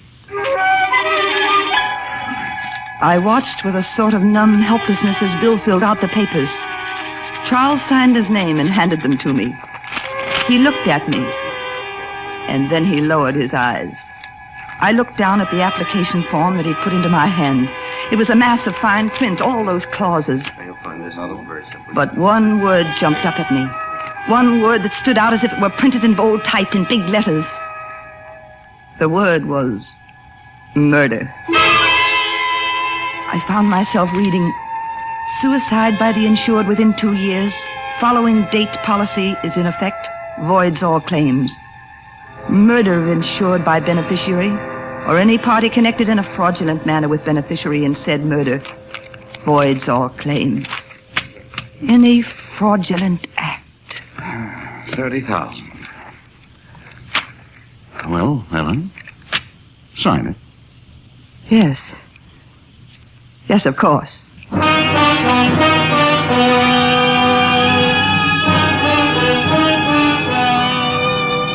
That night, Charles did something I'd never known him to do before. He got drunk. Bill left, finally, about midnight, and I got Charles upstairs somehow. I helped him out of his clothes, and he stumbled into bed and fell into a troubled sleep. I reached down and picked up a letter that had fallen out of his pocket. The letterhead said the City Health Department, Office of the Veterinary Surgeon. Dear Mr. Forrester, the autopsy you requested to be performed on your dog revealed no trace of poison any place in his system. Blood and all organs seem normal. Therefore, it is the belief of this office that your dog died of natural causes, probably a hidden heart ailment, and that there are no grounds from this examination to be suspicious of your neighbor. Sincerely yours, Dr. Lois Morrill, Examiner. I stood there over my sleeping husband. All these terrible words that I'd heard and seen tonight.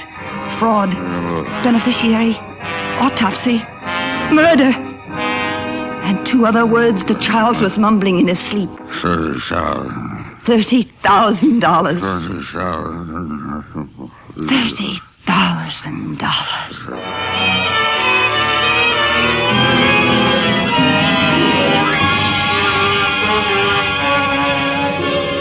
Autolite is bringing you Rosalind Russell in Consideration, tonight's production in radio's outstanding theater of thrills, Suspense.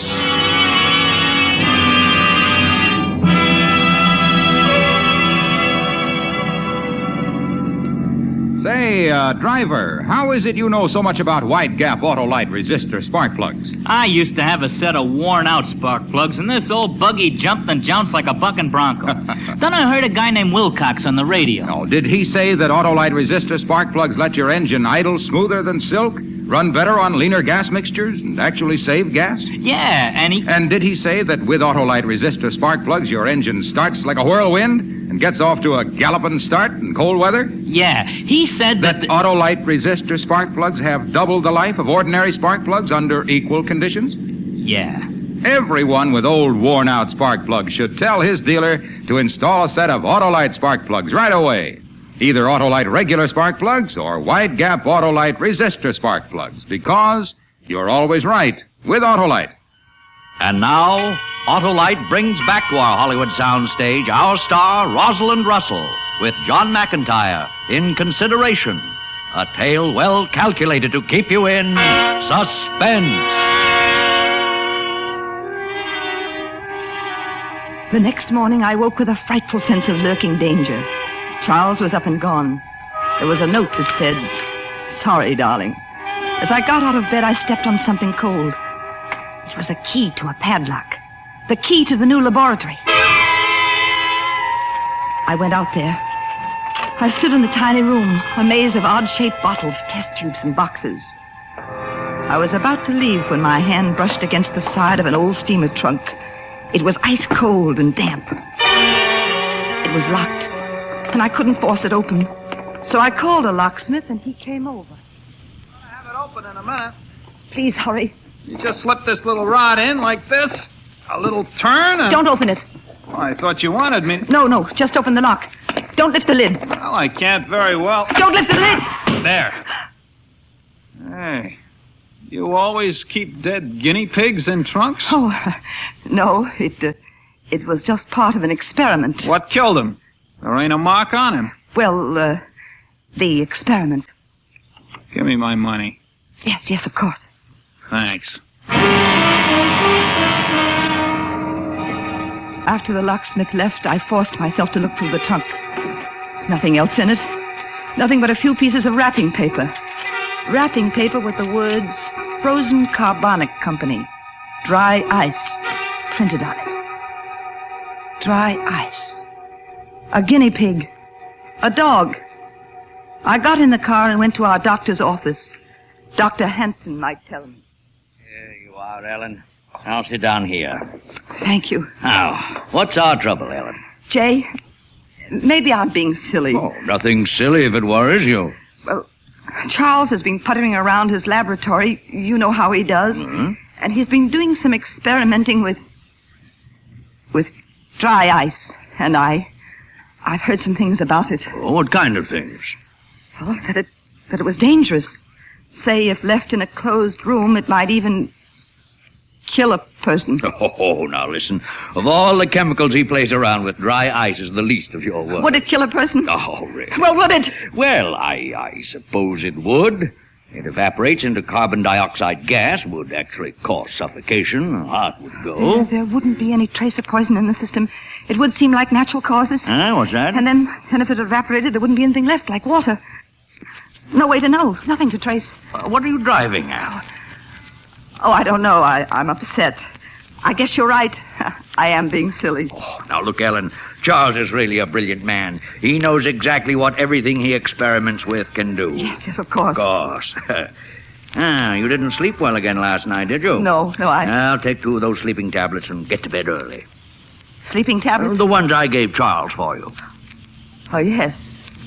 Yes, of course.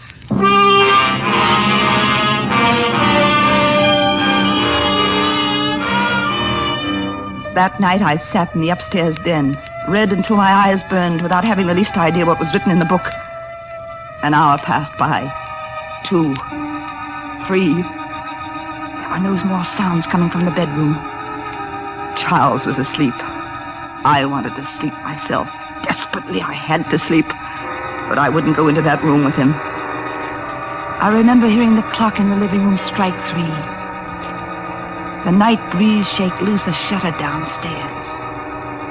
The distant cry of a tomcat, and then, unmistakably, I sensed a chill coming over the room, surrounding me. A pale light was filtering through the Venetian blinds. Morning was near. The room was like ice. Ice!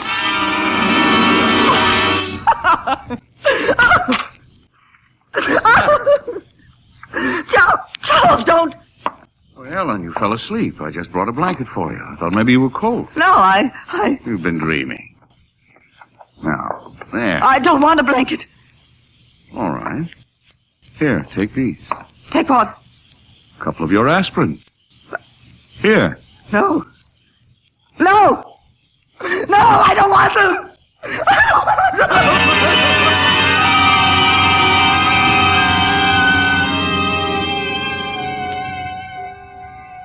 I apologized an hour later for getting so upset. I even made coffee for him before he left for work. I was wary now, you see. It was far better not to let him know that I'd found out. Then I'd have the advantage on him. And he wasn't able to deny it and change his tactics. So now I held the advantage, and I... Hello, darling. Surprise. Oh, Charles. You're home early. Well, don't look so disappointed. Expecting the Iceman? Look. What is it? Open it up. An orchid. It's beautiful. Not half as beautiful as my lovely wife. And that ain't all. More? Lots. Tonight, my darling, we're going out. Dinner at the Plaza, the show at the Green Hat, the gypsy violinist at Little Asia, and champagne. Nothing but champagne, all the champagne we can drink. We're going to pack into this night everything you ever wanted, ever loved. All the places we used to go. Tonight's yours. Why, Charles? Why? Well, does there have to be a why? Usually. Not with this husband. Well, I mean, I don't think... You deserve it. That's enough. Now, upstairs and into your best. Tonight's the night.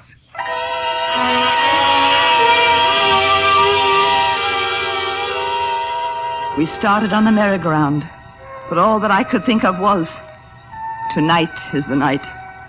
We went to all those places. Charles laughed a lot, but there was something horrible in the back of his eyes. They didn't laugh. It was very late when we got home.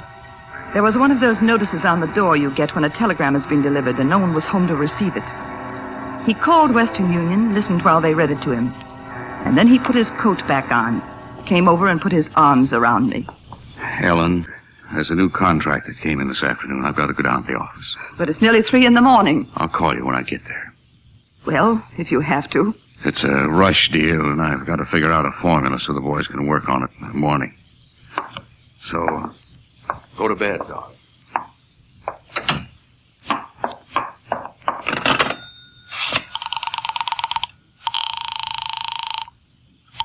Operator. Western Union, please. Just a moment. Western Union. This is Mrs. Charles Forrester, 1552 Carlton Manor Way. You sent a wire that was just read over the phone. My husband wanted me to get the exact wording. Would you read it again, please? One moment, please. Here it is. Go ahead. Charles, tried reaching you by phone. Auditors still working on books. Call office immediately. Signed, Tom. Thank you.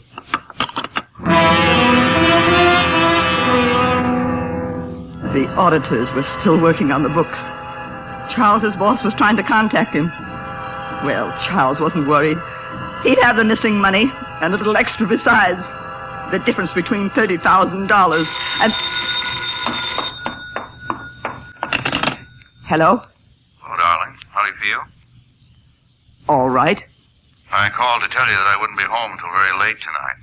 Maybe not even until tomorrow. Something came up at the office and I'll have to drive out of town. Oh? Now, I want you to go to bed. I will. You haven't had a good night's sleep in a week, and I'm worried about you. Take a couple of aspirin and hit the hay. Why don't you sleep in the upstairs den, and I won't wake you if I should have to. All right. Promise? Promise. Bye, darling. Goodbye.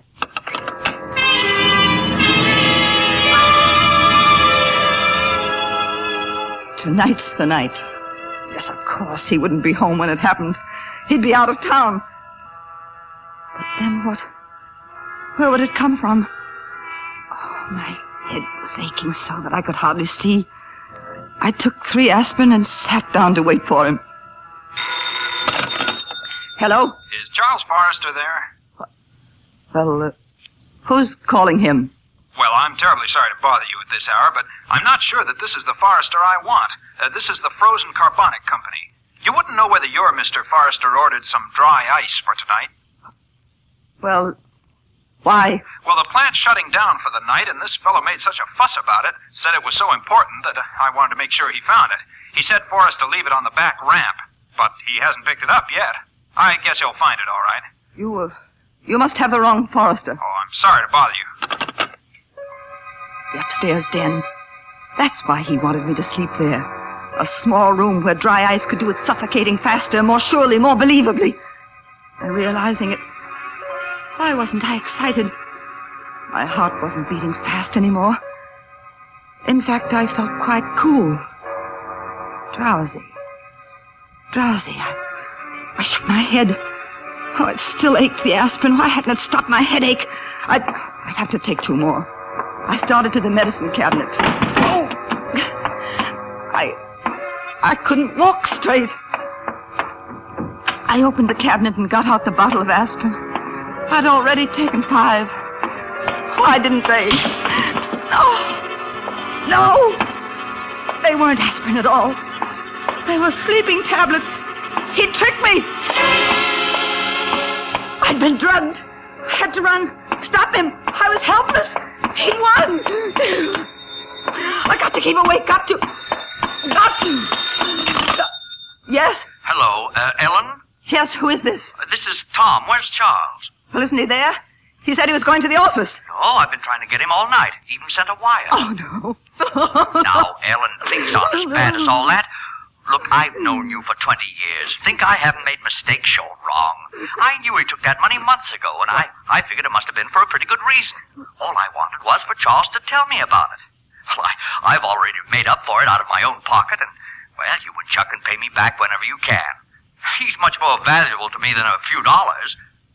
Well, do you hear me, Ellen? Yes. Yes, Tom, I hear you. He doesn't know that, does he? It's all right.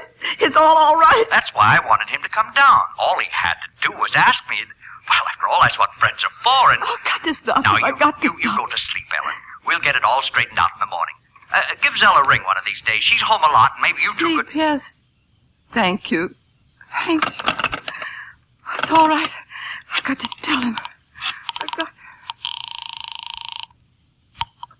Information. What is the number of the Frozen Carbonic Company, please? Just a moment. It is in your directory. The number is L44892. Thank you. 44992.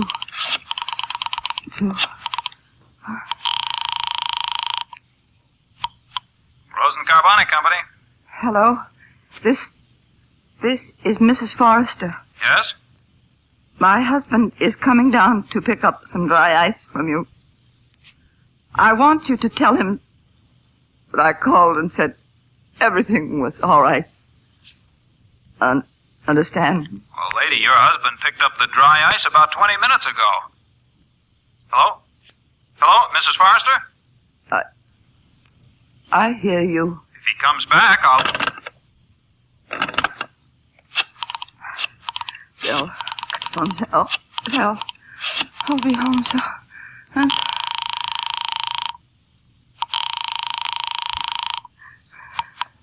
Hello? Zell, this is Ellen. Is Tom home? No, he's still at the office, she says. No matter. I want you to talk to me. Ellen, do you know what time it is? No matter what happens, keep talking. Don't let me go to sleep. Is it a game? Say, you all right? Please, just talk. Tell me what you've been doing. Tell me everything you did today. Oh, I had a terribly fascinating day. I got up at 8 and made Tom's breakfast. I got Lola off to school, and at 10:30 I dusted and vacuumed the living room. Then at 12, how are we doing? Ellen? Oh, Ellen!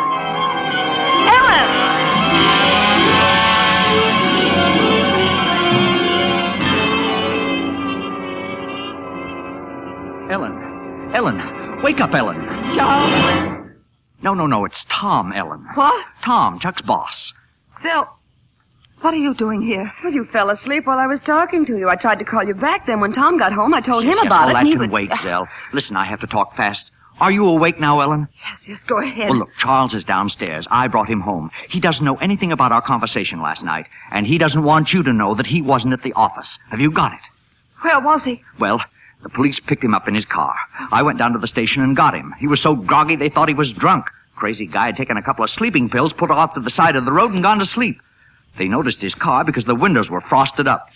Frosted up? Yes, all frosted on the outside. The cops couldn't understand. Oh.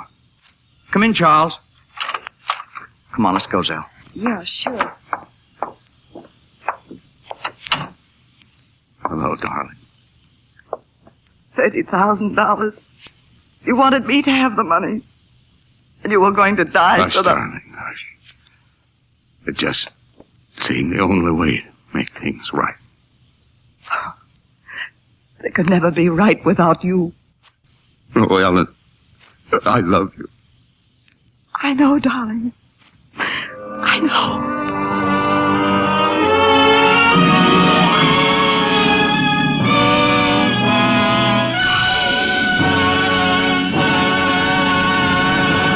Suspense, presented by Autolite. Tonight's star, Rosalind Russell, with John McIntyre as Charles. Here we are, Hollywood and Vine. Say, I just figured out something. You're Harlow Wilcox. Right, my friend, and next time I see you, I'll tell you about Autolite Bullseye Seal Beam Headlights, the new safe headlight that's guaranteed to function even when the lens is cracked or broken. Got him, Mr. Wilcox, got him. Well, they're unbeatable, just like Autolite spark plugs, and they're only one of more than 400 products made by Autolite for cars, trucks, planes, and boats. These include complete electrical systems used as original equipment on many makes of America's finest cars. Batteries, spark plugs, generators, coils, distributors, starting motors, and bullseye sealed beam headlights. All engineered to fit together perfectly, work together perfectly, because they're a perfect team. So don't accept electrical parts supposed to be as good. Ask for and insist on Autolite, original factory parts at your neighborhood service station, car dealer, garage, or repair shop. Remember, you're always right with Autolite.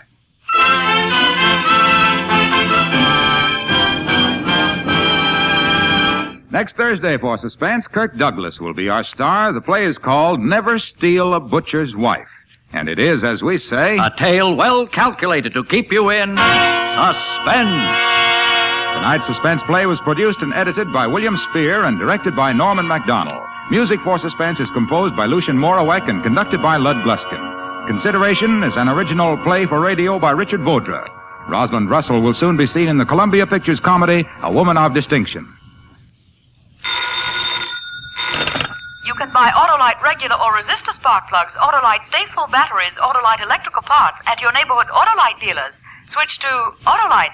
Good night. This is CBS, the Columbia Broadcasting System.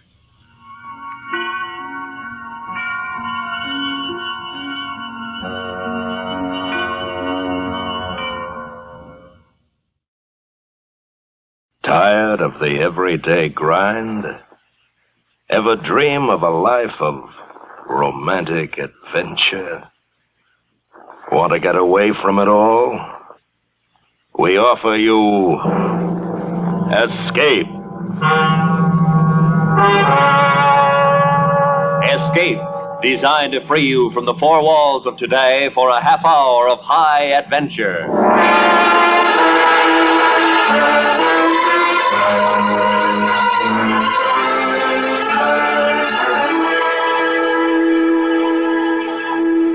You are making your way, fearful and alone, through the dark Caribbean night.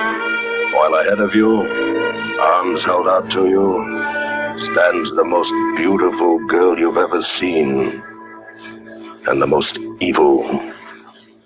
Listen now as Escape brings you Herb Purdam's terrifying story, The Running Man.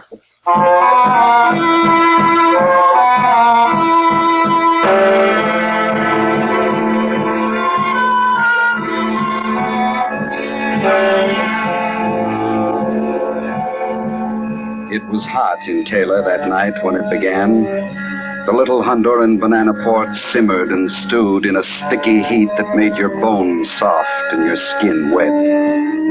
Even Chato's casino wasn't much relief. The usual handful of Chapines and Caribs crowded around Chato's warped and tired roulette table, while above, the big ceiling fan slowly churned up the warm, smoky air. All right, little ball. Drop anchor in that number 4. Numero 4, senores. Rojo. You win again, Capitan Markham. That's the way I like it. You've got it, Markham, all of it. My lucky night, lad.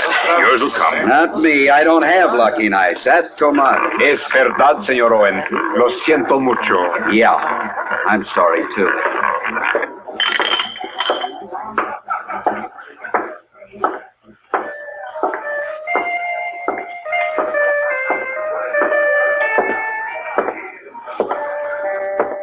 I was hoping you would not be coming to see me tonight, Owen. It's a monotonous world, Chato. Every night you sit there on your stool playing that mandolin and watching me lose money. Every night I lose it and come to you to borrow it back. It's a pretty dull circle. For you? Que lástima. I don't want pity, just money. 500 lempiras. Ah, yes. Well, come on, let's have it. You're in a hurry, Owen. Always in a hurry. I like to get places fast. I know, but I think maybe you're running so fast you miss what you are passing. Thanks for the philosophy, but I need the money more. What's the matter? My credit no good? You owe me 4,000 already, Owen. So? My plantation's worth 10 times that. Plantations, I don't want. Just money. Okay, forget it. I'll just have to sell some more bananas. Good night, Cheto. Buenas noches, amigo.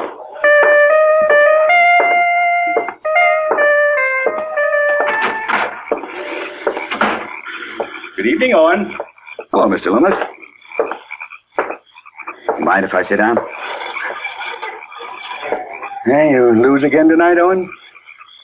Chato ought to oil this swing. We've been asking him to do that for 15 years. Yeah. Always the same answer. Mañana. Tomorrow he'll do it. He's a Carib. He's happy. And the swing still squeaks. Mm-hmm. Hey, look, Owen. Your socks are nearly half finished. They'll be ready by Christmas. Christmas? It's slow work. You spend months knitting me a pair of socks you could buy for $5. Well, I like to knit. Gives me time to meditate. Is that the same reason you stay in this hole? You've been a big man for the American Fruit Company 20 years. You must have enough to get out of Honduras. Yes, Owen, I have enough money to retire. More than enough, I guess. But it's not just the job. Kayla's my home, as it will become yours. Oh, no. Somehow I'm going to make enough money to pull out of here. You'll change your mind. You're young and impatient with life. At least I get things done. It's true. In 3 years, you've built up a fine plantation. You work hard, Owen. But you also throw a great deal away on Chatto's wheel trying to get rich in a hurry. Well, if you don't mind, sir, no lectures tonight. When can I start shipping? Well, what's your deadline? I've got an order for 3,000 stems of Baltimore cut due there in 60 days. Company boat will be here in 3 weeks. I'll make space for your load. Thanks. Owen. You went broke inside? Yeah. Borrow? Yeah. You'll need some money to pay your field hands. Tell him to see my paymaster. He'll advance it. Mr. Loomis, I don't know what to say. It just seems you're always helping me when It's my pleasure, Owen. Perhaps someday you'll take over my place with the company. That would make an old man very happy. It'd make a young man happy, too. Good night, sir. One thing more. Yes? A word of advice, Owen, about Selena. Stay away from her. Why? Because of all the talk about her? She's a bad one, Owen. A devil. Even her own people are afraid of her. But I'm not a Carib. And speaking of the devil, I've got a date with her down at the beach. Look, sir.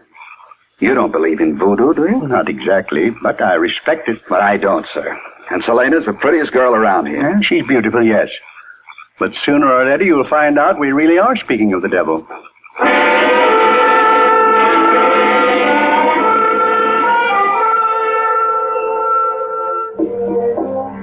When I got to the beach, it seemed empty except for a few sleeping gulls.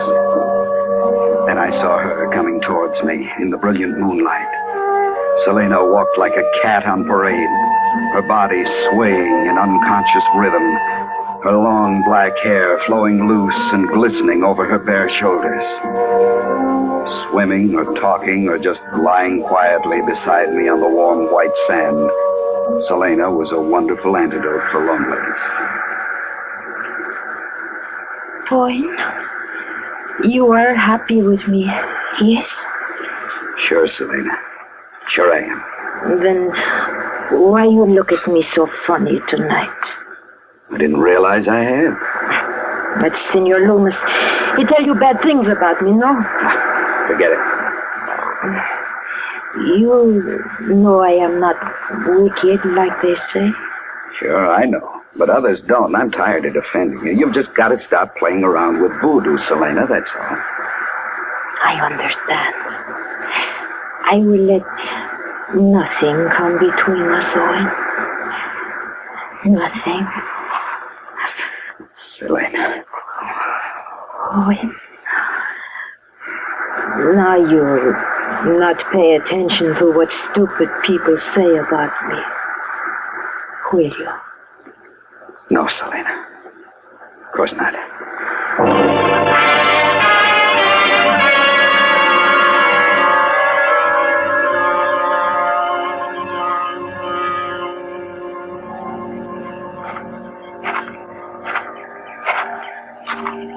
Hello, the house. Anybody home? Here on the porch.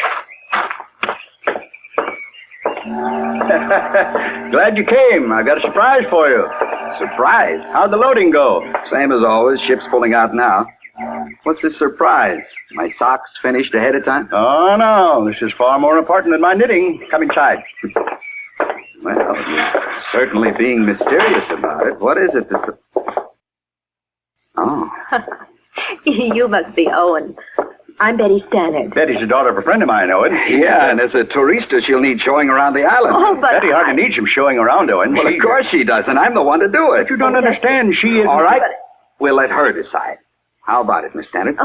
Well, you're rather impetuous, aren't you? You should see him when he's gambling. Well, Miss Standard, what's the verdict? Can I be your guide? Well, since you insist that I need one, I'll be delighted.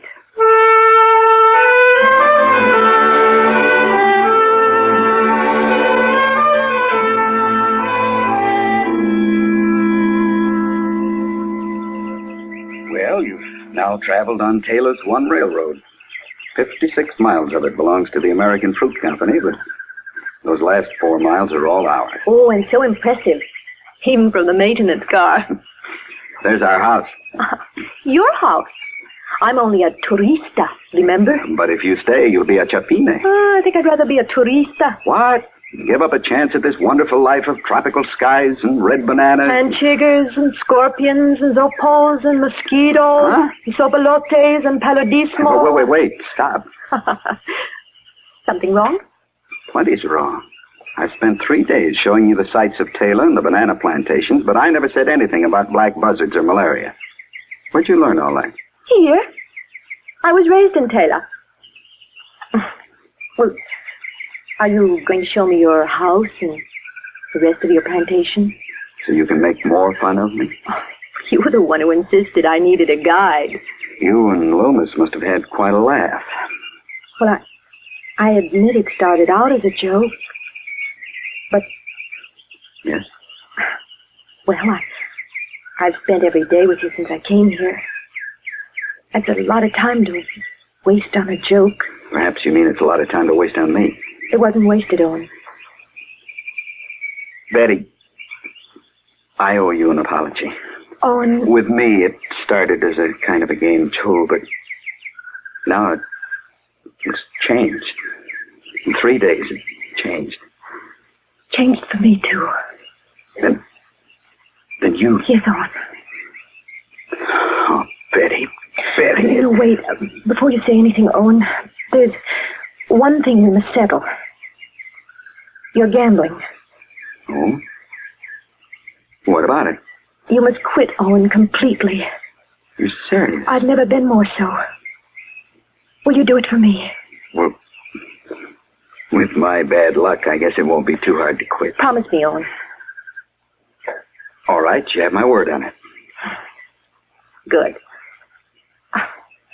And now go on about the tropical skies and red bananas. Zompopus and all? Zompopus and all. What? Oh, no. What was that? I don't know.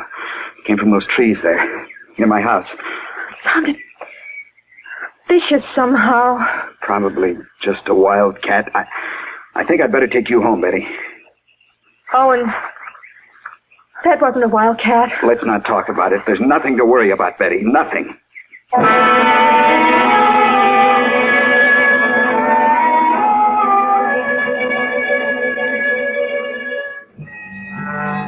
It was dark when I got back to my house and found the Carib servants gone.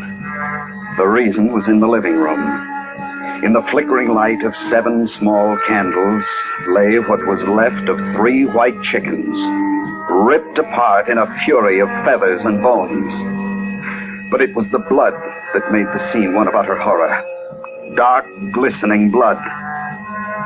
And crouching in the candlelight was Selena. When she lifted her head, I saw her eyes.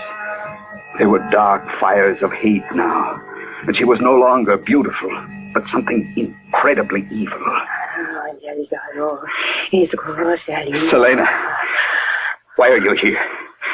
Why did you do this?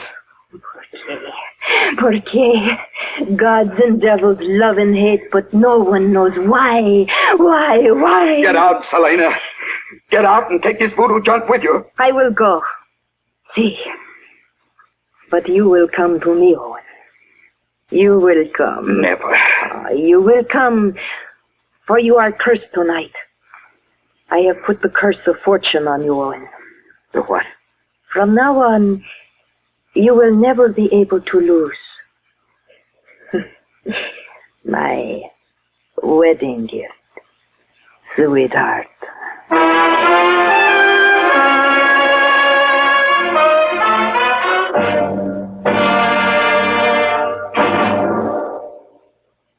We will will return to Escape and tonight's story, The Running Man, in just a moment. UNIVAC, the magic electronic computer that adds up figures faster than people can think, will be on the job election night along with CBS Radio's top newsmen. Don't miss the special Election Returns broadcast at 6:15 p.m. New York time. And make CBS Radio your election headquarters on election night starting at 8 p.m. New York time. And now, back to Escape.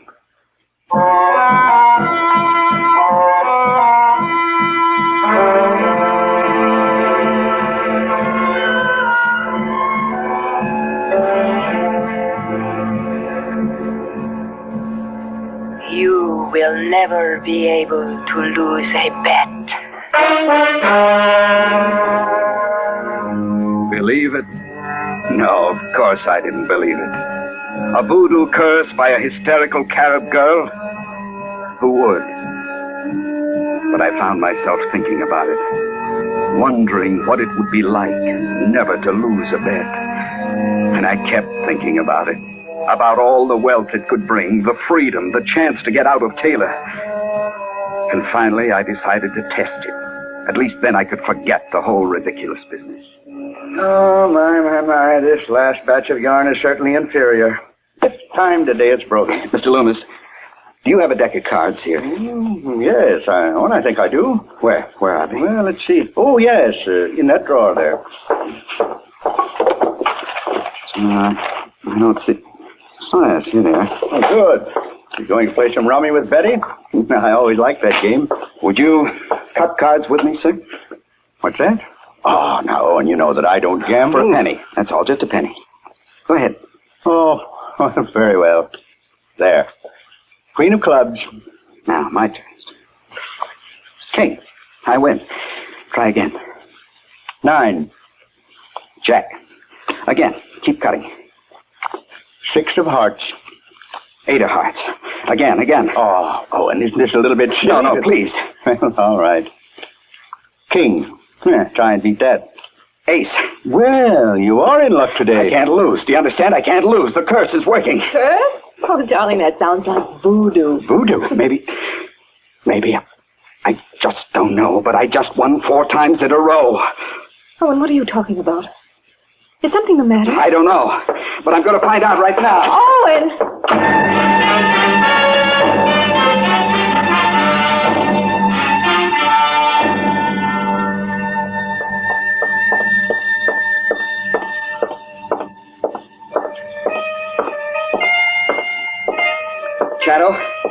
Shadow, I've got to play the wheel. Too early, amigo. Later. Now, Shadow, now.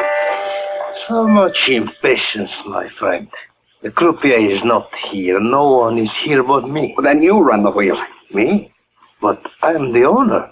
It's not proper that I run my Proper? wheel. Who cares if it's proper? I do. Come back later and you can play. You don't hear well. I want to play that wheel now, Primitivo. You're giving me much insult, senor. An apology would save me the trouble of having to kill you.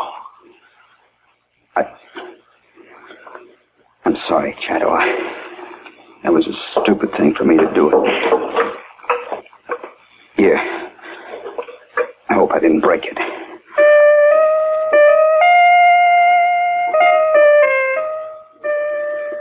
Well, it is all right. I lost my head. You lost a friend. I said I was sorry. See. I'll come back later. My casino is open to the public, senor. Look, Shadow, I didn't mean that crack about Primitivo. Adios, senor. But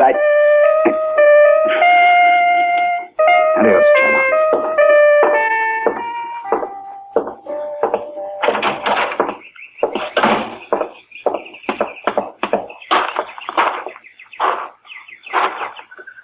Owen? Betty. I followed you here, Owen. What? Aren't you forgetting something? I don't understand, Betty. A promise you made to me. Oh, of course, but this won't be gambling, Betty. No, then what will it be? You don't understand. I've got a curse on me. I've got to find out if it works. And if it does? Then I'll be rich. I can't lose. You can lose me, Owen. And if you break your promise about gambling, you will. Betty, wait. Betty, please try and understand what...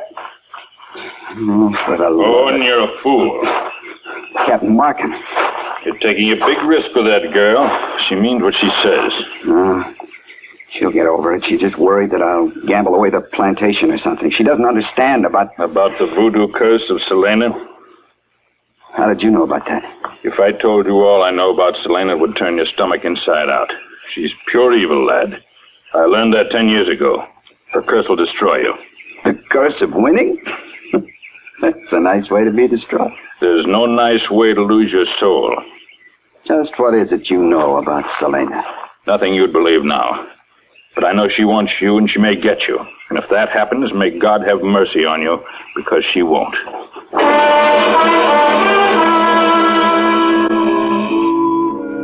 Well, I was warned, but it didn't matter then. All I could think about was the way I'd won cutting cards with Mr. Loomis. The curse seemed to be working. Maybe I was a man who couldn't lose. And that night in Chattel's casino, I found out. Número 7, señores. Rojo. You win again, señor Owen. 10 times, 20 times, I won. In half an hour, I had won nearly 4,000 lempiras. Número 16.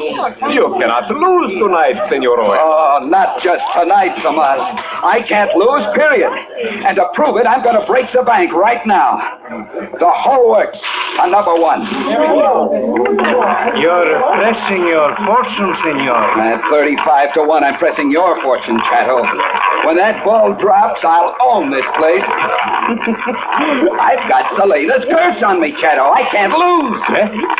Alto. Hey, what's the idea of stopping the wheel? The game is close, senor. Well, you can't do that. I've done it, senor. Afraid it's Selena's curse? You call me primitivo. That gives me the right to have a savage's superstition. Chattel, please.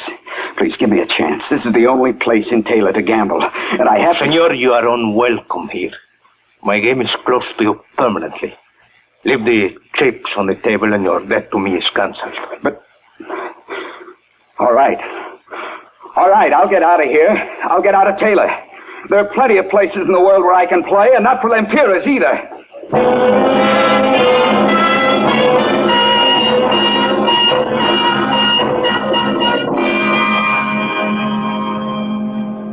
So, Owen is gambling at the casino. And winning.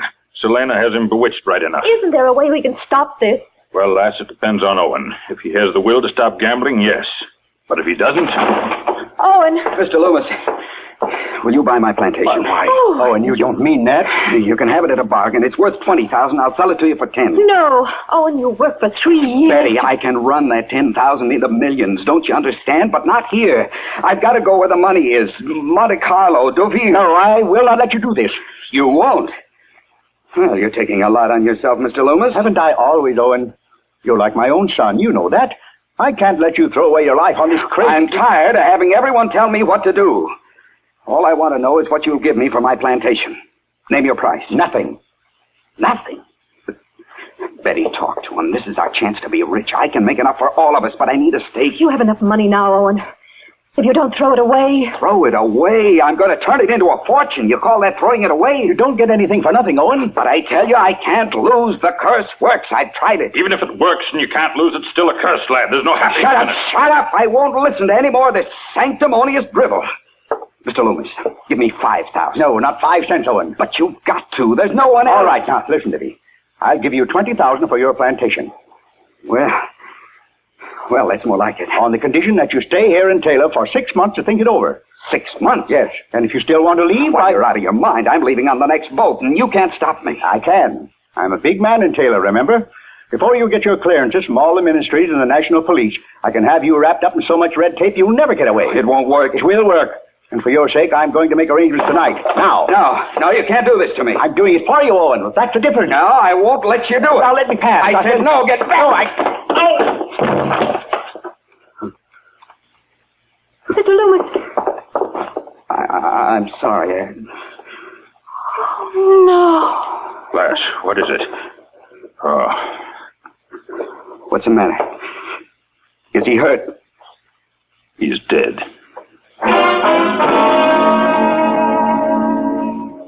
Just a little push, that's all. But when Markham lifted the old man, I could see he'd fallen on the needles with which he was knitting. The needles were buried in his back, and now blood was dripping from them onto the socks he'd been knitting for me. You killed him. He was trying to help you, and you killed him. No, it was an accident. I didn't mean... Didn't you? I only pushed him. I think I'd better get the police.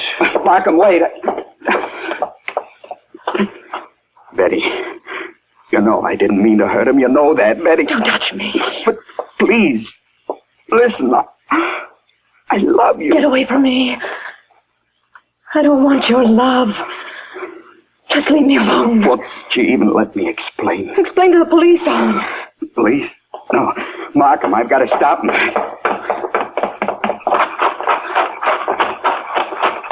Markham, stop! Markham, please help me. They'll hang me. They sure will. But you know it was an accident. You can help me get away. Your boat. My boat to get away? I'd scuttle her first. Markham, I'll give you anything. Money. Get it through your head, Owen. You killed one of the finest men that ever drew a breath. But it wasn't my fault. It was a curse. Please, Markham. We're friends. You don't have any friends. Not now. Except maybe Selena. Selena? Yes, Selena. She could hide me in the jungle. Aye, for the rest of your life. All right, Owen, go to her. She'll take you.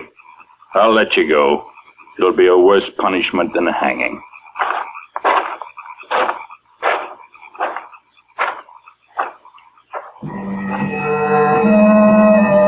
I was lost. One moment I was a man with friends, a sweetheart, a future, a man who couldn't lose. But now I was alone in a world of hate, with nothing to hope for, not even my life, unless... Yes. I turned and I saw her, Selena. She was standing at the edge of the jungle, smiling, evil. She was waiting for me.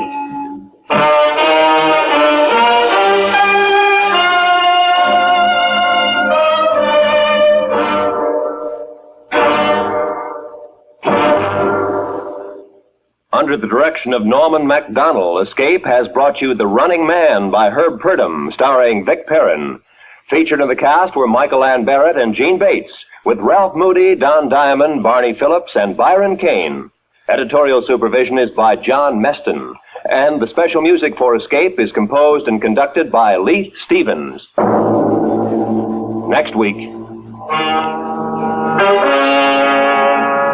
You are standing at the entrance of a walled Arab town, while behind you, coming slowly through the night, are the shuffling footsteps of a blind beggar who will lead you into a harrowing world of darkness and terror. So listen next week when Escape brings you Kathleen Height's strange tale of adventure in North Africa, The Return.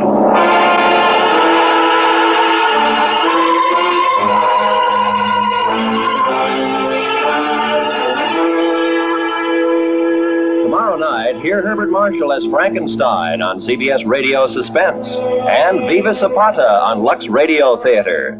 Remember, Suspense and Lux Radio Theater tomorrow evening on most of these same CBS radio stations. Stay tuned now for Robert Trout with the news, which follows immediately over most of these same stations. Roy Rowan speaking. This is Peggy Lee. Your vote counts. Hear the election results on the CBS Radio Network.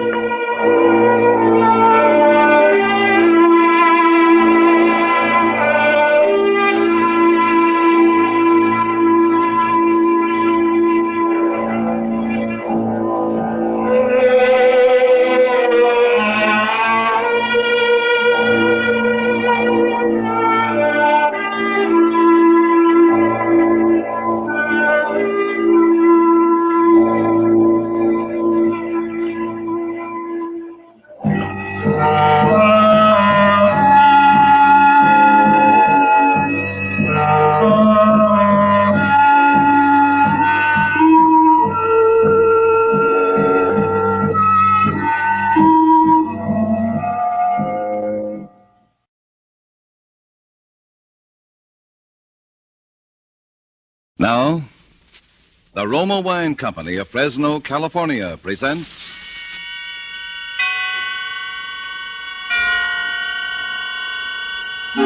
Suspense.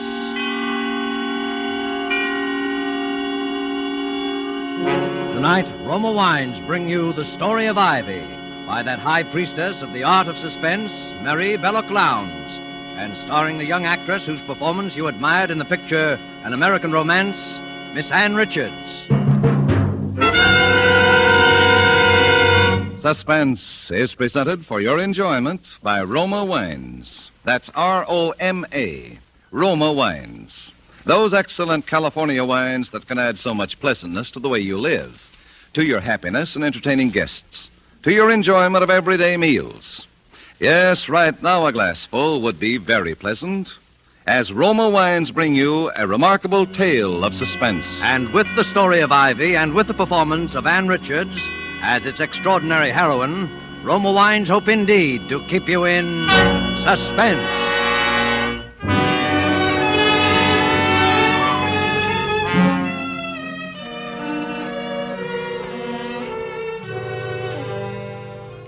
The Story of Ivy. Ivy Lexton's own story as told to Victoria Matthews, an exclusive feature of the Morning Herald. I wrote it in the first person, Mrs. Lexton. I hope you don't mind. Oh, it doesn't matter, so long as the story is accurate. You can understand my anxiety, Miss Matthews. After all, I owe it to my public. Yes, of course. Perhaps you'd like to read it through and make suggestions before signing the release? Oh, if it's not too much bother. On the contrary, hearing it in your own words would be a decided help to me. Very well, Miss Matthews. I'll read it out then. Are you comfortable? Would you like anything? A cigarette, perhaps? It's unfortunate that I have no maid here with me at present. Thank you. I'm quite comfortable. Please go ahead, Mrs. Lexton. Very well. Chapter 1. I was born in Hobbs Court, Soho, and I was christened Ivy Gudge. I hated my name, and I hated the sordid surroundings into which I had been born. And while yet a child, I made up my mind that wealth and position should be mine at whatever cost. As a child, my favorite book was the story of Nell Gwynn, the commoner who became the favorite of a king. And one sentence of Nell's, in the face of all her success, made an indelible impression on me. It was this: in life, I have never sought anything that did not seem to have been placed in my hands by Providence itself. At the close of my first season as an actress, our show was bankrupted by an embezzling manager, and I was left stranded in the provinces and stone broke. Many great gentlemen had shown me attentions and showered me with presents, but I sought assistance from none of them.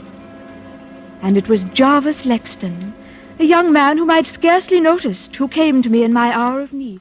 Ivy, I know there are hundreds of men who adore you. Men with titles, wealth, social position, much more than I can offer. But there's not one who loves you more than I do. Will you marry me, Ivy? And I said yes, because it was offered. We were frightfully happy that first year of our marriage, and Jarvis was so generous, humoring all my little whims, spending much more money on me than he could afford. It always gave him a thrill of boyish pleasure to see my portraits in the newspapers and magazines, with captions such as, "The beautiful Mrs. Ivy Lexton, wearing Vionette's latest creation," or "Mrs. Jarvis Lexton at Ascot, with Lady Hampton and Lord Rushworth." He kept a scrapbook of them, and really seemed quite pleased about everything, until one day. I say, Ivy, don't you think you're being seen and photographed a bit too much with this fellow Rushworth? Oh, but darling, I thought you liked having me hobnob with the peers of the realm. What about this other chap, Roger Gresham? You know, it does seem a bit thick for me to work my head off 12 hours a day, figuring out ways to finance your clothes and jewels so you can be photographed with other men. It's got to stop in any case, Ivy. We're broke. Oh, you mean our money is all spent up? We're wiped out. The bailiffs attached my office furniture.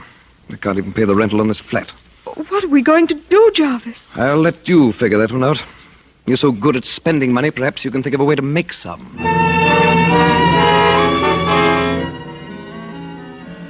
So you see, Jarvis really made the suggestion to me himself. I don't know what we'd have done during the next few months if it hadn't been for the generosity of Roger Gresham and Lord Rushworth. Roger was only a young doctor starting out in practice and couldn't help a great deal, of course, though he was even fonder of me than Miles Rushworth, now that I look back on it. It was in July that things took such a distressing turn. I'd been out to dinner with Roger Gresham, and I asked him up to the flat afterwards to say hello to Jarvis and cheer him up. Poor Jarvis hadn't been feeling well lately. Well, Ivy, this is a fine hour to come home to your loving husband. Where have you been? Out, darling. Aren't you going to say hello to Roger? I suppose I should thank him for keeping my wife amused. I say, old fellow. Roger has just been telling me the most fascinating things. He was called as an expert, you know, for the Crown and the Bronson case. I asked him to come up and tell you about it, darling, since you're such a detective fan. Well, that's nice of you, Roger. Do tell me all about the Bronson case. Well, there was nothing so interesting about the murder itself. It was just a simple case of arsenic poisoning. You don't say. As a medical man, what interested me about it was what a doctor ought to do in a case where he suspects a patient's being secretly poisoned. What would you do, Roger? Well, it's hard to say. If you called in the police and your suspicions turned out to be unfounded, it would just about finish your career. I suppose that's why so many poisoners get away with it. Well, I guess I'd better be getting along. Drop in again sometime, Roger. And bring your own arsenic. Jarvis! Well, cheerio. Ivy, see you later. Really, Jarvis, I've never been so humiliated. You know I don't like him. Why do you persist in bringing him here? Why, darling, I do believe you're jealous. Well, why shouldn't I be? I like it when you're jealous. It's like old times, isn't it? Do you deny that he's in love with you? And that you've encouraged him? Him and I don't know how many others? Oh, now, darling, don't be like that. There's only one other. You admit it? Well, darling, we may as well be realistic. We're still Stony Brook, and you don't seem to have any prospects. What are you driving at? Well, Miles got back in town today, and I'm Who's seeing Miles? him tomorrow night. Lord Rushworth, darling. Oh, that titled idiot. That titled idiot has been paying the rent on this flat for the past 6 months, if you want to know the truth. Why, you little... Well, now, darling, can I help it if Miles Rushworth is awfully, awfully fond of me? And if it helps us, what's the difference? Go on. I'm listening. Darling, look, I'm just a burden to you at this stage, aren't I? So you want me to give you a divorce, is that it? Needn't make any difference between us, darling. As soon as I'm Lady Rushworth, I'll settle a nice allowance on you. Are you serious? Of course I'm serious, darling. Well, I don't play your rotten, filthy game. Jarvis! You married me for richer or poorer, and you're going to stick to your bargain. And if you try to divorce me, I'll make such a scandal your precious Lord Rushworth will wish he'd never met you. In fact, I've a notion to do it anyway. Oh, Jarvis, you wouldn't. That would spoil everything. You're frightened, aren't you? Well, I'll give you your choice. Either you give up your boyfriends and keep me, or you'll lose all three of us. Which will it be? Well, all right, Jarvis. I'll tell Roger and Miles both. I can't see them again, ever. Why didn't you just ask me to kill myself? I might have obliged if you'd been more honest. Jarvis, you mustn't say such things. You're poison to me. I ought to let you go. I won't. And if it's any satisfaction to you, I'd be better off dead than with things the way they are.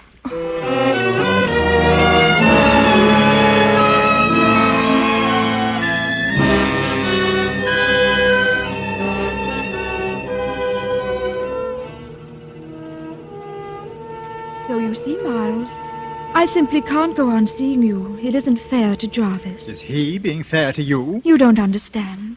I'm all he has left now. You're so good, so innocent. Can't you see he's just holding on to you out of spite?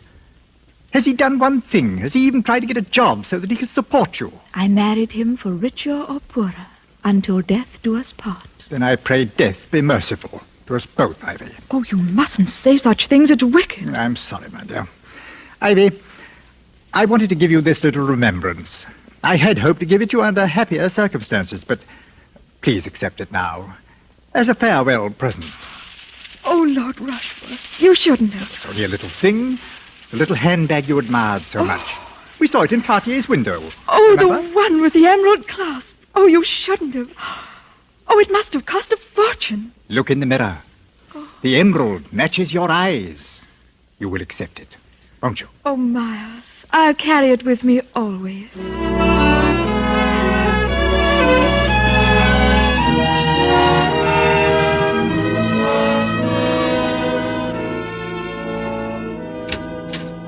Ivy, Darling, come in, come in. Oh, I was just in the neighborhood, Roger, and I thought that Here, let me take your things. I say. Oh, what a smart handbag. Real emerald, isn't it? Yes, Miles gave it to me. Isn't it lovely? You know what it means, accepting a present like that from him? Oh, don't be silly, Roger. It was a farewell present. Farewell? Darling, do you really mean that? Roger, please. What if your housekeeper walked in? Oh, I'm sorry. Come along, darling. Come in here. I was just putting up a prescription. What a queer sort of room. I never knew a doctor's surgery looked like this. Weren't you ever in here before? No. What's in that bottle? Oh, arsenic. I thought it was a poison. Well, it is. It's also a fine tonic taken in the right amounts. How much would it take to, kill someone? Oh, about the same amount as the amount of sugar it would take to sweeten your coffee. Oh, doesn't it give you an eerie feeling? What?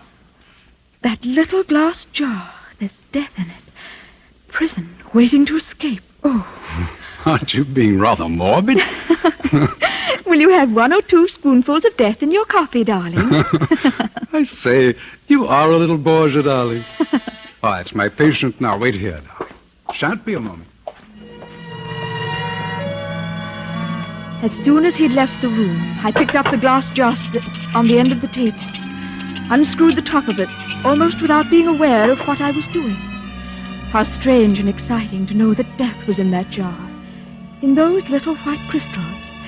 Then, as if some power outside myself had suddenly taken possession of me, I pressed the catch of that lovely jeweled handbag and commenced spooning out the white crystals.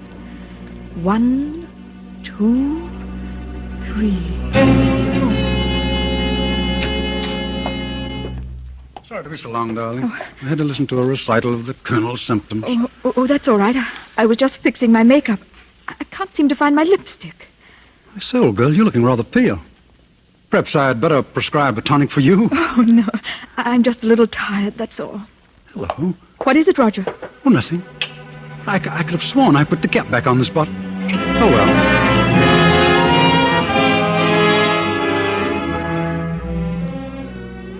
On the bus, all the way back to Kensington, I kept wondering why I had done that funny thing. It seemed as if everyone was staring at me and at the little handbag with the emerald clasp. In a momentary surge of panic, I wondered if they'd guessed my secret. The little white crystals of death I had carried away with me. For what? For whom? Then of a sudden it came to me. Providence had placed in my hands the means of helping my poor, unhappy husband.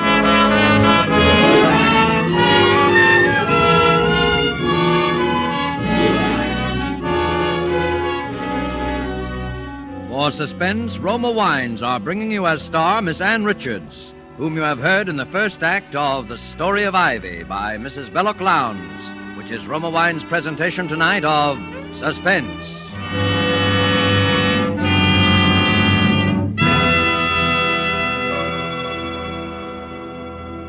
Between the acts of suspense, this is Truman Bradley for Roma Wines.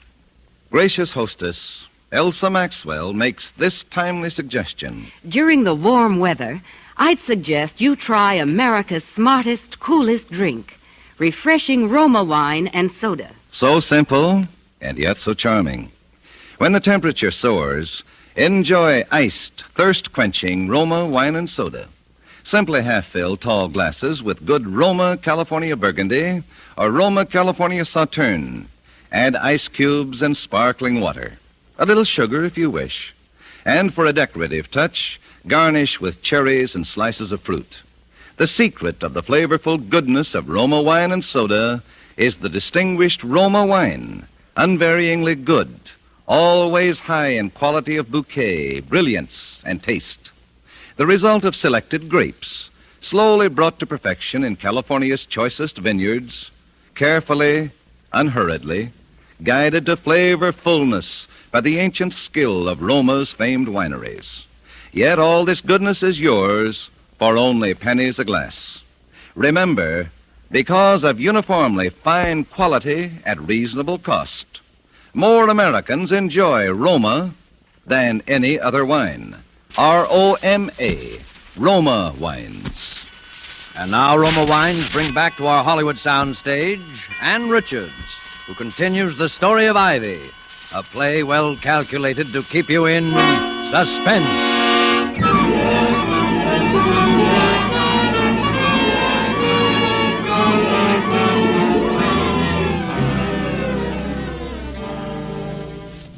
My husband's illness lasted only a little more than a week, but to me it seemed an intolerably long time. Thanks to the generosity of Lord Rushworth, I was able to have a nurse in to look after him. But I couldn't help wishing there was something more I could do for him. I'd used up nearly all of the poison I'd carried away that night from Roger's dispensary. But instead of the merciful death I had hoped it would bring, it seemed only to cause poor Jarvis to suffer more pain. There were only a few grains of the white crystals left in the bottom of the little handbag with the emerald clasp, and I hadn't the heart to go on with it. Besides, Jarvis' doctor was commencing to ask too many questions. I decided to consult another physician, and under the circumstances, Roger Gresham seemed the wisest choice. Ivy, I came the moment I received your message. He's suffering so dreadfully, Roger. I hadn't any idea it would be so painful. You hadn't any idea what? Oh, I mean, he complained of a stomachache, and suddenly in the night... Where is he? I'll have a look at him. In here. This is Dr. Gresham, nurse. How do you do, Doctor? Jarvis, I've asked Roger to look at you. You don't mind, do you, dear? Get him out of here. I've been poisoned. He's the one who poisoned me. Get him out of here. Oh, boy, he's been that distracted, he has. I'll just prescribe a little sedative for him, nurse. I'll go and order up some tea, Roger. You will stay, won't you? Yes, thanks. Oh, Mrs. Lexton, I was just looking for you. Dr. Berwick is waiting in the drawing room with another gentleman, Mum. I'll see what they want. Order up some tea, will you, dear? Well, there you are, Mrs. Lexton. This is Inspector Orpington. Inspector? Of Scotland Yard, ma'am. Oh. Dr. Berwick tells me he has reason to suspect that your husband is suffering from arsenic poisoning, Miss Lexton. Oh, I don't understand. Your husband keeps speaking of someone named Roger Gresham. Is that the name, Dr. Berwick? Yes. Why, that's Dr. Gresham. He's in there now with my husband. Good Lord. Come along, Inspector. You'd better wait here, Mrs. Lexton. Never until that moment had I realized how foolish my actions had been. Surely now they would suspect poor Roger. If there had only been someone to confide in. I felt so alone. I'll have your license for this, Gresham. You hear me? But look here, Berwick. Mrs. Lexton never told me there was another doctor on the case. Oh, is that true, Mrs. Lexton? Why, yes. Dr. Gresham is an old friend of mine, and I saw no harm in his looking in. Well, nevertheless, I shan't sign the death certificate, not till there's a post-mortem. Death certificate? I'm sorry, Mrs. Lexton. It's our painful duty to inform you that your husband has just passed away. Oh, poor Jarvis.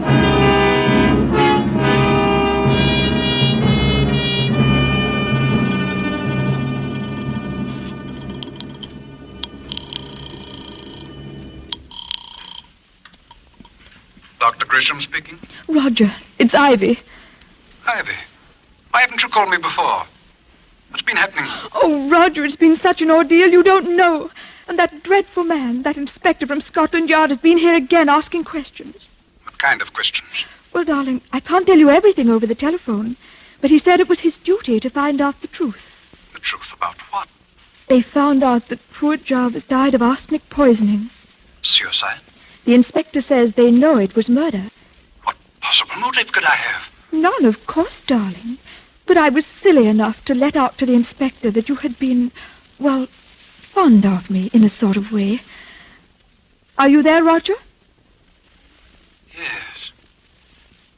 Yes, go on, Ivy. Well, the moment I said it, I saw what a mistake I'd made. But he spoke as if he already knew such a lot, or at any rate, some part of it. What part of it? Well, that even if I didn't care for you, you had been very, very fond of me. Are you there, Roger? Yes. Yes, Ivy. Go on. What else? Well, he's certain to ask if I've ever been to see you at your house, I mean. Well, of course, I said no.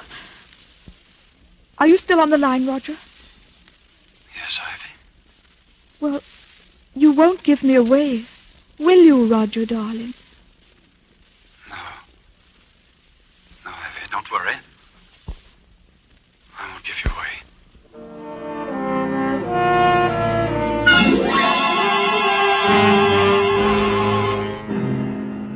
Roger Gresham. The jury, after a careful and patient hearing, have found you guilty of the willful murder of Jarvis Lexton.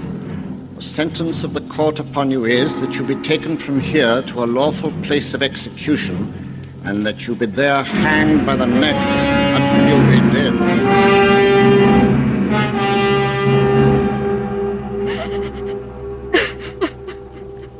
There, my dear. You mustn't give way like this. I can't help it, Miles. It's been such a shock. First poor Jarvis and now... Well, it's all over now. Look here, Ivy. Why not take a long voyage somewhere, far away from here? The CM is marvelous for forgetting one's troubles. And make a fresh start somewhere. Rio, for instance. Oh, I've always wanted to see Rio. Perhaps we can go there for our honeymoon. Honeymoon? Are you thinking of remarrying? Why, Miles, darling, of course. Don't you remember what you said? If I were only free. Well, I'm free now. Ivy, I don't quite know what to say. I'm very fond of you, of course, and I'll gladly lend you any financial assistance, but as for marriage, particularly under the circumstances, you must know there's been a great deal of talk about you and Gresham. Oh, surely you don't believe those stories. There's never been anyone but you, Miles. If I'd met you before I met Jarvis... We could never have been in any case, Ivy. Surely you realize that? I'm not good enough to be Lady Rushworth. Is that what you're trying to say? Too good, if you like. It's not my choice in any case. I was born with this name, and I have certain responsibilities. You stumpy snob! Well, I wish I could make you understand. There's my mother, for instance. She's an invalid, heart, you know.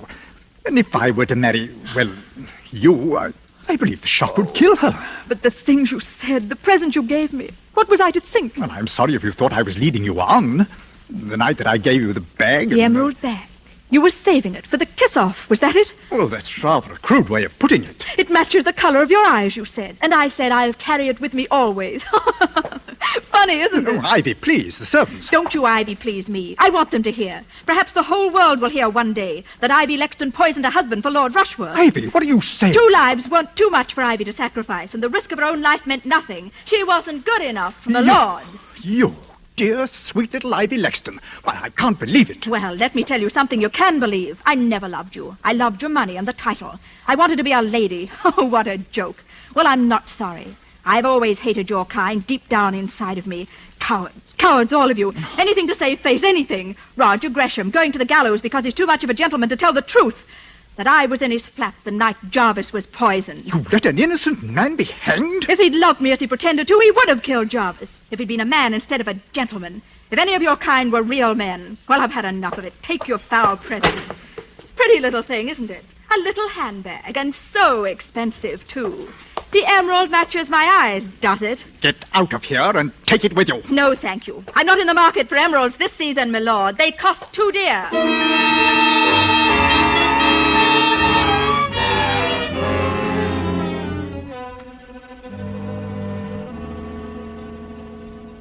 We've analysed the residue in that handbag, Inspector. Oh, good, good. What did you find? Well, quite a lot of face powder, some tobacco crumbs, and about 3 grains of chemically pure arsenic. Leave it here. Sergeant, bring in Mrs. Lexton. Yes, sir. Bring in the prisoner. What's the meaning of this, Inspector? Please instruct your officers to treat me with respect. I'm not a common criminal. Let her go, officer. Thank you, Inspector. Mrs. Lexton, have you ever seen this handbag before? Oh, where did you get that? I'll ask you a question. Where did you get the arsenic that we found in it? I'm sure I don't know. Why don't you ask Lord Rushworth? My dear Mrs. Lexton, surely you know that Lord Rushworth is in no condition to answer questions. What do you mean? Lord Rushworth died last night of the effects of arsenic poisoning.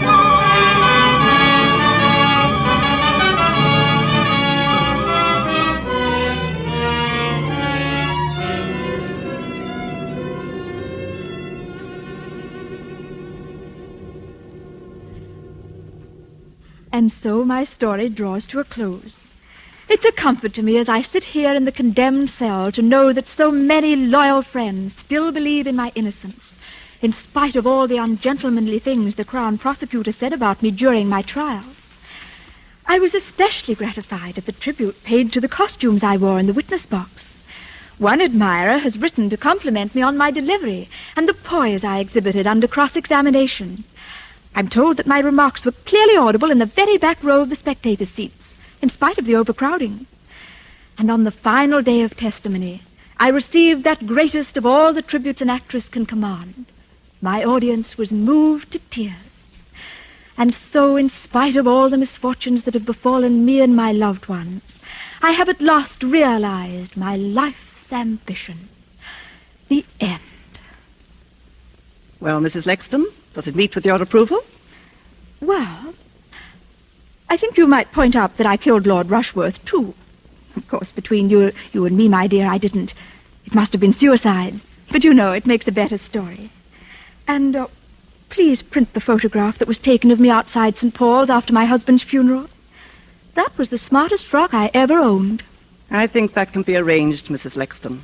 And how much did you say your paper's going to pay for my story? £200. We thought that was quite generous. Well, it's not much, but it'll come in handy. They're hanging me next week, you know, and I haven't a thing to wear.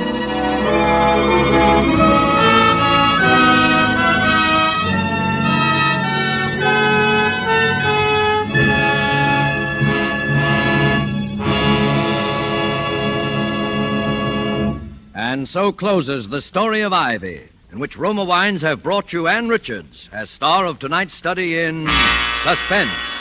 Suspense is produced, edited, and directed by William Spear. Before Miss Richards returns to the microphone, let me say a word for Roma Wines, the sponsor of Suspense. Famed hostess Elsa Maxwell recently said this about gracious entertaining. Serving glorious amber golden Roma California sherry is truly a distinguished expression of hospitality. Your guests will appreciate the delightful flavor, aroma, and color of Roma sherry before dinner and during the evening. Serve cool. From California's choicest vineyards come distinctive Roma sherry and all other fine Roma wines. The quality of Roma wines never varies, always the same tempting flavor, always pleasing to the palate, yet cost only pennies a glass. And the next time you use vermouth, choose Roma vermouth. Zestful, full-flavored Roma vermouth is blended, developed, with all the traditional winemaking skill of the Roma wineries, is made and bottled in the heart of California's famous vineyards, yet surprisingly low-priced. Try Roma vermouth soon, won't you? This is Ann Richards with a very important word. Our fighting men still need lots of weapons, ammunition, food, and supplies to defeat Japan. And they still depend on us at home to help pay the way. There'll be one less war loan this year. So to do our share, we must buy bigger war bonds now during the 7th war loan. War bonds, remember, are the world's safest investment. Thank you, Ann Richards. Next Thursday, same time, Mr. Henry Daniel will be your star of Suspense. Presented by Roma Wines, R-O-M-A, made in California for enjoyment throughout the world.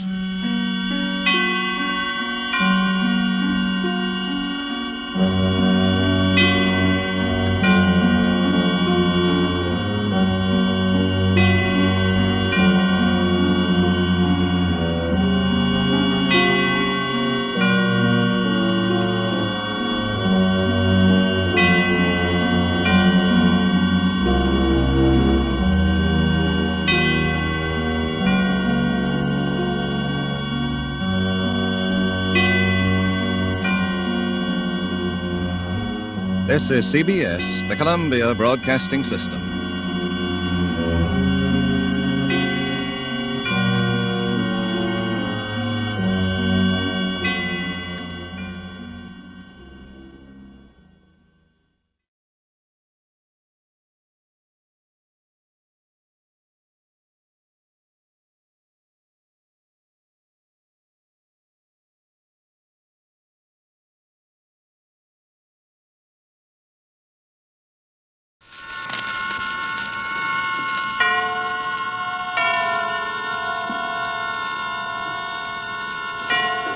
This is Robert Montgomery, inviting you to join us for the story of a woman named Eve.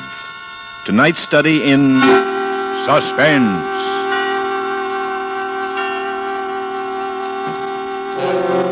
An hour of suspense. A full 60 minutes at this time, with the distinguished actor-director, Mr. Robert Montgomery, as your host. Tonight, our star is Miss June Havoc. Miss Havoc will appear in The Black Angel, a suspense play produced, edited, and directed by William Spear.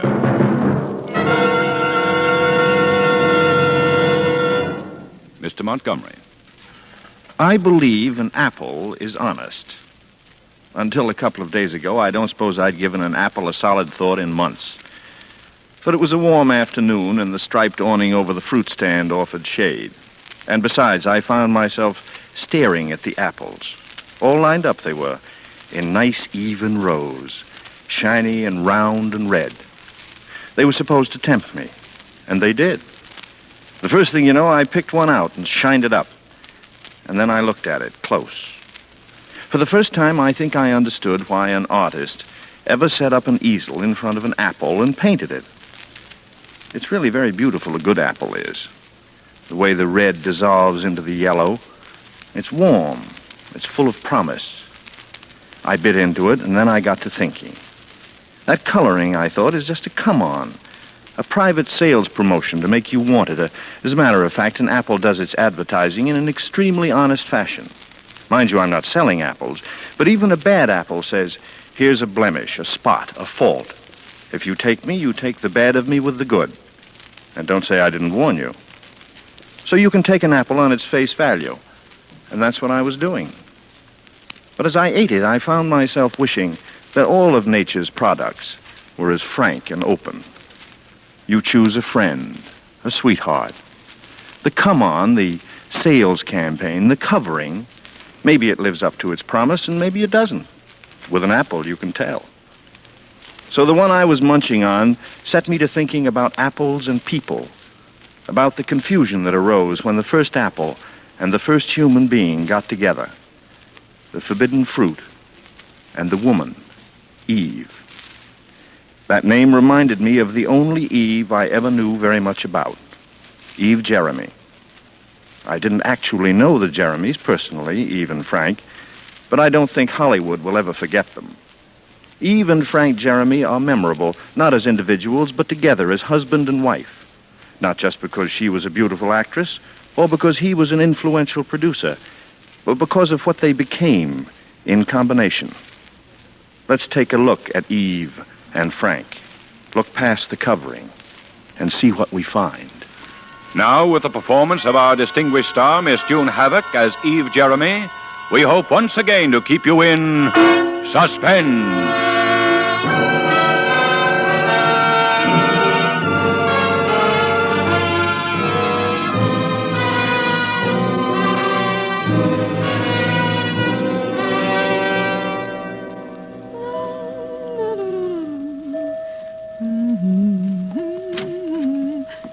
Frank? Is that you, Frank? Well, darling, we'd better get a move on. You know how Azadia is about her sit-down dinners. It's after 7 now, and it'll... Oh, Frank, you're not even dressed. I can't go, baby. Oh, for heaven's sake. What do you mean you can't go? I've just been on the phone half an hour. Crawford won't do the part. Well, she never was right for it I anyway. thought she was. Anyway, she won't do it, and now I've got to find someone let's else. talk about it later, huh, darling? Go on, get your dinner jacket on, please. Look, you go without me, honey. I've got so much I will not. I will not be the odd woman there. Oh, you know how Azadia is about how carefully she Honey, arranges now listen, everything. this is serious. Oh. Look, I didn't want to discuss it at home. I'm not the kind of guy who brings the office home every night. Maybe I'd be a bigger shot producer if I did. Anyway, business is lousy, see? Just lousy. Money's frozen all over. It's all right for the big studios, MGM, Paramount, and Warner's, but it's murder right now for an independent. I know. Guys like me depend on money from the banks, honey. And even if I've got the best picture in the world, with money the way it is, I've got to have at least one big box office name, so the banks will think their investment is protected. Oh, Frank, I know all about this. You told me enough about it when you explained why I couldn't play the part myself. Well? Oh, Frank, honey, I am sorry. I suppose it is terrible that I'm fussing over a little thing like a dinner party when you have... Oh, that's better, sweet. Well, Frank, why don't we go out to dinner anyhow? You know, it might relax you and take your mind off things. No, honey, now, if I don't get my whole deal set within the next 48 hours and get word to New York about who my star is, we can't shoot this year. And frankly, if I can't afford, I simply just can't afford. I mean it literally, to lay out the rest of this year. Well, Fontaine can't do it. Crawford won't. All right, who's it going to be? Eve, just one star that's been right for it from the beginning. Now, you'll get sore again and we'll have a big shindy about it. But honestly, honey, now, if you could just believe me when I tell you that she doesn't mean anything to me. Nothing but a big... Lorna Moore. Yes, Lorna Moore. And I suppose you've been talking to her, seeing her, trying to warm up that old... I just hung up the phone from talking to her. I'm going to see her, and so that's why I can't go to dinner. She's out at the Malibu beach house. Oh, look, Eve, why can't you believe me when Frank, leave me alone. Oh, what do you think I am? Do you think I'm going over to Azadia's and tell them the reason I'm alone is that you couldn't come? You had to go out and see Lorna Moore at her beach house in Malibu. Oh, I can just see that look on Azadia's face when you and Lorna and Azadia all used to be such great friends. You never went to have dinner at Azadia's alone up until 6 months ago. Oh, no. You always had Lorna along, even though she hadn't made a picture for you for 3 years. She wasn't a business deal then. Oh, no. All right. You know how I feel about everything, so you can just go and do as you exactly please. Darling, if you just listen to me.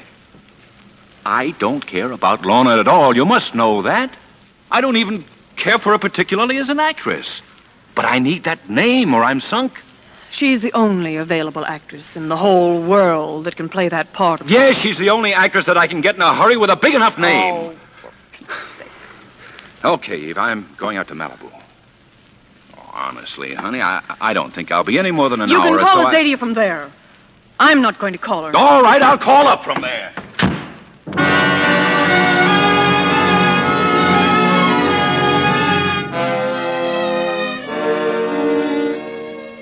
It wasn't like me. It really wasn't like me. But if a man would only understand that a woman is a really delicate, sensitive instrument. And, of course, that goes double if you're an actress. Frank was actually a very nice, sweet guy. A bit older, of course, but kind and swell. I guess I knew basically that Lorna didn't mean anything to him but business. But the whole thing seemed to explode that night. My wanting to be an important actress and the mortification of having a dinner party called off with me sitting there all dressed up and looking, well, really wonderful. I got up and put my coat on. I was so mad I was cold. I wandered into the living room. On the coffee table was a bottle of gin. Frank had just gotten it out, I guess, to start to make a martini. I let out a little into the jigger glass and I gulped it down. I thought some plaster had fallen off the ceiling and hit me on the chest for a minute. Then I saw something lying under the love seat. A little package. I untied it. It was from Rhinegold's. A gold compact. And on it was engraved, "To Lorna, dear, from Frank."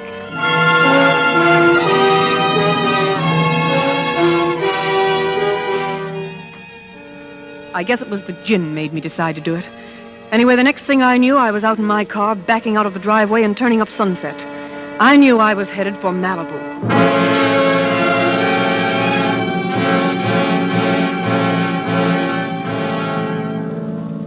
All the way there, I did the most wonderful scenes in my mind.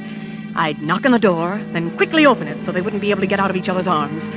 "Good evening." "Oh, no, please. Don't let me disturb you. I merely came to bring you this present that Frank, in his haste to get over to see you, neglected to bring. It's this lovely gold compact. He picked it out all by himself, of course. And that's his very own writing on it, too. Well, good night, and I'm certainly looking forward to your Academy Award performance in his new picture." I knew which house it was. A white one all by itself up on Trancas Beach, about a mile beyond Merle Oberon's. I stopped a couple of 100 feet from the house. Frank's car was nowhere in sight. I opened the wrought iron gate and walked on up the door. There wasn't a light in the house. "Oh, please, no, don't let me disturb you. This lovely gold compact." I beg your pardon.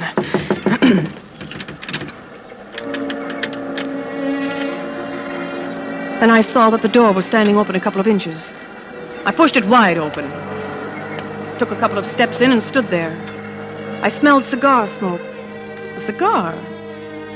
I was looking for them, but I couldn't see anybody. It was all dark in my end of the room, but at the other end, 30 or 40 feet across, it was quite bright and blue. Well, that's where they are, I thought. Out there on the terrace, looking at the sea, having a drink. I walked across the marble floor, black and white checkerboard. It was so beautiful. I stumbled over something as I made my way around a chaise. I kicked at it. Discarded boudoir slipper. But it wasn't. It was a foot and a leg. A silk-clad leg. And then I could see better. It looked like a tumbled mass of boudoir pillows. Perhaps a discarded negligee and a chaise coverlet all intermingled and allowed to fall into a neglected heap on the floor. There at that one place.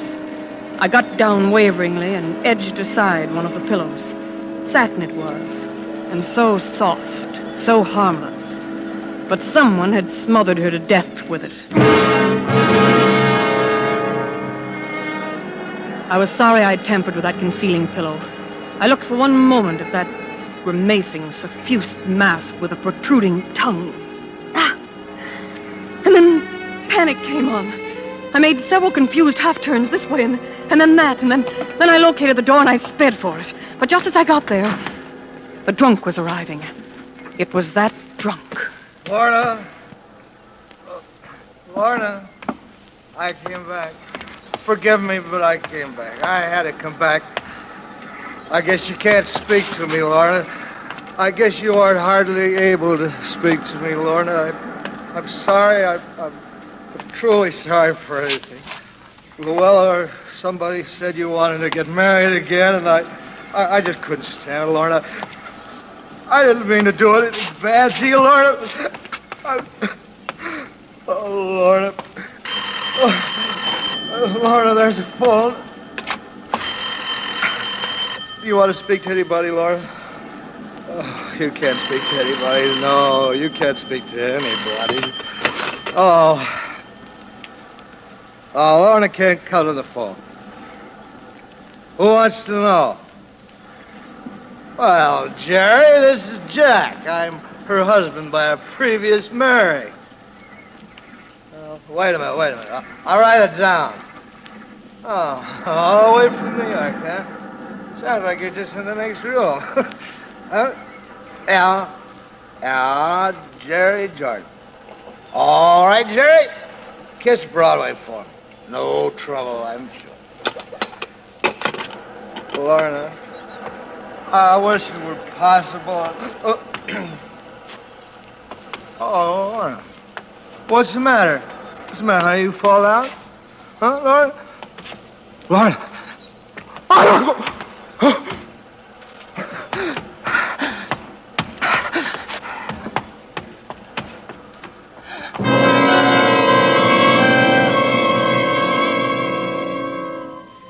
I hadn't been able to move. I stood there for minutes after he'd gone. I remember I could hear the seagulls. And I wondered if seagulls were like vultures, if they knew that someone was dead on their beach. And about now, something very strange was happening to me. I was getting stronger, braver, more interested than shocked. I thought I'll call Frank. He must have gotten home by now. And then I remembered my fingerprints on the telephone. I wiped it off carefully with my handkerchief, even though I knew I was wiping away the drunk's fingerprints at the same time. By the phone was the piece of paper he had scrawled the message on. Jerry Jordan, it said. New York, Broadway. I put that in my pocket. Something shiny was lying on the floor near her. I thought it must be the compact. It had fallen out of my hand when I first stumbled. I bent down to pick it up. Oh, it was awful. Because it was her hand.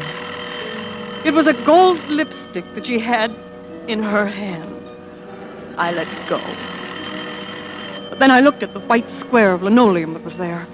A letter. She'd scrawled a red letter on the marble with her lipstick. A big letter, J. While she was being suffocated, put to death with a satin pillow, she'd been trying to write the name of the man who was killing her. What an actress trick. What a corny actress Dietrich, I thought. But J.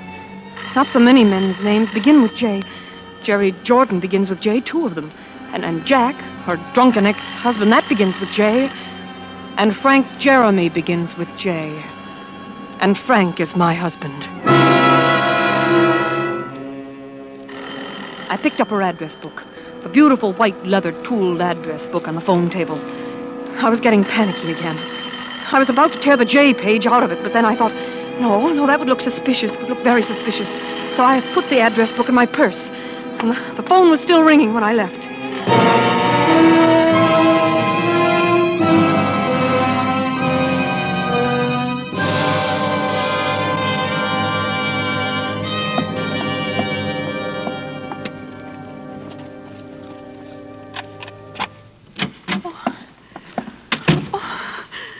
What to do?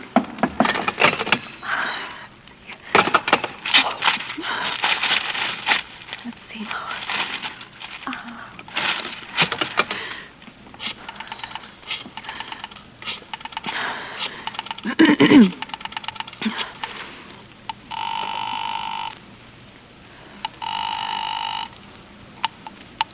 Hello? Oh, may I speak with Azadia, please? They're all upstairs looking at the television, the wrestling matches. I wonder if I could take a message. This is Mike Romanoff. Oh, Mike. Mike, this is Eve Jeremy. Hello there, darling. Hello. Are you all right? We've been worried. Tried to call you. Azalea said she couldn't understand why she hadn't heard from you. Well, Mike, I've had this frightful headache. Just more than I could bear. Came on me while I was dressing, and I just had to lie down. It just won't stop. But didn't Frank call and tell you that we couldn't make it? Haven't heard from Frank, isn't he? No. That is, he had to go out, Mike, some business or something. You know how he is, so much in his mind. I quite understand, dear. Terribly sorry about your headache. Thank you. It's better now, but, well, I still don't think I'd better go out. Oh, darling, I hope you understand I did my best to see it wasn't printed. What? What wasn't printed, Mike? You haven't seen tonight's Hollywood Hush, then? Oh, that. Oh, well, Of course, it's just that it was mean, and it happened in my restaurant, and I knew you'd understand. Oh, of course I do, Mike. Good night, my dear. See you soon. Take care of that headache. Thank you, Mike, I will. Good night.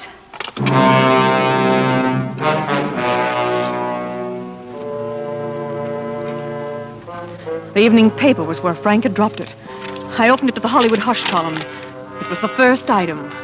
If Frank Jeremy would like to get Lorna Moore back to work for him, starring in Eagle's Nest, his proposed new indie production, and if Lorna Moore would like to do the part for her ex-Heart Flutter, why can't they keep from fighting at that #1 table in Romanoff? It started politely yesterday over the consomme and ended up with shrieks for coffee. Round 2 was at today's lusty luncheon, during which Lorna did most of the talking at a medium shout, with Frank eating very dark bread indeed. If this keeps up, Mike Romanoff will be auctioning off seats at ringside tables. We're sure that Mrs. J understands it's all just business. J. Mrs. J. And then I heard them coming in. Hello, baby. Don't be frightened, Evie. It's all right. It's all right. It's good. They think Well, look at you. I know about it, and it wasn't you. Tell them, Frank. Tell them it wasn't you. Tell them. Yeah, tell us, Frank. How did you know? Oh, the radio. I was there. I was right there when... Baby. What'd you say, lady? She didn't say anything. She said she heard it on the radio. Tell them, Frank. I have been. 2 hours now. It doesn't seem to He help. couldn't have. Don't you see? He couldn't have. Yeah, we'd better let him go, Lieutenant. She says he couldn't have done it. Shut up. Mrs. Jeremy, did you not... can you say with certainty what your husband's whereabouts have been since 7 o'clock this evening? Baby. Shut up. Can you, Mrs. Jeremy? Listen, No. You know he was going to visit out at Malibu to visit Miss Lorna Moore. Yes, I knew that. It was a business thing, and Well, we got to get going. Oh, Frank. Look, what have they done to you? Look, they've been fighting with you. We ain't been fighting with them. But that Lorna Moore, she used to be a swimmer in the Olympics. Your hand, darling, it's all bleeding. She had long fingernails, too. Her cat did that. I told you over and over again where they came from. She wouldn't let him in, but her cat raked his hand. It was outside the door. It had gotten out of... Well, so much for the cat. No, wait. Wait, won't he need something? Oh, please, let me give him something to take with him. It's all right, sweet.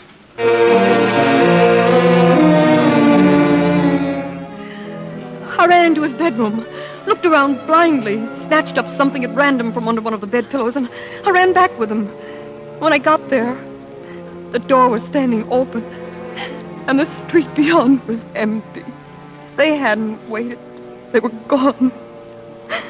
I stood there in the open doorway, and the rolled-up pajamas dropped to the floor at my feet and lay there.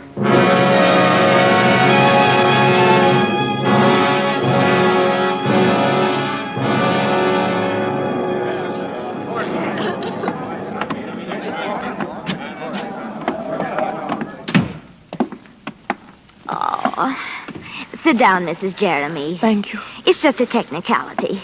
I know it frightens people so, but it isn't final. It's just a legal phrase that's automatically spoken in these cases.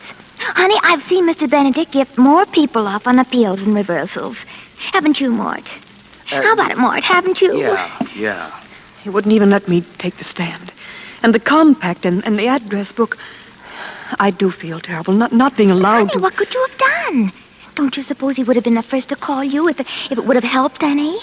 Mr. Benedict never overlooks a witness he thinks can help a case. Really? And he never uses one and he thinks will weaken it. Does he, Mort? Mort, does he? Well, now, you see, nobody saw you come or go there that night. No, of course. The jury wouldn't have believed you any more than the arresting detectives. Nah. They would have thought that you were making it up to try to shield your husband, and the sympathy you aroused for yourself would have worked in reverse. Anyhow, honey, you have to admit he was mixed up with it. Surely. Well, All right, I know that as well as he does. How are you, Mrs. Jeremy? I'm fine. Then it's pretty bad, isn't it? Let me have a cigarette, will you, Maud? Long day. It's pretty bad, isn't it? It isn't over yet. You're taking the typical layman's point of view. But isn't it all just circumstantial evidence? I just don't see how they can... Sure it is. Now, Mr. Jeremy and I had a long talk this morning. Long talk. You understand that I've felt from the very beginning, and I've been very frank with you as to my reasons for thinking so, that you shouldn't appear on the stand. Yes, I know, Mr. Benedict. However, I expressed to Mr. Jeremy your natural desire to come forward and tell the circumstances that you detailed to us. Your visit to the beach house and the detail about the probable explanation for the gold compact. There's no probable explanation for the compact. I told you, Mr. Benedict. Yes. At any rate, Mr. Jeremy and I had a long talk again about the advisability of your going on the stand. Yes? He's absolutely dead set against it. Now, if you insist on it, of course I shall have to introduce you. But let me once again say that if you do, you'll hurt our side more than you'll help it. Well, you all know so much more about it That's than right. I do. That's right. Mr. Jeremy, it is his wish, and it's also mine. He doesn't want you to get all smeared up, too, if it can be avoided. and the wife isn't required to testify anyway, you know, honey. Now, you mustn't Mr. feel Benedict, that it's lost. There's one thing I haven't told you. I was confused and worried about Frank, and... Well, anyway, I didn't think of it again until just lately. Her address book. When I was there, I found her address... I don't want to hear about it, Mrs. Jeremy. Well, you just hold on. You're being wonderful about it. This is a real test, and you're taking it like a major.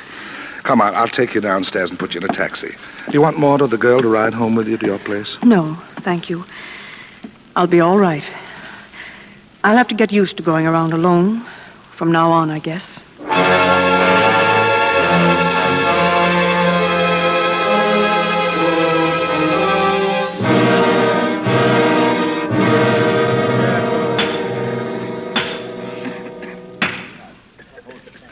Ladies and gentlemen of the jury, have you reached a verdict? We have, Your Honor. The defendant will rise. Frank. Take it easy, sweet. It's going to be all right. What does the jury find? We find the defendant, Frank Jeremy, guilty of murder in the first degree.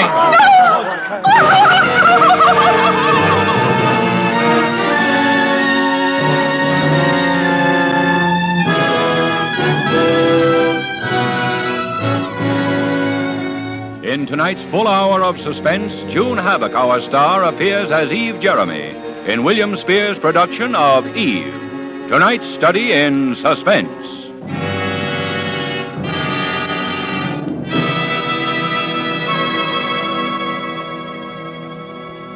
In just a moment, we will return with Act Two of Suspense.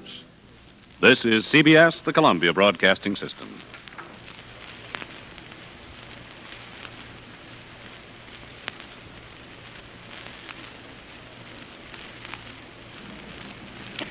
This is Robert Montgomery again. Quote, "A woman is a delicate, sensitive instrument, and that goes double if the woman is also an actress." Unquote. Eve Jeremy said that a long time ago, before Lorna Moore was murdered. Now the sensitive instrument that is Eve Jeremy is forced to follow a course that she's never planned for herself. A course dictated by somebody else's verdict. A verdict of guilty of murder in the first degree.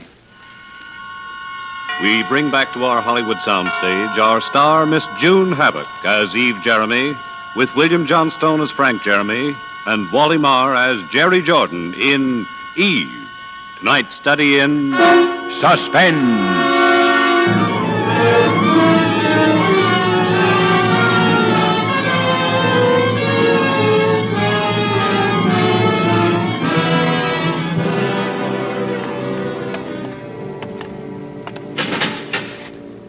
Right over there, Mrs. Jeremy, the second booth. Thank you. You have 5 minutes. Oh, sweet. Frank, There, now take it easy, sweet. We don't have much time. I have to talk to you like this through an iron screen, not even to be able to touch you and... That's the way it is, sweet. When a guy's Oh, been Frank, convicted. don't. I know you didn't do it. I know you didn't. Of course I didn't, sweet, but it's just one of those things. Circumstantial evidence. But, Frank, there must be something. I was pretty optimistic during the trial because I knew I didn't do it, I guess. But now that I look back on it, they had enough coincidence pieced together to convict a dozen innocent men. Frank, how can you be so calm? How can you... What's the use of being anything else? I'm like an old man waiting to... Oh, don't. Oh, don't. But there's one thing I want you to know, dear. I want to be sure you didn't believe that I was starting over with her. Or that she meant anything to me at all. Didn't. She was a star and I was a producer. I know. I needed her for my picture. She's a... Well, she was a big name in pictures. You knew I'd been seeing her, and when I quarreled with her, it was about you, dear. Oh, darling, honestly, I know. I just wanted to be sure. You know, I've got nothing to hide now. Frank, how much more time is there? 2 or 3 minutes. No, I mean... Oh, November the 16th. November the 16th, 6 weeks. Yes. Frank, I'm going to do something. What can you do, Oh, sweet? don't you realize there's a murderer running around loose? Some man who's free and having fun and going out with girls. The man who did the thing that you're going to be... Yeah. I'm going to find him. How could you find him, sweet? The police tried They for weeks. didn't try. All they wanted was to convict you. But it's nice to hear you say it, sweet. Because I... What? Because it makes me know that you really did love me. Oh. You see, sweet, there are things you can face when you're like this that you didn't dare talk about or even think about before. I always loved you, Eve. But you were so much younger and full of ambition and... Oh, don't. Please don't. I'm sorry, sweet. I wish I could have done things for you. There won't be much left for you now. You know how it is in this business. You spend it as fast as you make stop, it. Frank. I don't care. Oh, I'm a heel. Forgive me, sweet, but it's wonderful to know how you do feel. Frank, I'm not going to let this thing happen.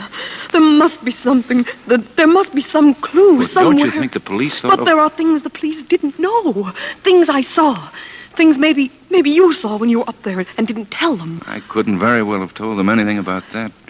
My whole defense was that I hadn't been up there. But there wasn't anything. Nothing important. There must have been something. Whoever was there before you, whoever did it must have left some trace. Well, I know what I'm going to do. What do you... Her address book. I took it away in my purse because, well, it was open at the letter J and your name was in it. It was a silly thing to do, but I have it now and I... Don't do it, Eve. I'd love you to want to, but I can't stand to have you in this Frank, mess. I'm an actress. I can carry it off. Now tell me, please, wasn't there anything you noticed when Well, I was only there a second. I saw her right away and I beat it. There was only Well, Frank? A smell. What? Cigar smoke. Yes. I remember that, too. Time's up, Mrs. Jeremy. Frank, I'll write every day. All right, Mrs. Jeremy. Goodbye, darling. So long, sweet.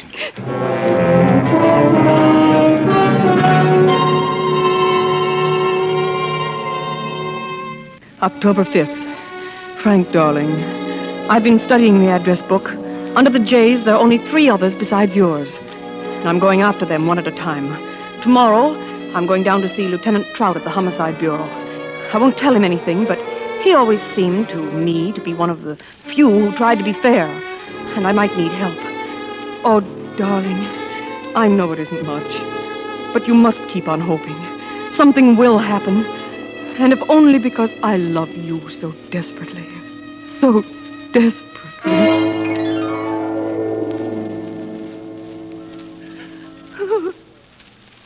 What's your angle, Mrs. Jeremy? My angle? Yeah. Why are you doing all this? Why, he's my husband, and I love him, and Look, Mrs. Jeremy, the cops around this town aren't exactly dummies, you know. We know what you were like before you married him. We know that what you kept on being after you married him. Everybody seems to have known it except him. All right, Dick Tracy. A person can change, can't they? Sure they can. The cop just hates to have anyone think they can make a sucker out of him. You know how it is. He can skip the apologies, if that's what they're supposed to be. Sure. And what's this new evidence? Anything specific? Well, not very. Well, for instance. Did you know that Lorna Moore had a first husband named Jack? Yeah? Go on. Well, it just occurred to me that he might be worth investigating. Why? Because, well, how do you know he wasn't some kind of madman or drunk or something that got off on a spree or something and just came out and killed her? You're pretty smart. Thank you. That nobody can take away from you. You're smart, Mrs. Jeremy. I suppose you've been through the old newspaper files and you dug that up. The drama appealed to you. You thought of tomorrow's newspaper files.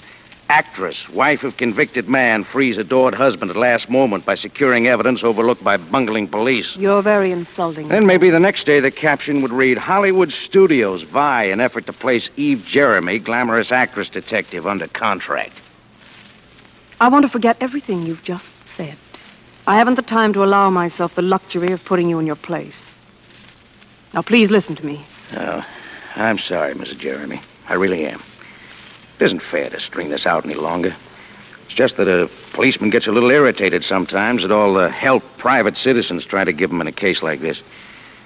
I withdraw any untoward remarks I may have made, Mrs. Jeremy. Thank you. I forgive you. Now, regarding Jack Gordon, the murdered woman's ex-husband, he is a lush, and he is, as you say, a slightly unpredictable and screwy guy. However, we've already questioned him, investigated him thoroughly, and we're satisfied with his story. We can't prove that he was near the Malibu beach house that night. There's nothing there that would incriminate him, no fingerprints or anything. No. Unless, of course, you want to step forward and say you were in the murder room and saw him. Well, I really... No, of course not. I don't want to go that far, hmm? Of course not. All right. Is there anything else besides Gordon? Nothing definite. Well, not yet. But I have a plan. And I want your help when I want your help. Okay, what do you want me to do? Tell me, what kind of evidence would I have to have? How specific? To upset a first-degree murder rap? Yes. Something in writing. Oh, that's not so easy. You got a suspect in mind? Some particular person? Well, not yet. But you might have. Well, there's one other thing.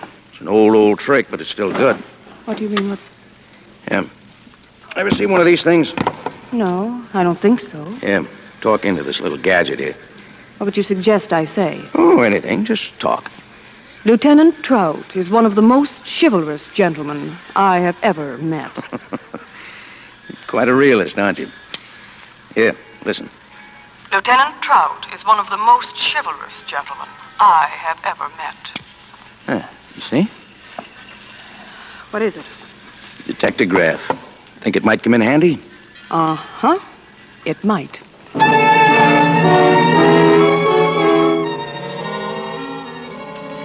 October 7th.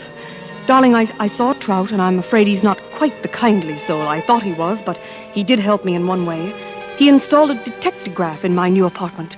Oh, apartment, only a room, really, and, of course, my hair is dark again, really black. I've changed my name and my appearance. I don't think that even you, my darling, would recognize me now. Now, about those other 3 men who were the J's in her address book, I'm afraid they're a dead end so far. Johnson was her dressmaker, and Stanley Jellicoe is a doctor who's definitely been in the South Pacific for over a year. I know that the J she tried to write with her lipstick is one of those 4 names in her book. Naturally, darling, we know it wasn't you. And for the time being, at least, we'd better forget about her husband, Jack. After all, Frank, it would incriminate me to bring that out. Maybe if the last one doesn't pan out, I can go after him then.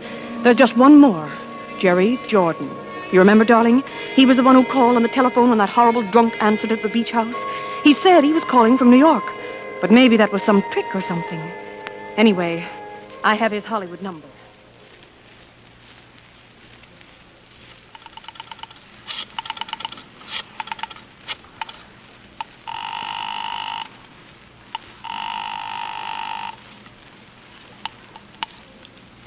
Hello? Oh, is this Mr. Jerry Jordan? Yes. Well, I finally found you. Well, can you guess who this is? Well, I'm afraid I'm not very good at that. All right, then. I suppose I'll have to tell you. This is Evelyn Jarvis. Oh? Well, don't you know who I am? Well, no. I'm sorry, I don't, Miss Jarvis. Oh, well, this is embarrassing. Didn't you get the letter?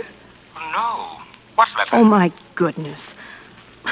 Well, a very good friend of yours, who's also a very good friend of mine, wrote you a letter about me, or at least he said he would. I see.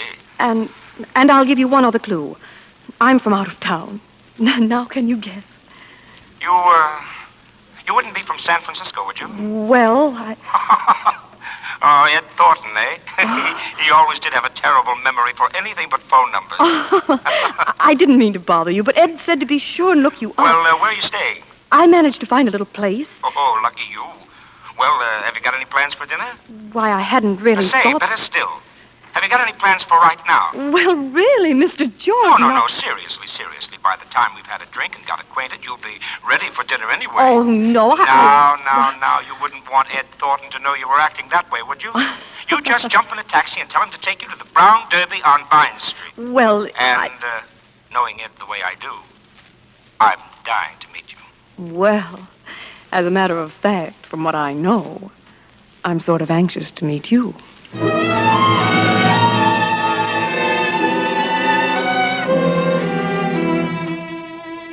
Darling, just a quick P.S. I'm going to meet him now, and I have a hunch he's it. I don't know why. And I'll remember what you said about cigar smoke. And yet, although I've got a hunch, it makes me feel a little shaky. He's got such a nice voice to be a murderer. Oh, so that's what he says about me, huh? Fine pal. Well, I'll say one thing for Ed. He may be an awful liar, but he's sure got good taste. Well, thank you, which proves that he's no liar. Tell me, Jerry, is this the Brown Derby? I mean, the one you hear about? Uh-huh, this is it. Are there any people, famous people here now? Well, it's a little early, but... I'm just a small town girl at heart, you see. San Francisco isn't such a small town. Well, I live sort of outside of San Francisco. Oh, look. Jerry, isn't that Jean Tierney over there? Yep, that's who it is. My goodness. She looks just like her pictures, doesn't she? Mm-hmm. Oh, what lovely skin. There's Gregory Peck. Oh, yes. I thought he was tall. He is. Jerry, do you know any of these people? No. I've never gone around with the picture crowd. Oh. Oh, now I suppose you're disappointed. Oh, no, I'm not. I've always thought it was awfully silly, really, all this worship of stars. Still, Hollywood must be sort of an exciting town to live in. Oh. I mean, from some of the things I hear that go on. Oh, that's mostly newspaper talk. Hollywood's about like any other town. They have their regular quota of divorces and fist fights. And murders. Oh, you mean that Lorna Moore business? Well, I read something about it. Yes, that was a genuine tragedy, all right. Jerry, I don't suppose you knew her either. Well, as a matter of fact, Lorna was one of the few celebrities I did know. Really? What was she like?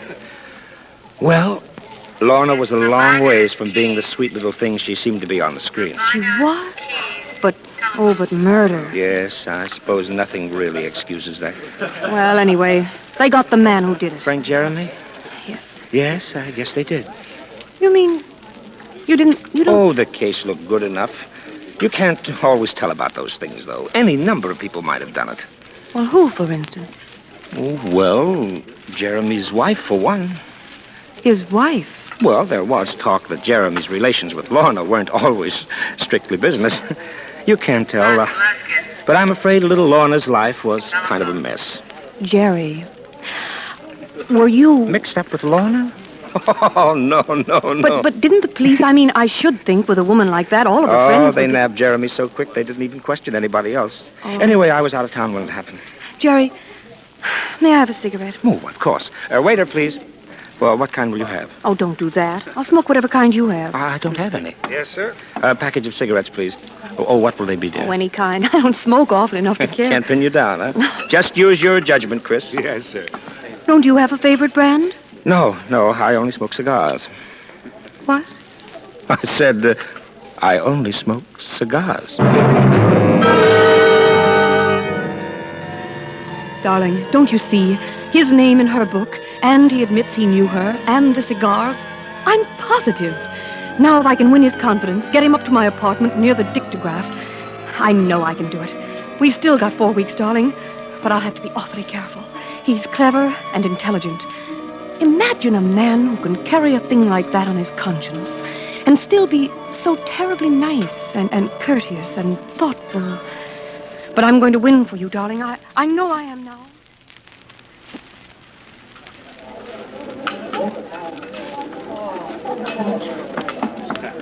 Hello, Jerry. Hello, baby. You've been waiting long. Oh, not very. Oh. Jerry, something the matter? No, nothing's the matter, baby. Oh, something is, though. Oh, nothing that makes any difference, baby. Well, what is it? I don't know. Sometimes it almost seems as though you were kidding me, as though you were, well, keeping some kind of a secret that you didn't want me to know. Isn't it a woman's privilege to have secrets? Oh, don't talk like that, baby. Oh, Jerry, you know I couldn't have any secrets from you. Well, why do we always have to meet here, for instance? Why can't I pick you up at your own place once in a while? I don't even know where it is. Maybe I like this place because this is where I first met you. There, you see? You haven't even answered me. Well... And what about San Francisco? At first, you were only going to be here a few days. Then you decided to stay longer. Well, that's because you asked me to, Jerry. But you're going to have to go back sometime, aren't you? What are you going back to in San Francisco, baby? Maybe I'm not going. Maybe I'm not ever going back. Maybe I'll go to, New York instead. Do you like New York? Oh, love it. If you'd be there. As a matter of fact, I haven't been back to New York in 3 years. You haven't? No. I mean, I know so little about you, Jerry. Yes, that's true, baby. And I don't know anything about you. For all I know, you might even be married. Oh, Jerry, don't you think that's a kind of a tough thing to say after what I've been to you? Oh, baby. Baby, I'm sorry. It's only that... Well, you know... What are we going to do? Look, baby, why don't we go out to my place for a change, huh? A change? Well, you see, I don't really live at that hotel. I mean, that really isn't my home. It isn't? Oh, I'm a fine one to talk, I guess. The fact is, I've been holding out on you, baby. Actually, I live in a place out in Beverly Hills with about 30 rooms and a swimming pool a block long, and I've got more money than I know what to do with. Cattle ranches in Argentina, oil wells in Mexico. I don't know what all. Yes, my dad left it to me, and I found out something about money from him. It can be a terrible thing to be rich. Oh, can it? All kinds of things can happen to you. Like what? Cheap promoters, cheap lawyers, cheap women, blackmail. Oh? That's why I usually don't let people know until... I see. Oh, baby. Baby, I feel like a dog about it now, but I didn't want you to know at first. Until you were sure I didn't care about money. Is that it, Jerry? Will you try to forgive me, baby? Will you, please? Oh, Jerry, my Will you? poor darling. course I will. I do. And, Jerry? Yes, darling. About those secrets of mine. Suppose there were some things I couldn't tell you yet. Would that matter? Not if I was sure you would tell me someday. Jerry, I promise you that. Someday I will tell you.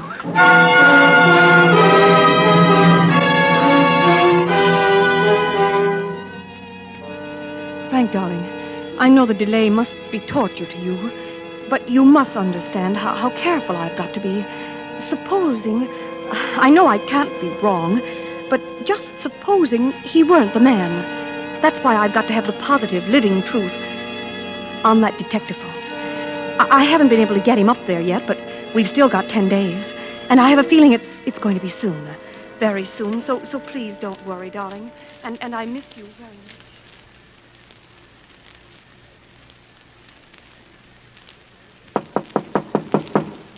Who is it? Jerry Jordan. Wait a minute. Jerry. Oh, baby. I had to, honestly. How I did you couldn't find this place, Jerry? Why do you think I didn't tell you where it was if I didn't have reasons? Can I come in? Please, Oh. I've got to talk to you. All right, come in. Baby. Baby, Ed Thornton arrived in town last night. He came to see me. Oh. He's never heard of you, baby. He doesn't know anybody by the name of Evelyn Jarvis or anybody that even looks like you. Is that what you came up here to tell me? Oh, baby, I don't care what it is. Only please. Oh, Jerry. Oh, baby. Oh, I want you so much. Oh, Jerry, darling. Oh. I want you to go away with me, baby. Tonight. I want you to marry me. You what? I want you to marry me. But first... Oh, darling.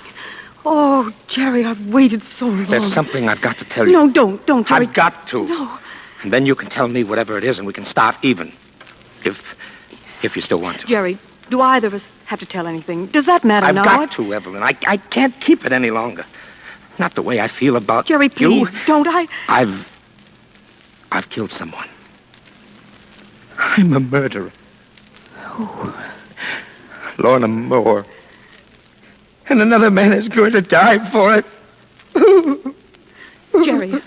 Now, Jerry, listen to me. It doesn't matter. I don't care what you've done, Jerry. I love you. Don't you know that? I love you. Can you still? I loved you from the beginning. It didn't matter then, and it doesn't matter now. If I could only believe You've that. got to believe it. Listen, I can prove it to you. Baby, what do you mean it didn't matter then? Did you know? Yes, I knew. Do you know who I am? Who? I'm Eve Jeremy, the wife of the man who's going to die for it. His wife? Yes, now you know.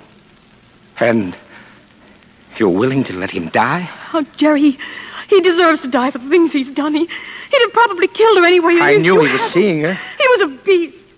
I knew from the beginning it was a mistake. He beat me. He did. He tortured me. I can't even tell you some of the things he did. When does it happen? The 16th, tomorrow night.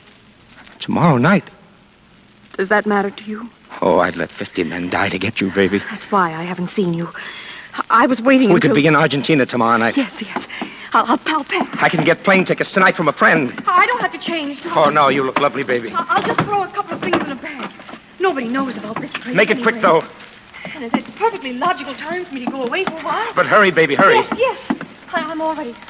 Now, how do I look? Oh, you look great, baby. Wait a minute. What? I ought to write a note to him. Your husband? Yes, now. Just to keep both of us in the clear. He won't get it before he... What are you going to say? You can read it. You can read it if you want to. Oh. Now, here. Here, I'll mail it for you. No, I'll just stick it here in my handbag. I'll mail it at the airport. All right. Are you ready? Yes, come on.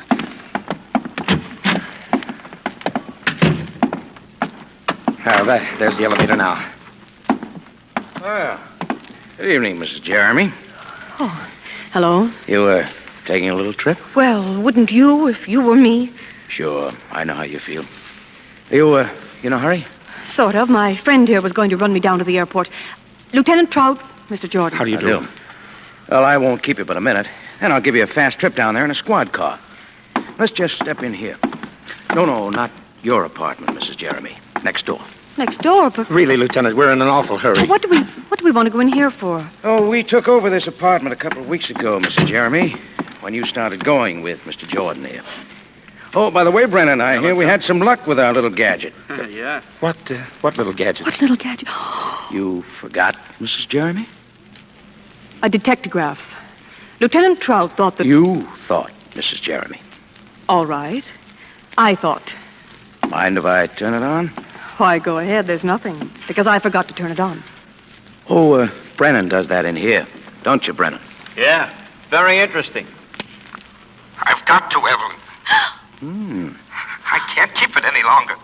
Not the way I feel now about you. Jared. I killed someone. I'm a murderer. Lorna Moore. And another man is going to die for it. Guess that's about all we need to know, isn't it? Yes, I guess it is. Well, I told you I'd get him, didn't I? Yeah. Evelyn. You can wrap him up and take him away, Lieutenant. And don't forget to send me back my husband the first thing in the morning. Come on, Jordan. Eve. So long, sucker. Eve. They sure gave you the right name, baby. Yes? Only you wouldn't have needed the apple. Or the snake.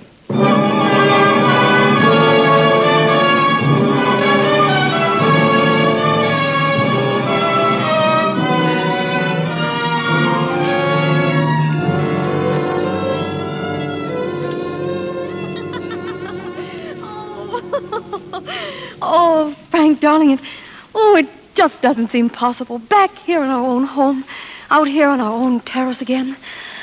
Oh, and everything just the way it was. Yeah. Frank, do you remember when we first took this place, how happy we were, and how the agent took us out on this terrace and asked us if it would be too high up, if we were afraid of high places? Mm-hmm. Frank, is something bothering you? Well, Eve. Oh, tell me, darling. I know you've been through so much. When I think that today you may... Look, sweet, I haven't any kick coming. You saved my life. Oh, darling. And I know what the answer is anyway, but it would only prey on my mind if I didn't talk to you about it. And there shouldn't be anything like that between us. Ever. Should there? Of course not, darling. What is it? I've got a record here. What record? That the police took off your detectograph. Oh, I want to Frank. play it back for you, sweet. I'll put it on the phonograph Frank, here on the please, terrace. I'd... It's all right, sweet. But, Frank... I know, dear. Now, Jerry, listen to me. It doesn't matter. I don't care what you've done, Jerry. I love you. Don't you know that? I love you. Can you still? I've loved you from the beginning. It didn't matter then, and it doesn't matter now. Oh, if I could only believe You've that. got to believe it. Now, listen. I can prove it to you. Baby, what do you mean it didn't matter then? Did you know? Yes, I knew. Do you know who I am? Who? I'm Eve Jeremy, the wife of the man who's going to die for it. His wife? Yes, now you know. And you're... Is that all? That was the end of the record. That was all that was recorded. Oh, it's all right, sweet. It's all right, I know. Please, darling. Oh, Frank, don't you see? I had to play it that way. Oh, surely, dear. Don't you see? I had to make him think that so I could save I you. know, sweet. I know. I just wanted you to say it, I guess. Please, sweet. Now, I understand. Oh, Frank, do you really? Well, of course I do. Oh, on my heels, Oh, sweet. Frank. Listen, darling, it's all over now. It's over. I'll tell you. Let's celebrate. I'll go down and get some wine, champagne or something, huh? Frank, honestly, that'd be wonderful. Okay, I'll go right now. Only What, darling? Well, I'm just getting out of the clink. I don't have any money. Oh, Do you? Of course not, of course. Right there in my handbag, darling. Where? Oh, sure. Well, you've got plenty. Say, here's a letter. A letter? Well, it's addressed to me. A letter. Frank, don't... Well, you must have written it. Frank, no. No, Frank, listen, I didn't... Frank, I can explain just how... No!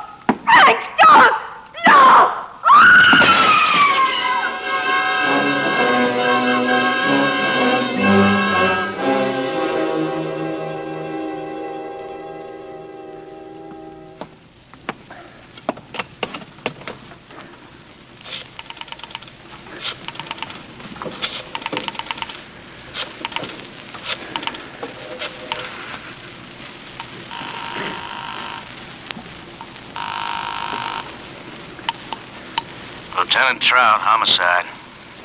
Trout? Is Frank Jeremy. Terrible things just happened. What? My wife. Suicide. Nerves, I guess. She jumped off the terrace before I could stop her. It's 14 stories. It, was suicide, was it? She gave me a note in her own handwriting. Just before. Oh. Well, of course, the note says so. I'll read it to you. It says, Frank, my darling, I've been wrong all the time. Oh, so terribly wrong. You know what I mean. I've failed you utterly. Now I can't even bear the thought of facing you. When you read this, I will be gone. This is farewell. Forever. Signed, Eve.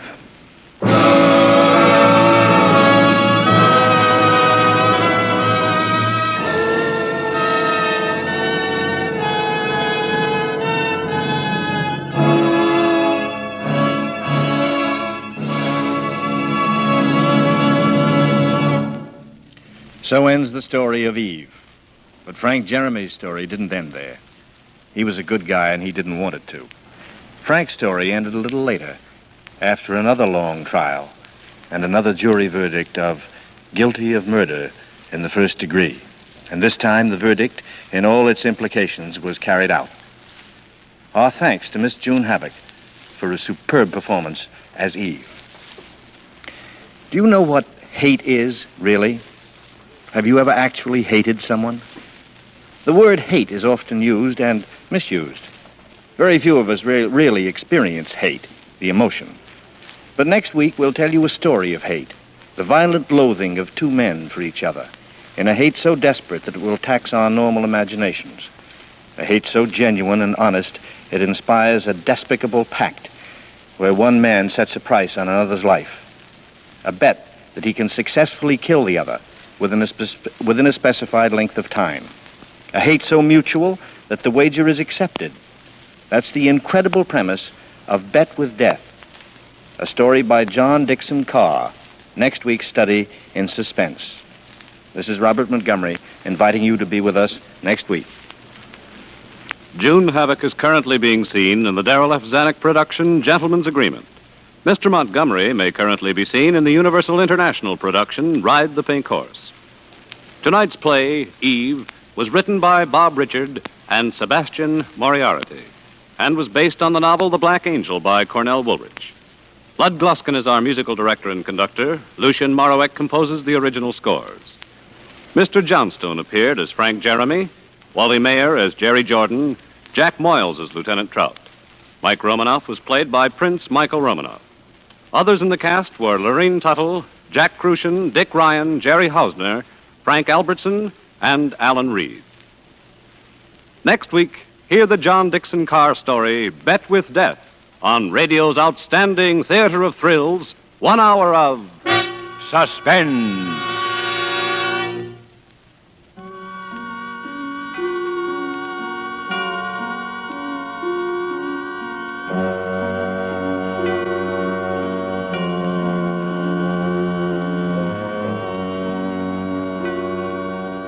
This is CBS, the Columbia Broadcasting System.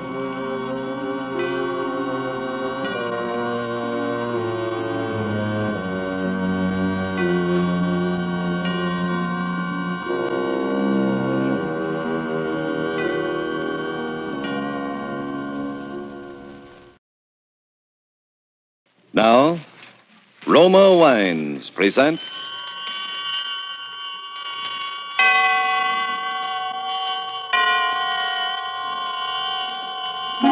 Suspense.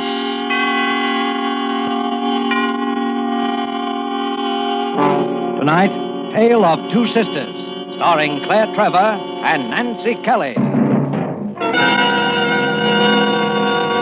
Suspense is presented for your enjoyment by Roma Wines. That's R-O-M-A, Roma Wines. Those excellent California wines that can add so much pleasantness to the way you live, to your happiness in entertaining guests, to your enjoyment of everyday meals. Yes, right now a glassful would be very pleasant as Roma Wines bring you Suspense. This is the Man in Black, here for the Roma Wine Company of Fresno, California, who tonight from Hollywood bring you as co-stars Miss Nancy Kelly and Miss Claire Trevor. Both are currently being seen in RKO Productions. Miss Trevor in Murder, My Sweet, and Miss Kelly in Betrayal from the East. There is a phrase of Walt Whitman's, the sisters Death and Night incessantly, softly wash again and ever again this soiled world. And so with the tale of these two sisters, and with the performance of Claire Trevor as Clara and of Nancy Kelly as Adele, we again hope to keep you in suspense.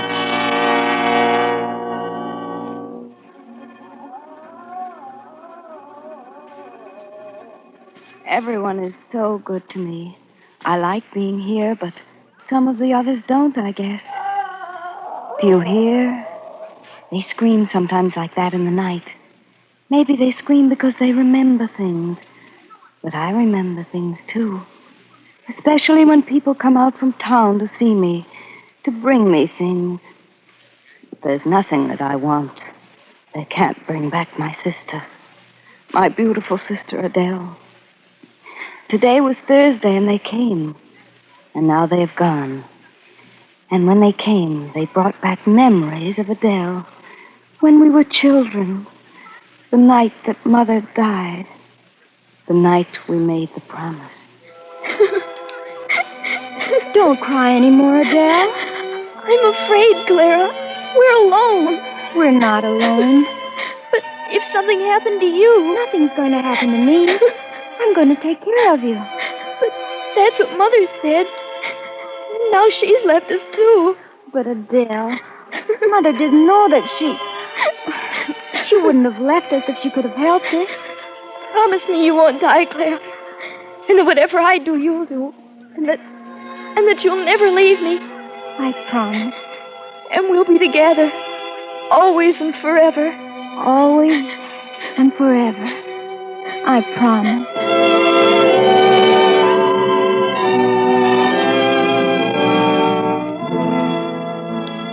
And for years, I kept that promise. Adele and I were as close as anyone could be. We had few friends, and I didn't mind as long as she was happy.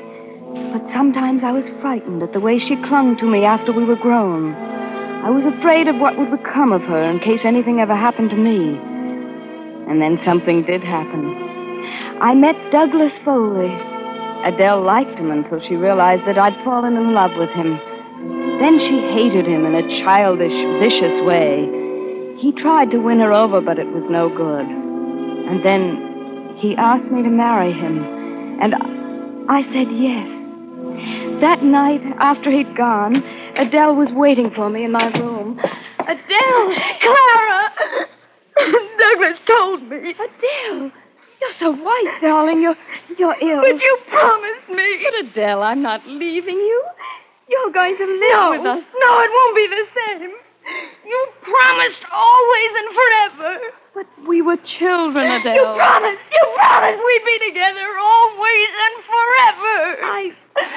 Adele, you see... If you marry him, I'll never speak to you again. But we were married, and we believed that Adele would forgive us in time, but she didn't. She refused to see us. Then when we learned that my husband's new job was to take us to Europe, our first thought was of Adele. If she would only go with us. But when we drove to her house, she refused to come to the door, and we were forced to sail without her. My son, Doug, was born in Europe, and I wrote Adele a long letter telling her about him, but the letter was returned, unopened. When Doug was just 10, we returned to America. I went directly from the station to Adele's home. She was working in the garden when we drove up. I was shocked at her appearance. Her hair had turned almost white, and there was a strange look about her. I sent Doug to the gate to introduce himself. She looked at him in a puzzled manner. Then she saw us sitting in the car, and she turned and walked into the house. The next thing I remember was that day, 1 month after my return home, when I was put on trial for murder, for my husband's murder. Mrs. Foley, will you tell us again what happened the night of your husband's murder? My husband was working in the garden all day when it began to grow dark. Will you please speak up? Well, my husband had been working in the garden, and when I called him in, he insisted that he had something to finish. I called him several times after that, but then I became irritated and I gave up. I had my dinner alone, and I went up to my bedroom. Then you admit that you quarreled with him the night of the murder. No, we didn't quarrel. I was irritated, but I said nothing to my husband. Your husband's death was caused by a deep, narrow wound in the vicinity of the heart. It is the opinion of this court that the instrument used might have been an ice pick. Mrs. Foley, have you any other ideas as to what might have inflicted this wound? No. Had your husband any enemies, Mrs. Foley? No.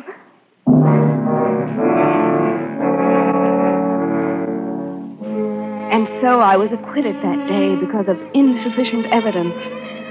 I thought Adele would come to me during those awful days, but she didn't.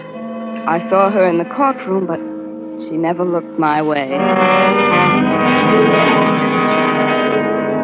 I believe it was about 2 months after the trial that my son Doug and his friend Roy went on an all-day hiking trip to the beach.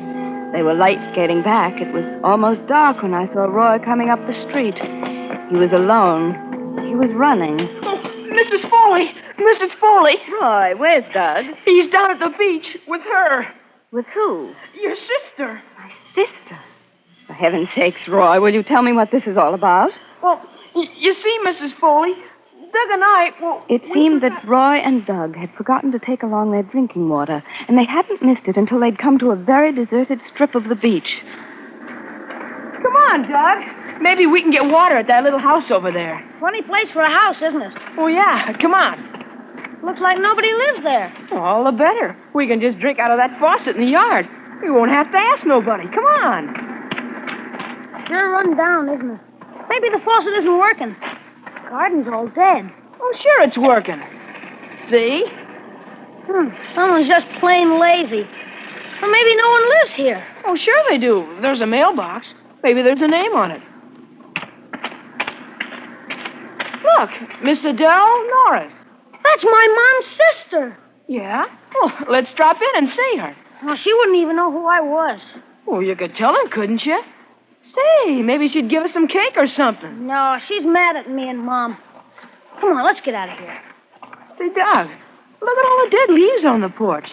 Let's have a look around. No, she might come out. Ah, she can't hurt you, can she? Let's peek in the window. No. Roy! Look, Doug. The place is all upset. It's all dirty and everything. Let's look in the rest of the windows. There's no one around. Oh, here's the kitchen. Look at all the dirty dishes piled up. Say, maybe my aunt is sick. Hey, look. Somebody's coming to the window. Oh, gosh. What do you want? We wanted to see if you were all right. Go away. Don't you recognize me? No. Are you sick? No. I'm your nephew, Douglas Foley. Go away, whoever you are. I'd like to help you. Go away, I said. Mother wouldn't want me to leave you here like this. Who's your mother? I told you, don't you remember? She's your sister. I have no sister. My sister died when I was 18. Roy, you go home and get Mother. My aunt is sick. I'll climb through this window and see if there's I can do. You stay out of this house, Doug. Let's both go. She doesn't want you here. She's sick. You go for my mother, and hurry. Okay. If you come into this house, you'll be sorry. If you dare come... Did you say your name is Douglas Foley? Yeah, that's right. You see, I'm... Douglas Foley is dead. Forever and ever. No, don't you see? The one who died was my father. Douglas Foley came between two sisters. And then he died. Yeah, but I'm trying to tell you, my mother and you are... Well, if he isn't dead, then I guess you'll have to die again. Yes. Yeah, that's it. Yes. He'll have to die again. He'll have to die again. Look, you're sick. You need help. I'm sick? Yeah. Don't you want me to come in? Yes. Oh, yes. Come in, Douglas Foley.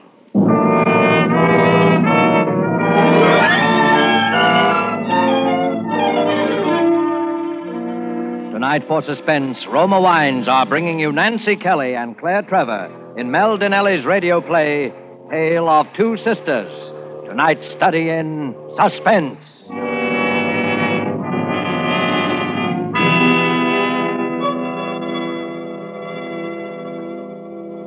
We have an interesting idea for you tonight from the keen and sensible mind of America's famed expert on parties and smart entertaining, Miss Elsa Maxwell. And we quote, Serving a nice table wine when friends come to dinner or with everyday meals is one of the smartest, most sensible, and truly moderate pleasures of which I know, and one which any family can regularly enjoy, since the cost of delicious Roma Burgundy is very little.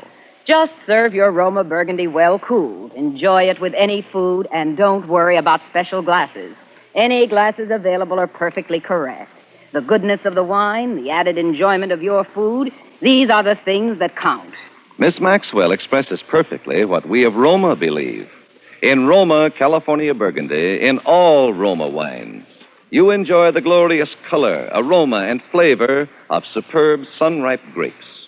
Our noted wineries, located in California's choicest vineyard areas, assure you of flavor and quality which are always good, never varying, always delightful. And so, Roma quality is preferred everywhere.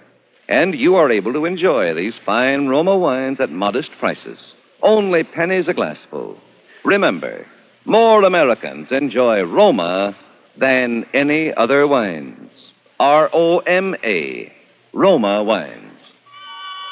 And now it is with pleasure that we bring back to our soundstage Nancy Kelly as Adele and Claire Trevor as Clara, who resumes the recital of this Tale of Two Sisters, a narrative well calculated to keep you in suspense. You see how clearly I remember things? I remember so well the horror of that moment when Doug's little friend finished telling me how he had left Doug there alone with my sister Adele. And I even remember what Roy said at the end.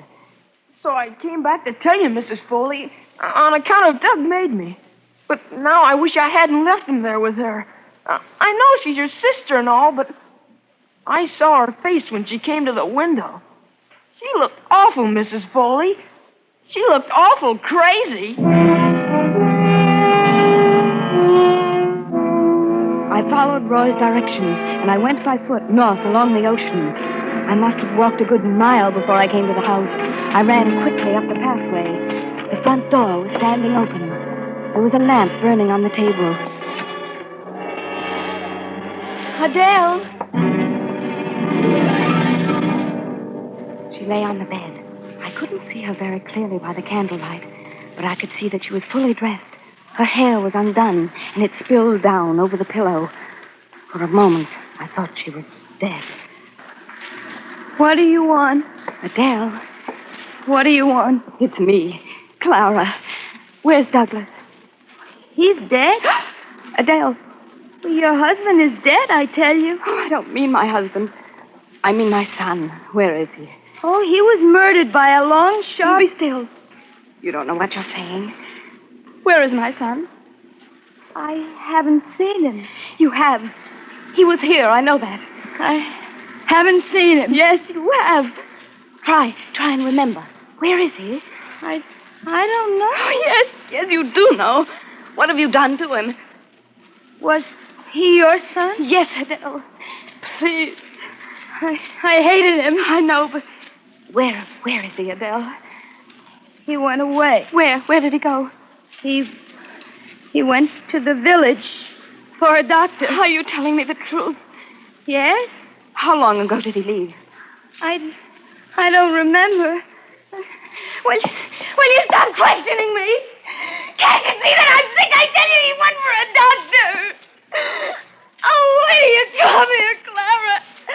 After 10 years. I've come to help you. I don't need your help. Adele, did Doug really go for the doctor? You think I'm lying? I don't know, but if he isn't back soon, I'm going for the police. The police? A fat fool.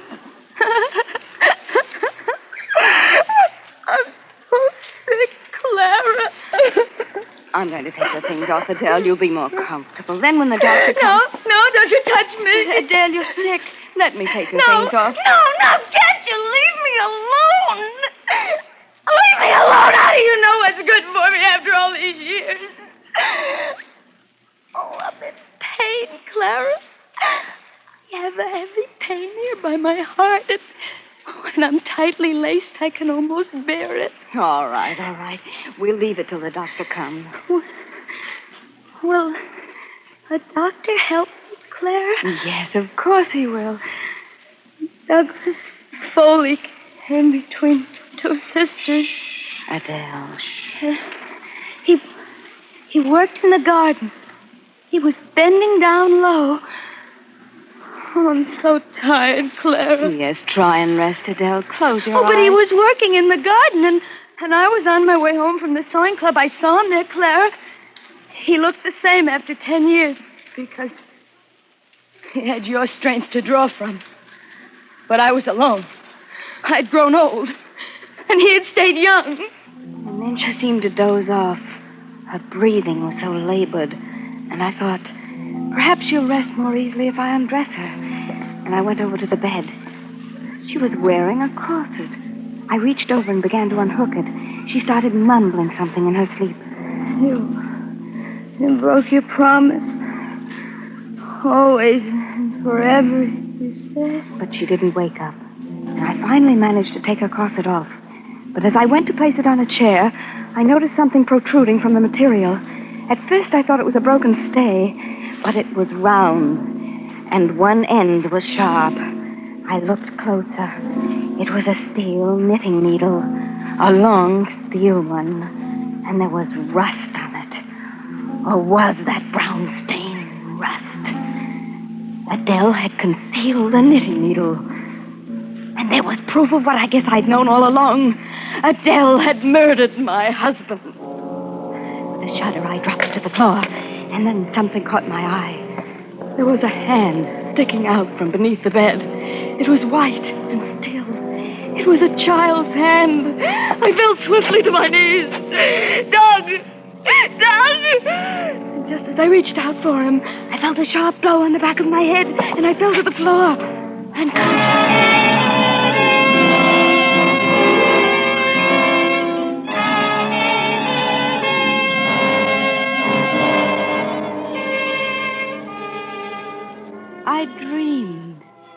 I dreamed that Adele and I were children again. That she was laughing, and we were playing an old game of ours where we tied each other up with our bathrobe cords. And then we waited for a knight in armor to rescue us. It was the odor of kerosene that brought me to. The room was filled with it. My head was pounding, and I couldn't seem to focus my eyes. I tried to raise myself to my feet, but I couldn't seem to move my arms and legs. Suddenly, I realized why. I was tied with a bathrobe cord. I was a child again. Adele and I were playing our games again. My husband, everything that had happened between Adele and me had been nothing but a bad dream. A feeling of relief swept over me. And then suddenly I heard footsteps. And the door creaked slowly open. And suddenly I knew that what had happened had not been a dream. For Adele stood in the doorway. Not Adele, the child who would rescue me, but Adele with gray hair, who hadn't spoken for all those years.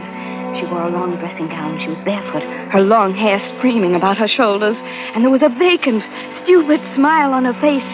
She carried a bucket in her hand, and the odor of kerosene filled the room. She didn't seem to notice me as she went past me, and she threw the liquid from the bucket onto the bed. There! Adele! No, Adele! She paid no attention to me as she left the room again. I struggled wildly, but it was no use. I was tied securely. And then I saw a still figure on the bed. It was Doug. His face was white. He was unconscious. And there was a deep gash at the side of his head. And then Adele came into the room. She had filled her bucket to the brim, and she walked towards the bed again. Adele! Clara? Adele, untie me. Untie you? Why? Adele, listen to me. This is your son, Clara. Yes, Adele, untie me. You were looking for him, and he was here all the time. Please untie me, Adele. I never knew your son. For years, I never knew him. How old is he, Clara? He's only 10. He's just a boy. Adele, you're sick. Untie me, and we'll go for a doctor. You want me to be well, Clara? Oh, yes, untie me. Are we friends again, Clara? Yes, we're friends. I want to help you. Oh, but I can't forget the years, Clara. I must wash those years away before we can really be friends again. Adele, forget those years. Let me help you. Untie me. Oh, no. No, we can't forget them, Clara. We must wash them away. That's what I was doing. I was washing away the years.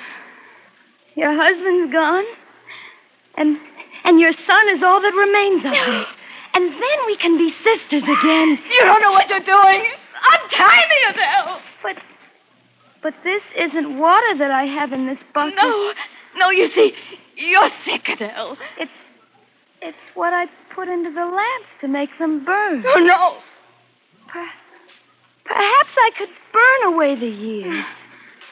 Oh, yes, that'd be better. Much better. No, Adele. Adele, for the love of heaven, untie me. If I could burn away these years that remain on the bed. Oh, no, Adele. If I could do that with this candle, well, then you and I could really be friends again, like when Mother was alive. We could be sisters again. Always and forever. We're sisters now, Adele. Oh, no. No, you're lying. We're not sisters. Adele, listen to me.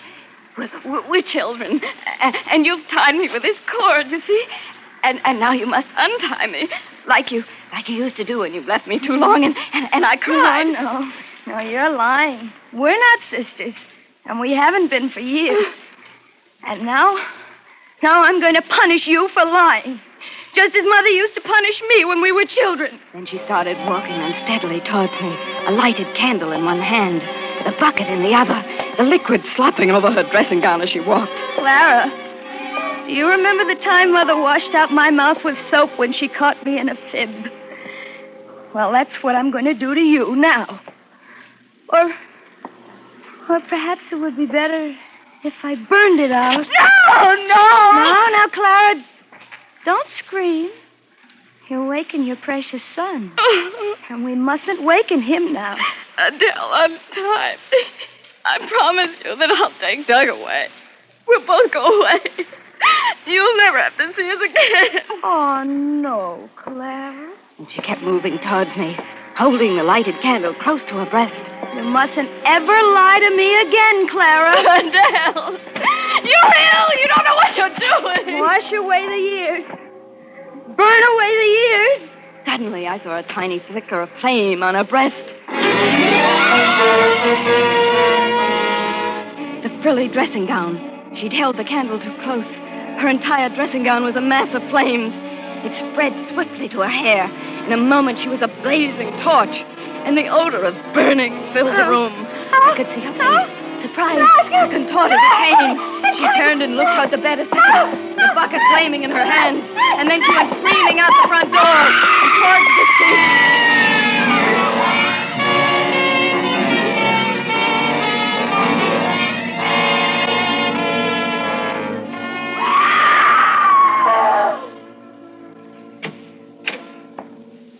Mrs. Foley. Mrs. Foley. Yes? You mustn't scream like that. I wasn't screaming. That was my sister, Adele. Yes, I know. Try not to think about it, Mrs. Foley. You knew my sister was burned to death, didn't you, Mrs. Willard? She was very beautiful. Yes, I know. Try and rest. Is there anything I can get for you before I go to bed? No, thank you. Well, go to sleep then. I will. Good night. That's right. Go to sleep. Was that my sister, Mrs. Willard? No, Mrs. Foley. It was one of the others. They scream because they remember things. Yes. Yes, I suppose they do. Good night. Good night. I remember things, too. I remember. Promise me you'll never leave me, Clara. And that whatever I do, you'll do. I promise. Always and forever. Always and forever. I promise.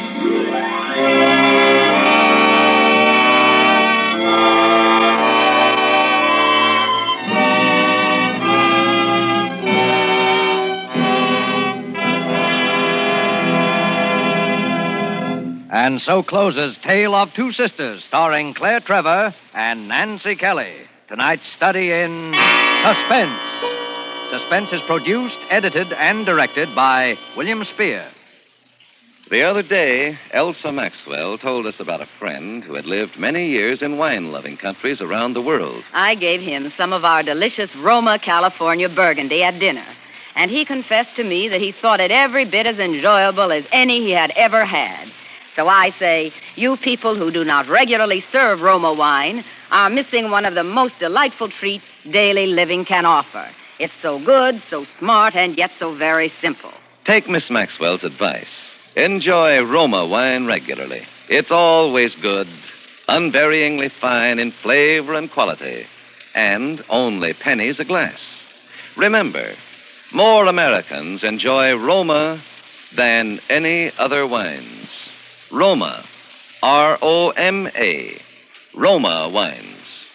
Ladies and gentlemen, next Thursday, same time, you will hear Mr. Lee Bowman as star of Suspense. Presented by Roma Wines, R-O-M-A, made in California for enjoyment throughout the world.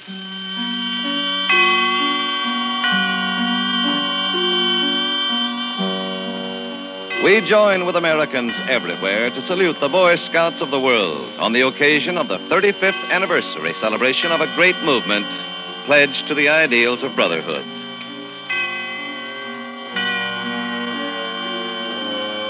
This is CBS, the Columbia Broadcasting System.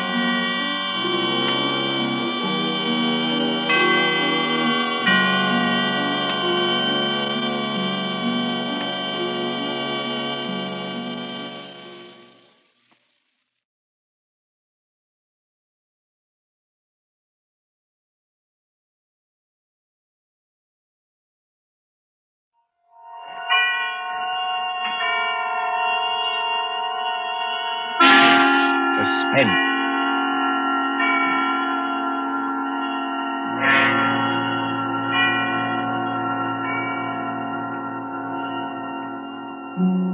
This is the Man in Black, here again to introduce Columbia's program, Suspense.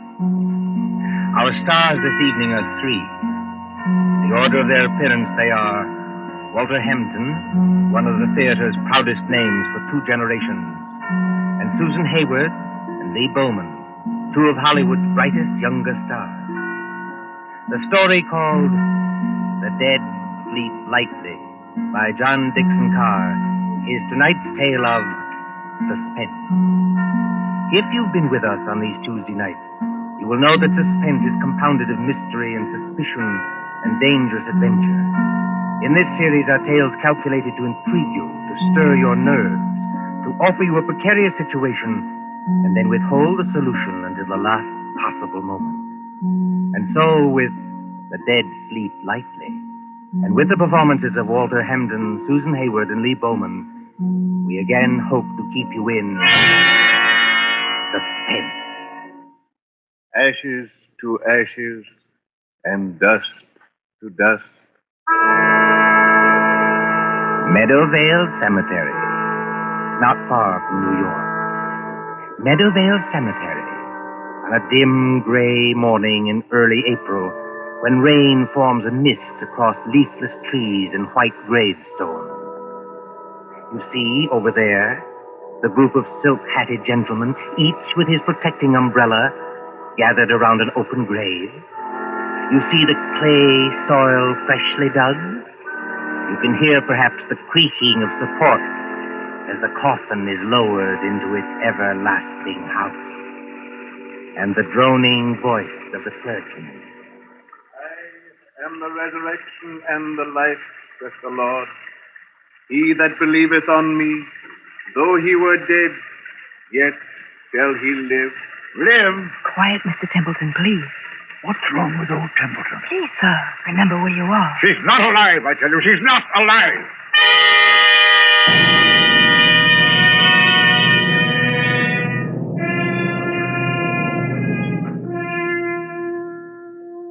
It might seem a long distance, that, from the Cosmopolites Club in Gramercy Park on the following evening, when that same well-fed man, as hard and unemotional as the diamond pin in his tie, hurries up the steps into the club and... What? Yes, Mr. Templeton. Tell me, Mr. Wilmot in the club, do you know? Yes, sir. Don't you see him? See him? Where? In the lounge over there, sir. Sitting by the fire. Yes, of course. I'm a little upset. You're a good fellow, Henry. I won't forget you. Thank you, sir. Excuse me, sir, but aren't you going to take off your hat and overcoat? Never mind my hat and coat. Just tell me one other thing. When I came into the club, was there anybody following me? Following you, Mr. Templeton? Yes, a woman. A woman with a long skirt and a heavy black veil. There aren't many women who wear that kind of dress nowadays, sir. Look out into the street. Do you see anybody? No, sir. There's just, What's that? Oh, that's only the old street musician, sir. He doesn't mean any harm. I won't have that tune played, you hear? I'm used to getting my orders obeyed, and I'm going to have this one obeyed. Here's some money. Go out and tell him to go away. Yes, sir, if you insist, but... Do as you're told and don't ask questions. If anybody wants me, I shall be with Mr. Wilmot. Very good, sir.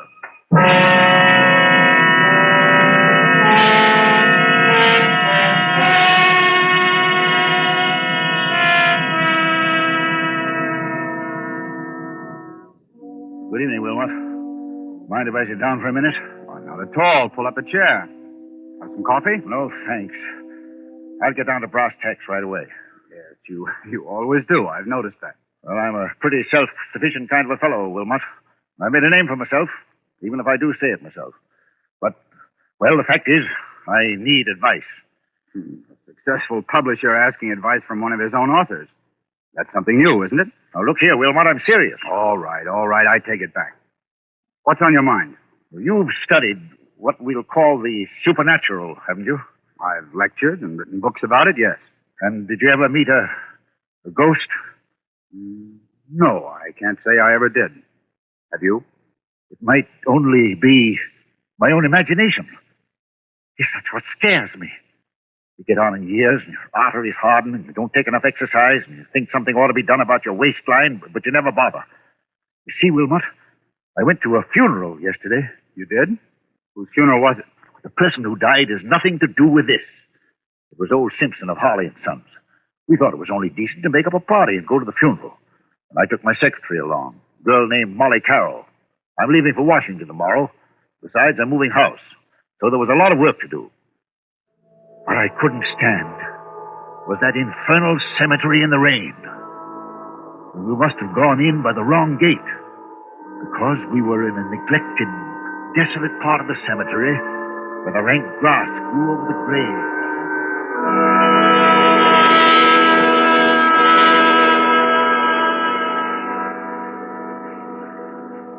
You'll oblige me, Miss Carroll, if you first find out the proper directions of our places. We've come in the wrong gate to the cemetery. Well, I'm sorry, Mr. Templeton. I thought What you thought doesn't matter now. This is the wrong part of the cemetery. My shoes are absolutely ruined with wet clay. Well, it isn't doing my own shoes and stockings any good either, Mr. Templeton. If there's been any damage to them, Miss Carroll, I'll replace them. You never found me ungenerous, now have you? Well, not exactly ungenerous, no. I'll pay you the compliment, Miss Carroll, saying that you're the best secretary I ever had. Thank you. Yet you want to leave me. Yes, I want to get married. That's what Mr. Barnes was telling me. And who is this paragon of yours? What does he do? Does he make any money? Well, Frank's a radio technician. He's not very wealthy, I'll admit. Wealthy? A radio technician? I'll bet he doesn't make as much as I pay you. Yet you want to get married. Well, is there anything very strange about that? Yes, if it interferes with your career, if it... Good Lord. Look at that. Look at what, Mr. Templeton? Over there, where I'm pointing. You mean that? It's only an old gravestone covered with weeds and brambles. I haven't seen that grave in years. It looks rather neglected. It is neglected, isn't it? Will you go closer, please, and read the inscription? Mr. Templeton, Do as I tell you, please. it says... Let's see if I can get some of these weeds aside. It says... Sacred to the memory of Mary Ellen Cleaver, born September 5th, 1892, departed this life March 25th, 1919. Thou shouldst still be adored as this moment thou art. Let thy loveliness fade as it will. If you lower that umbrella, Mr. Templeton, you'll get soaking wet. Sentimental trash. But she always liked it. She always liked it? Mary Ellen Cleaver.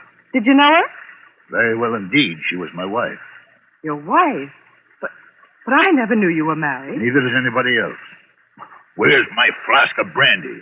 What have I done with it? It's in your hip pocket, Mr. Templeton, but do you think that's very wise? You've already had more than enough. Whatever I do is wise, Miss Carroll. Well, we were married very young. She was a nice little thing. I was fond of her, yes. But she couldn't have helped me. I'm not a snob, but she wasn't in my class. No style, you know, no manners, no education. Indeed. Could I have introduced her to the friends I was making? No. Wouldn't have been kind to her. She didn't even want to go to the places where I was invited. She'd sit at home and say, what was it like? Did you have a nice time? What was Mrs. So-and-so wearing? And she loved me. I'll put that to her credit. But... You left her? I thought it was the kindest thing to do, yes. She went away. Then I heard she'd had... Had what? Nothing, doesn't matter. Well, there was a war on. I attended the peace conference in Europe. Never even knew she was dead until I heard some friends had buried her. I always promised to call her up. She said she'd come back to me if I did. Well, you couldn't call her up now, Mr. Templeton, even if you wanted to. No, I suppose not. But I was fond of her. I wish there was something I could do. Well, you could have her grave cared for. Have some flowers put on it. That's it. That's an idea. She'd have liked that. Can you take care of that for me? I'll look after it tomorrow morning, Mr. Templeton. But how will they ever be able to locate the grave?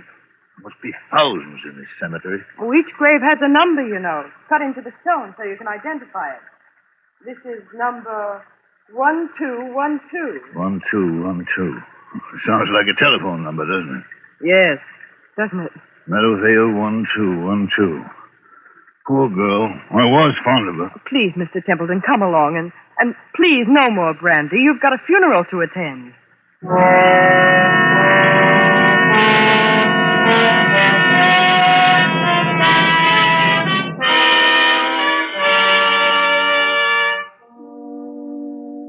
And then, Wilmot, the night came.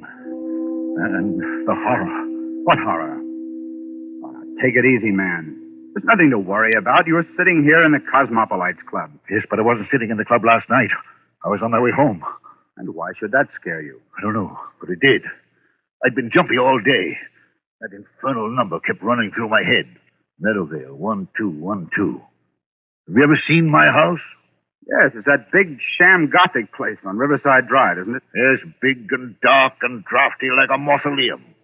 I told you it was moving house to an apartment downtown. But there were some papers there. I had to get out of the safe in the library to take with me to Washington tomorrow. I knew the servants would be gone, of course. But I hoped Mrs. Bloom, that's my housekeeper, would still be there. Then, when I went up the park, about 6:30... Meadowvale, 1, 2, 1, 2. Meadowvale, 1, 2, 1, 2. Meadowvale, 1, 2, 1, 2. Meadowvale, 1, 2, 1, 2.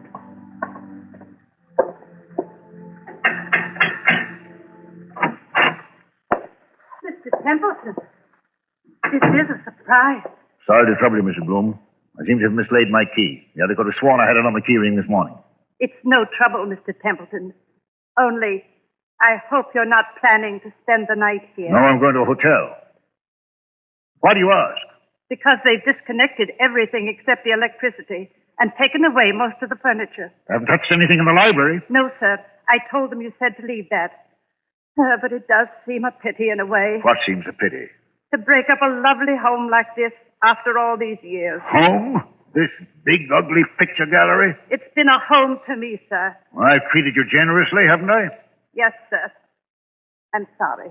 I've got several hours' work to do, Mrs. Bloom. A whole safe full of papers to sort over. I'm going to the library and... What's that you're hiding behind your back? I'm not hiding anything, sir. All the same, what is it? It's only a music box, sir. I found it in the attic when the moving men were here. If I hadn't known there were, well, no ladies in your life, I'd have said it belonged to one of them. I love to hear them, sir. May I? Mrs. Bloom! Yes, sir. If you don't want me to smash that music box, turn it off. Yes, sir, I'm sure I never... I'm going to the library. If you can find any sandwiches and coffee, bring them. Yes, sir. Excuse me.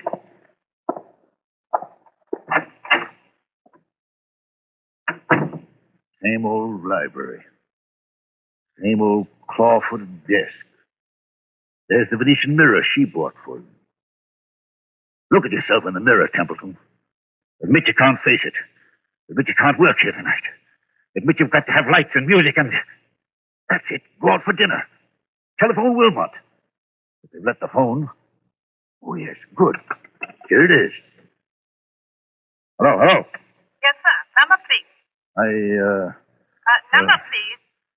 I want, Meadowvale 1212. Meadowvale 1212. Wait, what the devil's name am I saying? Change that, I want... Hello, my darling. I knew you'd call me when you needed me. Who's that speaking? Who are you? It's Mary Ellen, dear. Don't you recognize my voice? You're not Mary Ellen. This is a trick. Mary Ellen is dead. Yes, dear. But the dead sleep lightly, and they can be lonely, too. And now that you do need me... I don't need you. I don't need anybody. I'm coming back to join you, dear. It's not easy, but I'll be there by the time the clock strikes 7. I'll wear a veil because I don't look very pretty. I won't have this. I won't listen to you. I won't... Goodbye, my dear. Remember, when the clock strikes 7... Mrs. Bloom, Mrs. Bloom! Mr. Templeton, what on earth is the matter? Who's been playing tricks on me? Tricks, sir. I don't understand. Who spoke to me on this phone? But, sir, nobody could have spoken to you on that phone. Nobody could have. What are you talking about? That phone's disconnected, sir. Disconnected? Yes, sir. The man came here this afternoon and took that little metal box off the wall and rolled all the wires up and put everything on the desk there. Said he'd be back tomorrow to take it away. Mrs. Bloom, that's impossible. Look for yourself, sir.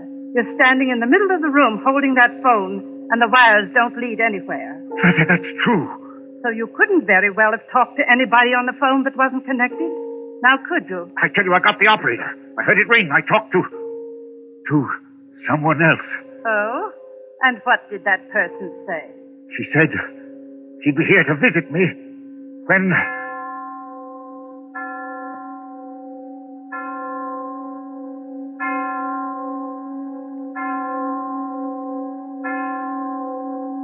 Mr. Templeton, what's the matter?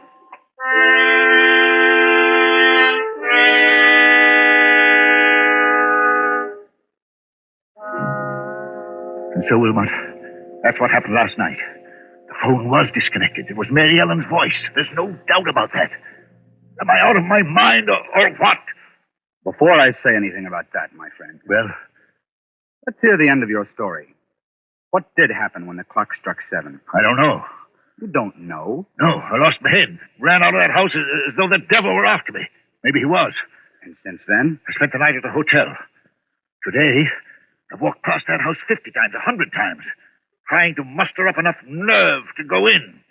I couldn't do it, but I've got to go in there. Why? It's those papers I've got to take to Washington. Send somebody else to get them. I can't do that, Wilmot. It's confidential information for the government. I've thought of everything. I've even bought a revolver, see? For the love of heaven, man, put that gun away. Do you want the other club members to think you have gone insane? Then I thought of you. You know all the tricks of fake spiritualists. You've written about it and lectured about it. Which reminds me, by the way, that I'm lecturing before the Acropolis Club in about 20 minutes. You've got to break that engagement, Wilmot. Why? Because you're going with me to my house tonight, now. Oh, that's impossible, old man. Now sit quietly and listen to me. I'll go with you willingly, tomorrow morning. That's too late. I'm taking an early plane to Washington. Well, then wait until I can get away from the lecture. Say, around midnight. I'll tell you what I'll do. I'll take a taxi and join you as soon as I can. That won't do. I've got to know the answer now. Do you understand? Aren't you being a little unreasonable about this? Unreasonable or not, I usually get my own way, and I mean to have it now. Well, then I'm afraid you'll have to go to the house alone. Besides, you know, Wilmot, you worry me. You sit there puffing at that pipe and looking at me out of those queer eyes of yours like a young Satan. I've often wondered what you were really thinking about. Since you flatter my intelligence so much, I was wondering whether you'd been quite frank with me. Frank with you how? About your late wife, Mary Ellen Kleber. What about her?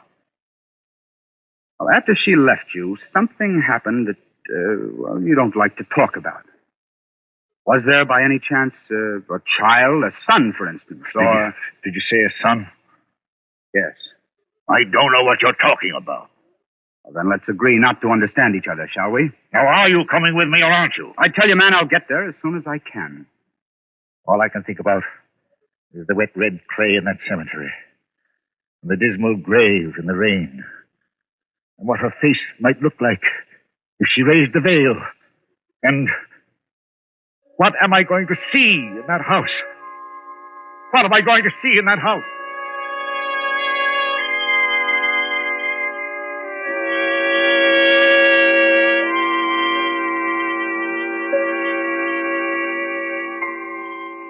So the clocks chime, the hours dwindle, and the traffic roar of the city sinks to a low growl behind twinkling lights. It is midnight, when a taxi moves along a certain street towards a certain house out of a bygone age. Lightless, black against the stars, surrounded by iron railings and with a path bordered by fir trees leading to the front door. Look, too, with the face of Mr. Patrick Wilmot when that taxi draws near. All right, driver. This is the place. I'll be in wait for you, sir. No, you needn't wait. Keep the change. Thank you, sir. Good night.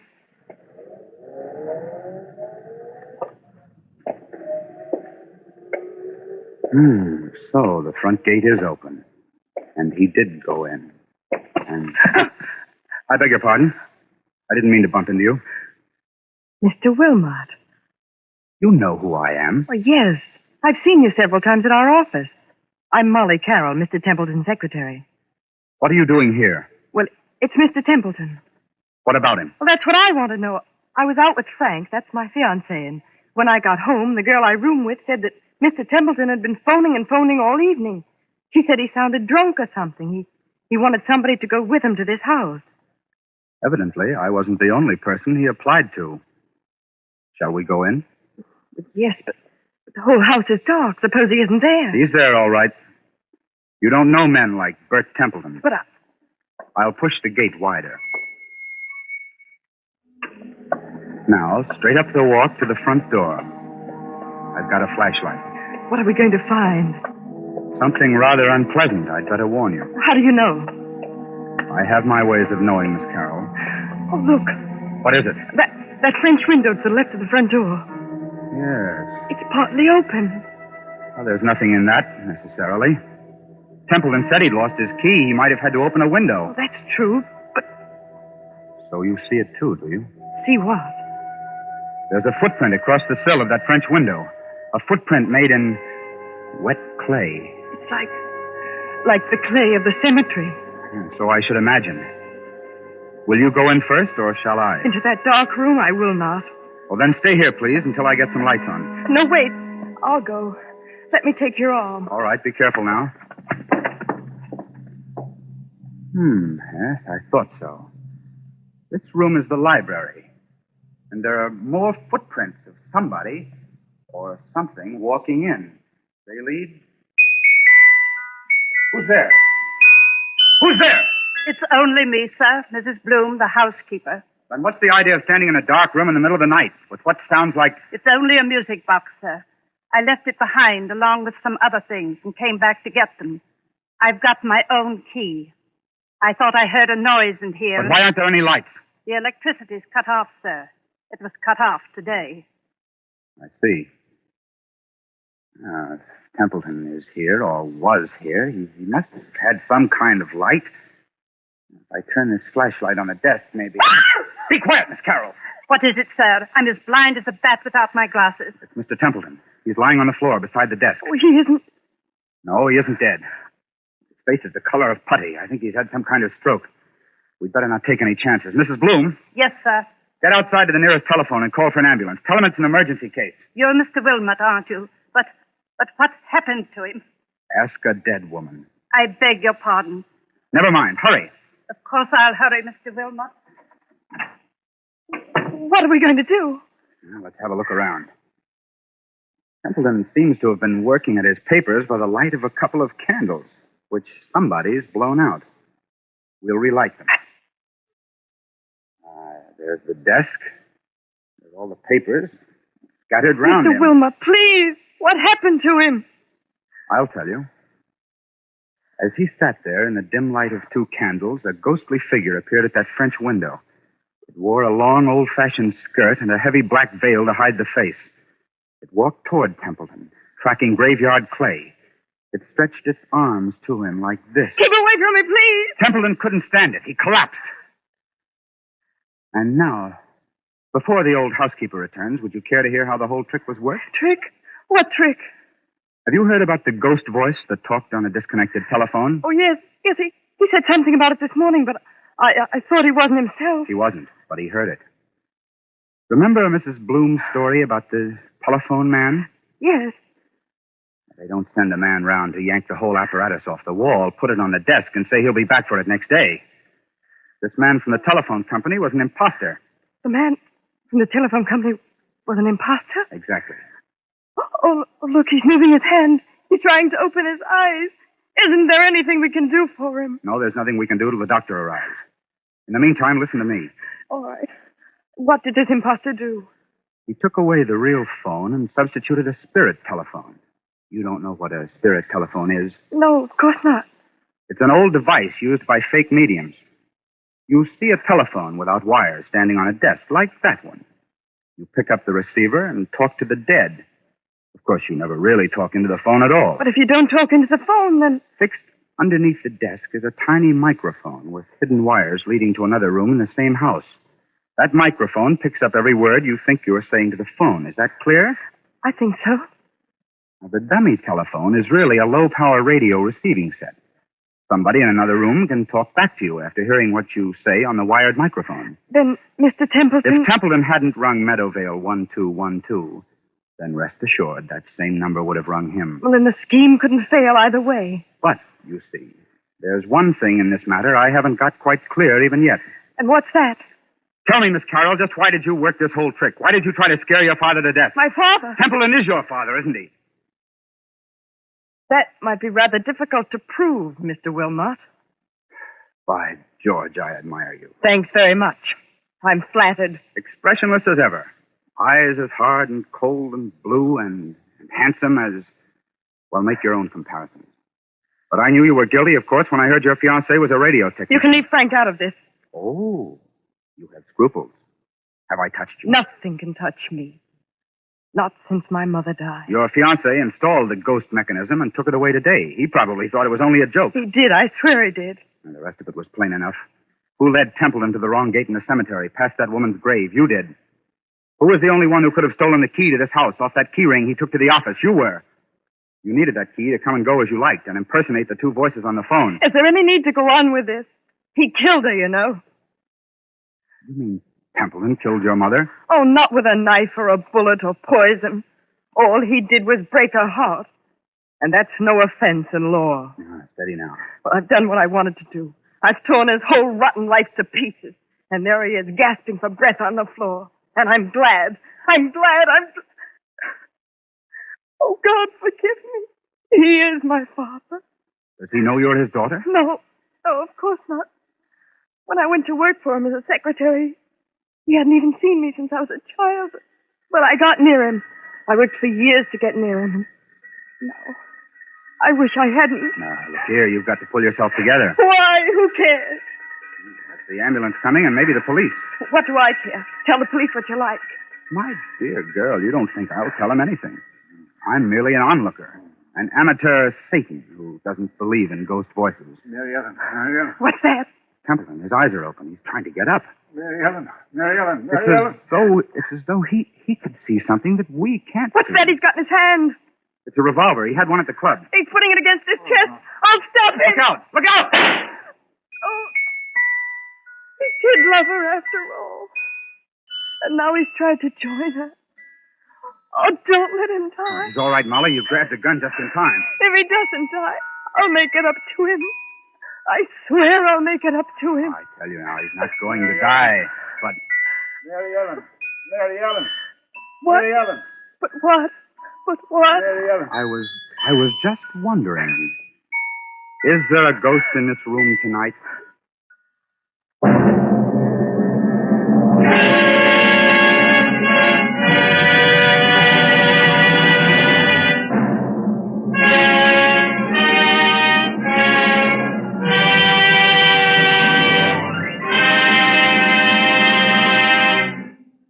And so closes The Dead Sleep Lightly, starring Walter Hampden, Susan Hayward, and Lee Bowman.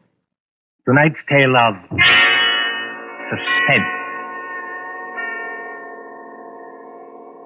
This is your narrator, the man in black, who conveys to you Columbia's invitation to spend this half hour in suspense with us again next Tuesday.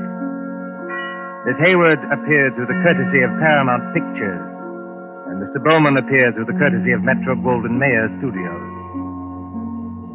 William Spear, the producer, John Dietz, the director, Bernard Herrmann, the composer-conductor, and John Dixon Carr, the author, collaborated on tonight's Suspense.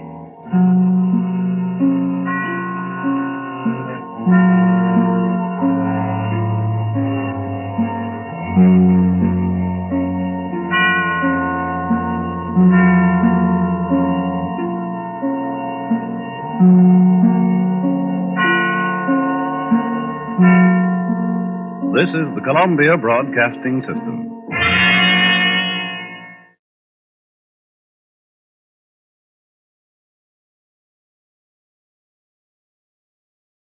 Another tale well calculated to keep you in suspense. A is one way or another, as we bring you The Easy Victim, written especially for suspense by Harold Huber.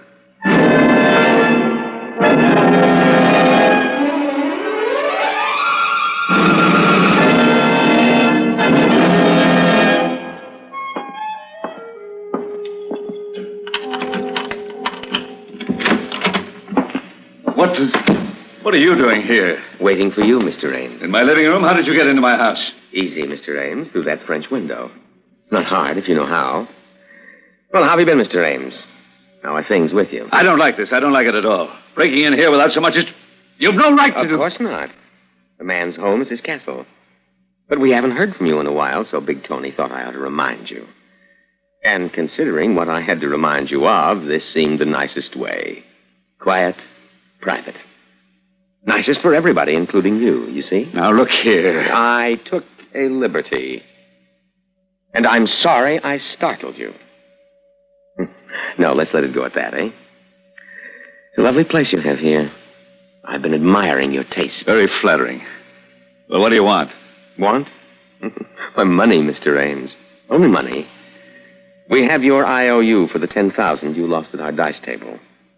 But that's all we have. So how about, forgive my bluntness, paying up? I can't. Not now. I told Tony. Sure, a couple of weeks ago you told him. Well, nothing's changed since then. My business has been terrible. This house is mortgaged to the hilt. I'm short of cash. I've tried to borrow the money, but I just haven't been able to. Can't you understand? Of course we can.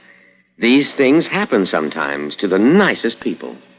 Like you. Oh, believe me, I hated having to tell you this. Naturally, you're a gentleman, Mr. Ames. Well, it's the last thing I could have anticipated. These reverses were sudden. And unexpected. I don't doubt that for a minute. So you see how it is with me. Sure. But, Mr. Ames, you have to see how it is with us. When we lose, we pay. So when you lose, you pay. It has to be that way, right? Well, at the time I gave you that IOU, You expected to be able to redeem it, sure. Only trouble is you haven't. I love that tie you're wearing. It's beautiful. I need more time. Well, we can't extend credit too long. It makes a bad precedent. The business we're in, we can't sue. Courts don't recognize gambling debts. So we have to use other methods to demonstrate that money owing to us has to be paid. We regret the necessity, but we have to make it crystal clear. All right, but you can't get blood out of a stone. We have no intention of getting blood out of a stone. On the other hand... Never mind. I don't really need a blueprint. Good. It's a pleasure to deal with you, Mr. Ames. But you don't actually want to kill me. Please, Mr. Ames, that word. It's painful. Let's not say it aloud. A corpse can never pay. And as long as I'm alive, there's a chance that I can. I'm inclined to agree, provided... Provided what? That you accept a basic principle. Well, what principle? Well, when you can't get money any other way, you have to marry it. Marry it? Mm-hmm. You're a bachelor, handsome, excellent background, impressive personality. Marry it, Mr. Ames. Just like that? Look, Mr. Ames, we know you frequently spent holidays at the Bell Point Hotel. The Bell Point's famous as a place where people find romance. It's full of widows, comfortably endowed, who want to marry again. Come there in hope of finding a husband. Now, wait a minute. We also know you spent a lot of time with a lady you met up there. A widow named Ella Jason. For instance, Mrs. Jason and I are just acquaintances. I just happened to meet her at the hotel. Fine for an occasional date, but that's all. She's very attractive, not a bit hard to We're say. just friends, I tell you. I'm not in love with her. Besides, I don't want to marry. You don't have a choice. But to marry someone who means nothing to me except... Oh, no. Even if I could do as you say, once I'd paid you, I could never go on living with a wife I don't love. I'd have to get free to get rid of her if necessary. Please, Mr. Ames, again, I beg of you, do not mention that painful word aloud. It's better I don't hear what you have in mind. But, Mr. Ames, we're realists. We do what we must, even when it's painful. So once you pay us, if you feel a terrible necessity to get rid of her, remember, necessity is the mother of invention.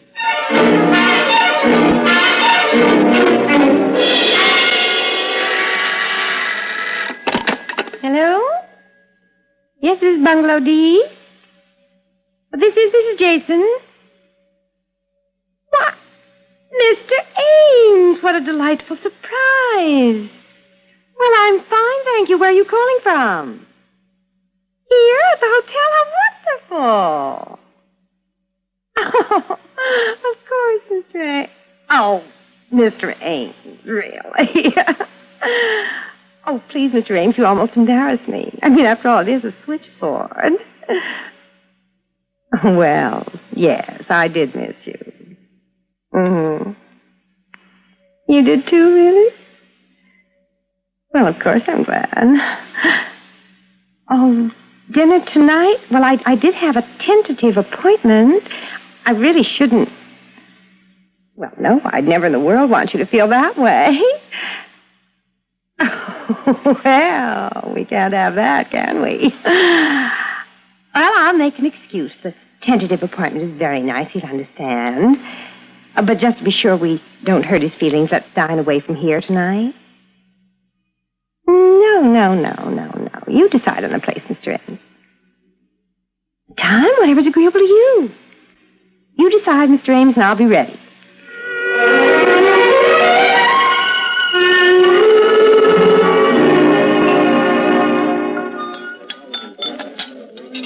Dinner was delicious. I thank you so much, Mr. Ames. No, I thank you. You order so well, so expertly. Oh, you really think so? Oh, yes.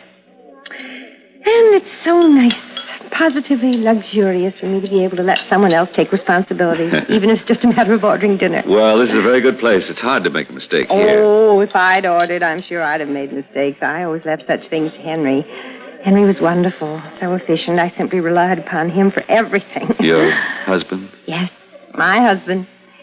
Used to tease me, very, very gently, because I was so dependent, making any kind of decision flusters me. Must seem silly to a man like you. You're so poised, so obviously competent, like Henry. In fact, in many ways, you remind me of him. Me, I'm even afraid of the waiter. Isn't that ridiculous? Tell me, you're not as shy in handling real business affairs as you are in ordering from a waiter. Oh, I'm worse. I'm always bewildered. Well, in that case, I hope Henry left you a well-ordered estate. Perfectly. Henry was so provident. Oh, I'm so glad to hear that. But there are occasional business decisions. Well, to be expected. Any estate, any substantial estate, it is fairly substantial, I imagine. Yes. Well, then you must expect an occasional problem. But there must be some member of your family who can advise you. Oh, I've almost no family, just my nephew Herbert. I'm quite alone. Oh, now, really, Mr. Ames, I'm appalled. You'll soon be convinced I'm a total featherhead and a bore, and you'll never want to see me again. Oh, Mrs. Jason, you can't begin to know how wrong you are. In fact, you couldn't be wronger if you tried. Well, that's very sweet. But now, another word about me. I want to hear about you. What kept you in town last week? Business? Oh, dear. Don't tell me details. I wouldn't understand. But was it successful? A decision was made. A decision involving method of procedure. At this point, I'm convinced the method will be very, very successful, Mrs. Jason. Well, we're being positively stuffy. Call me Ella. Thank you, Ella. You're welcome, Arthur. I feel like dancing. I feel like dancing with a beautiful woman. Will you dance with me, Ella? Oh, I'd love to. Tonight I feel very much like dancing, Arthur.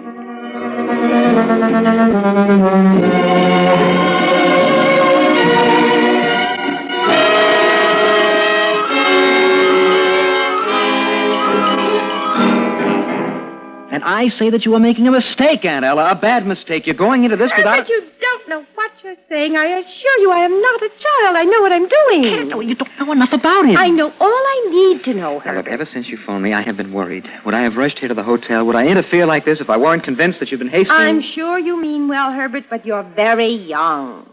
Bear in mind, I am 10 years older than you, and I am not altogether without experience. Look, dear. I understand, but I have been doing some research on Mr. Ames. And I've... Research? You sound so businesslike. No, please, dear. please. All right, it's charming. You are so young. Will you listen to me? I found out things that you should know. No, Herbert, that will do. You couldn't have found out anything of real importance that I don't know. A woman's instinct, Herbert. In a matter like this, trust a woman's instinct. But I prefer facts. Arthur Ames and I will be married tomorrow. That is a fact. And you'll see, dear, everything will be perfect. Aunt Ella, I am surprised at you. You can't afford to be wrong in a marriage. And I'm not. So if you'll excuse For all me... you know, if he's what I think he is, he may be dangerous to you. Dangerous to me? Oh, Herbert, my dear, dangerous. Really. Really, darling, that is funny. That is positively funny.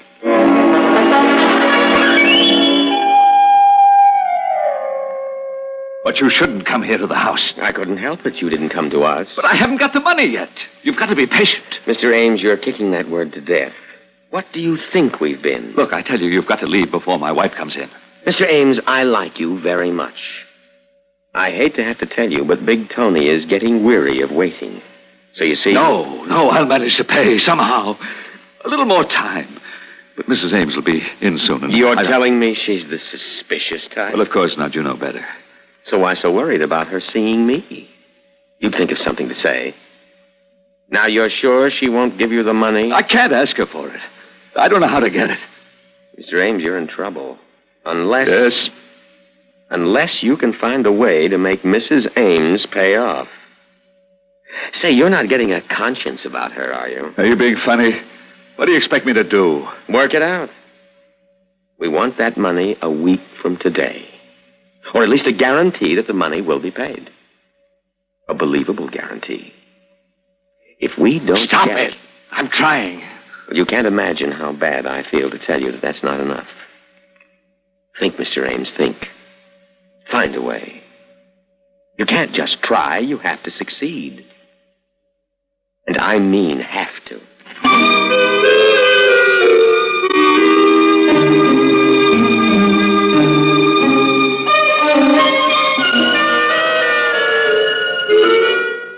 Policy, dear? Insurance policy? Yes, it's life insurance, darling. It's an excellent new type of very attractive with double indemnity for accidental death. Oh, darling, it sounds so grim, so depressing. Must we talk about such things? Well, I thought I should explain it to you. I'd like to have it signed up today. Oh, don't explain. I believe I understand. You see, I'm not quite as innocent as you may think. I beg your pardon? I know some things, and I see right through you. Ella, really? We've been married so short a time. I was so carefree, and now so unexpectedly... Ella, I don't understand. Don't fool me for a minute. Men like you are all alike. Your minds work overtime, thinking of ways and means to provide security and protection for your wives. You're such a dear, Arthur, so thoughtful. Oh, well, for a moment. Yes, of course. I simply feel, darling, that... No more talk of death, darling. Do whatever you think is right. I couldn't advise you anyway. Well, you see, this particular policy is a family one. Each of us becomes the beneficiary of the other. There are 4 pages of small print, which I'll explain to you. Darling, don't bother. I'll leave it to you. Just tell me what we have to sign, and we'll sign it.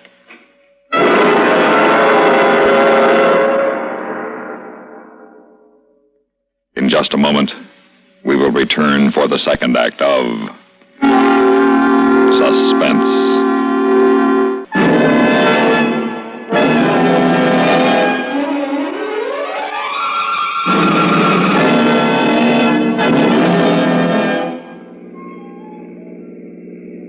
No, dear, I've never been on top of Mount High Point. Oh, it's a magnificent view. You'll love it. How high is it? Oh, a couple of 1,000 feet. Oh, don't laugh at me, but I'm a little bit afraid. Afraid? Well, of height. Is it perfectly safe? Oh, I'll be with you, dear. I'll take care of you. There's a railing or something? Well, not at the spot I have in mind, but don't worry. Oh, you think I'm a sissy. Oh, no, not at all. But you've got to see this view by moonlight, I insist. Yes. See? We're almost at the top. Nobody else in sight? So deserted? No, most people don't come to this particular spot. That's why I like it. And you want to share it with me. I understand. Well, end of the road. Now we walk a few feet. And then, well, then you'll see. This way. Wind, I can hardly stand up. I'll take your arm, darling. There we are. Now, just a few steps to the edge. Oh, Arthur, we're too close. I'm holding you, darling. No. Here, right at the edge. That's where the view is. No, I'm slipping. Don't grab me like that, No. dear. I've got you. I've got you. Hello! Oh, thank goodness. Oh, we almost fell. Oh, come on, quickly. Let's get back to the car. Arthur, do you realize... When I think of what... Come on. Get into the car, please, and get us away from here. Ella, believe me, I had a good grip on you. I know. If I'd gone over the edge, you'd have fallen, too. Arthur, dearest, you could have been killed.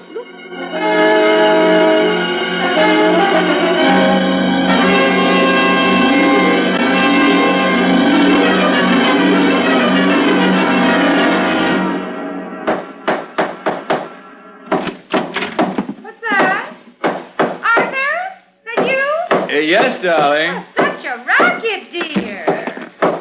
What in the world are you doing? Oh, I'm refitting the top steps on the cellar stair. They were loose. Oh, I'm sorry for the noise. I didn't expect you so soon. I finished shopping early. Oh, you should have called the handyman, dear. Look at you. Darling, something's wrong. You look so strange. Really? Well, anyway, it's finished. Steps finished.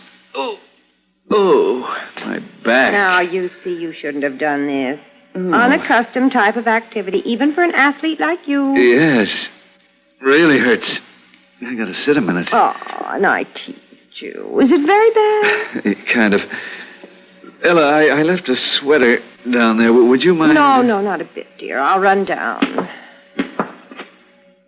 Arthur! Do you know what you did? You finished the top step and you forgot to put in the next two. I did? Well, aren't we lucky I saw that in time? I could have fallen down and broken my neck. Arthur, don't look so stricken. I'm not hurt. Everybody makes mistakes.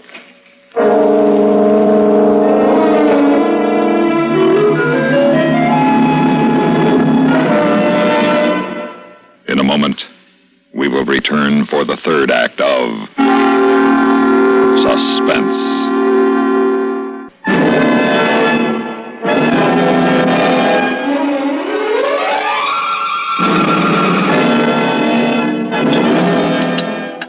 And so I phoned you this afternoon, darling, as soon as I got word the cabin at Big Lake was available.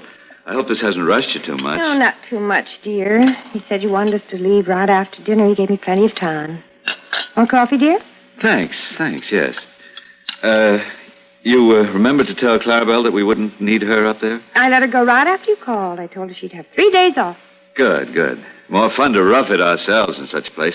Is the lake really so beautiful? Oh, yes, it's magnificent. Perfect, in fact. And you said we'll have the whole area to ourselves? Mm-hmm. There's absolutely nobody up there right now. That's why we get the off-season rate, including the use of the boating equipment. Sounds ideal. Oh, you can't imagine what it's like in a canoe in the middle of that lake. First thing tomorrow morning, you'll find out. Well, are we about ready? Long drive in the dark. Arthur, dear, you didn't have to pay in advance for the cabin. Why, no. Not even a deposit? No, but, well, I have to pay eventually. What difference does it make? Thrift, darling, thrift. See, I don't intend to go there alone. Alone? Well, what is this? We're both going there. No, dear. No, you're not going anywhere. What?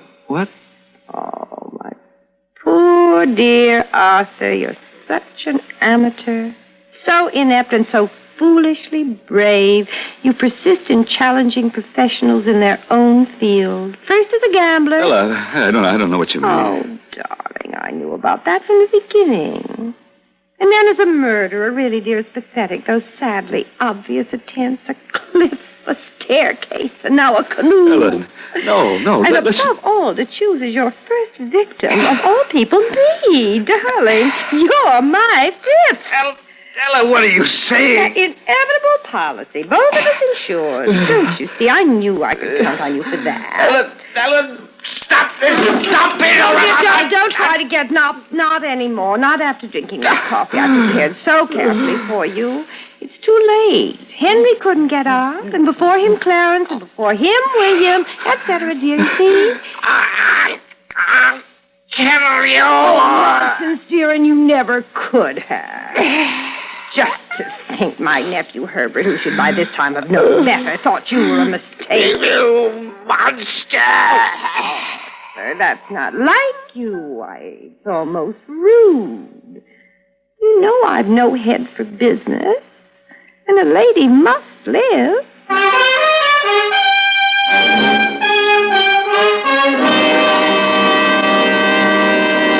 Suspense. You've been listening to The Easy Victim, written for suspense by Harold Huber.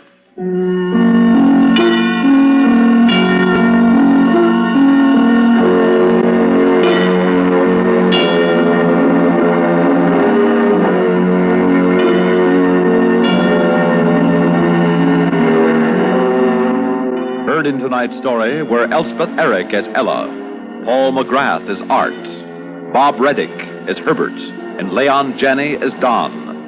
Produced and directed by Paul Roberts. Listen again next week when we return with Re-Entry, a story of man's first flight into space. Another tale well calculated to keep you in suspense. On CBS Radio.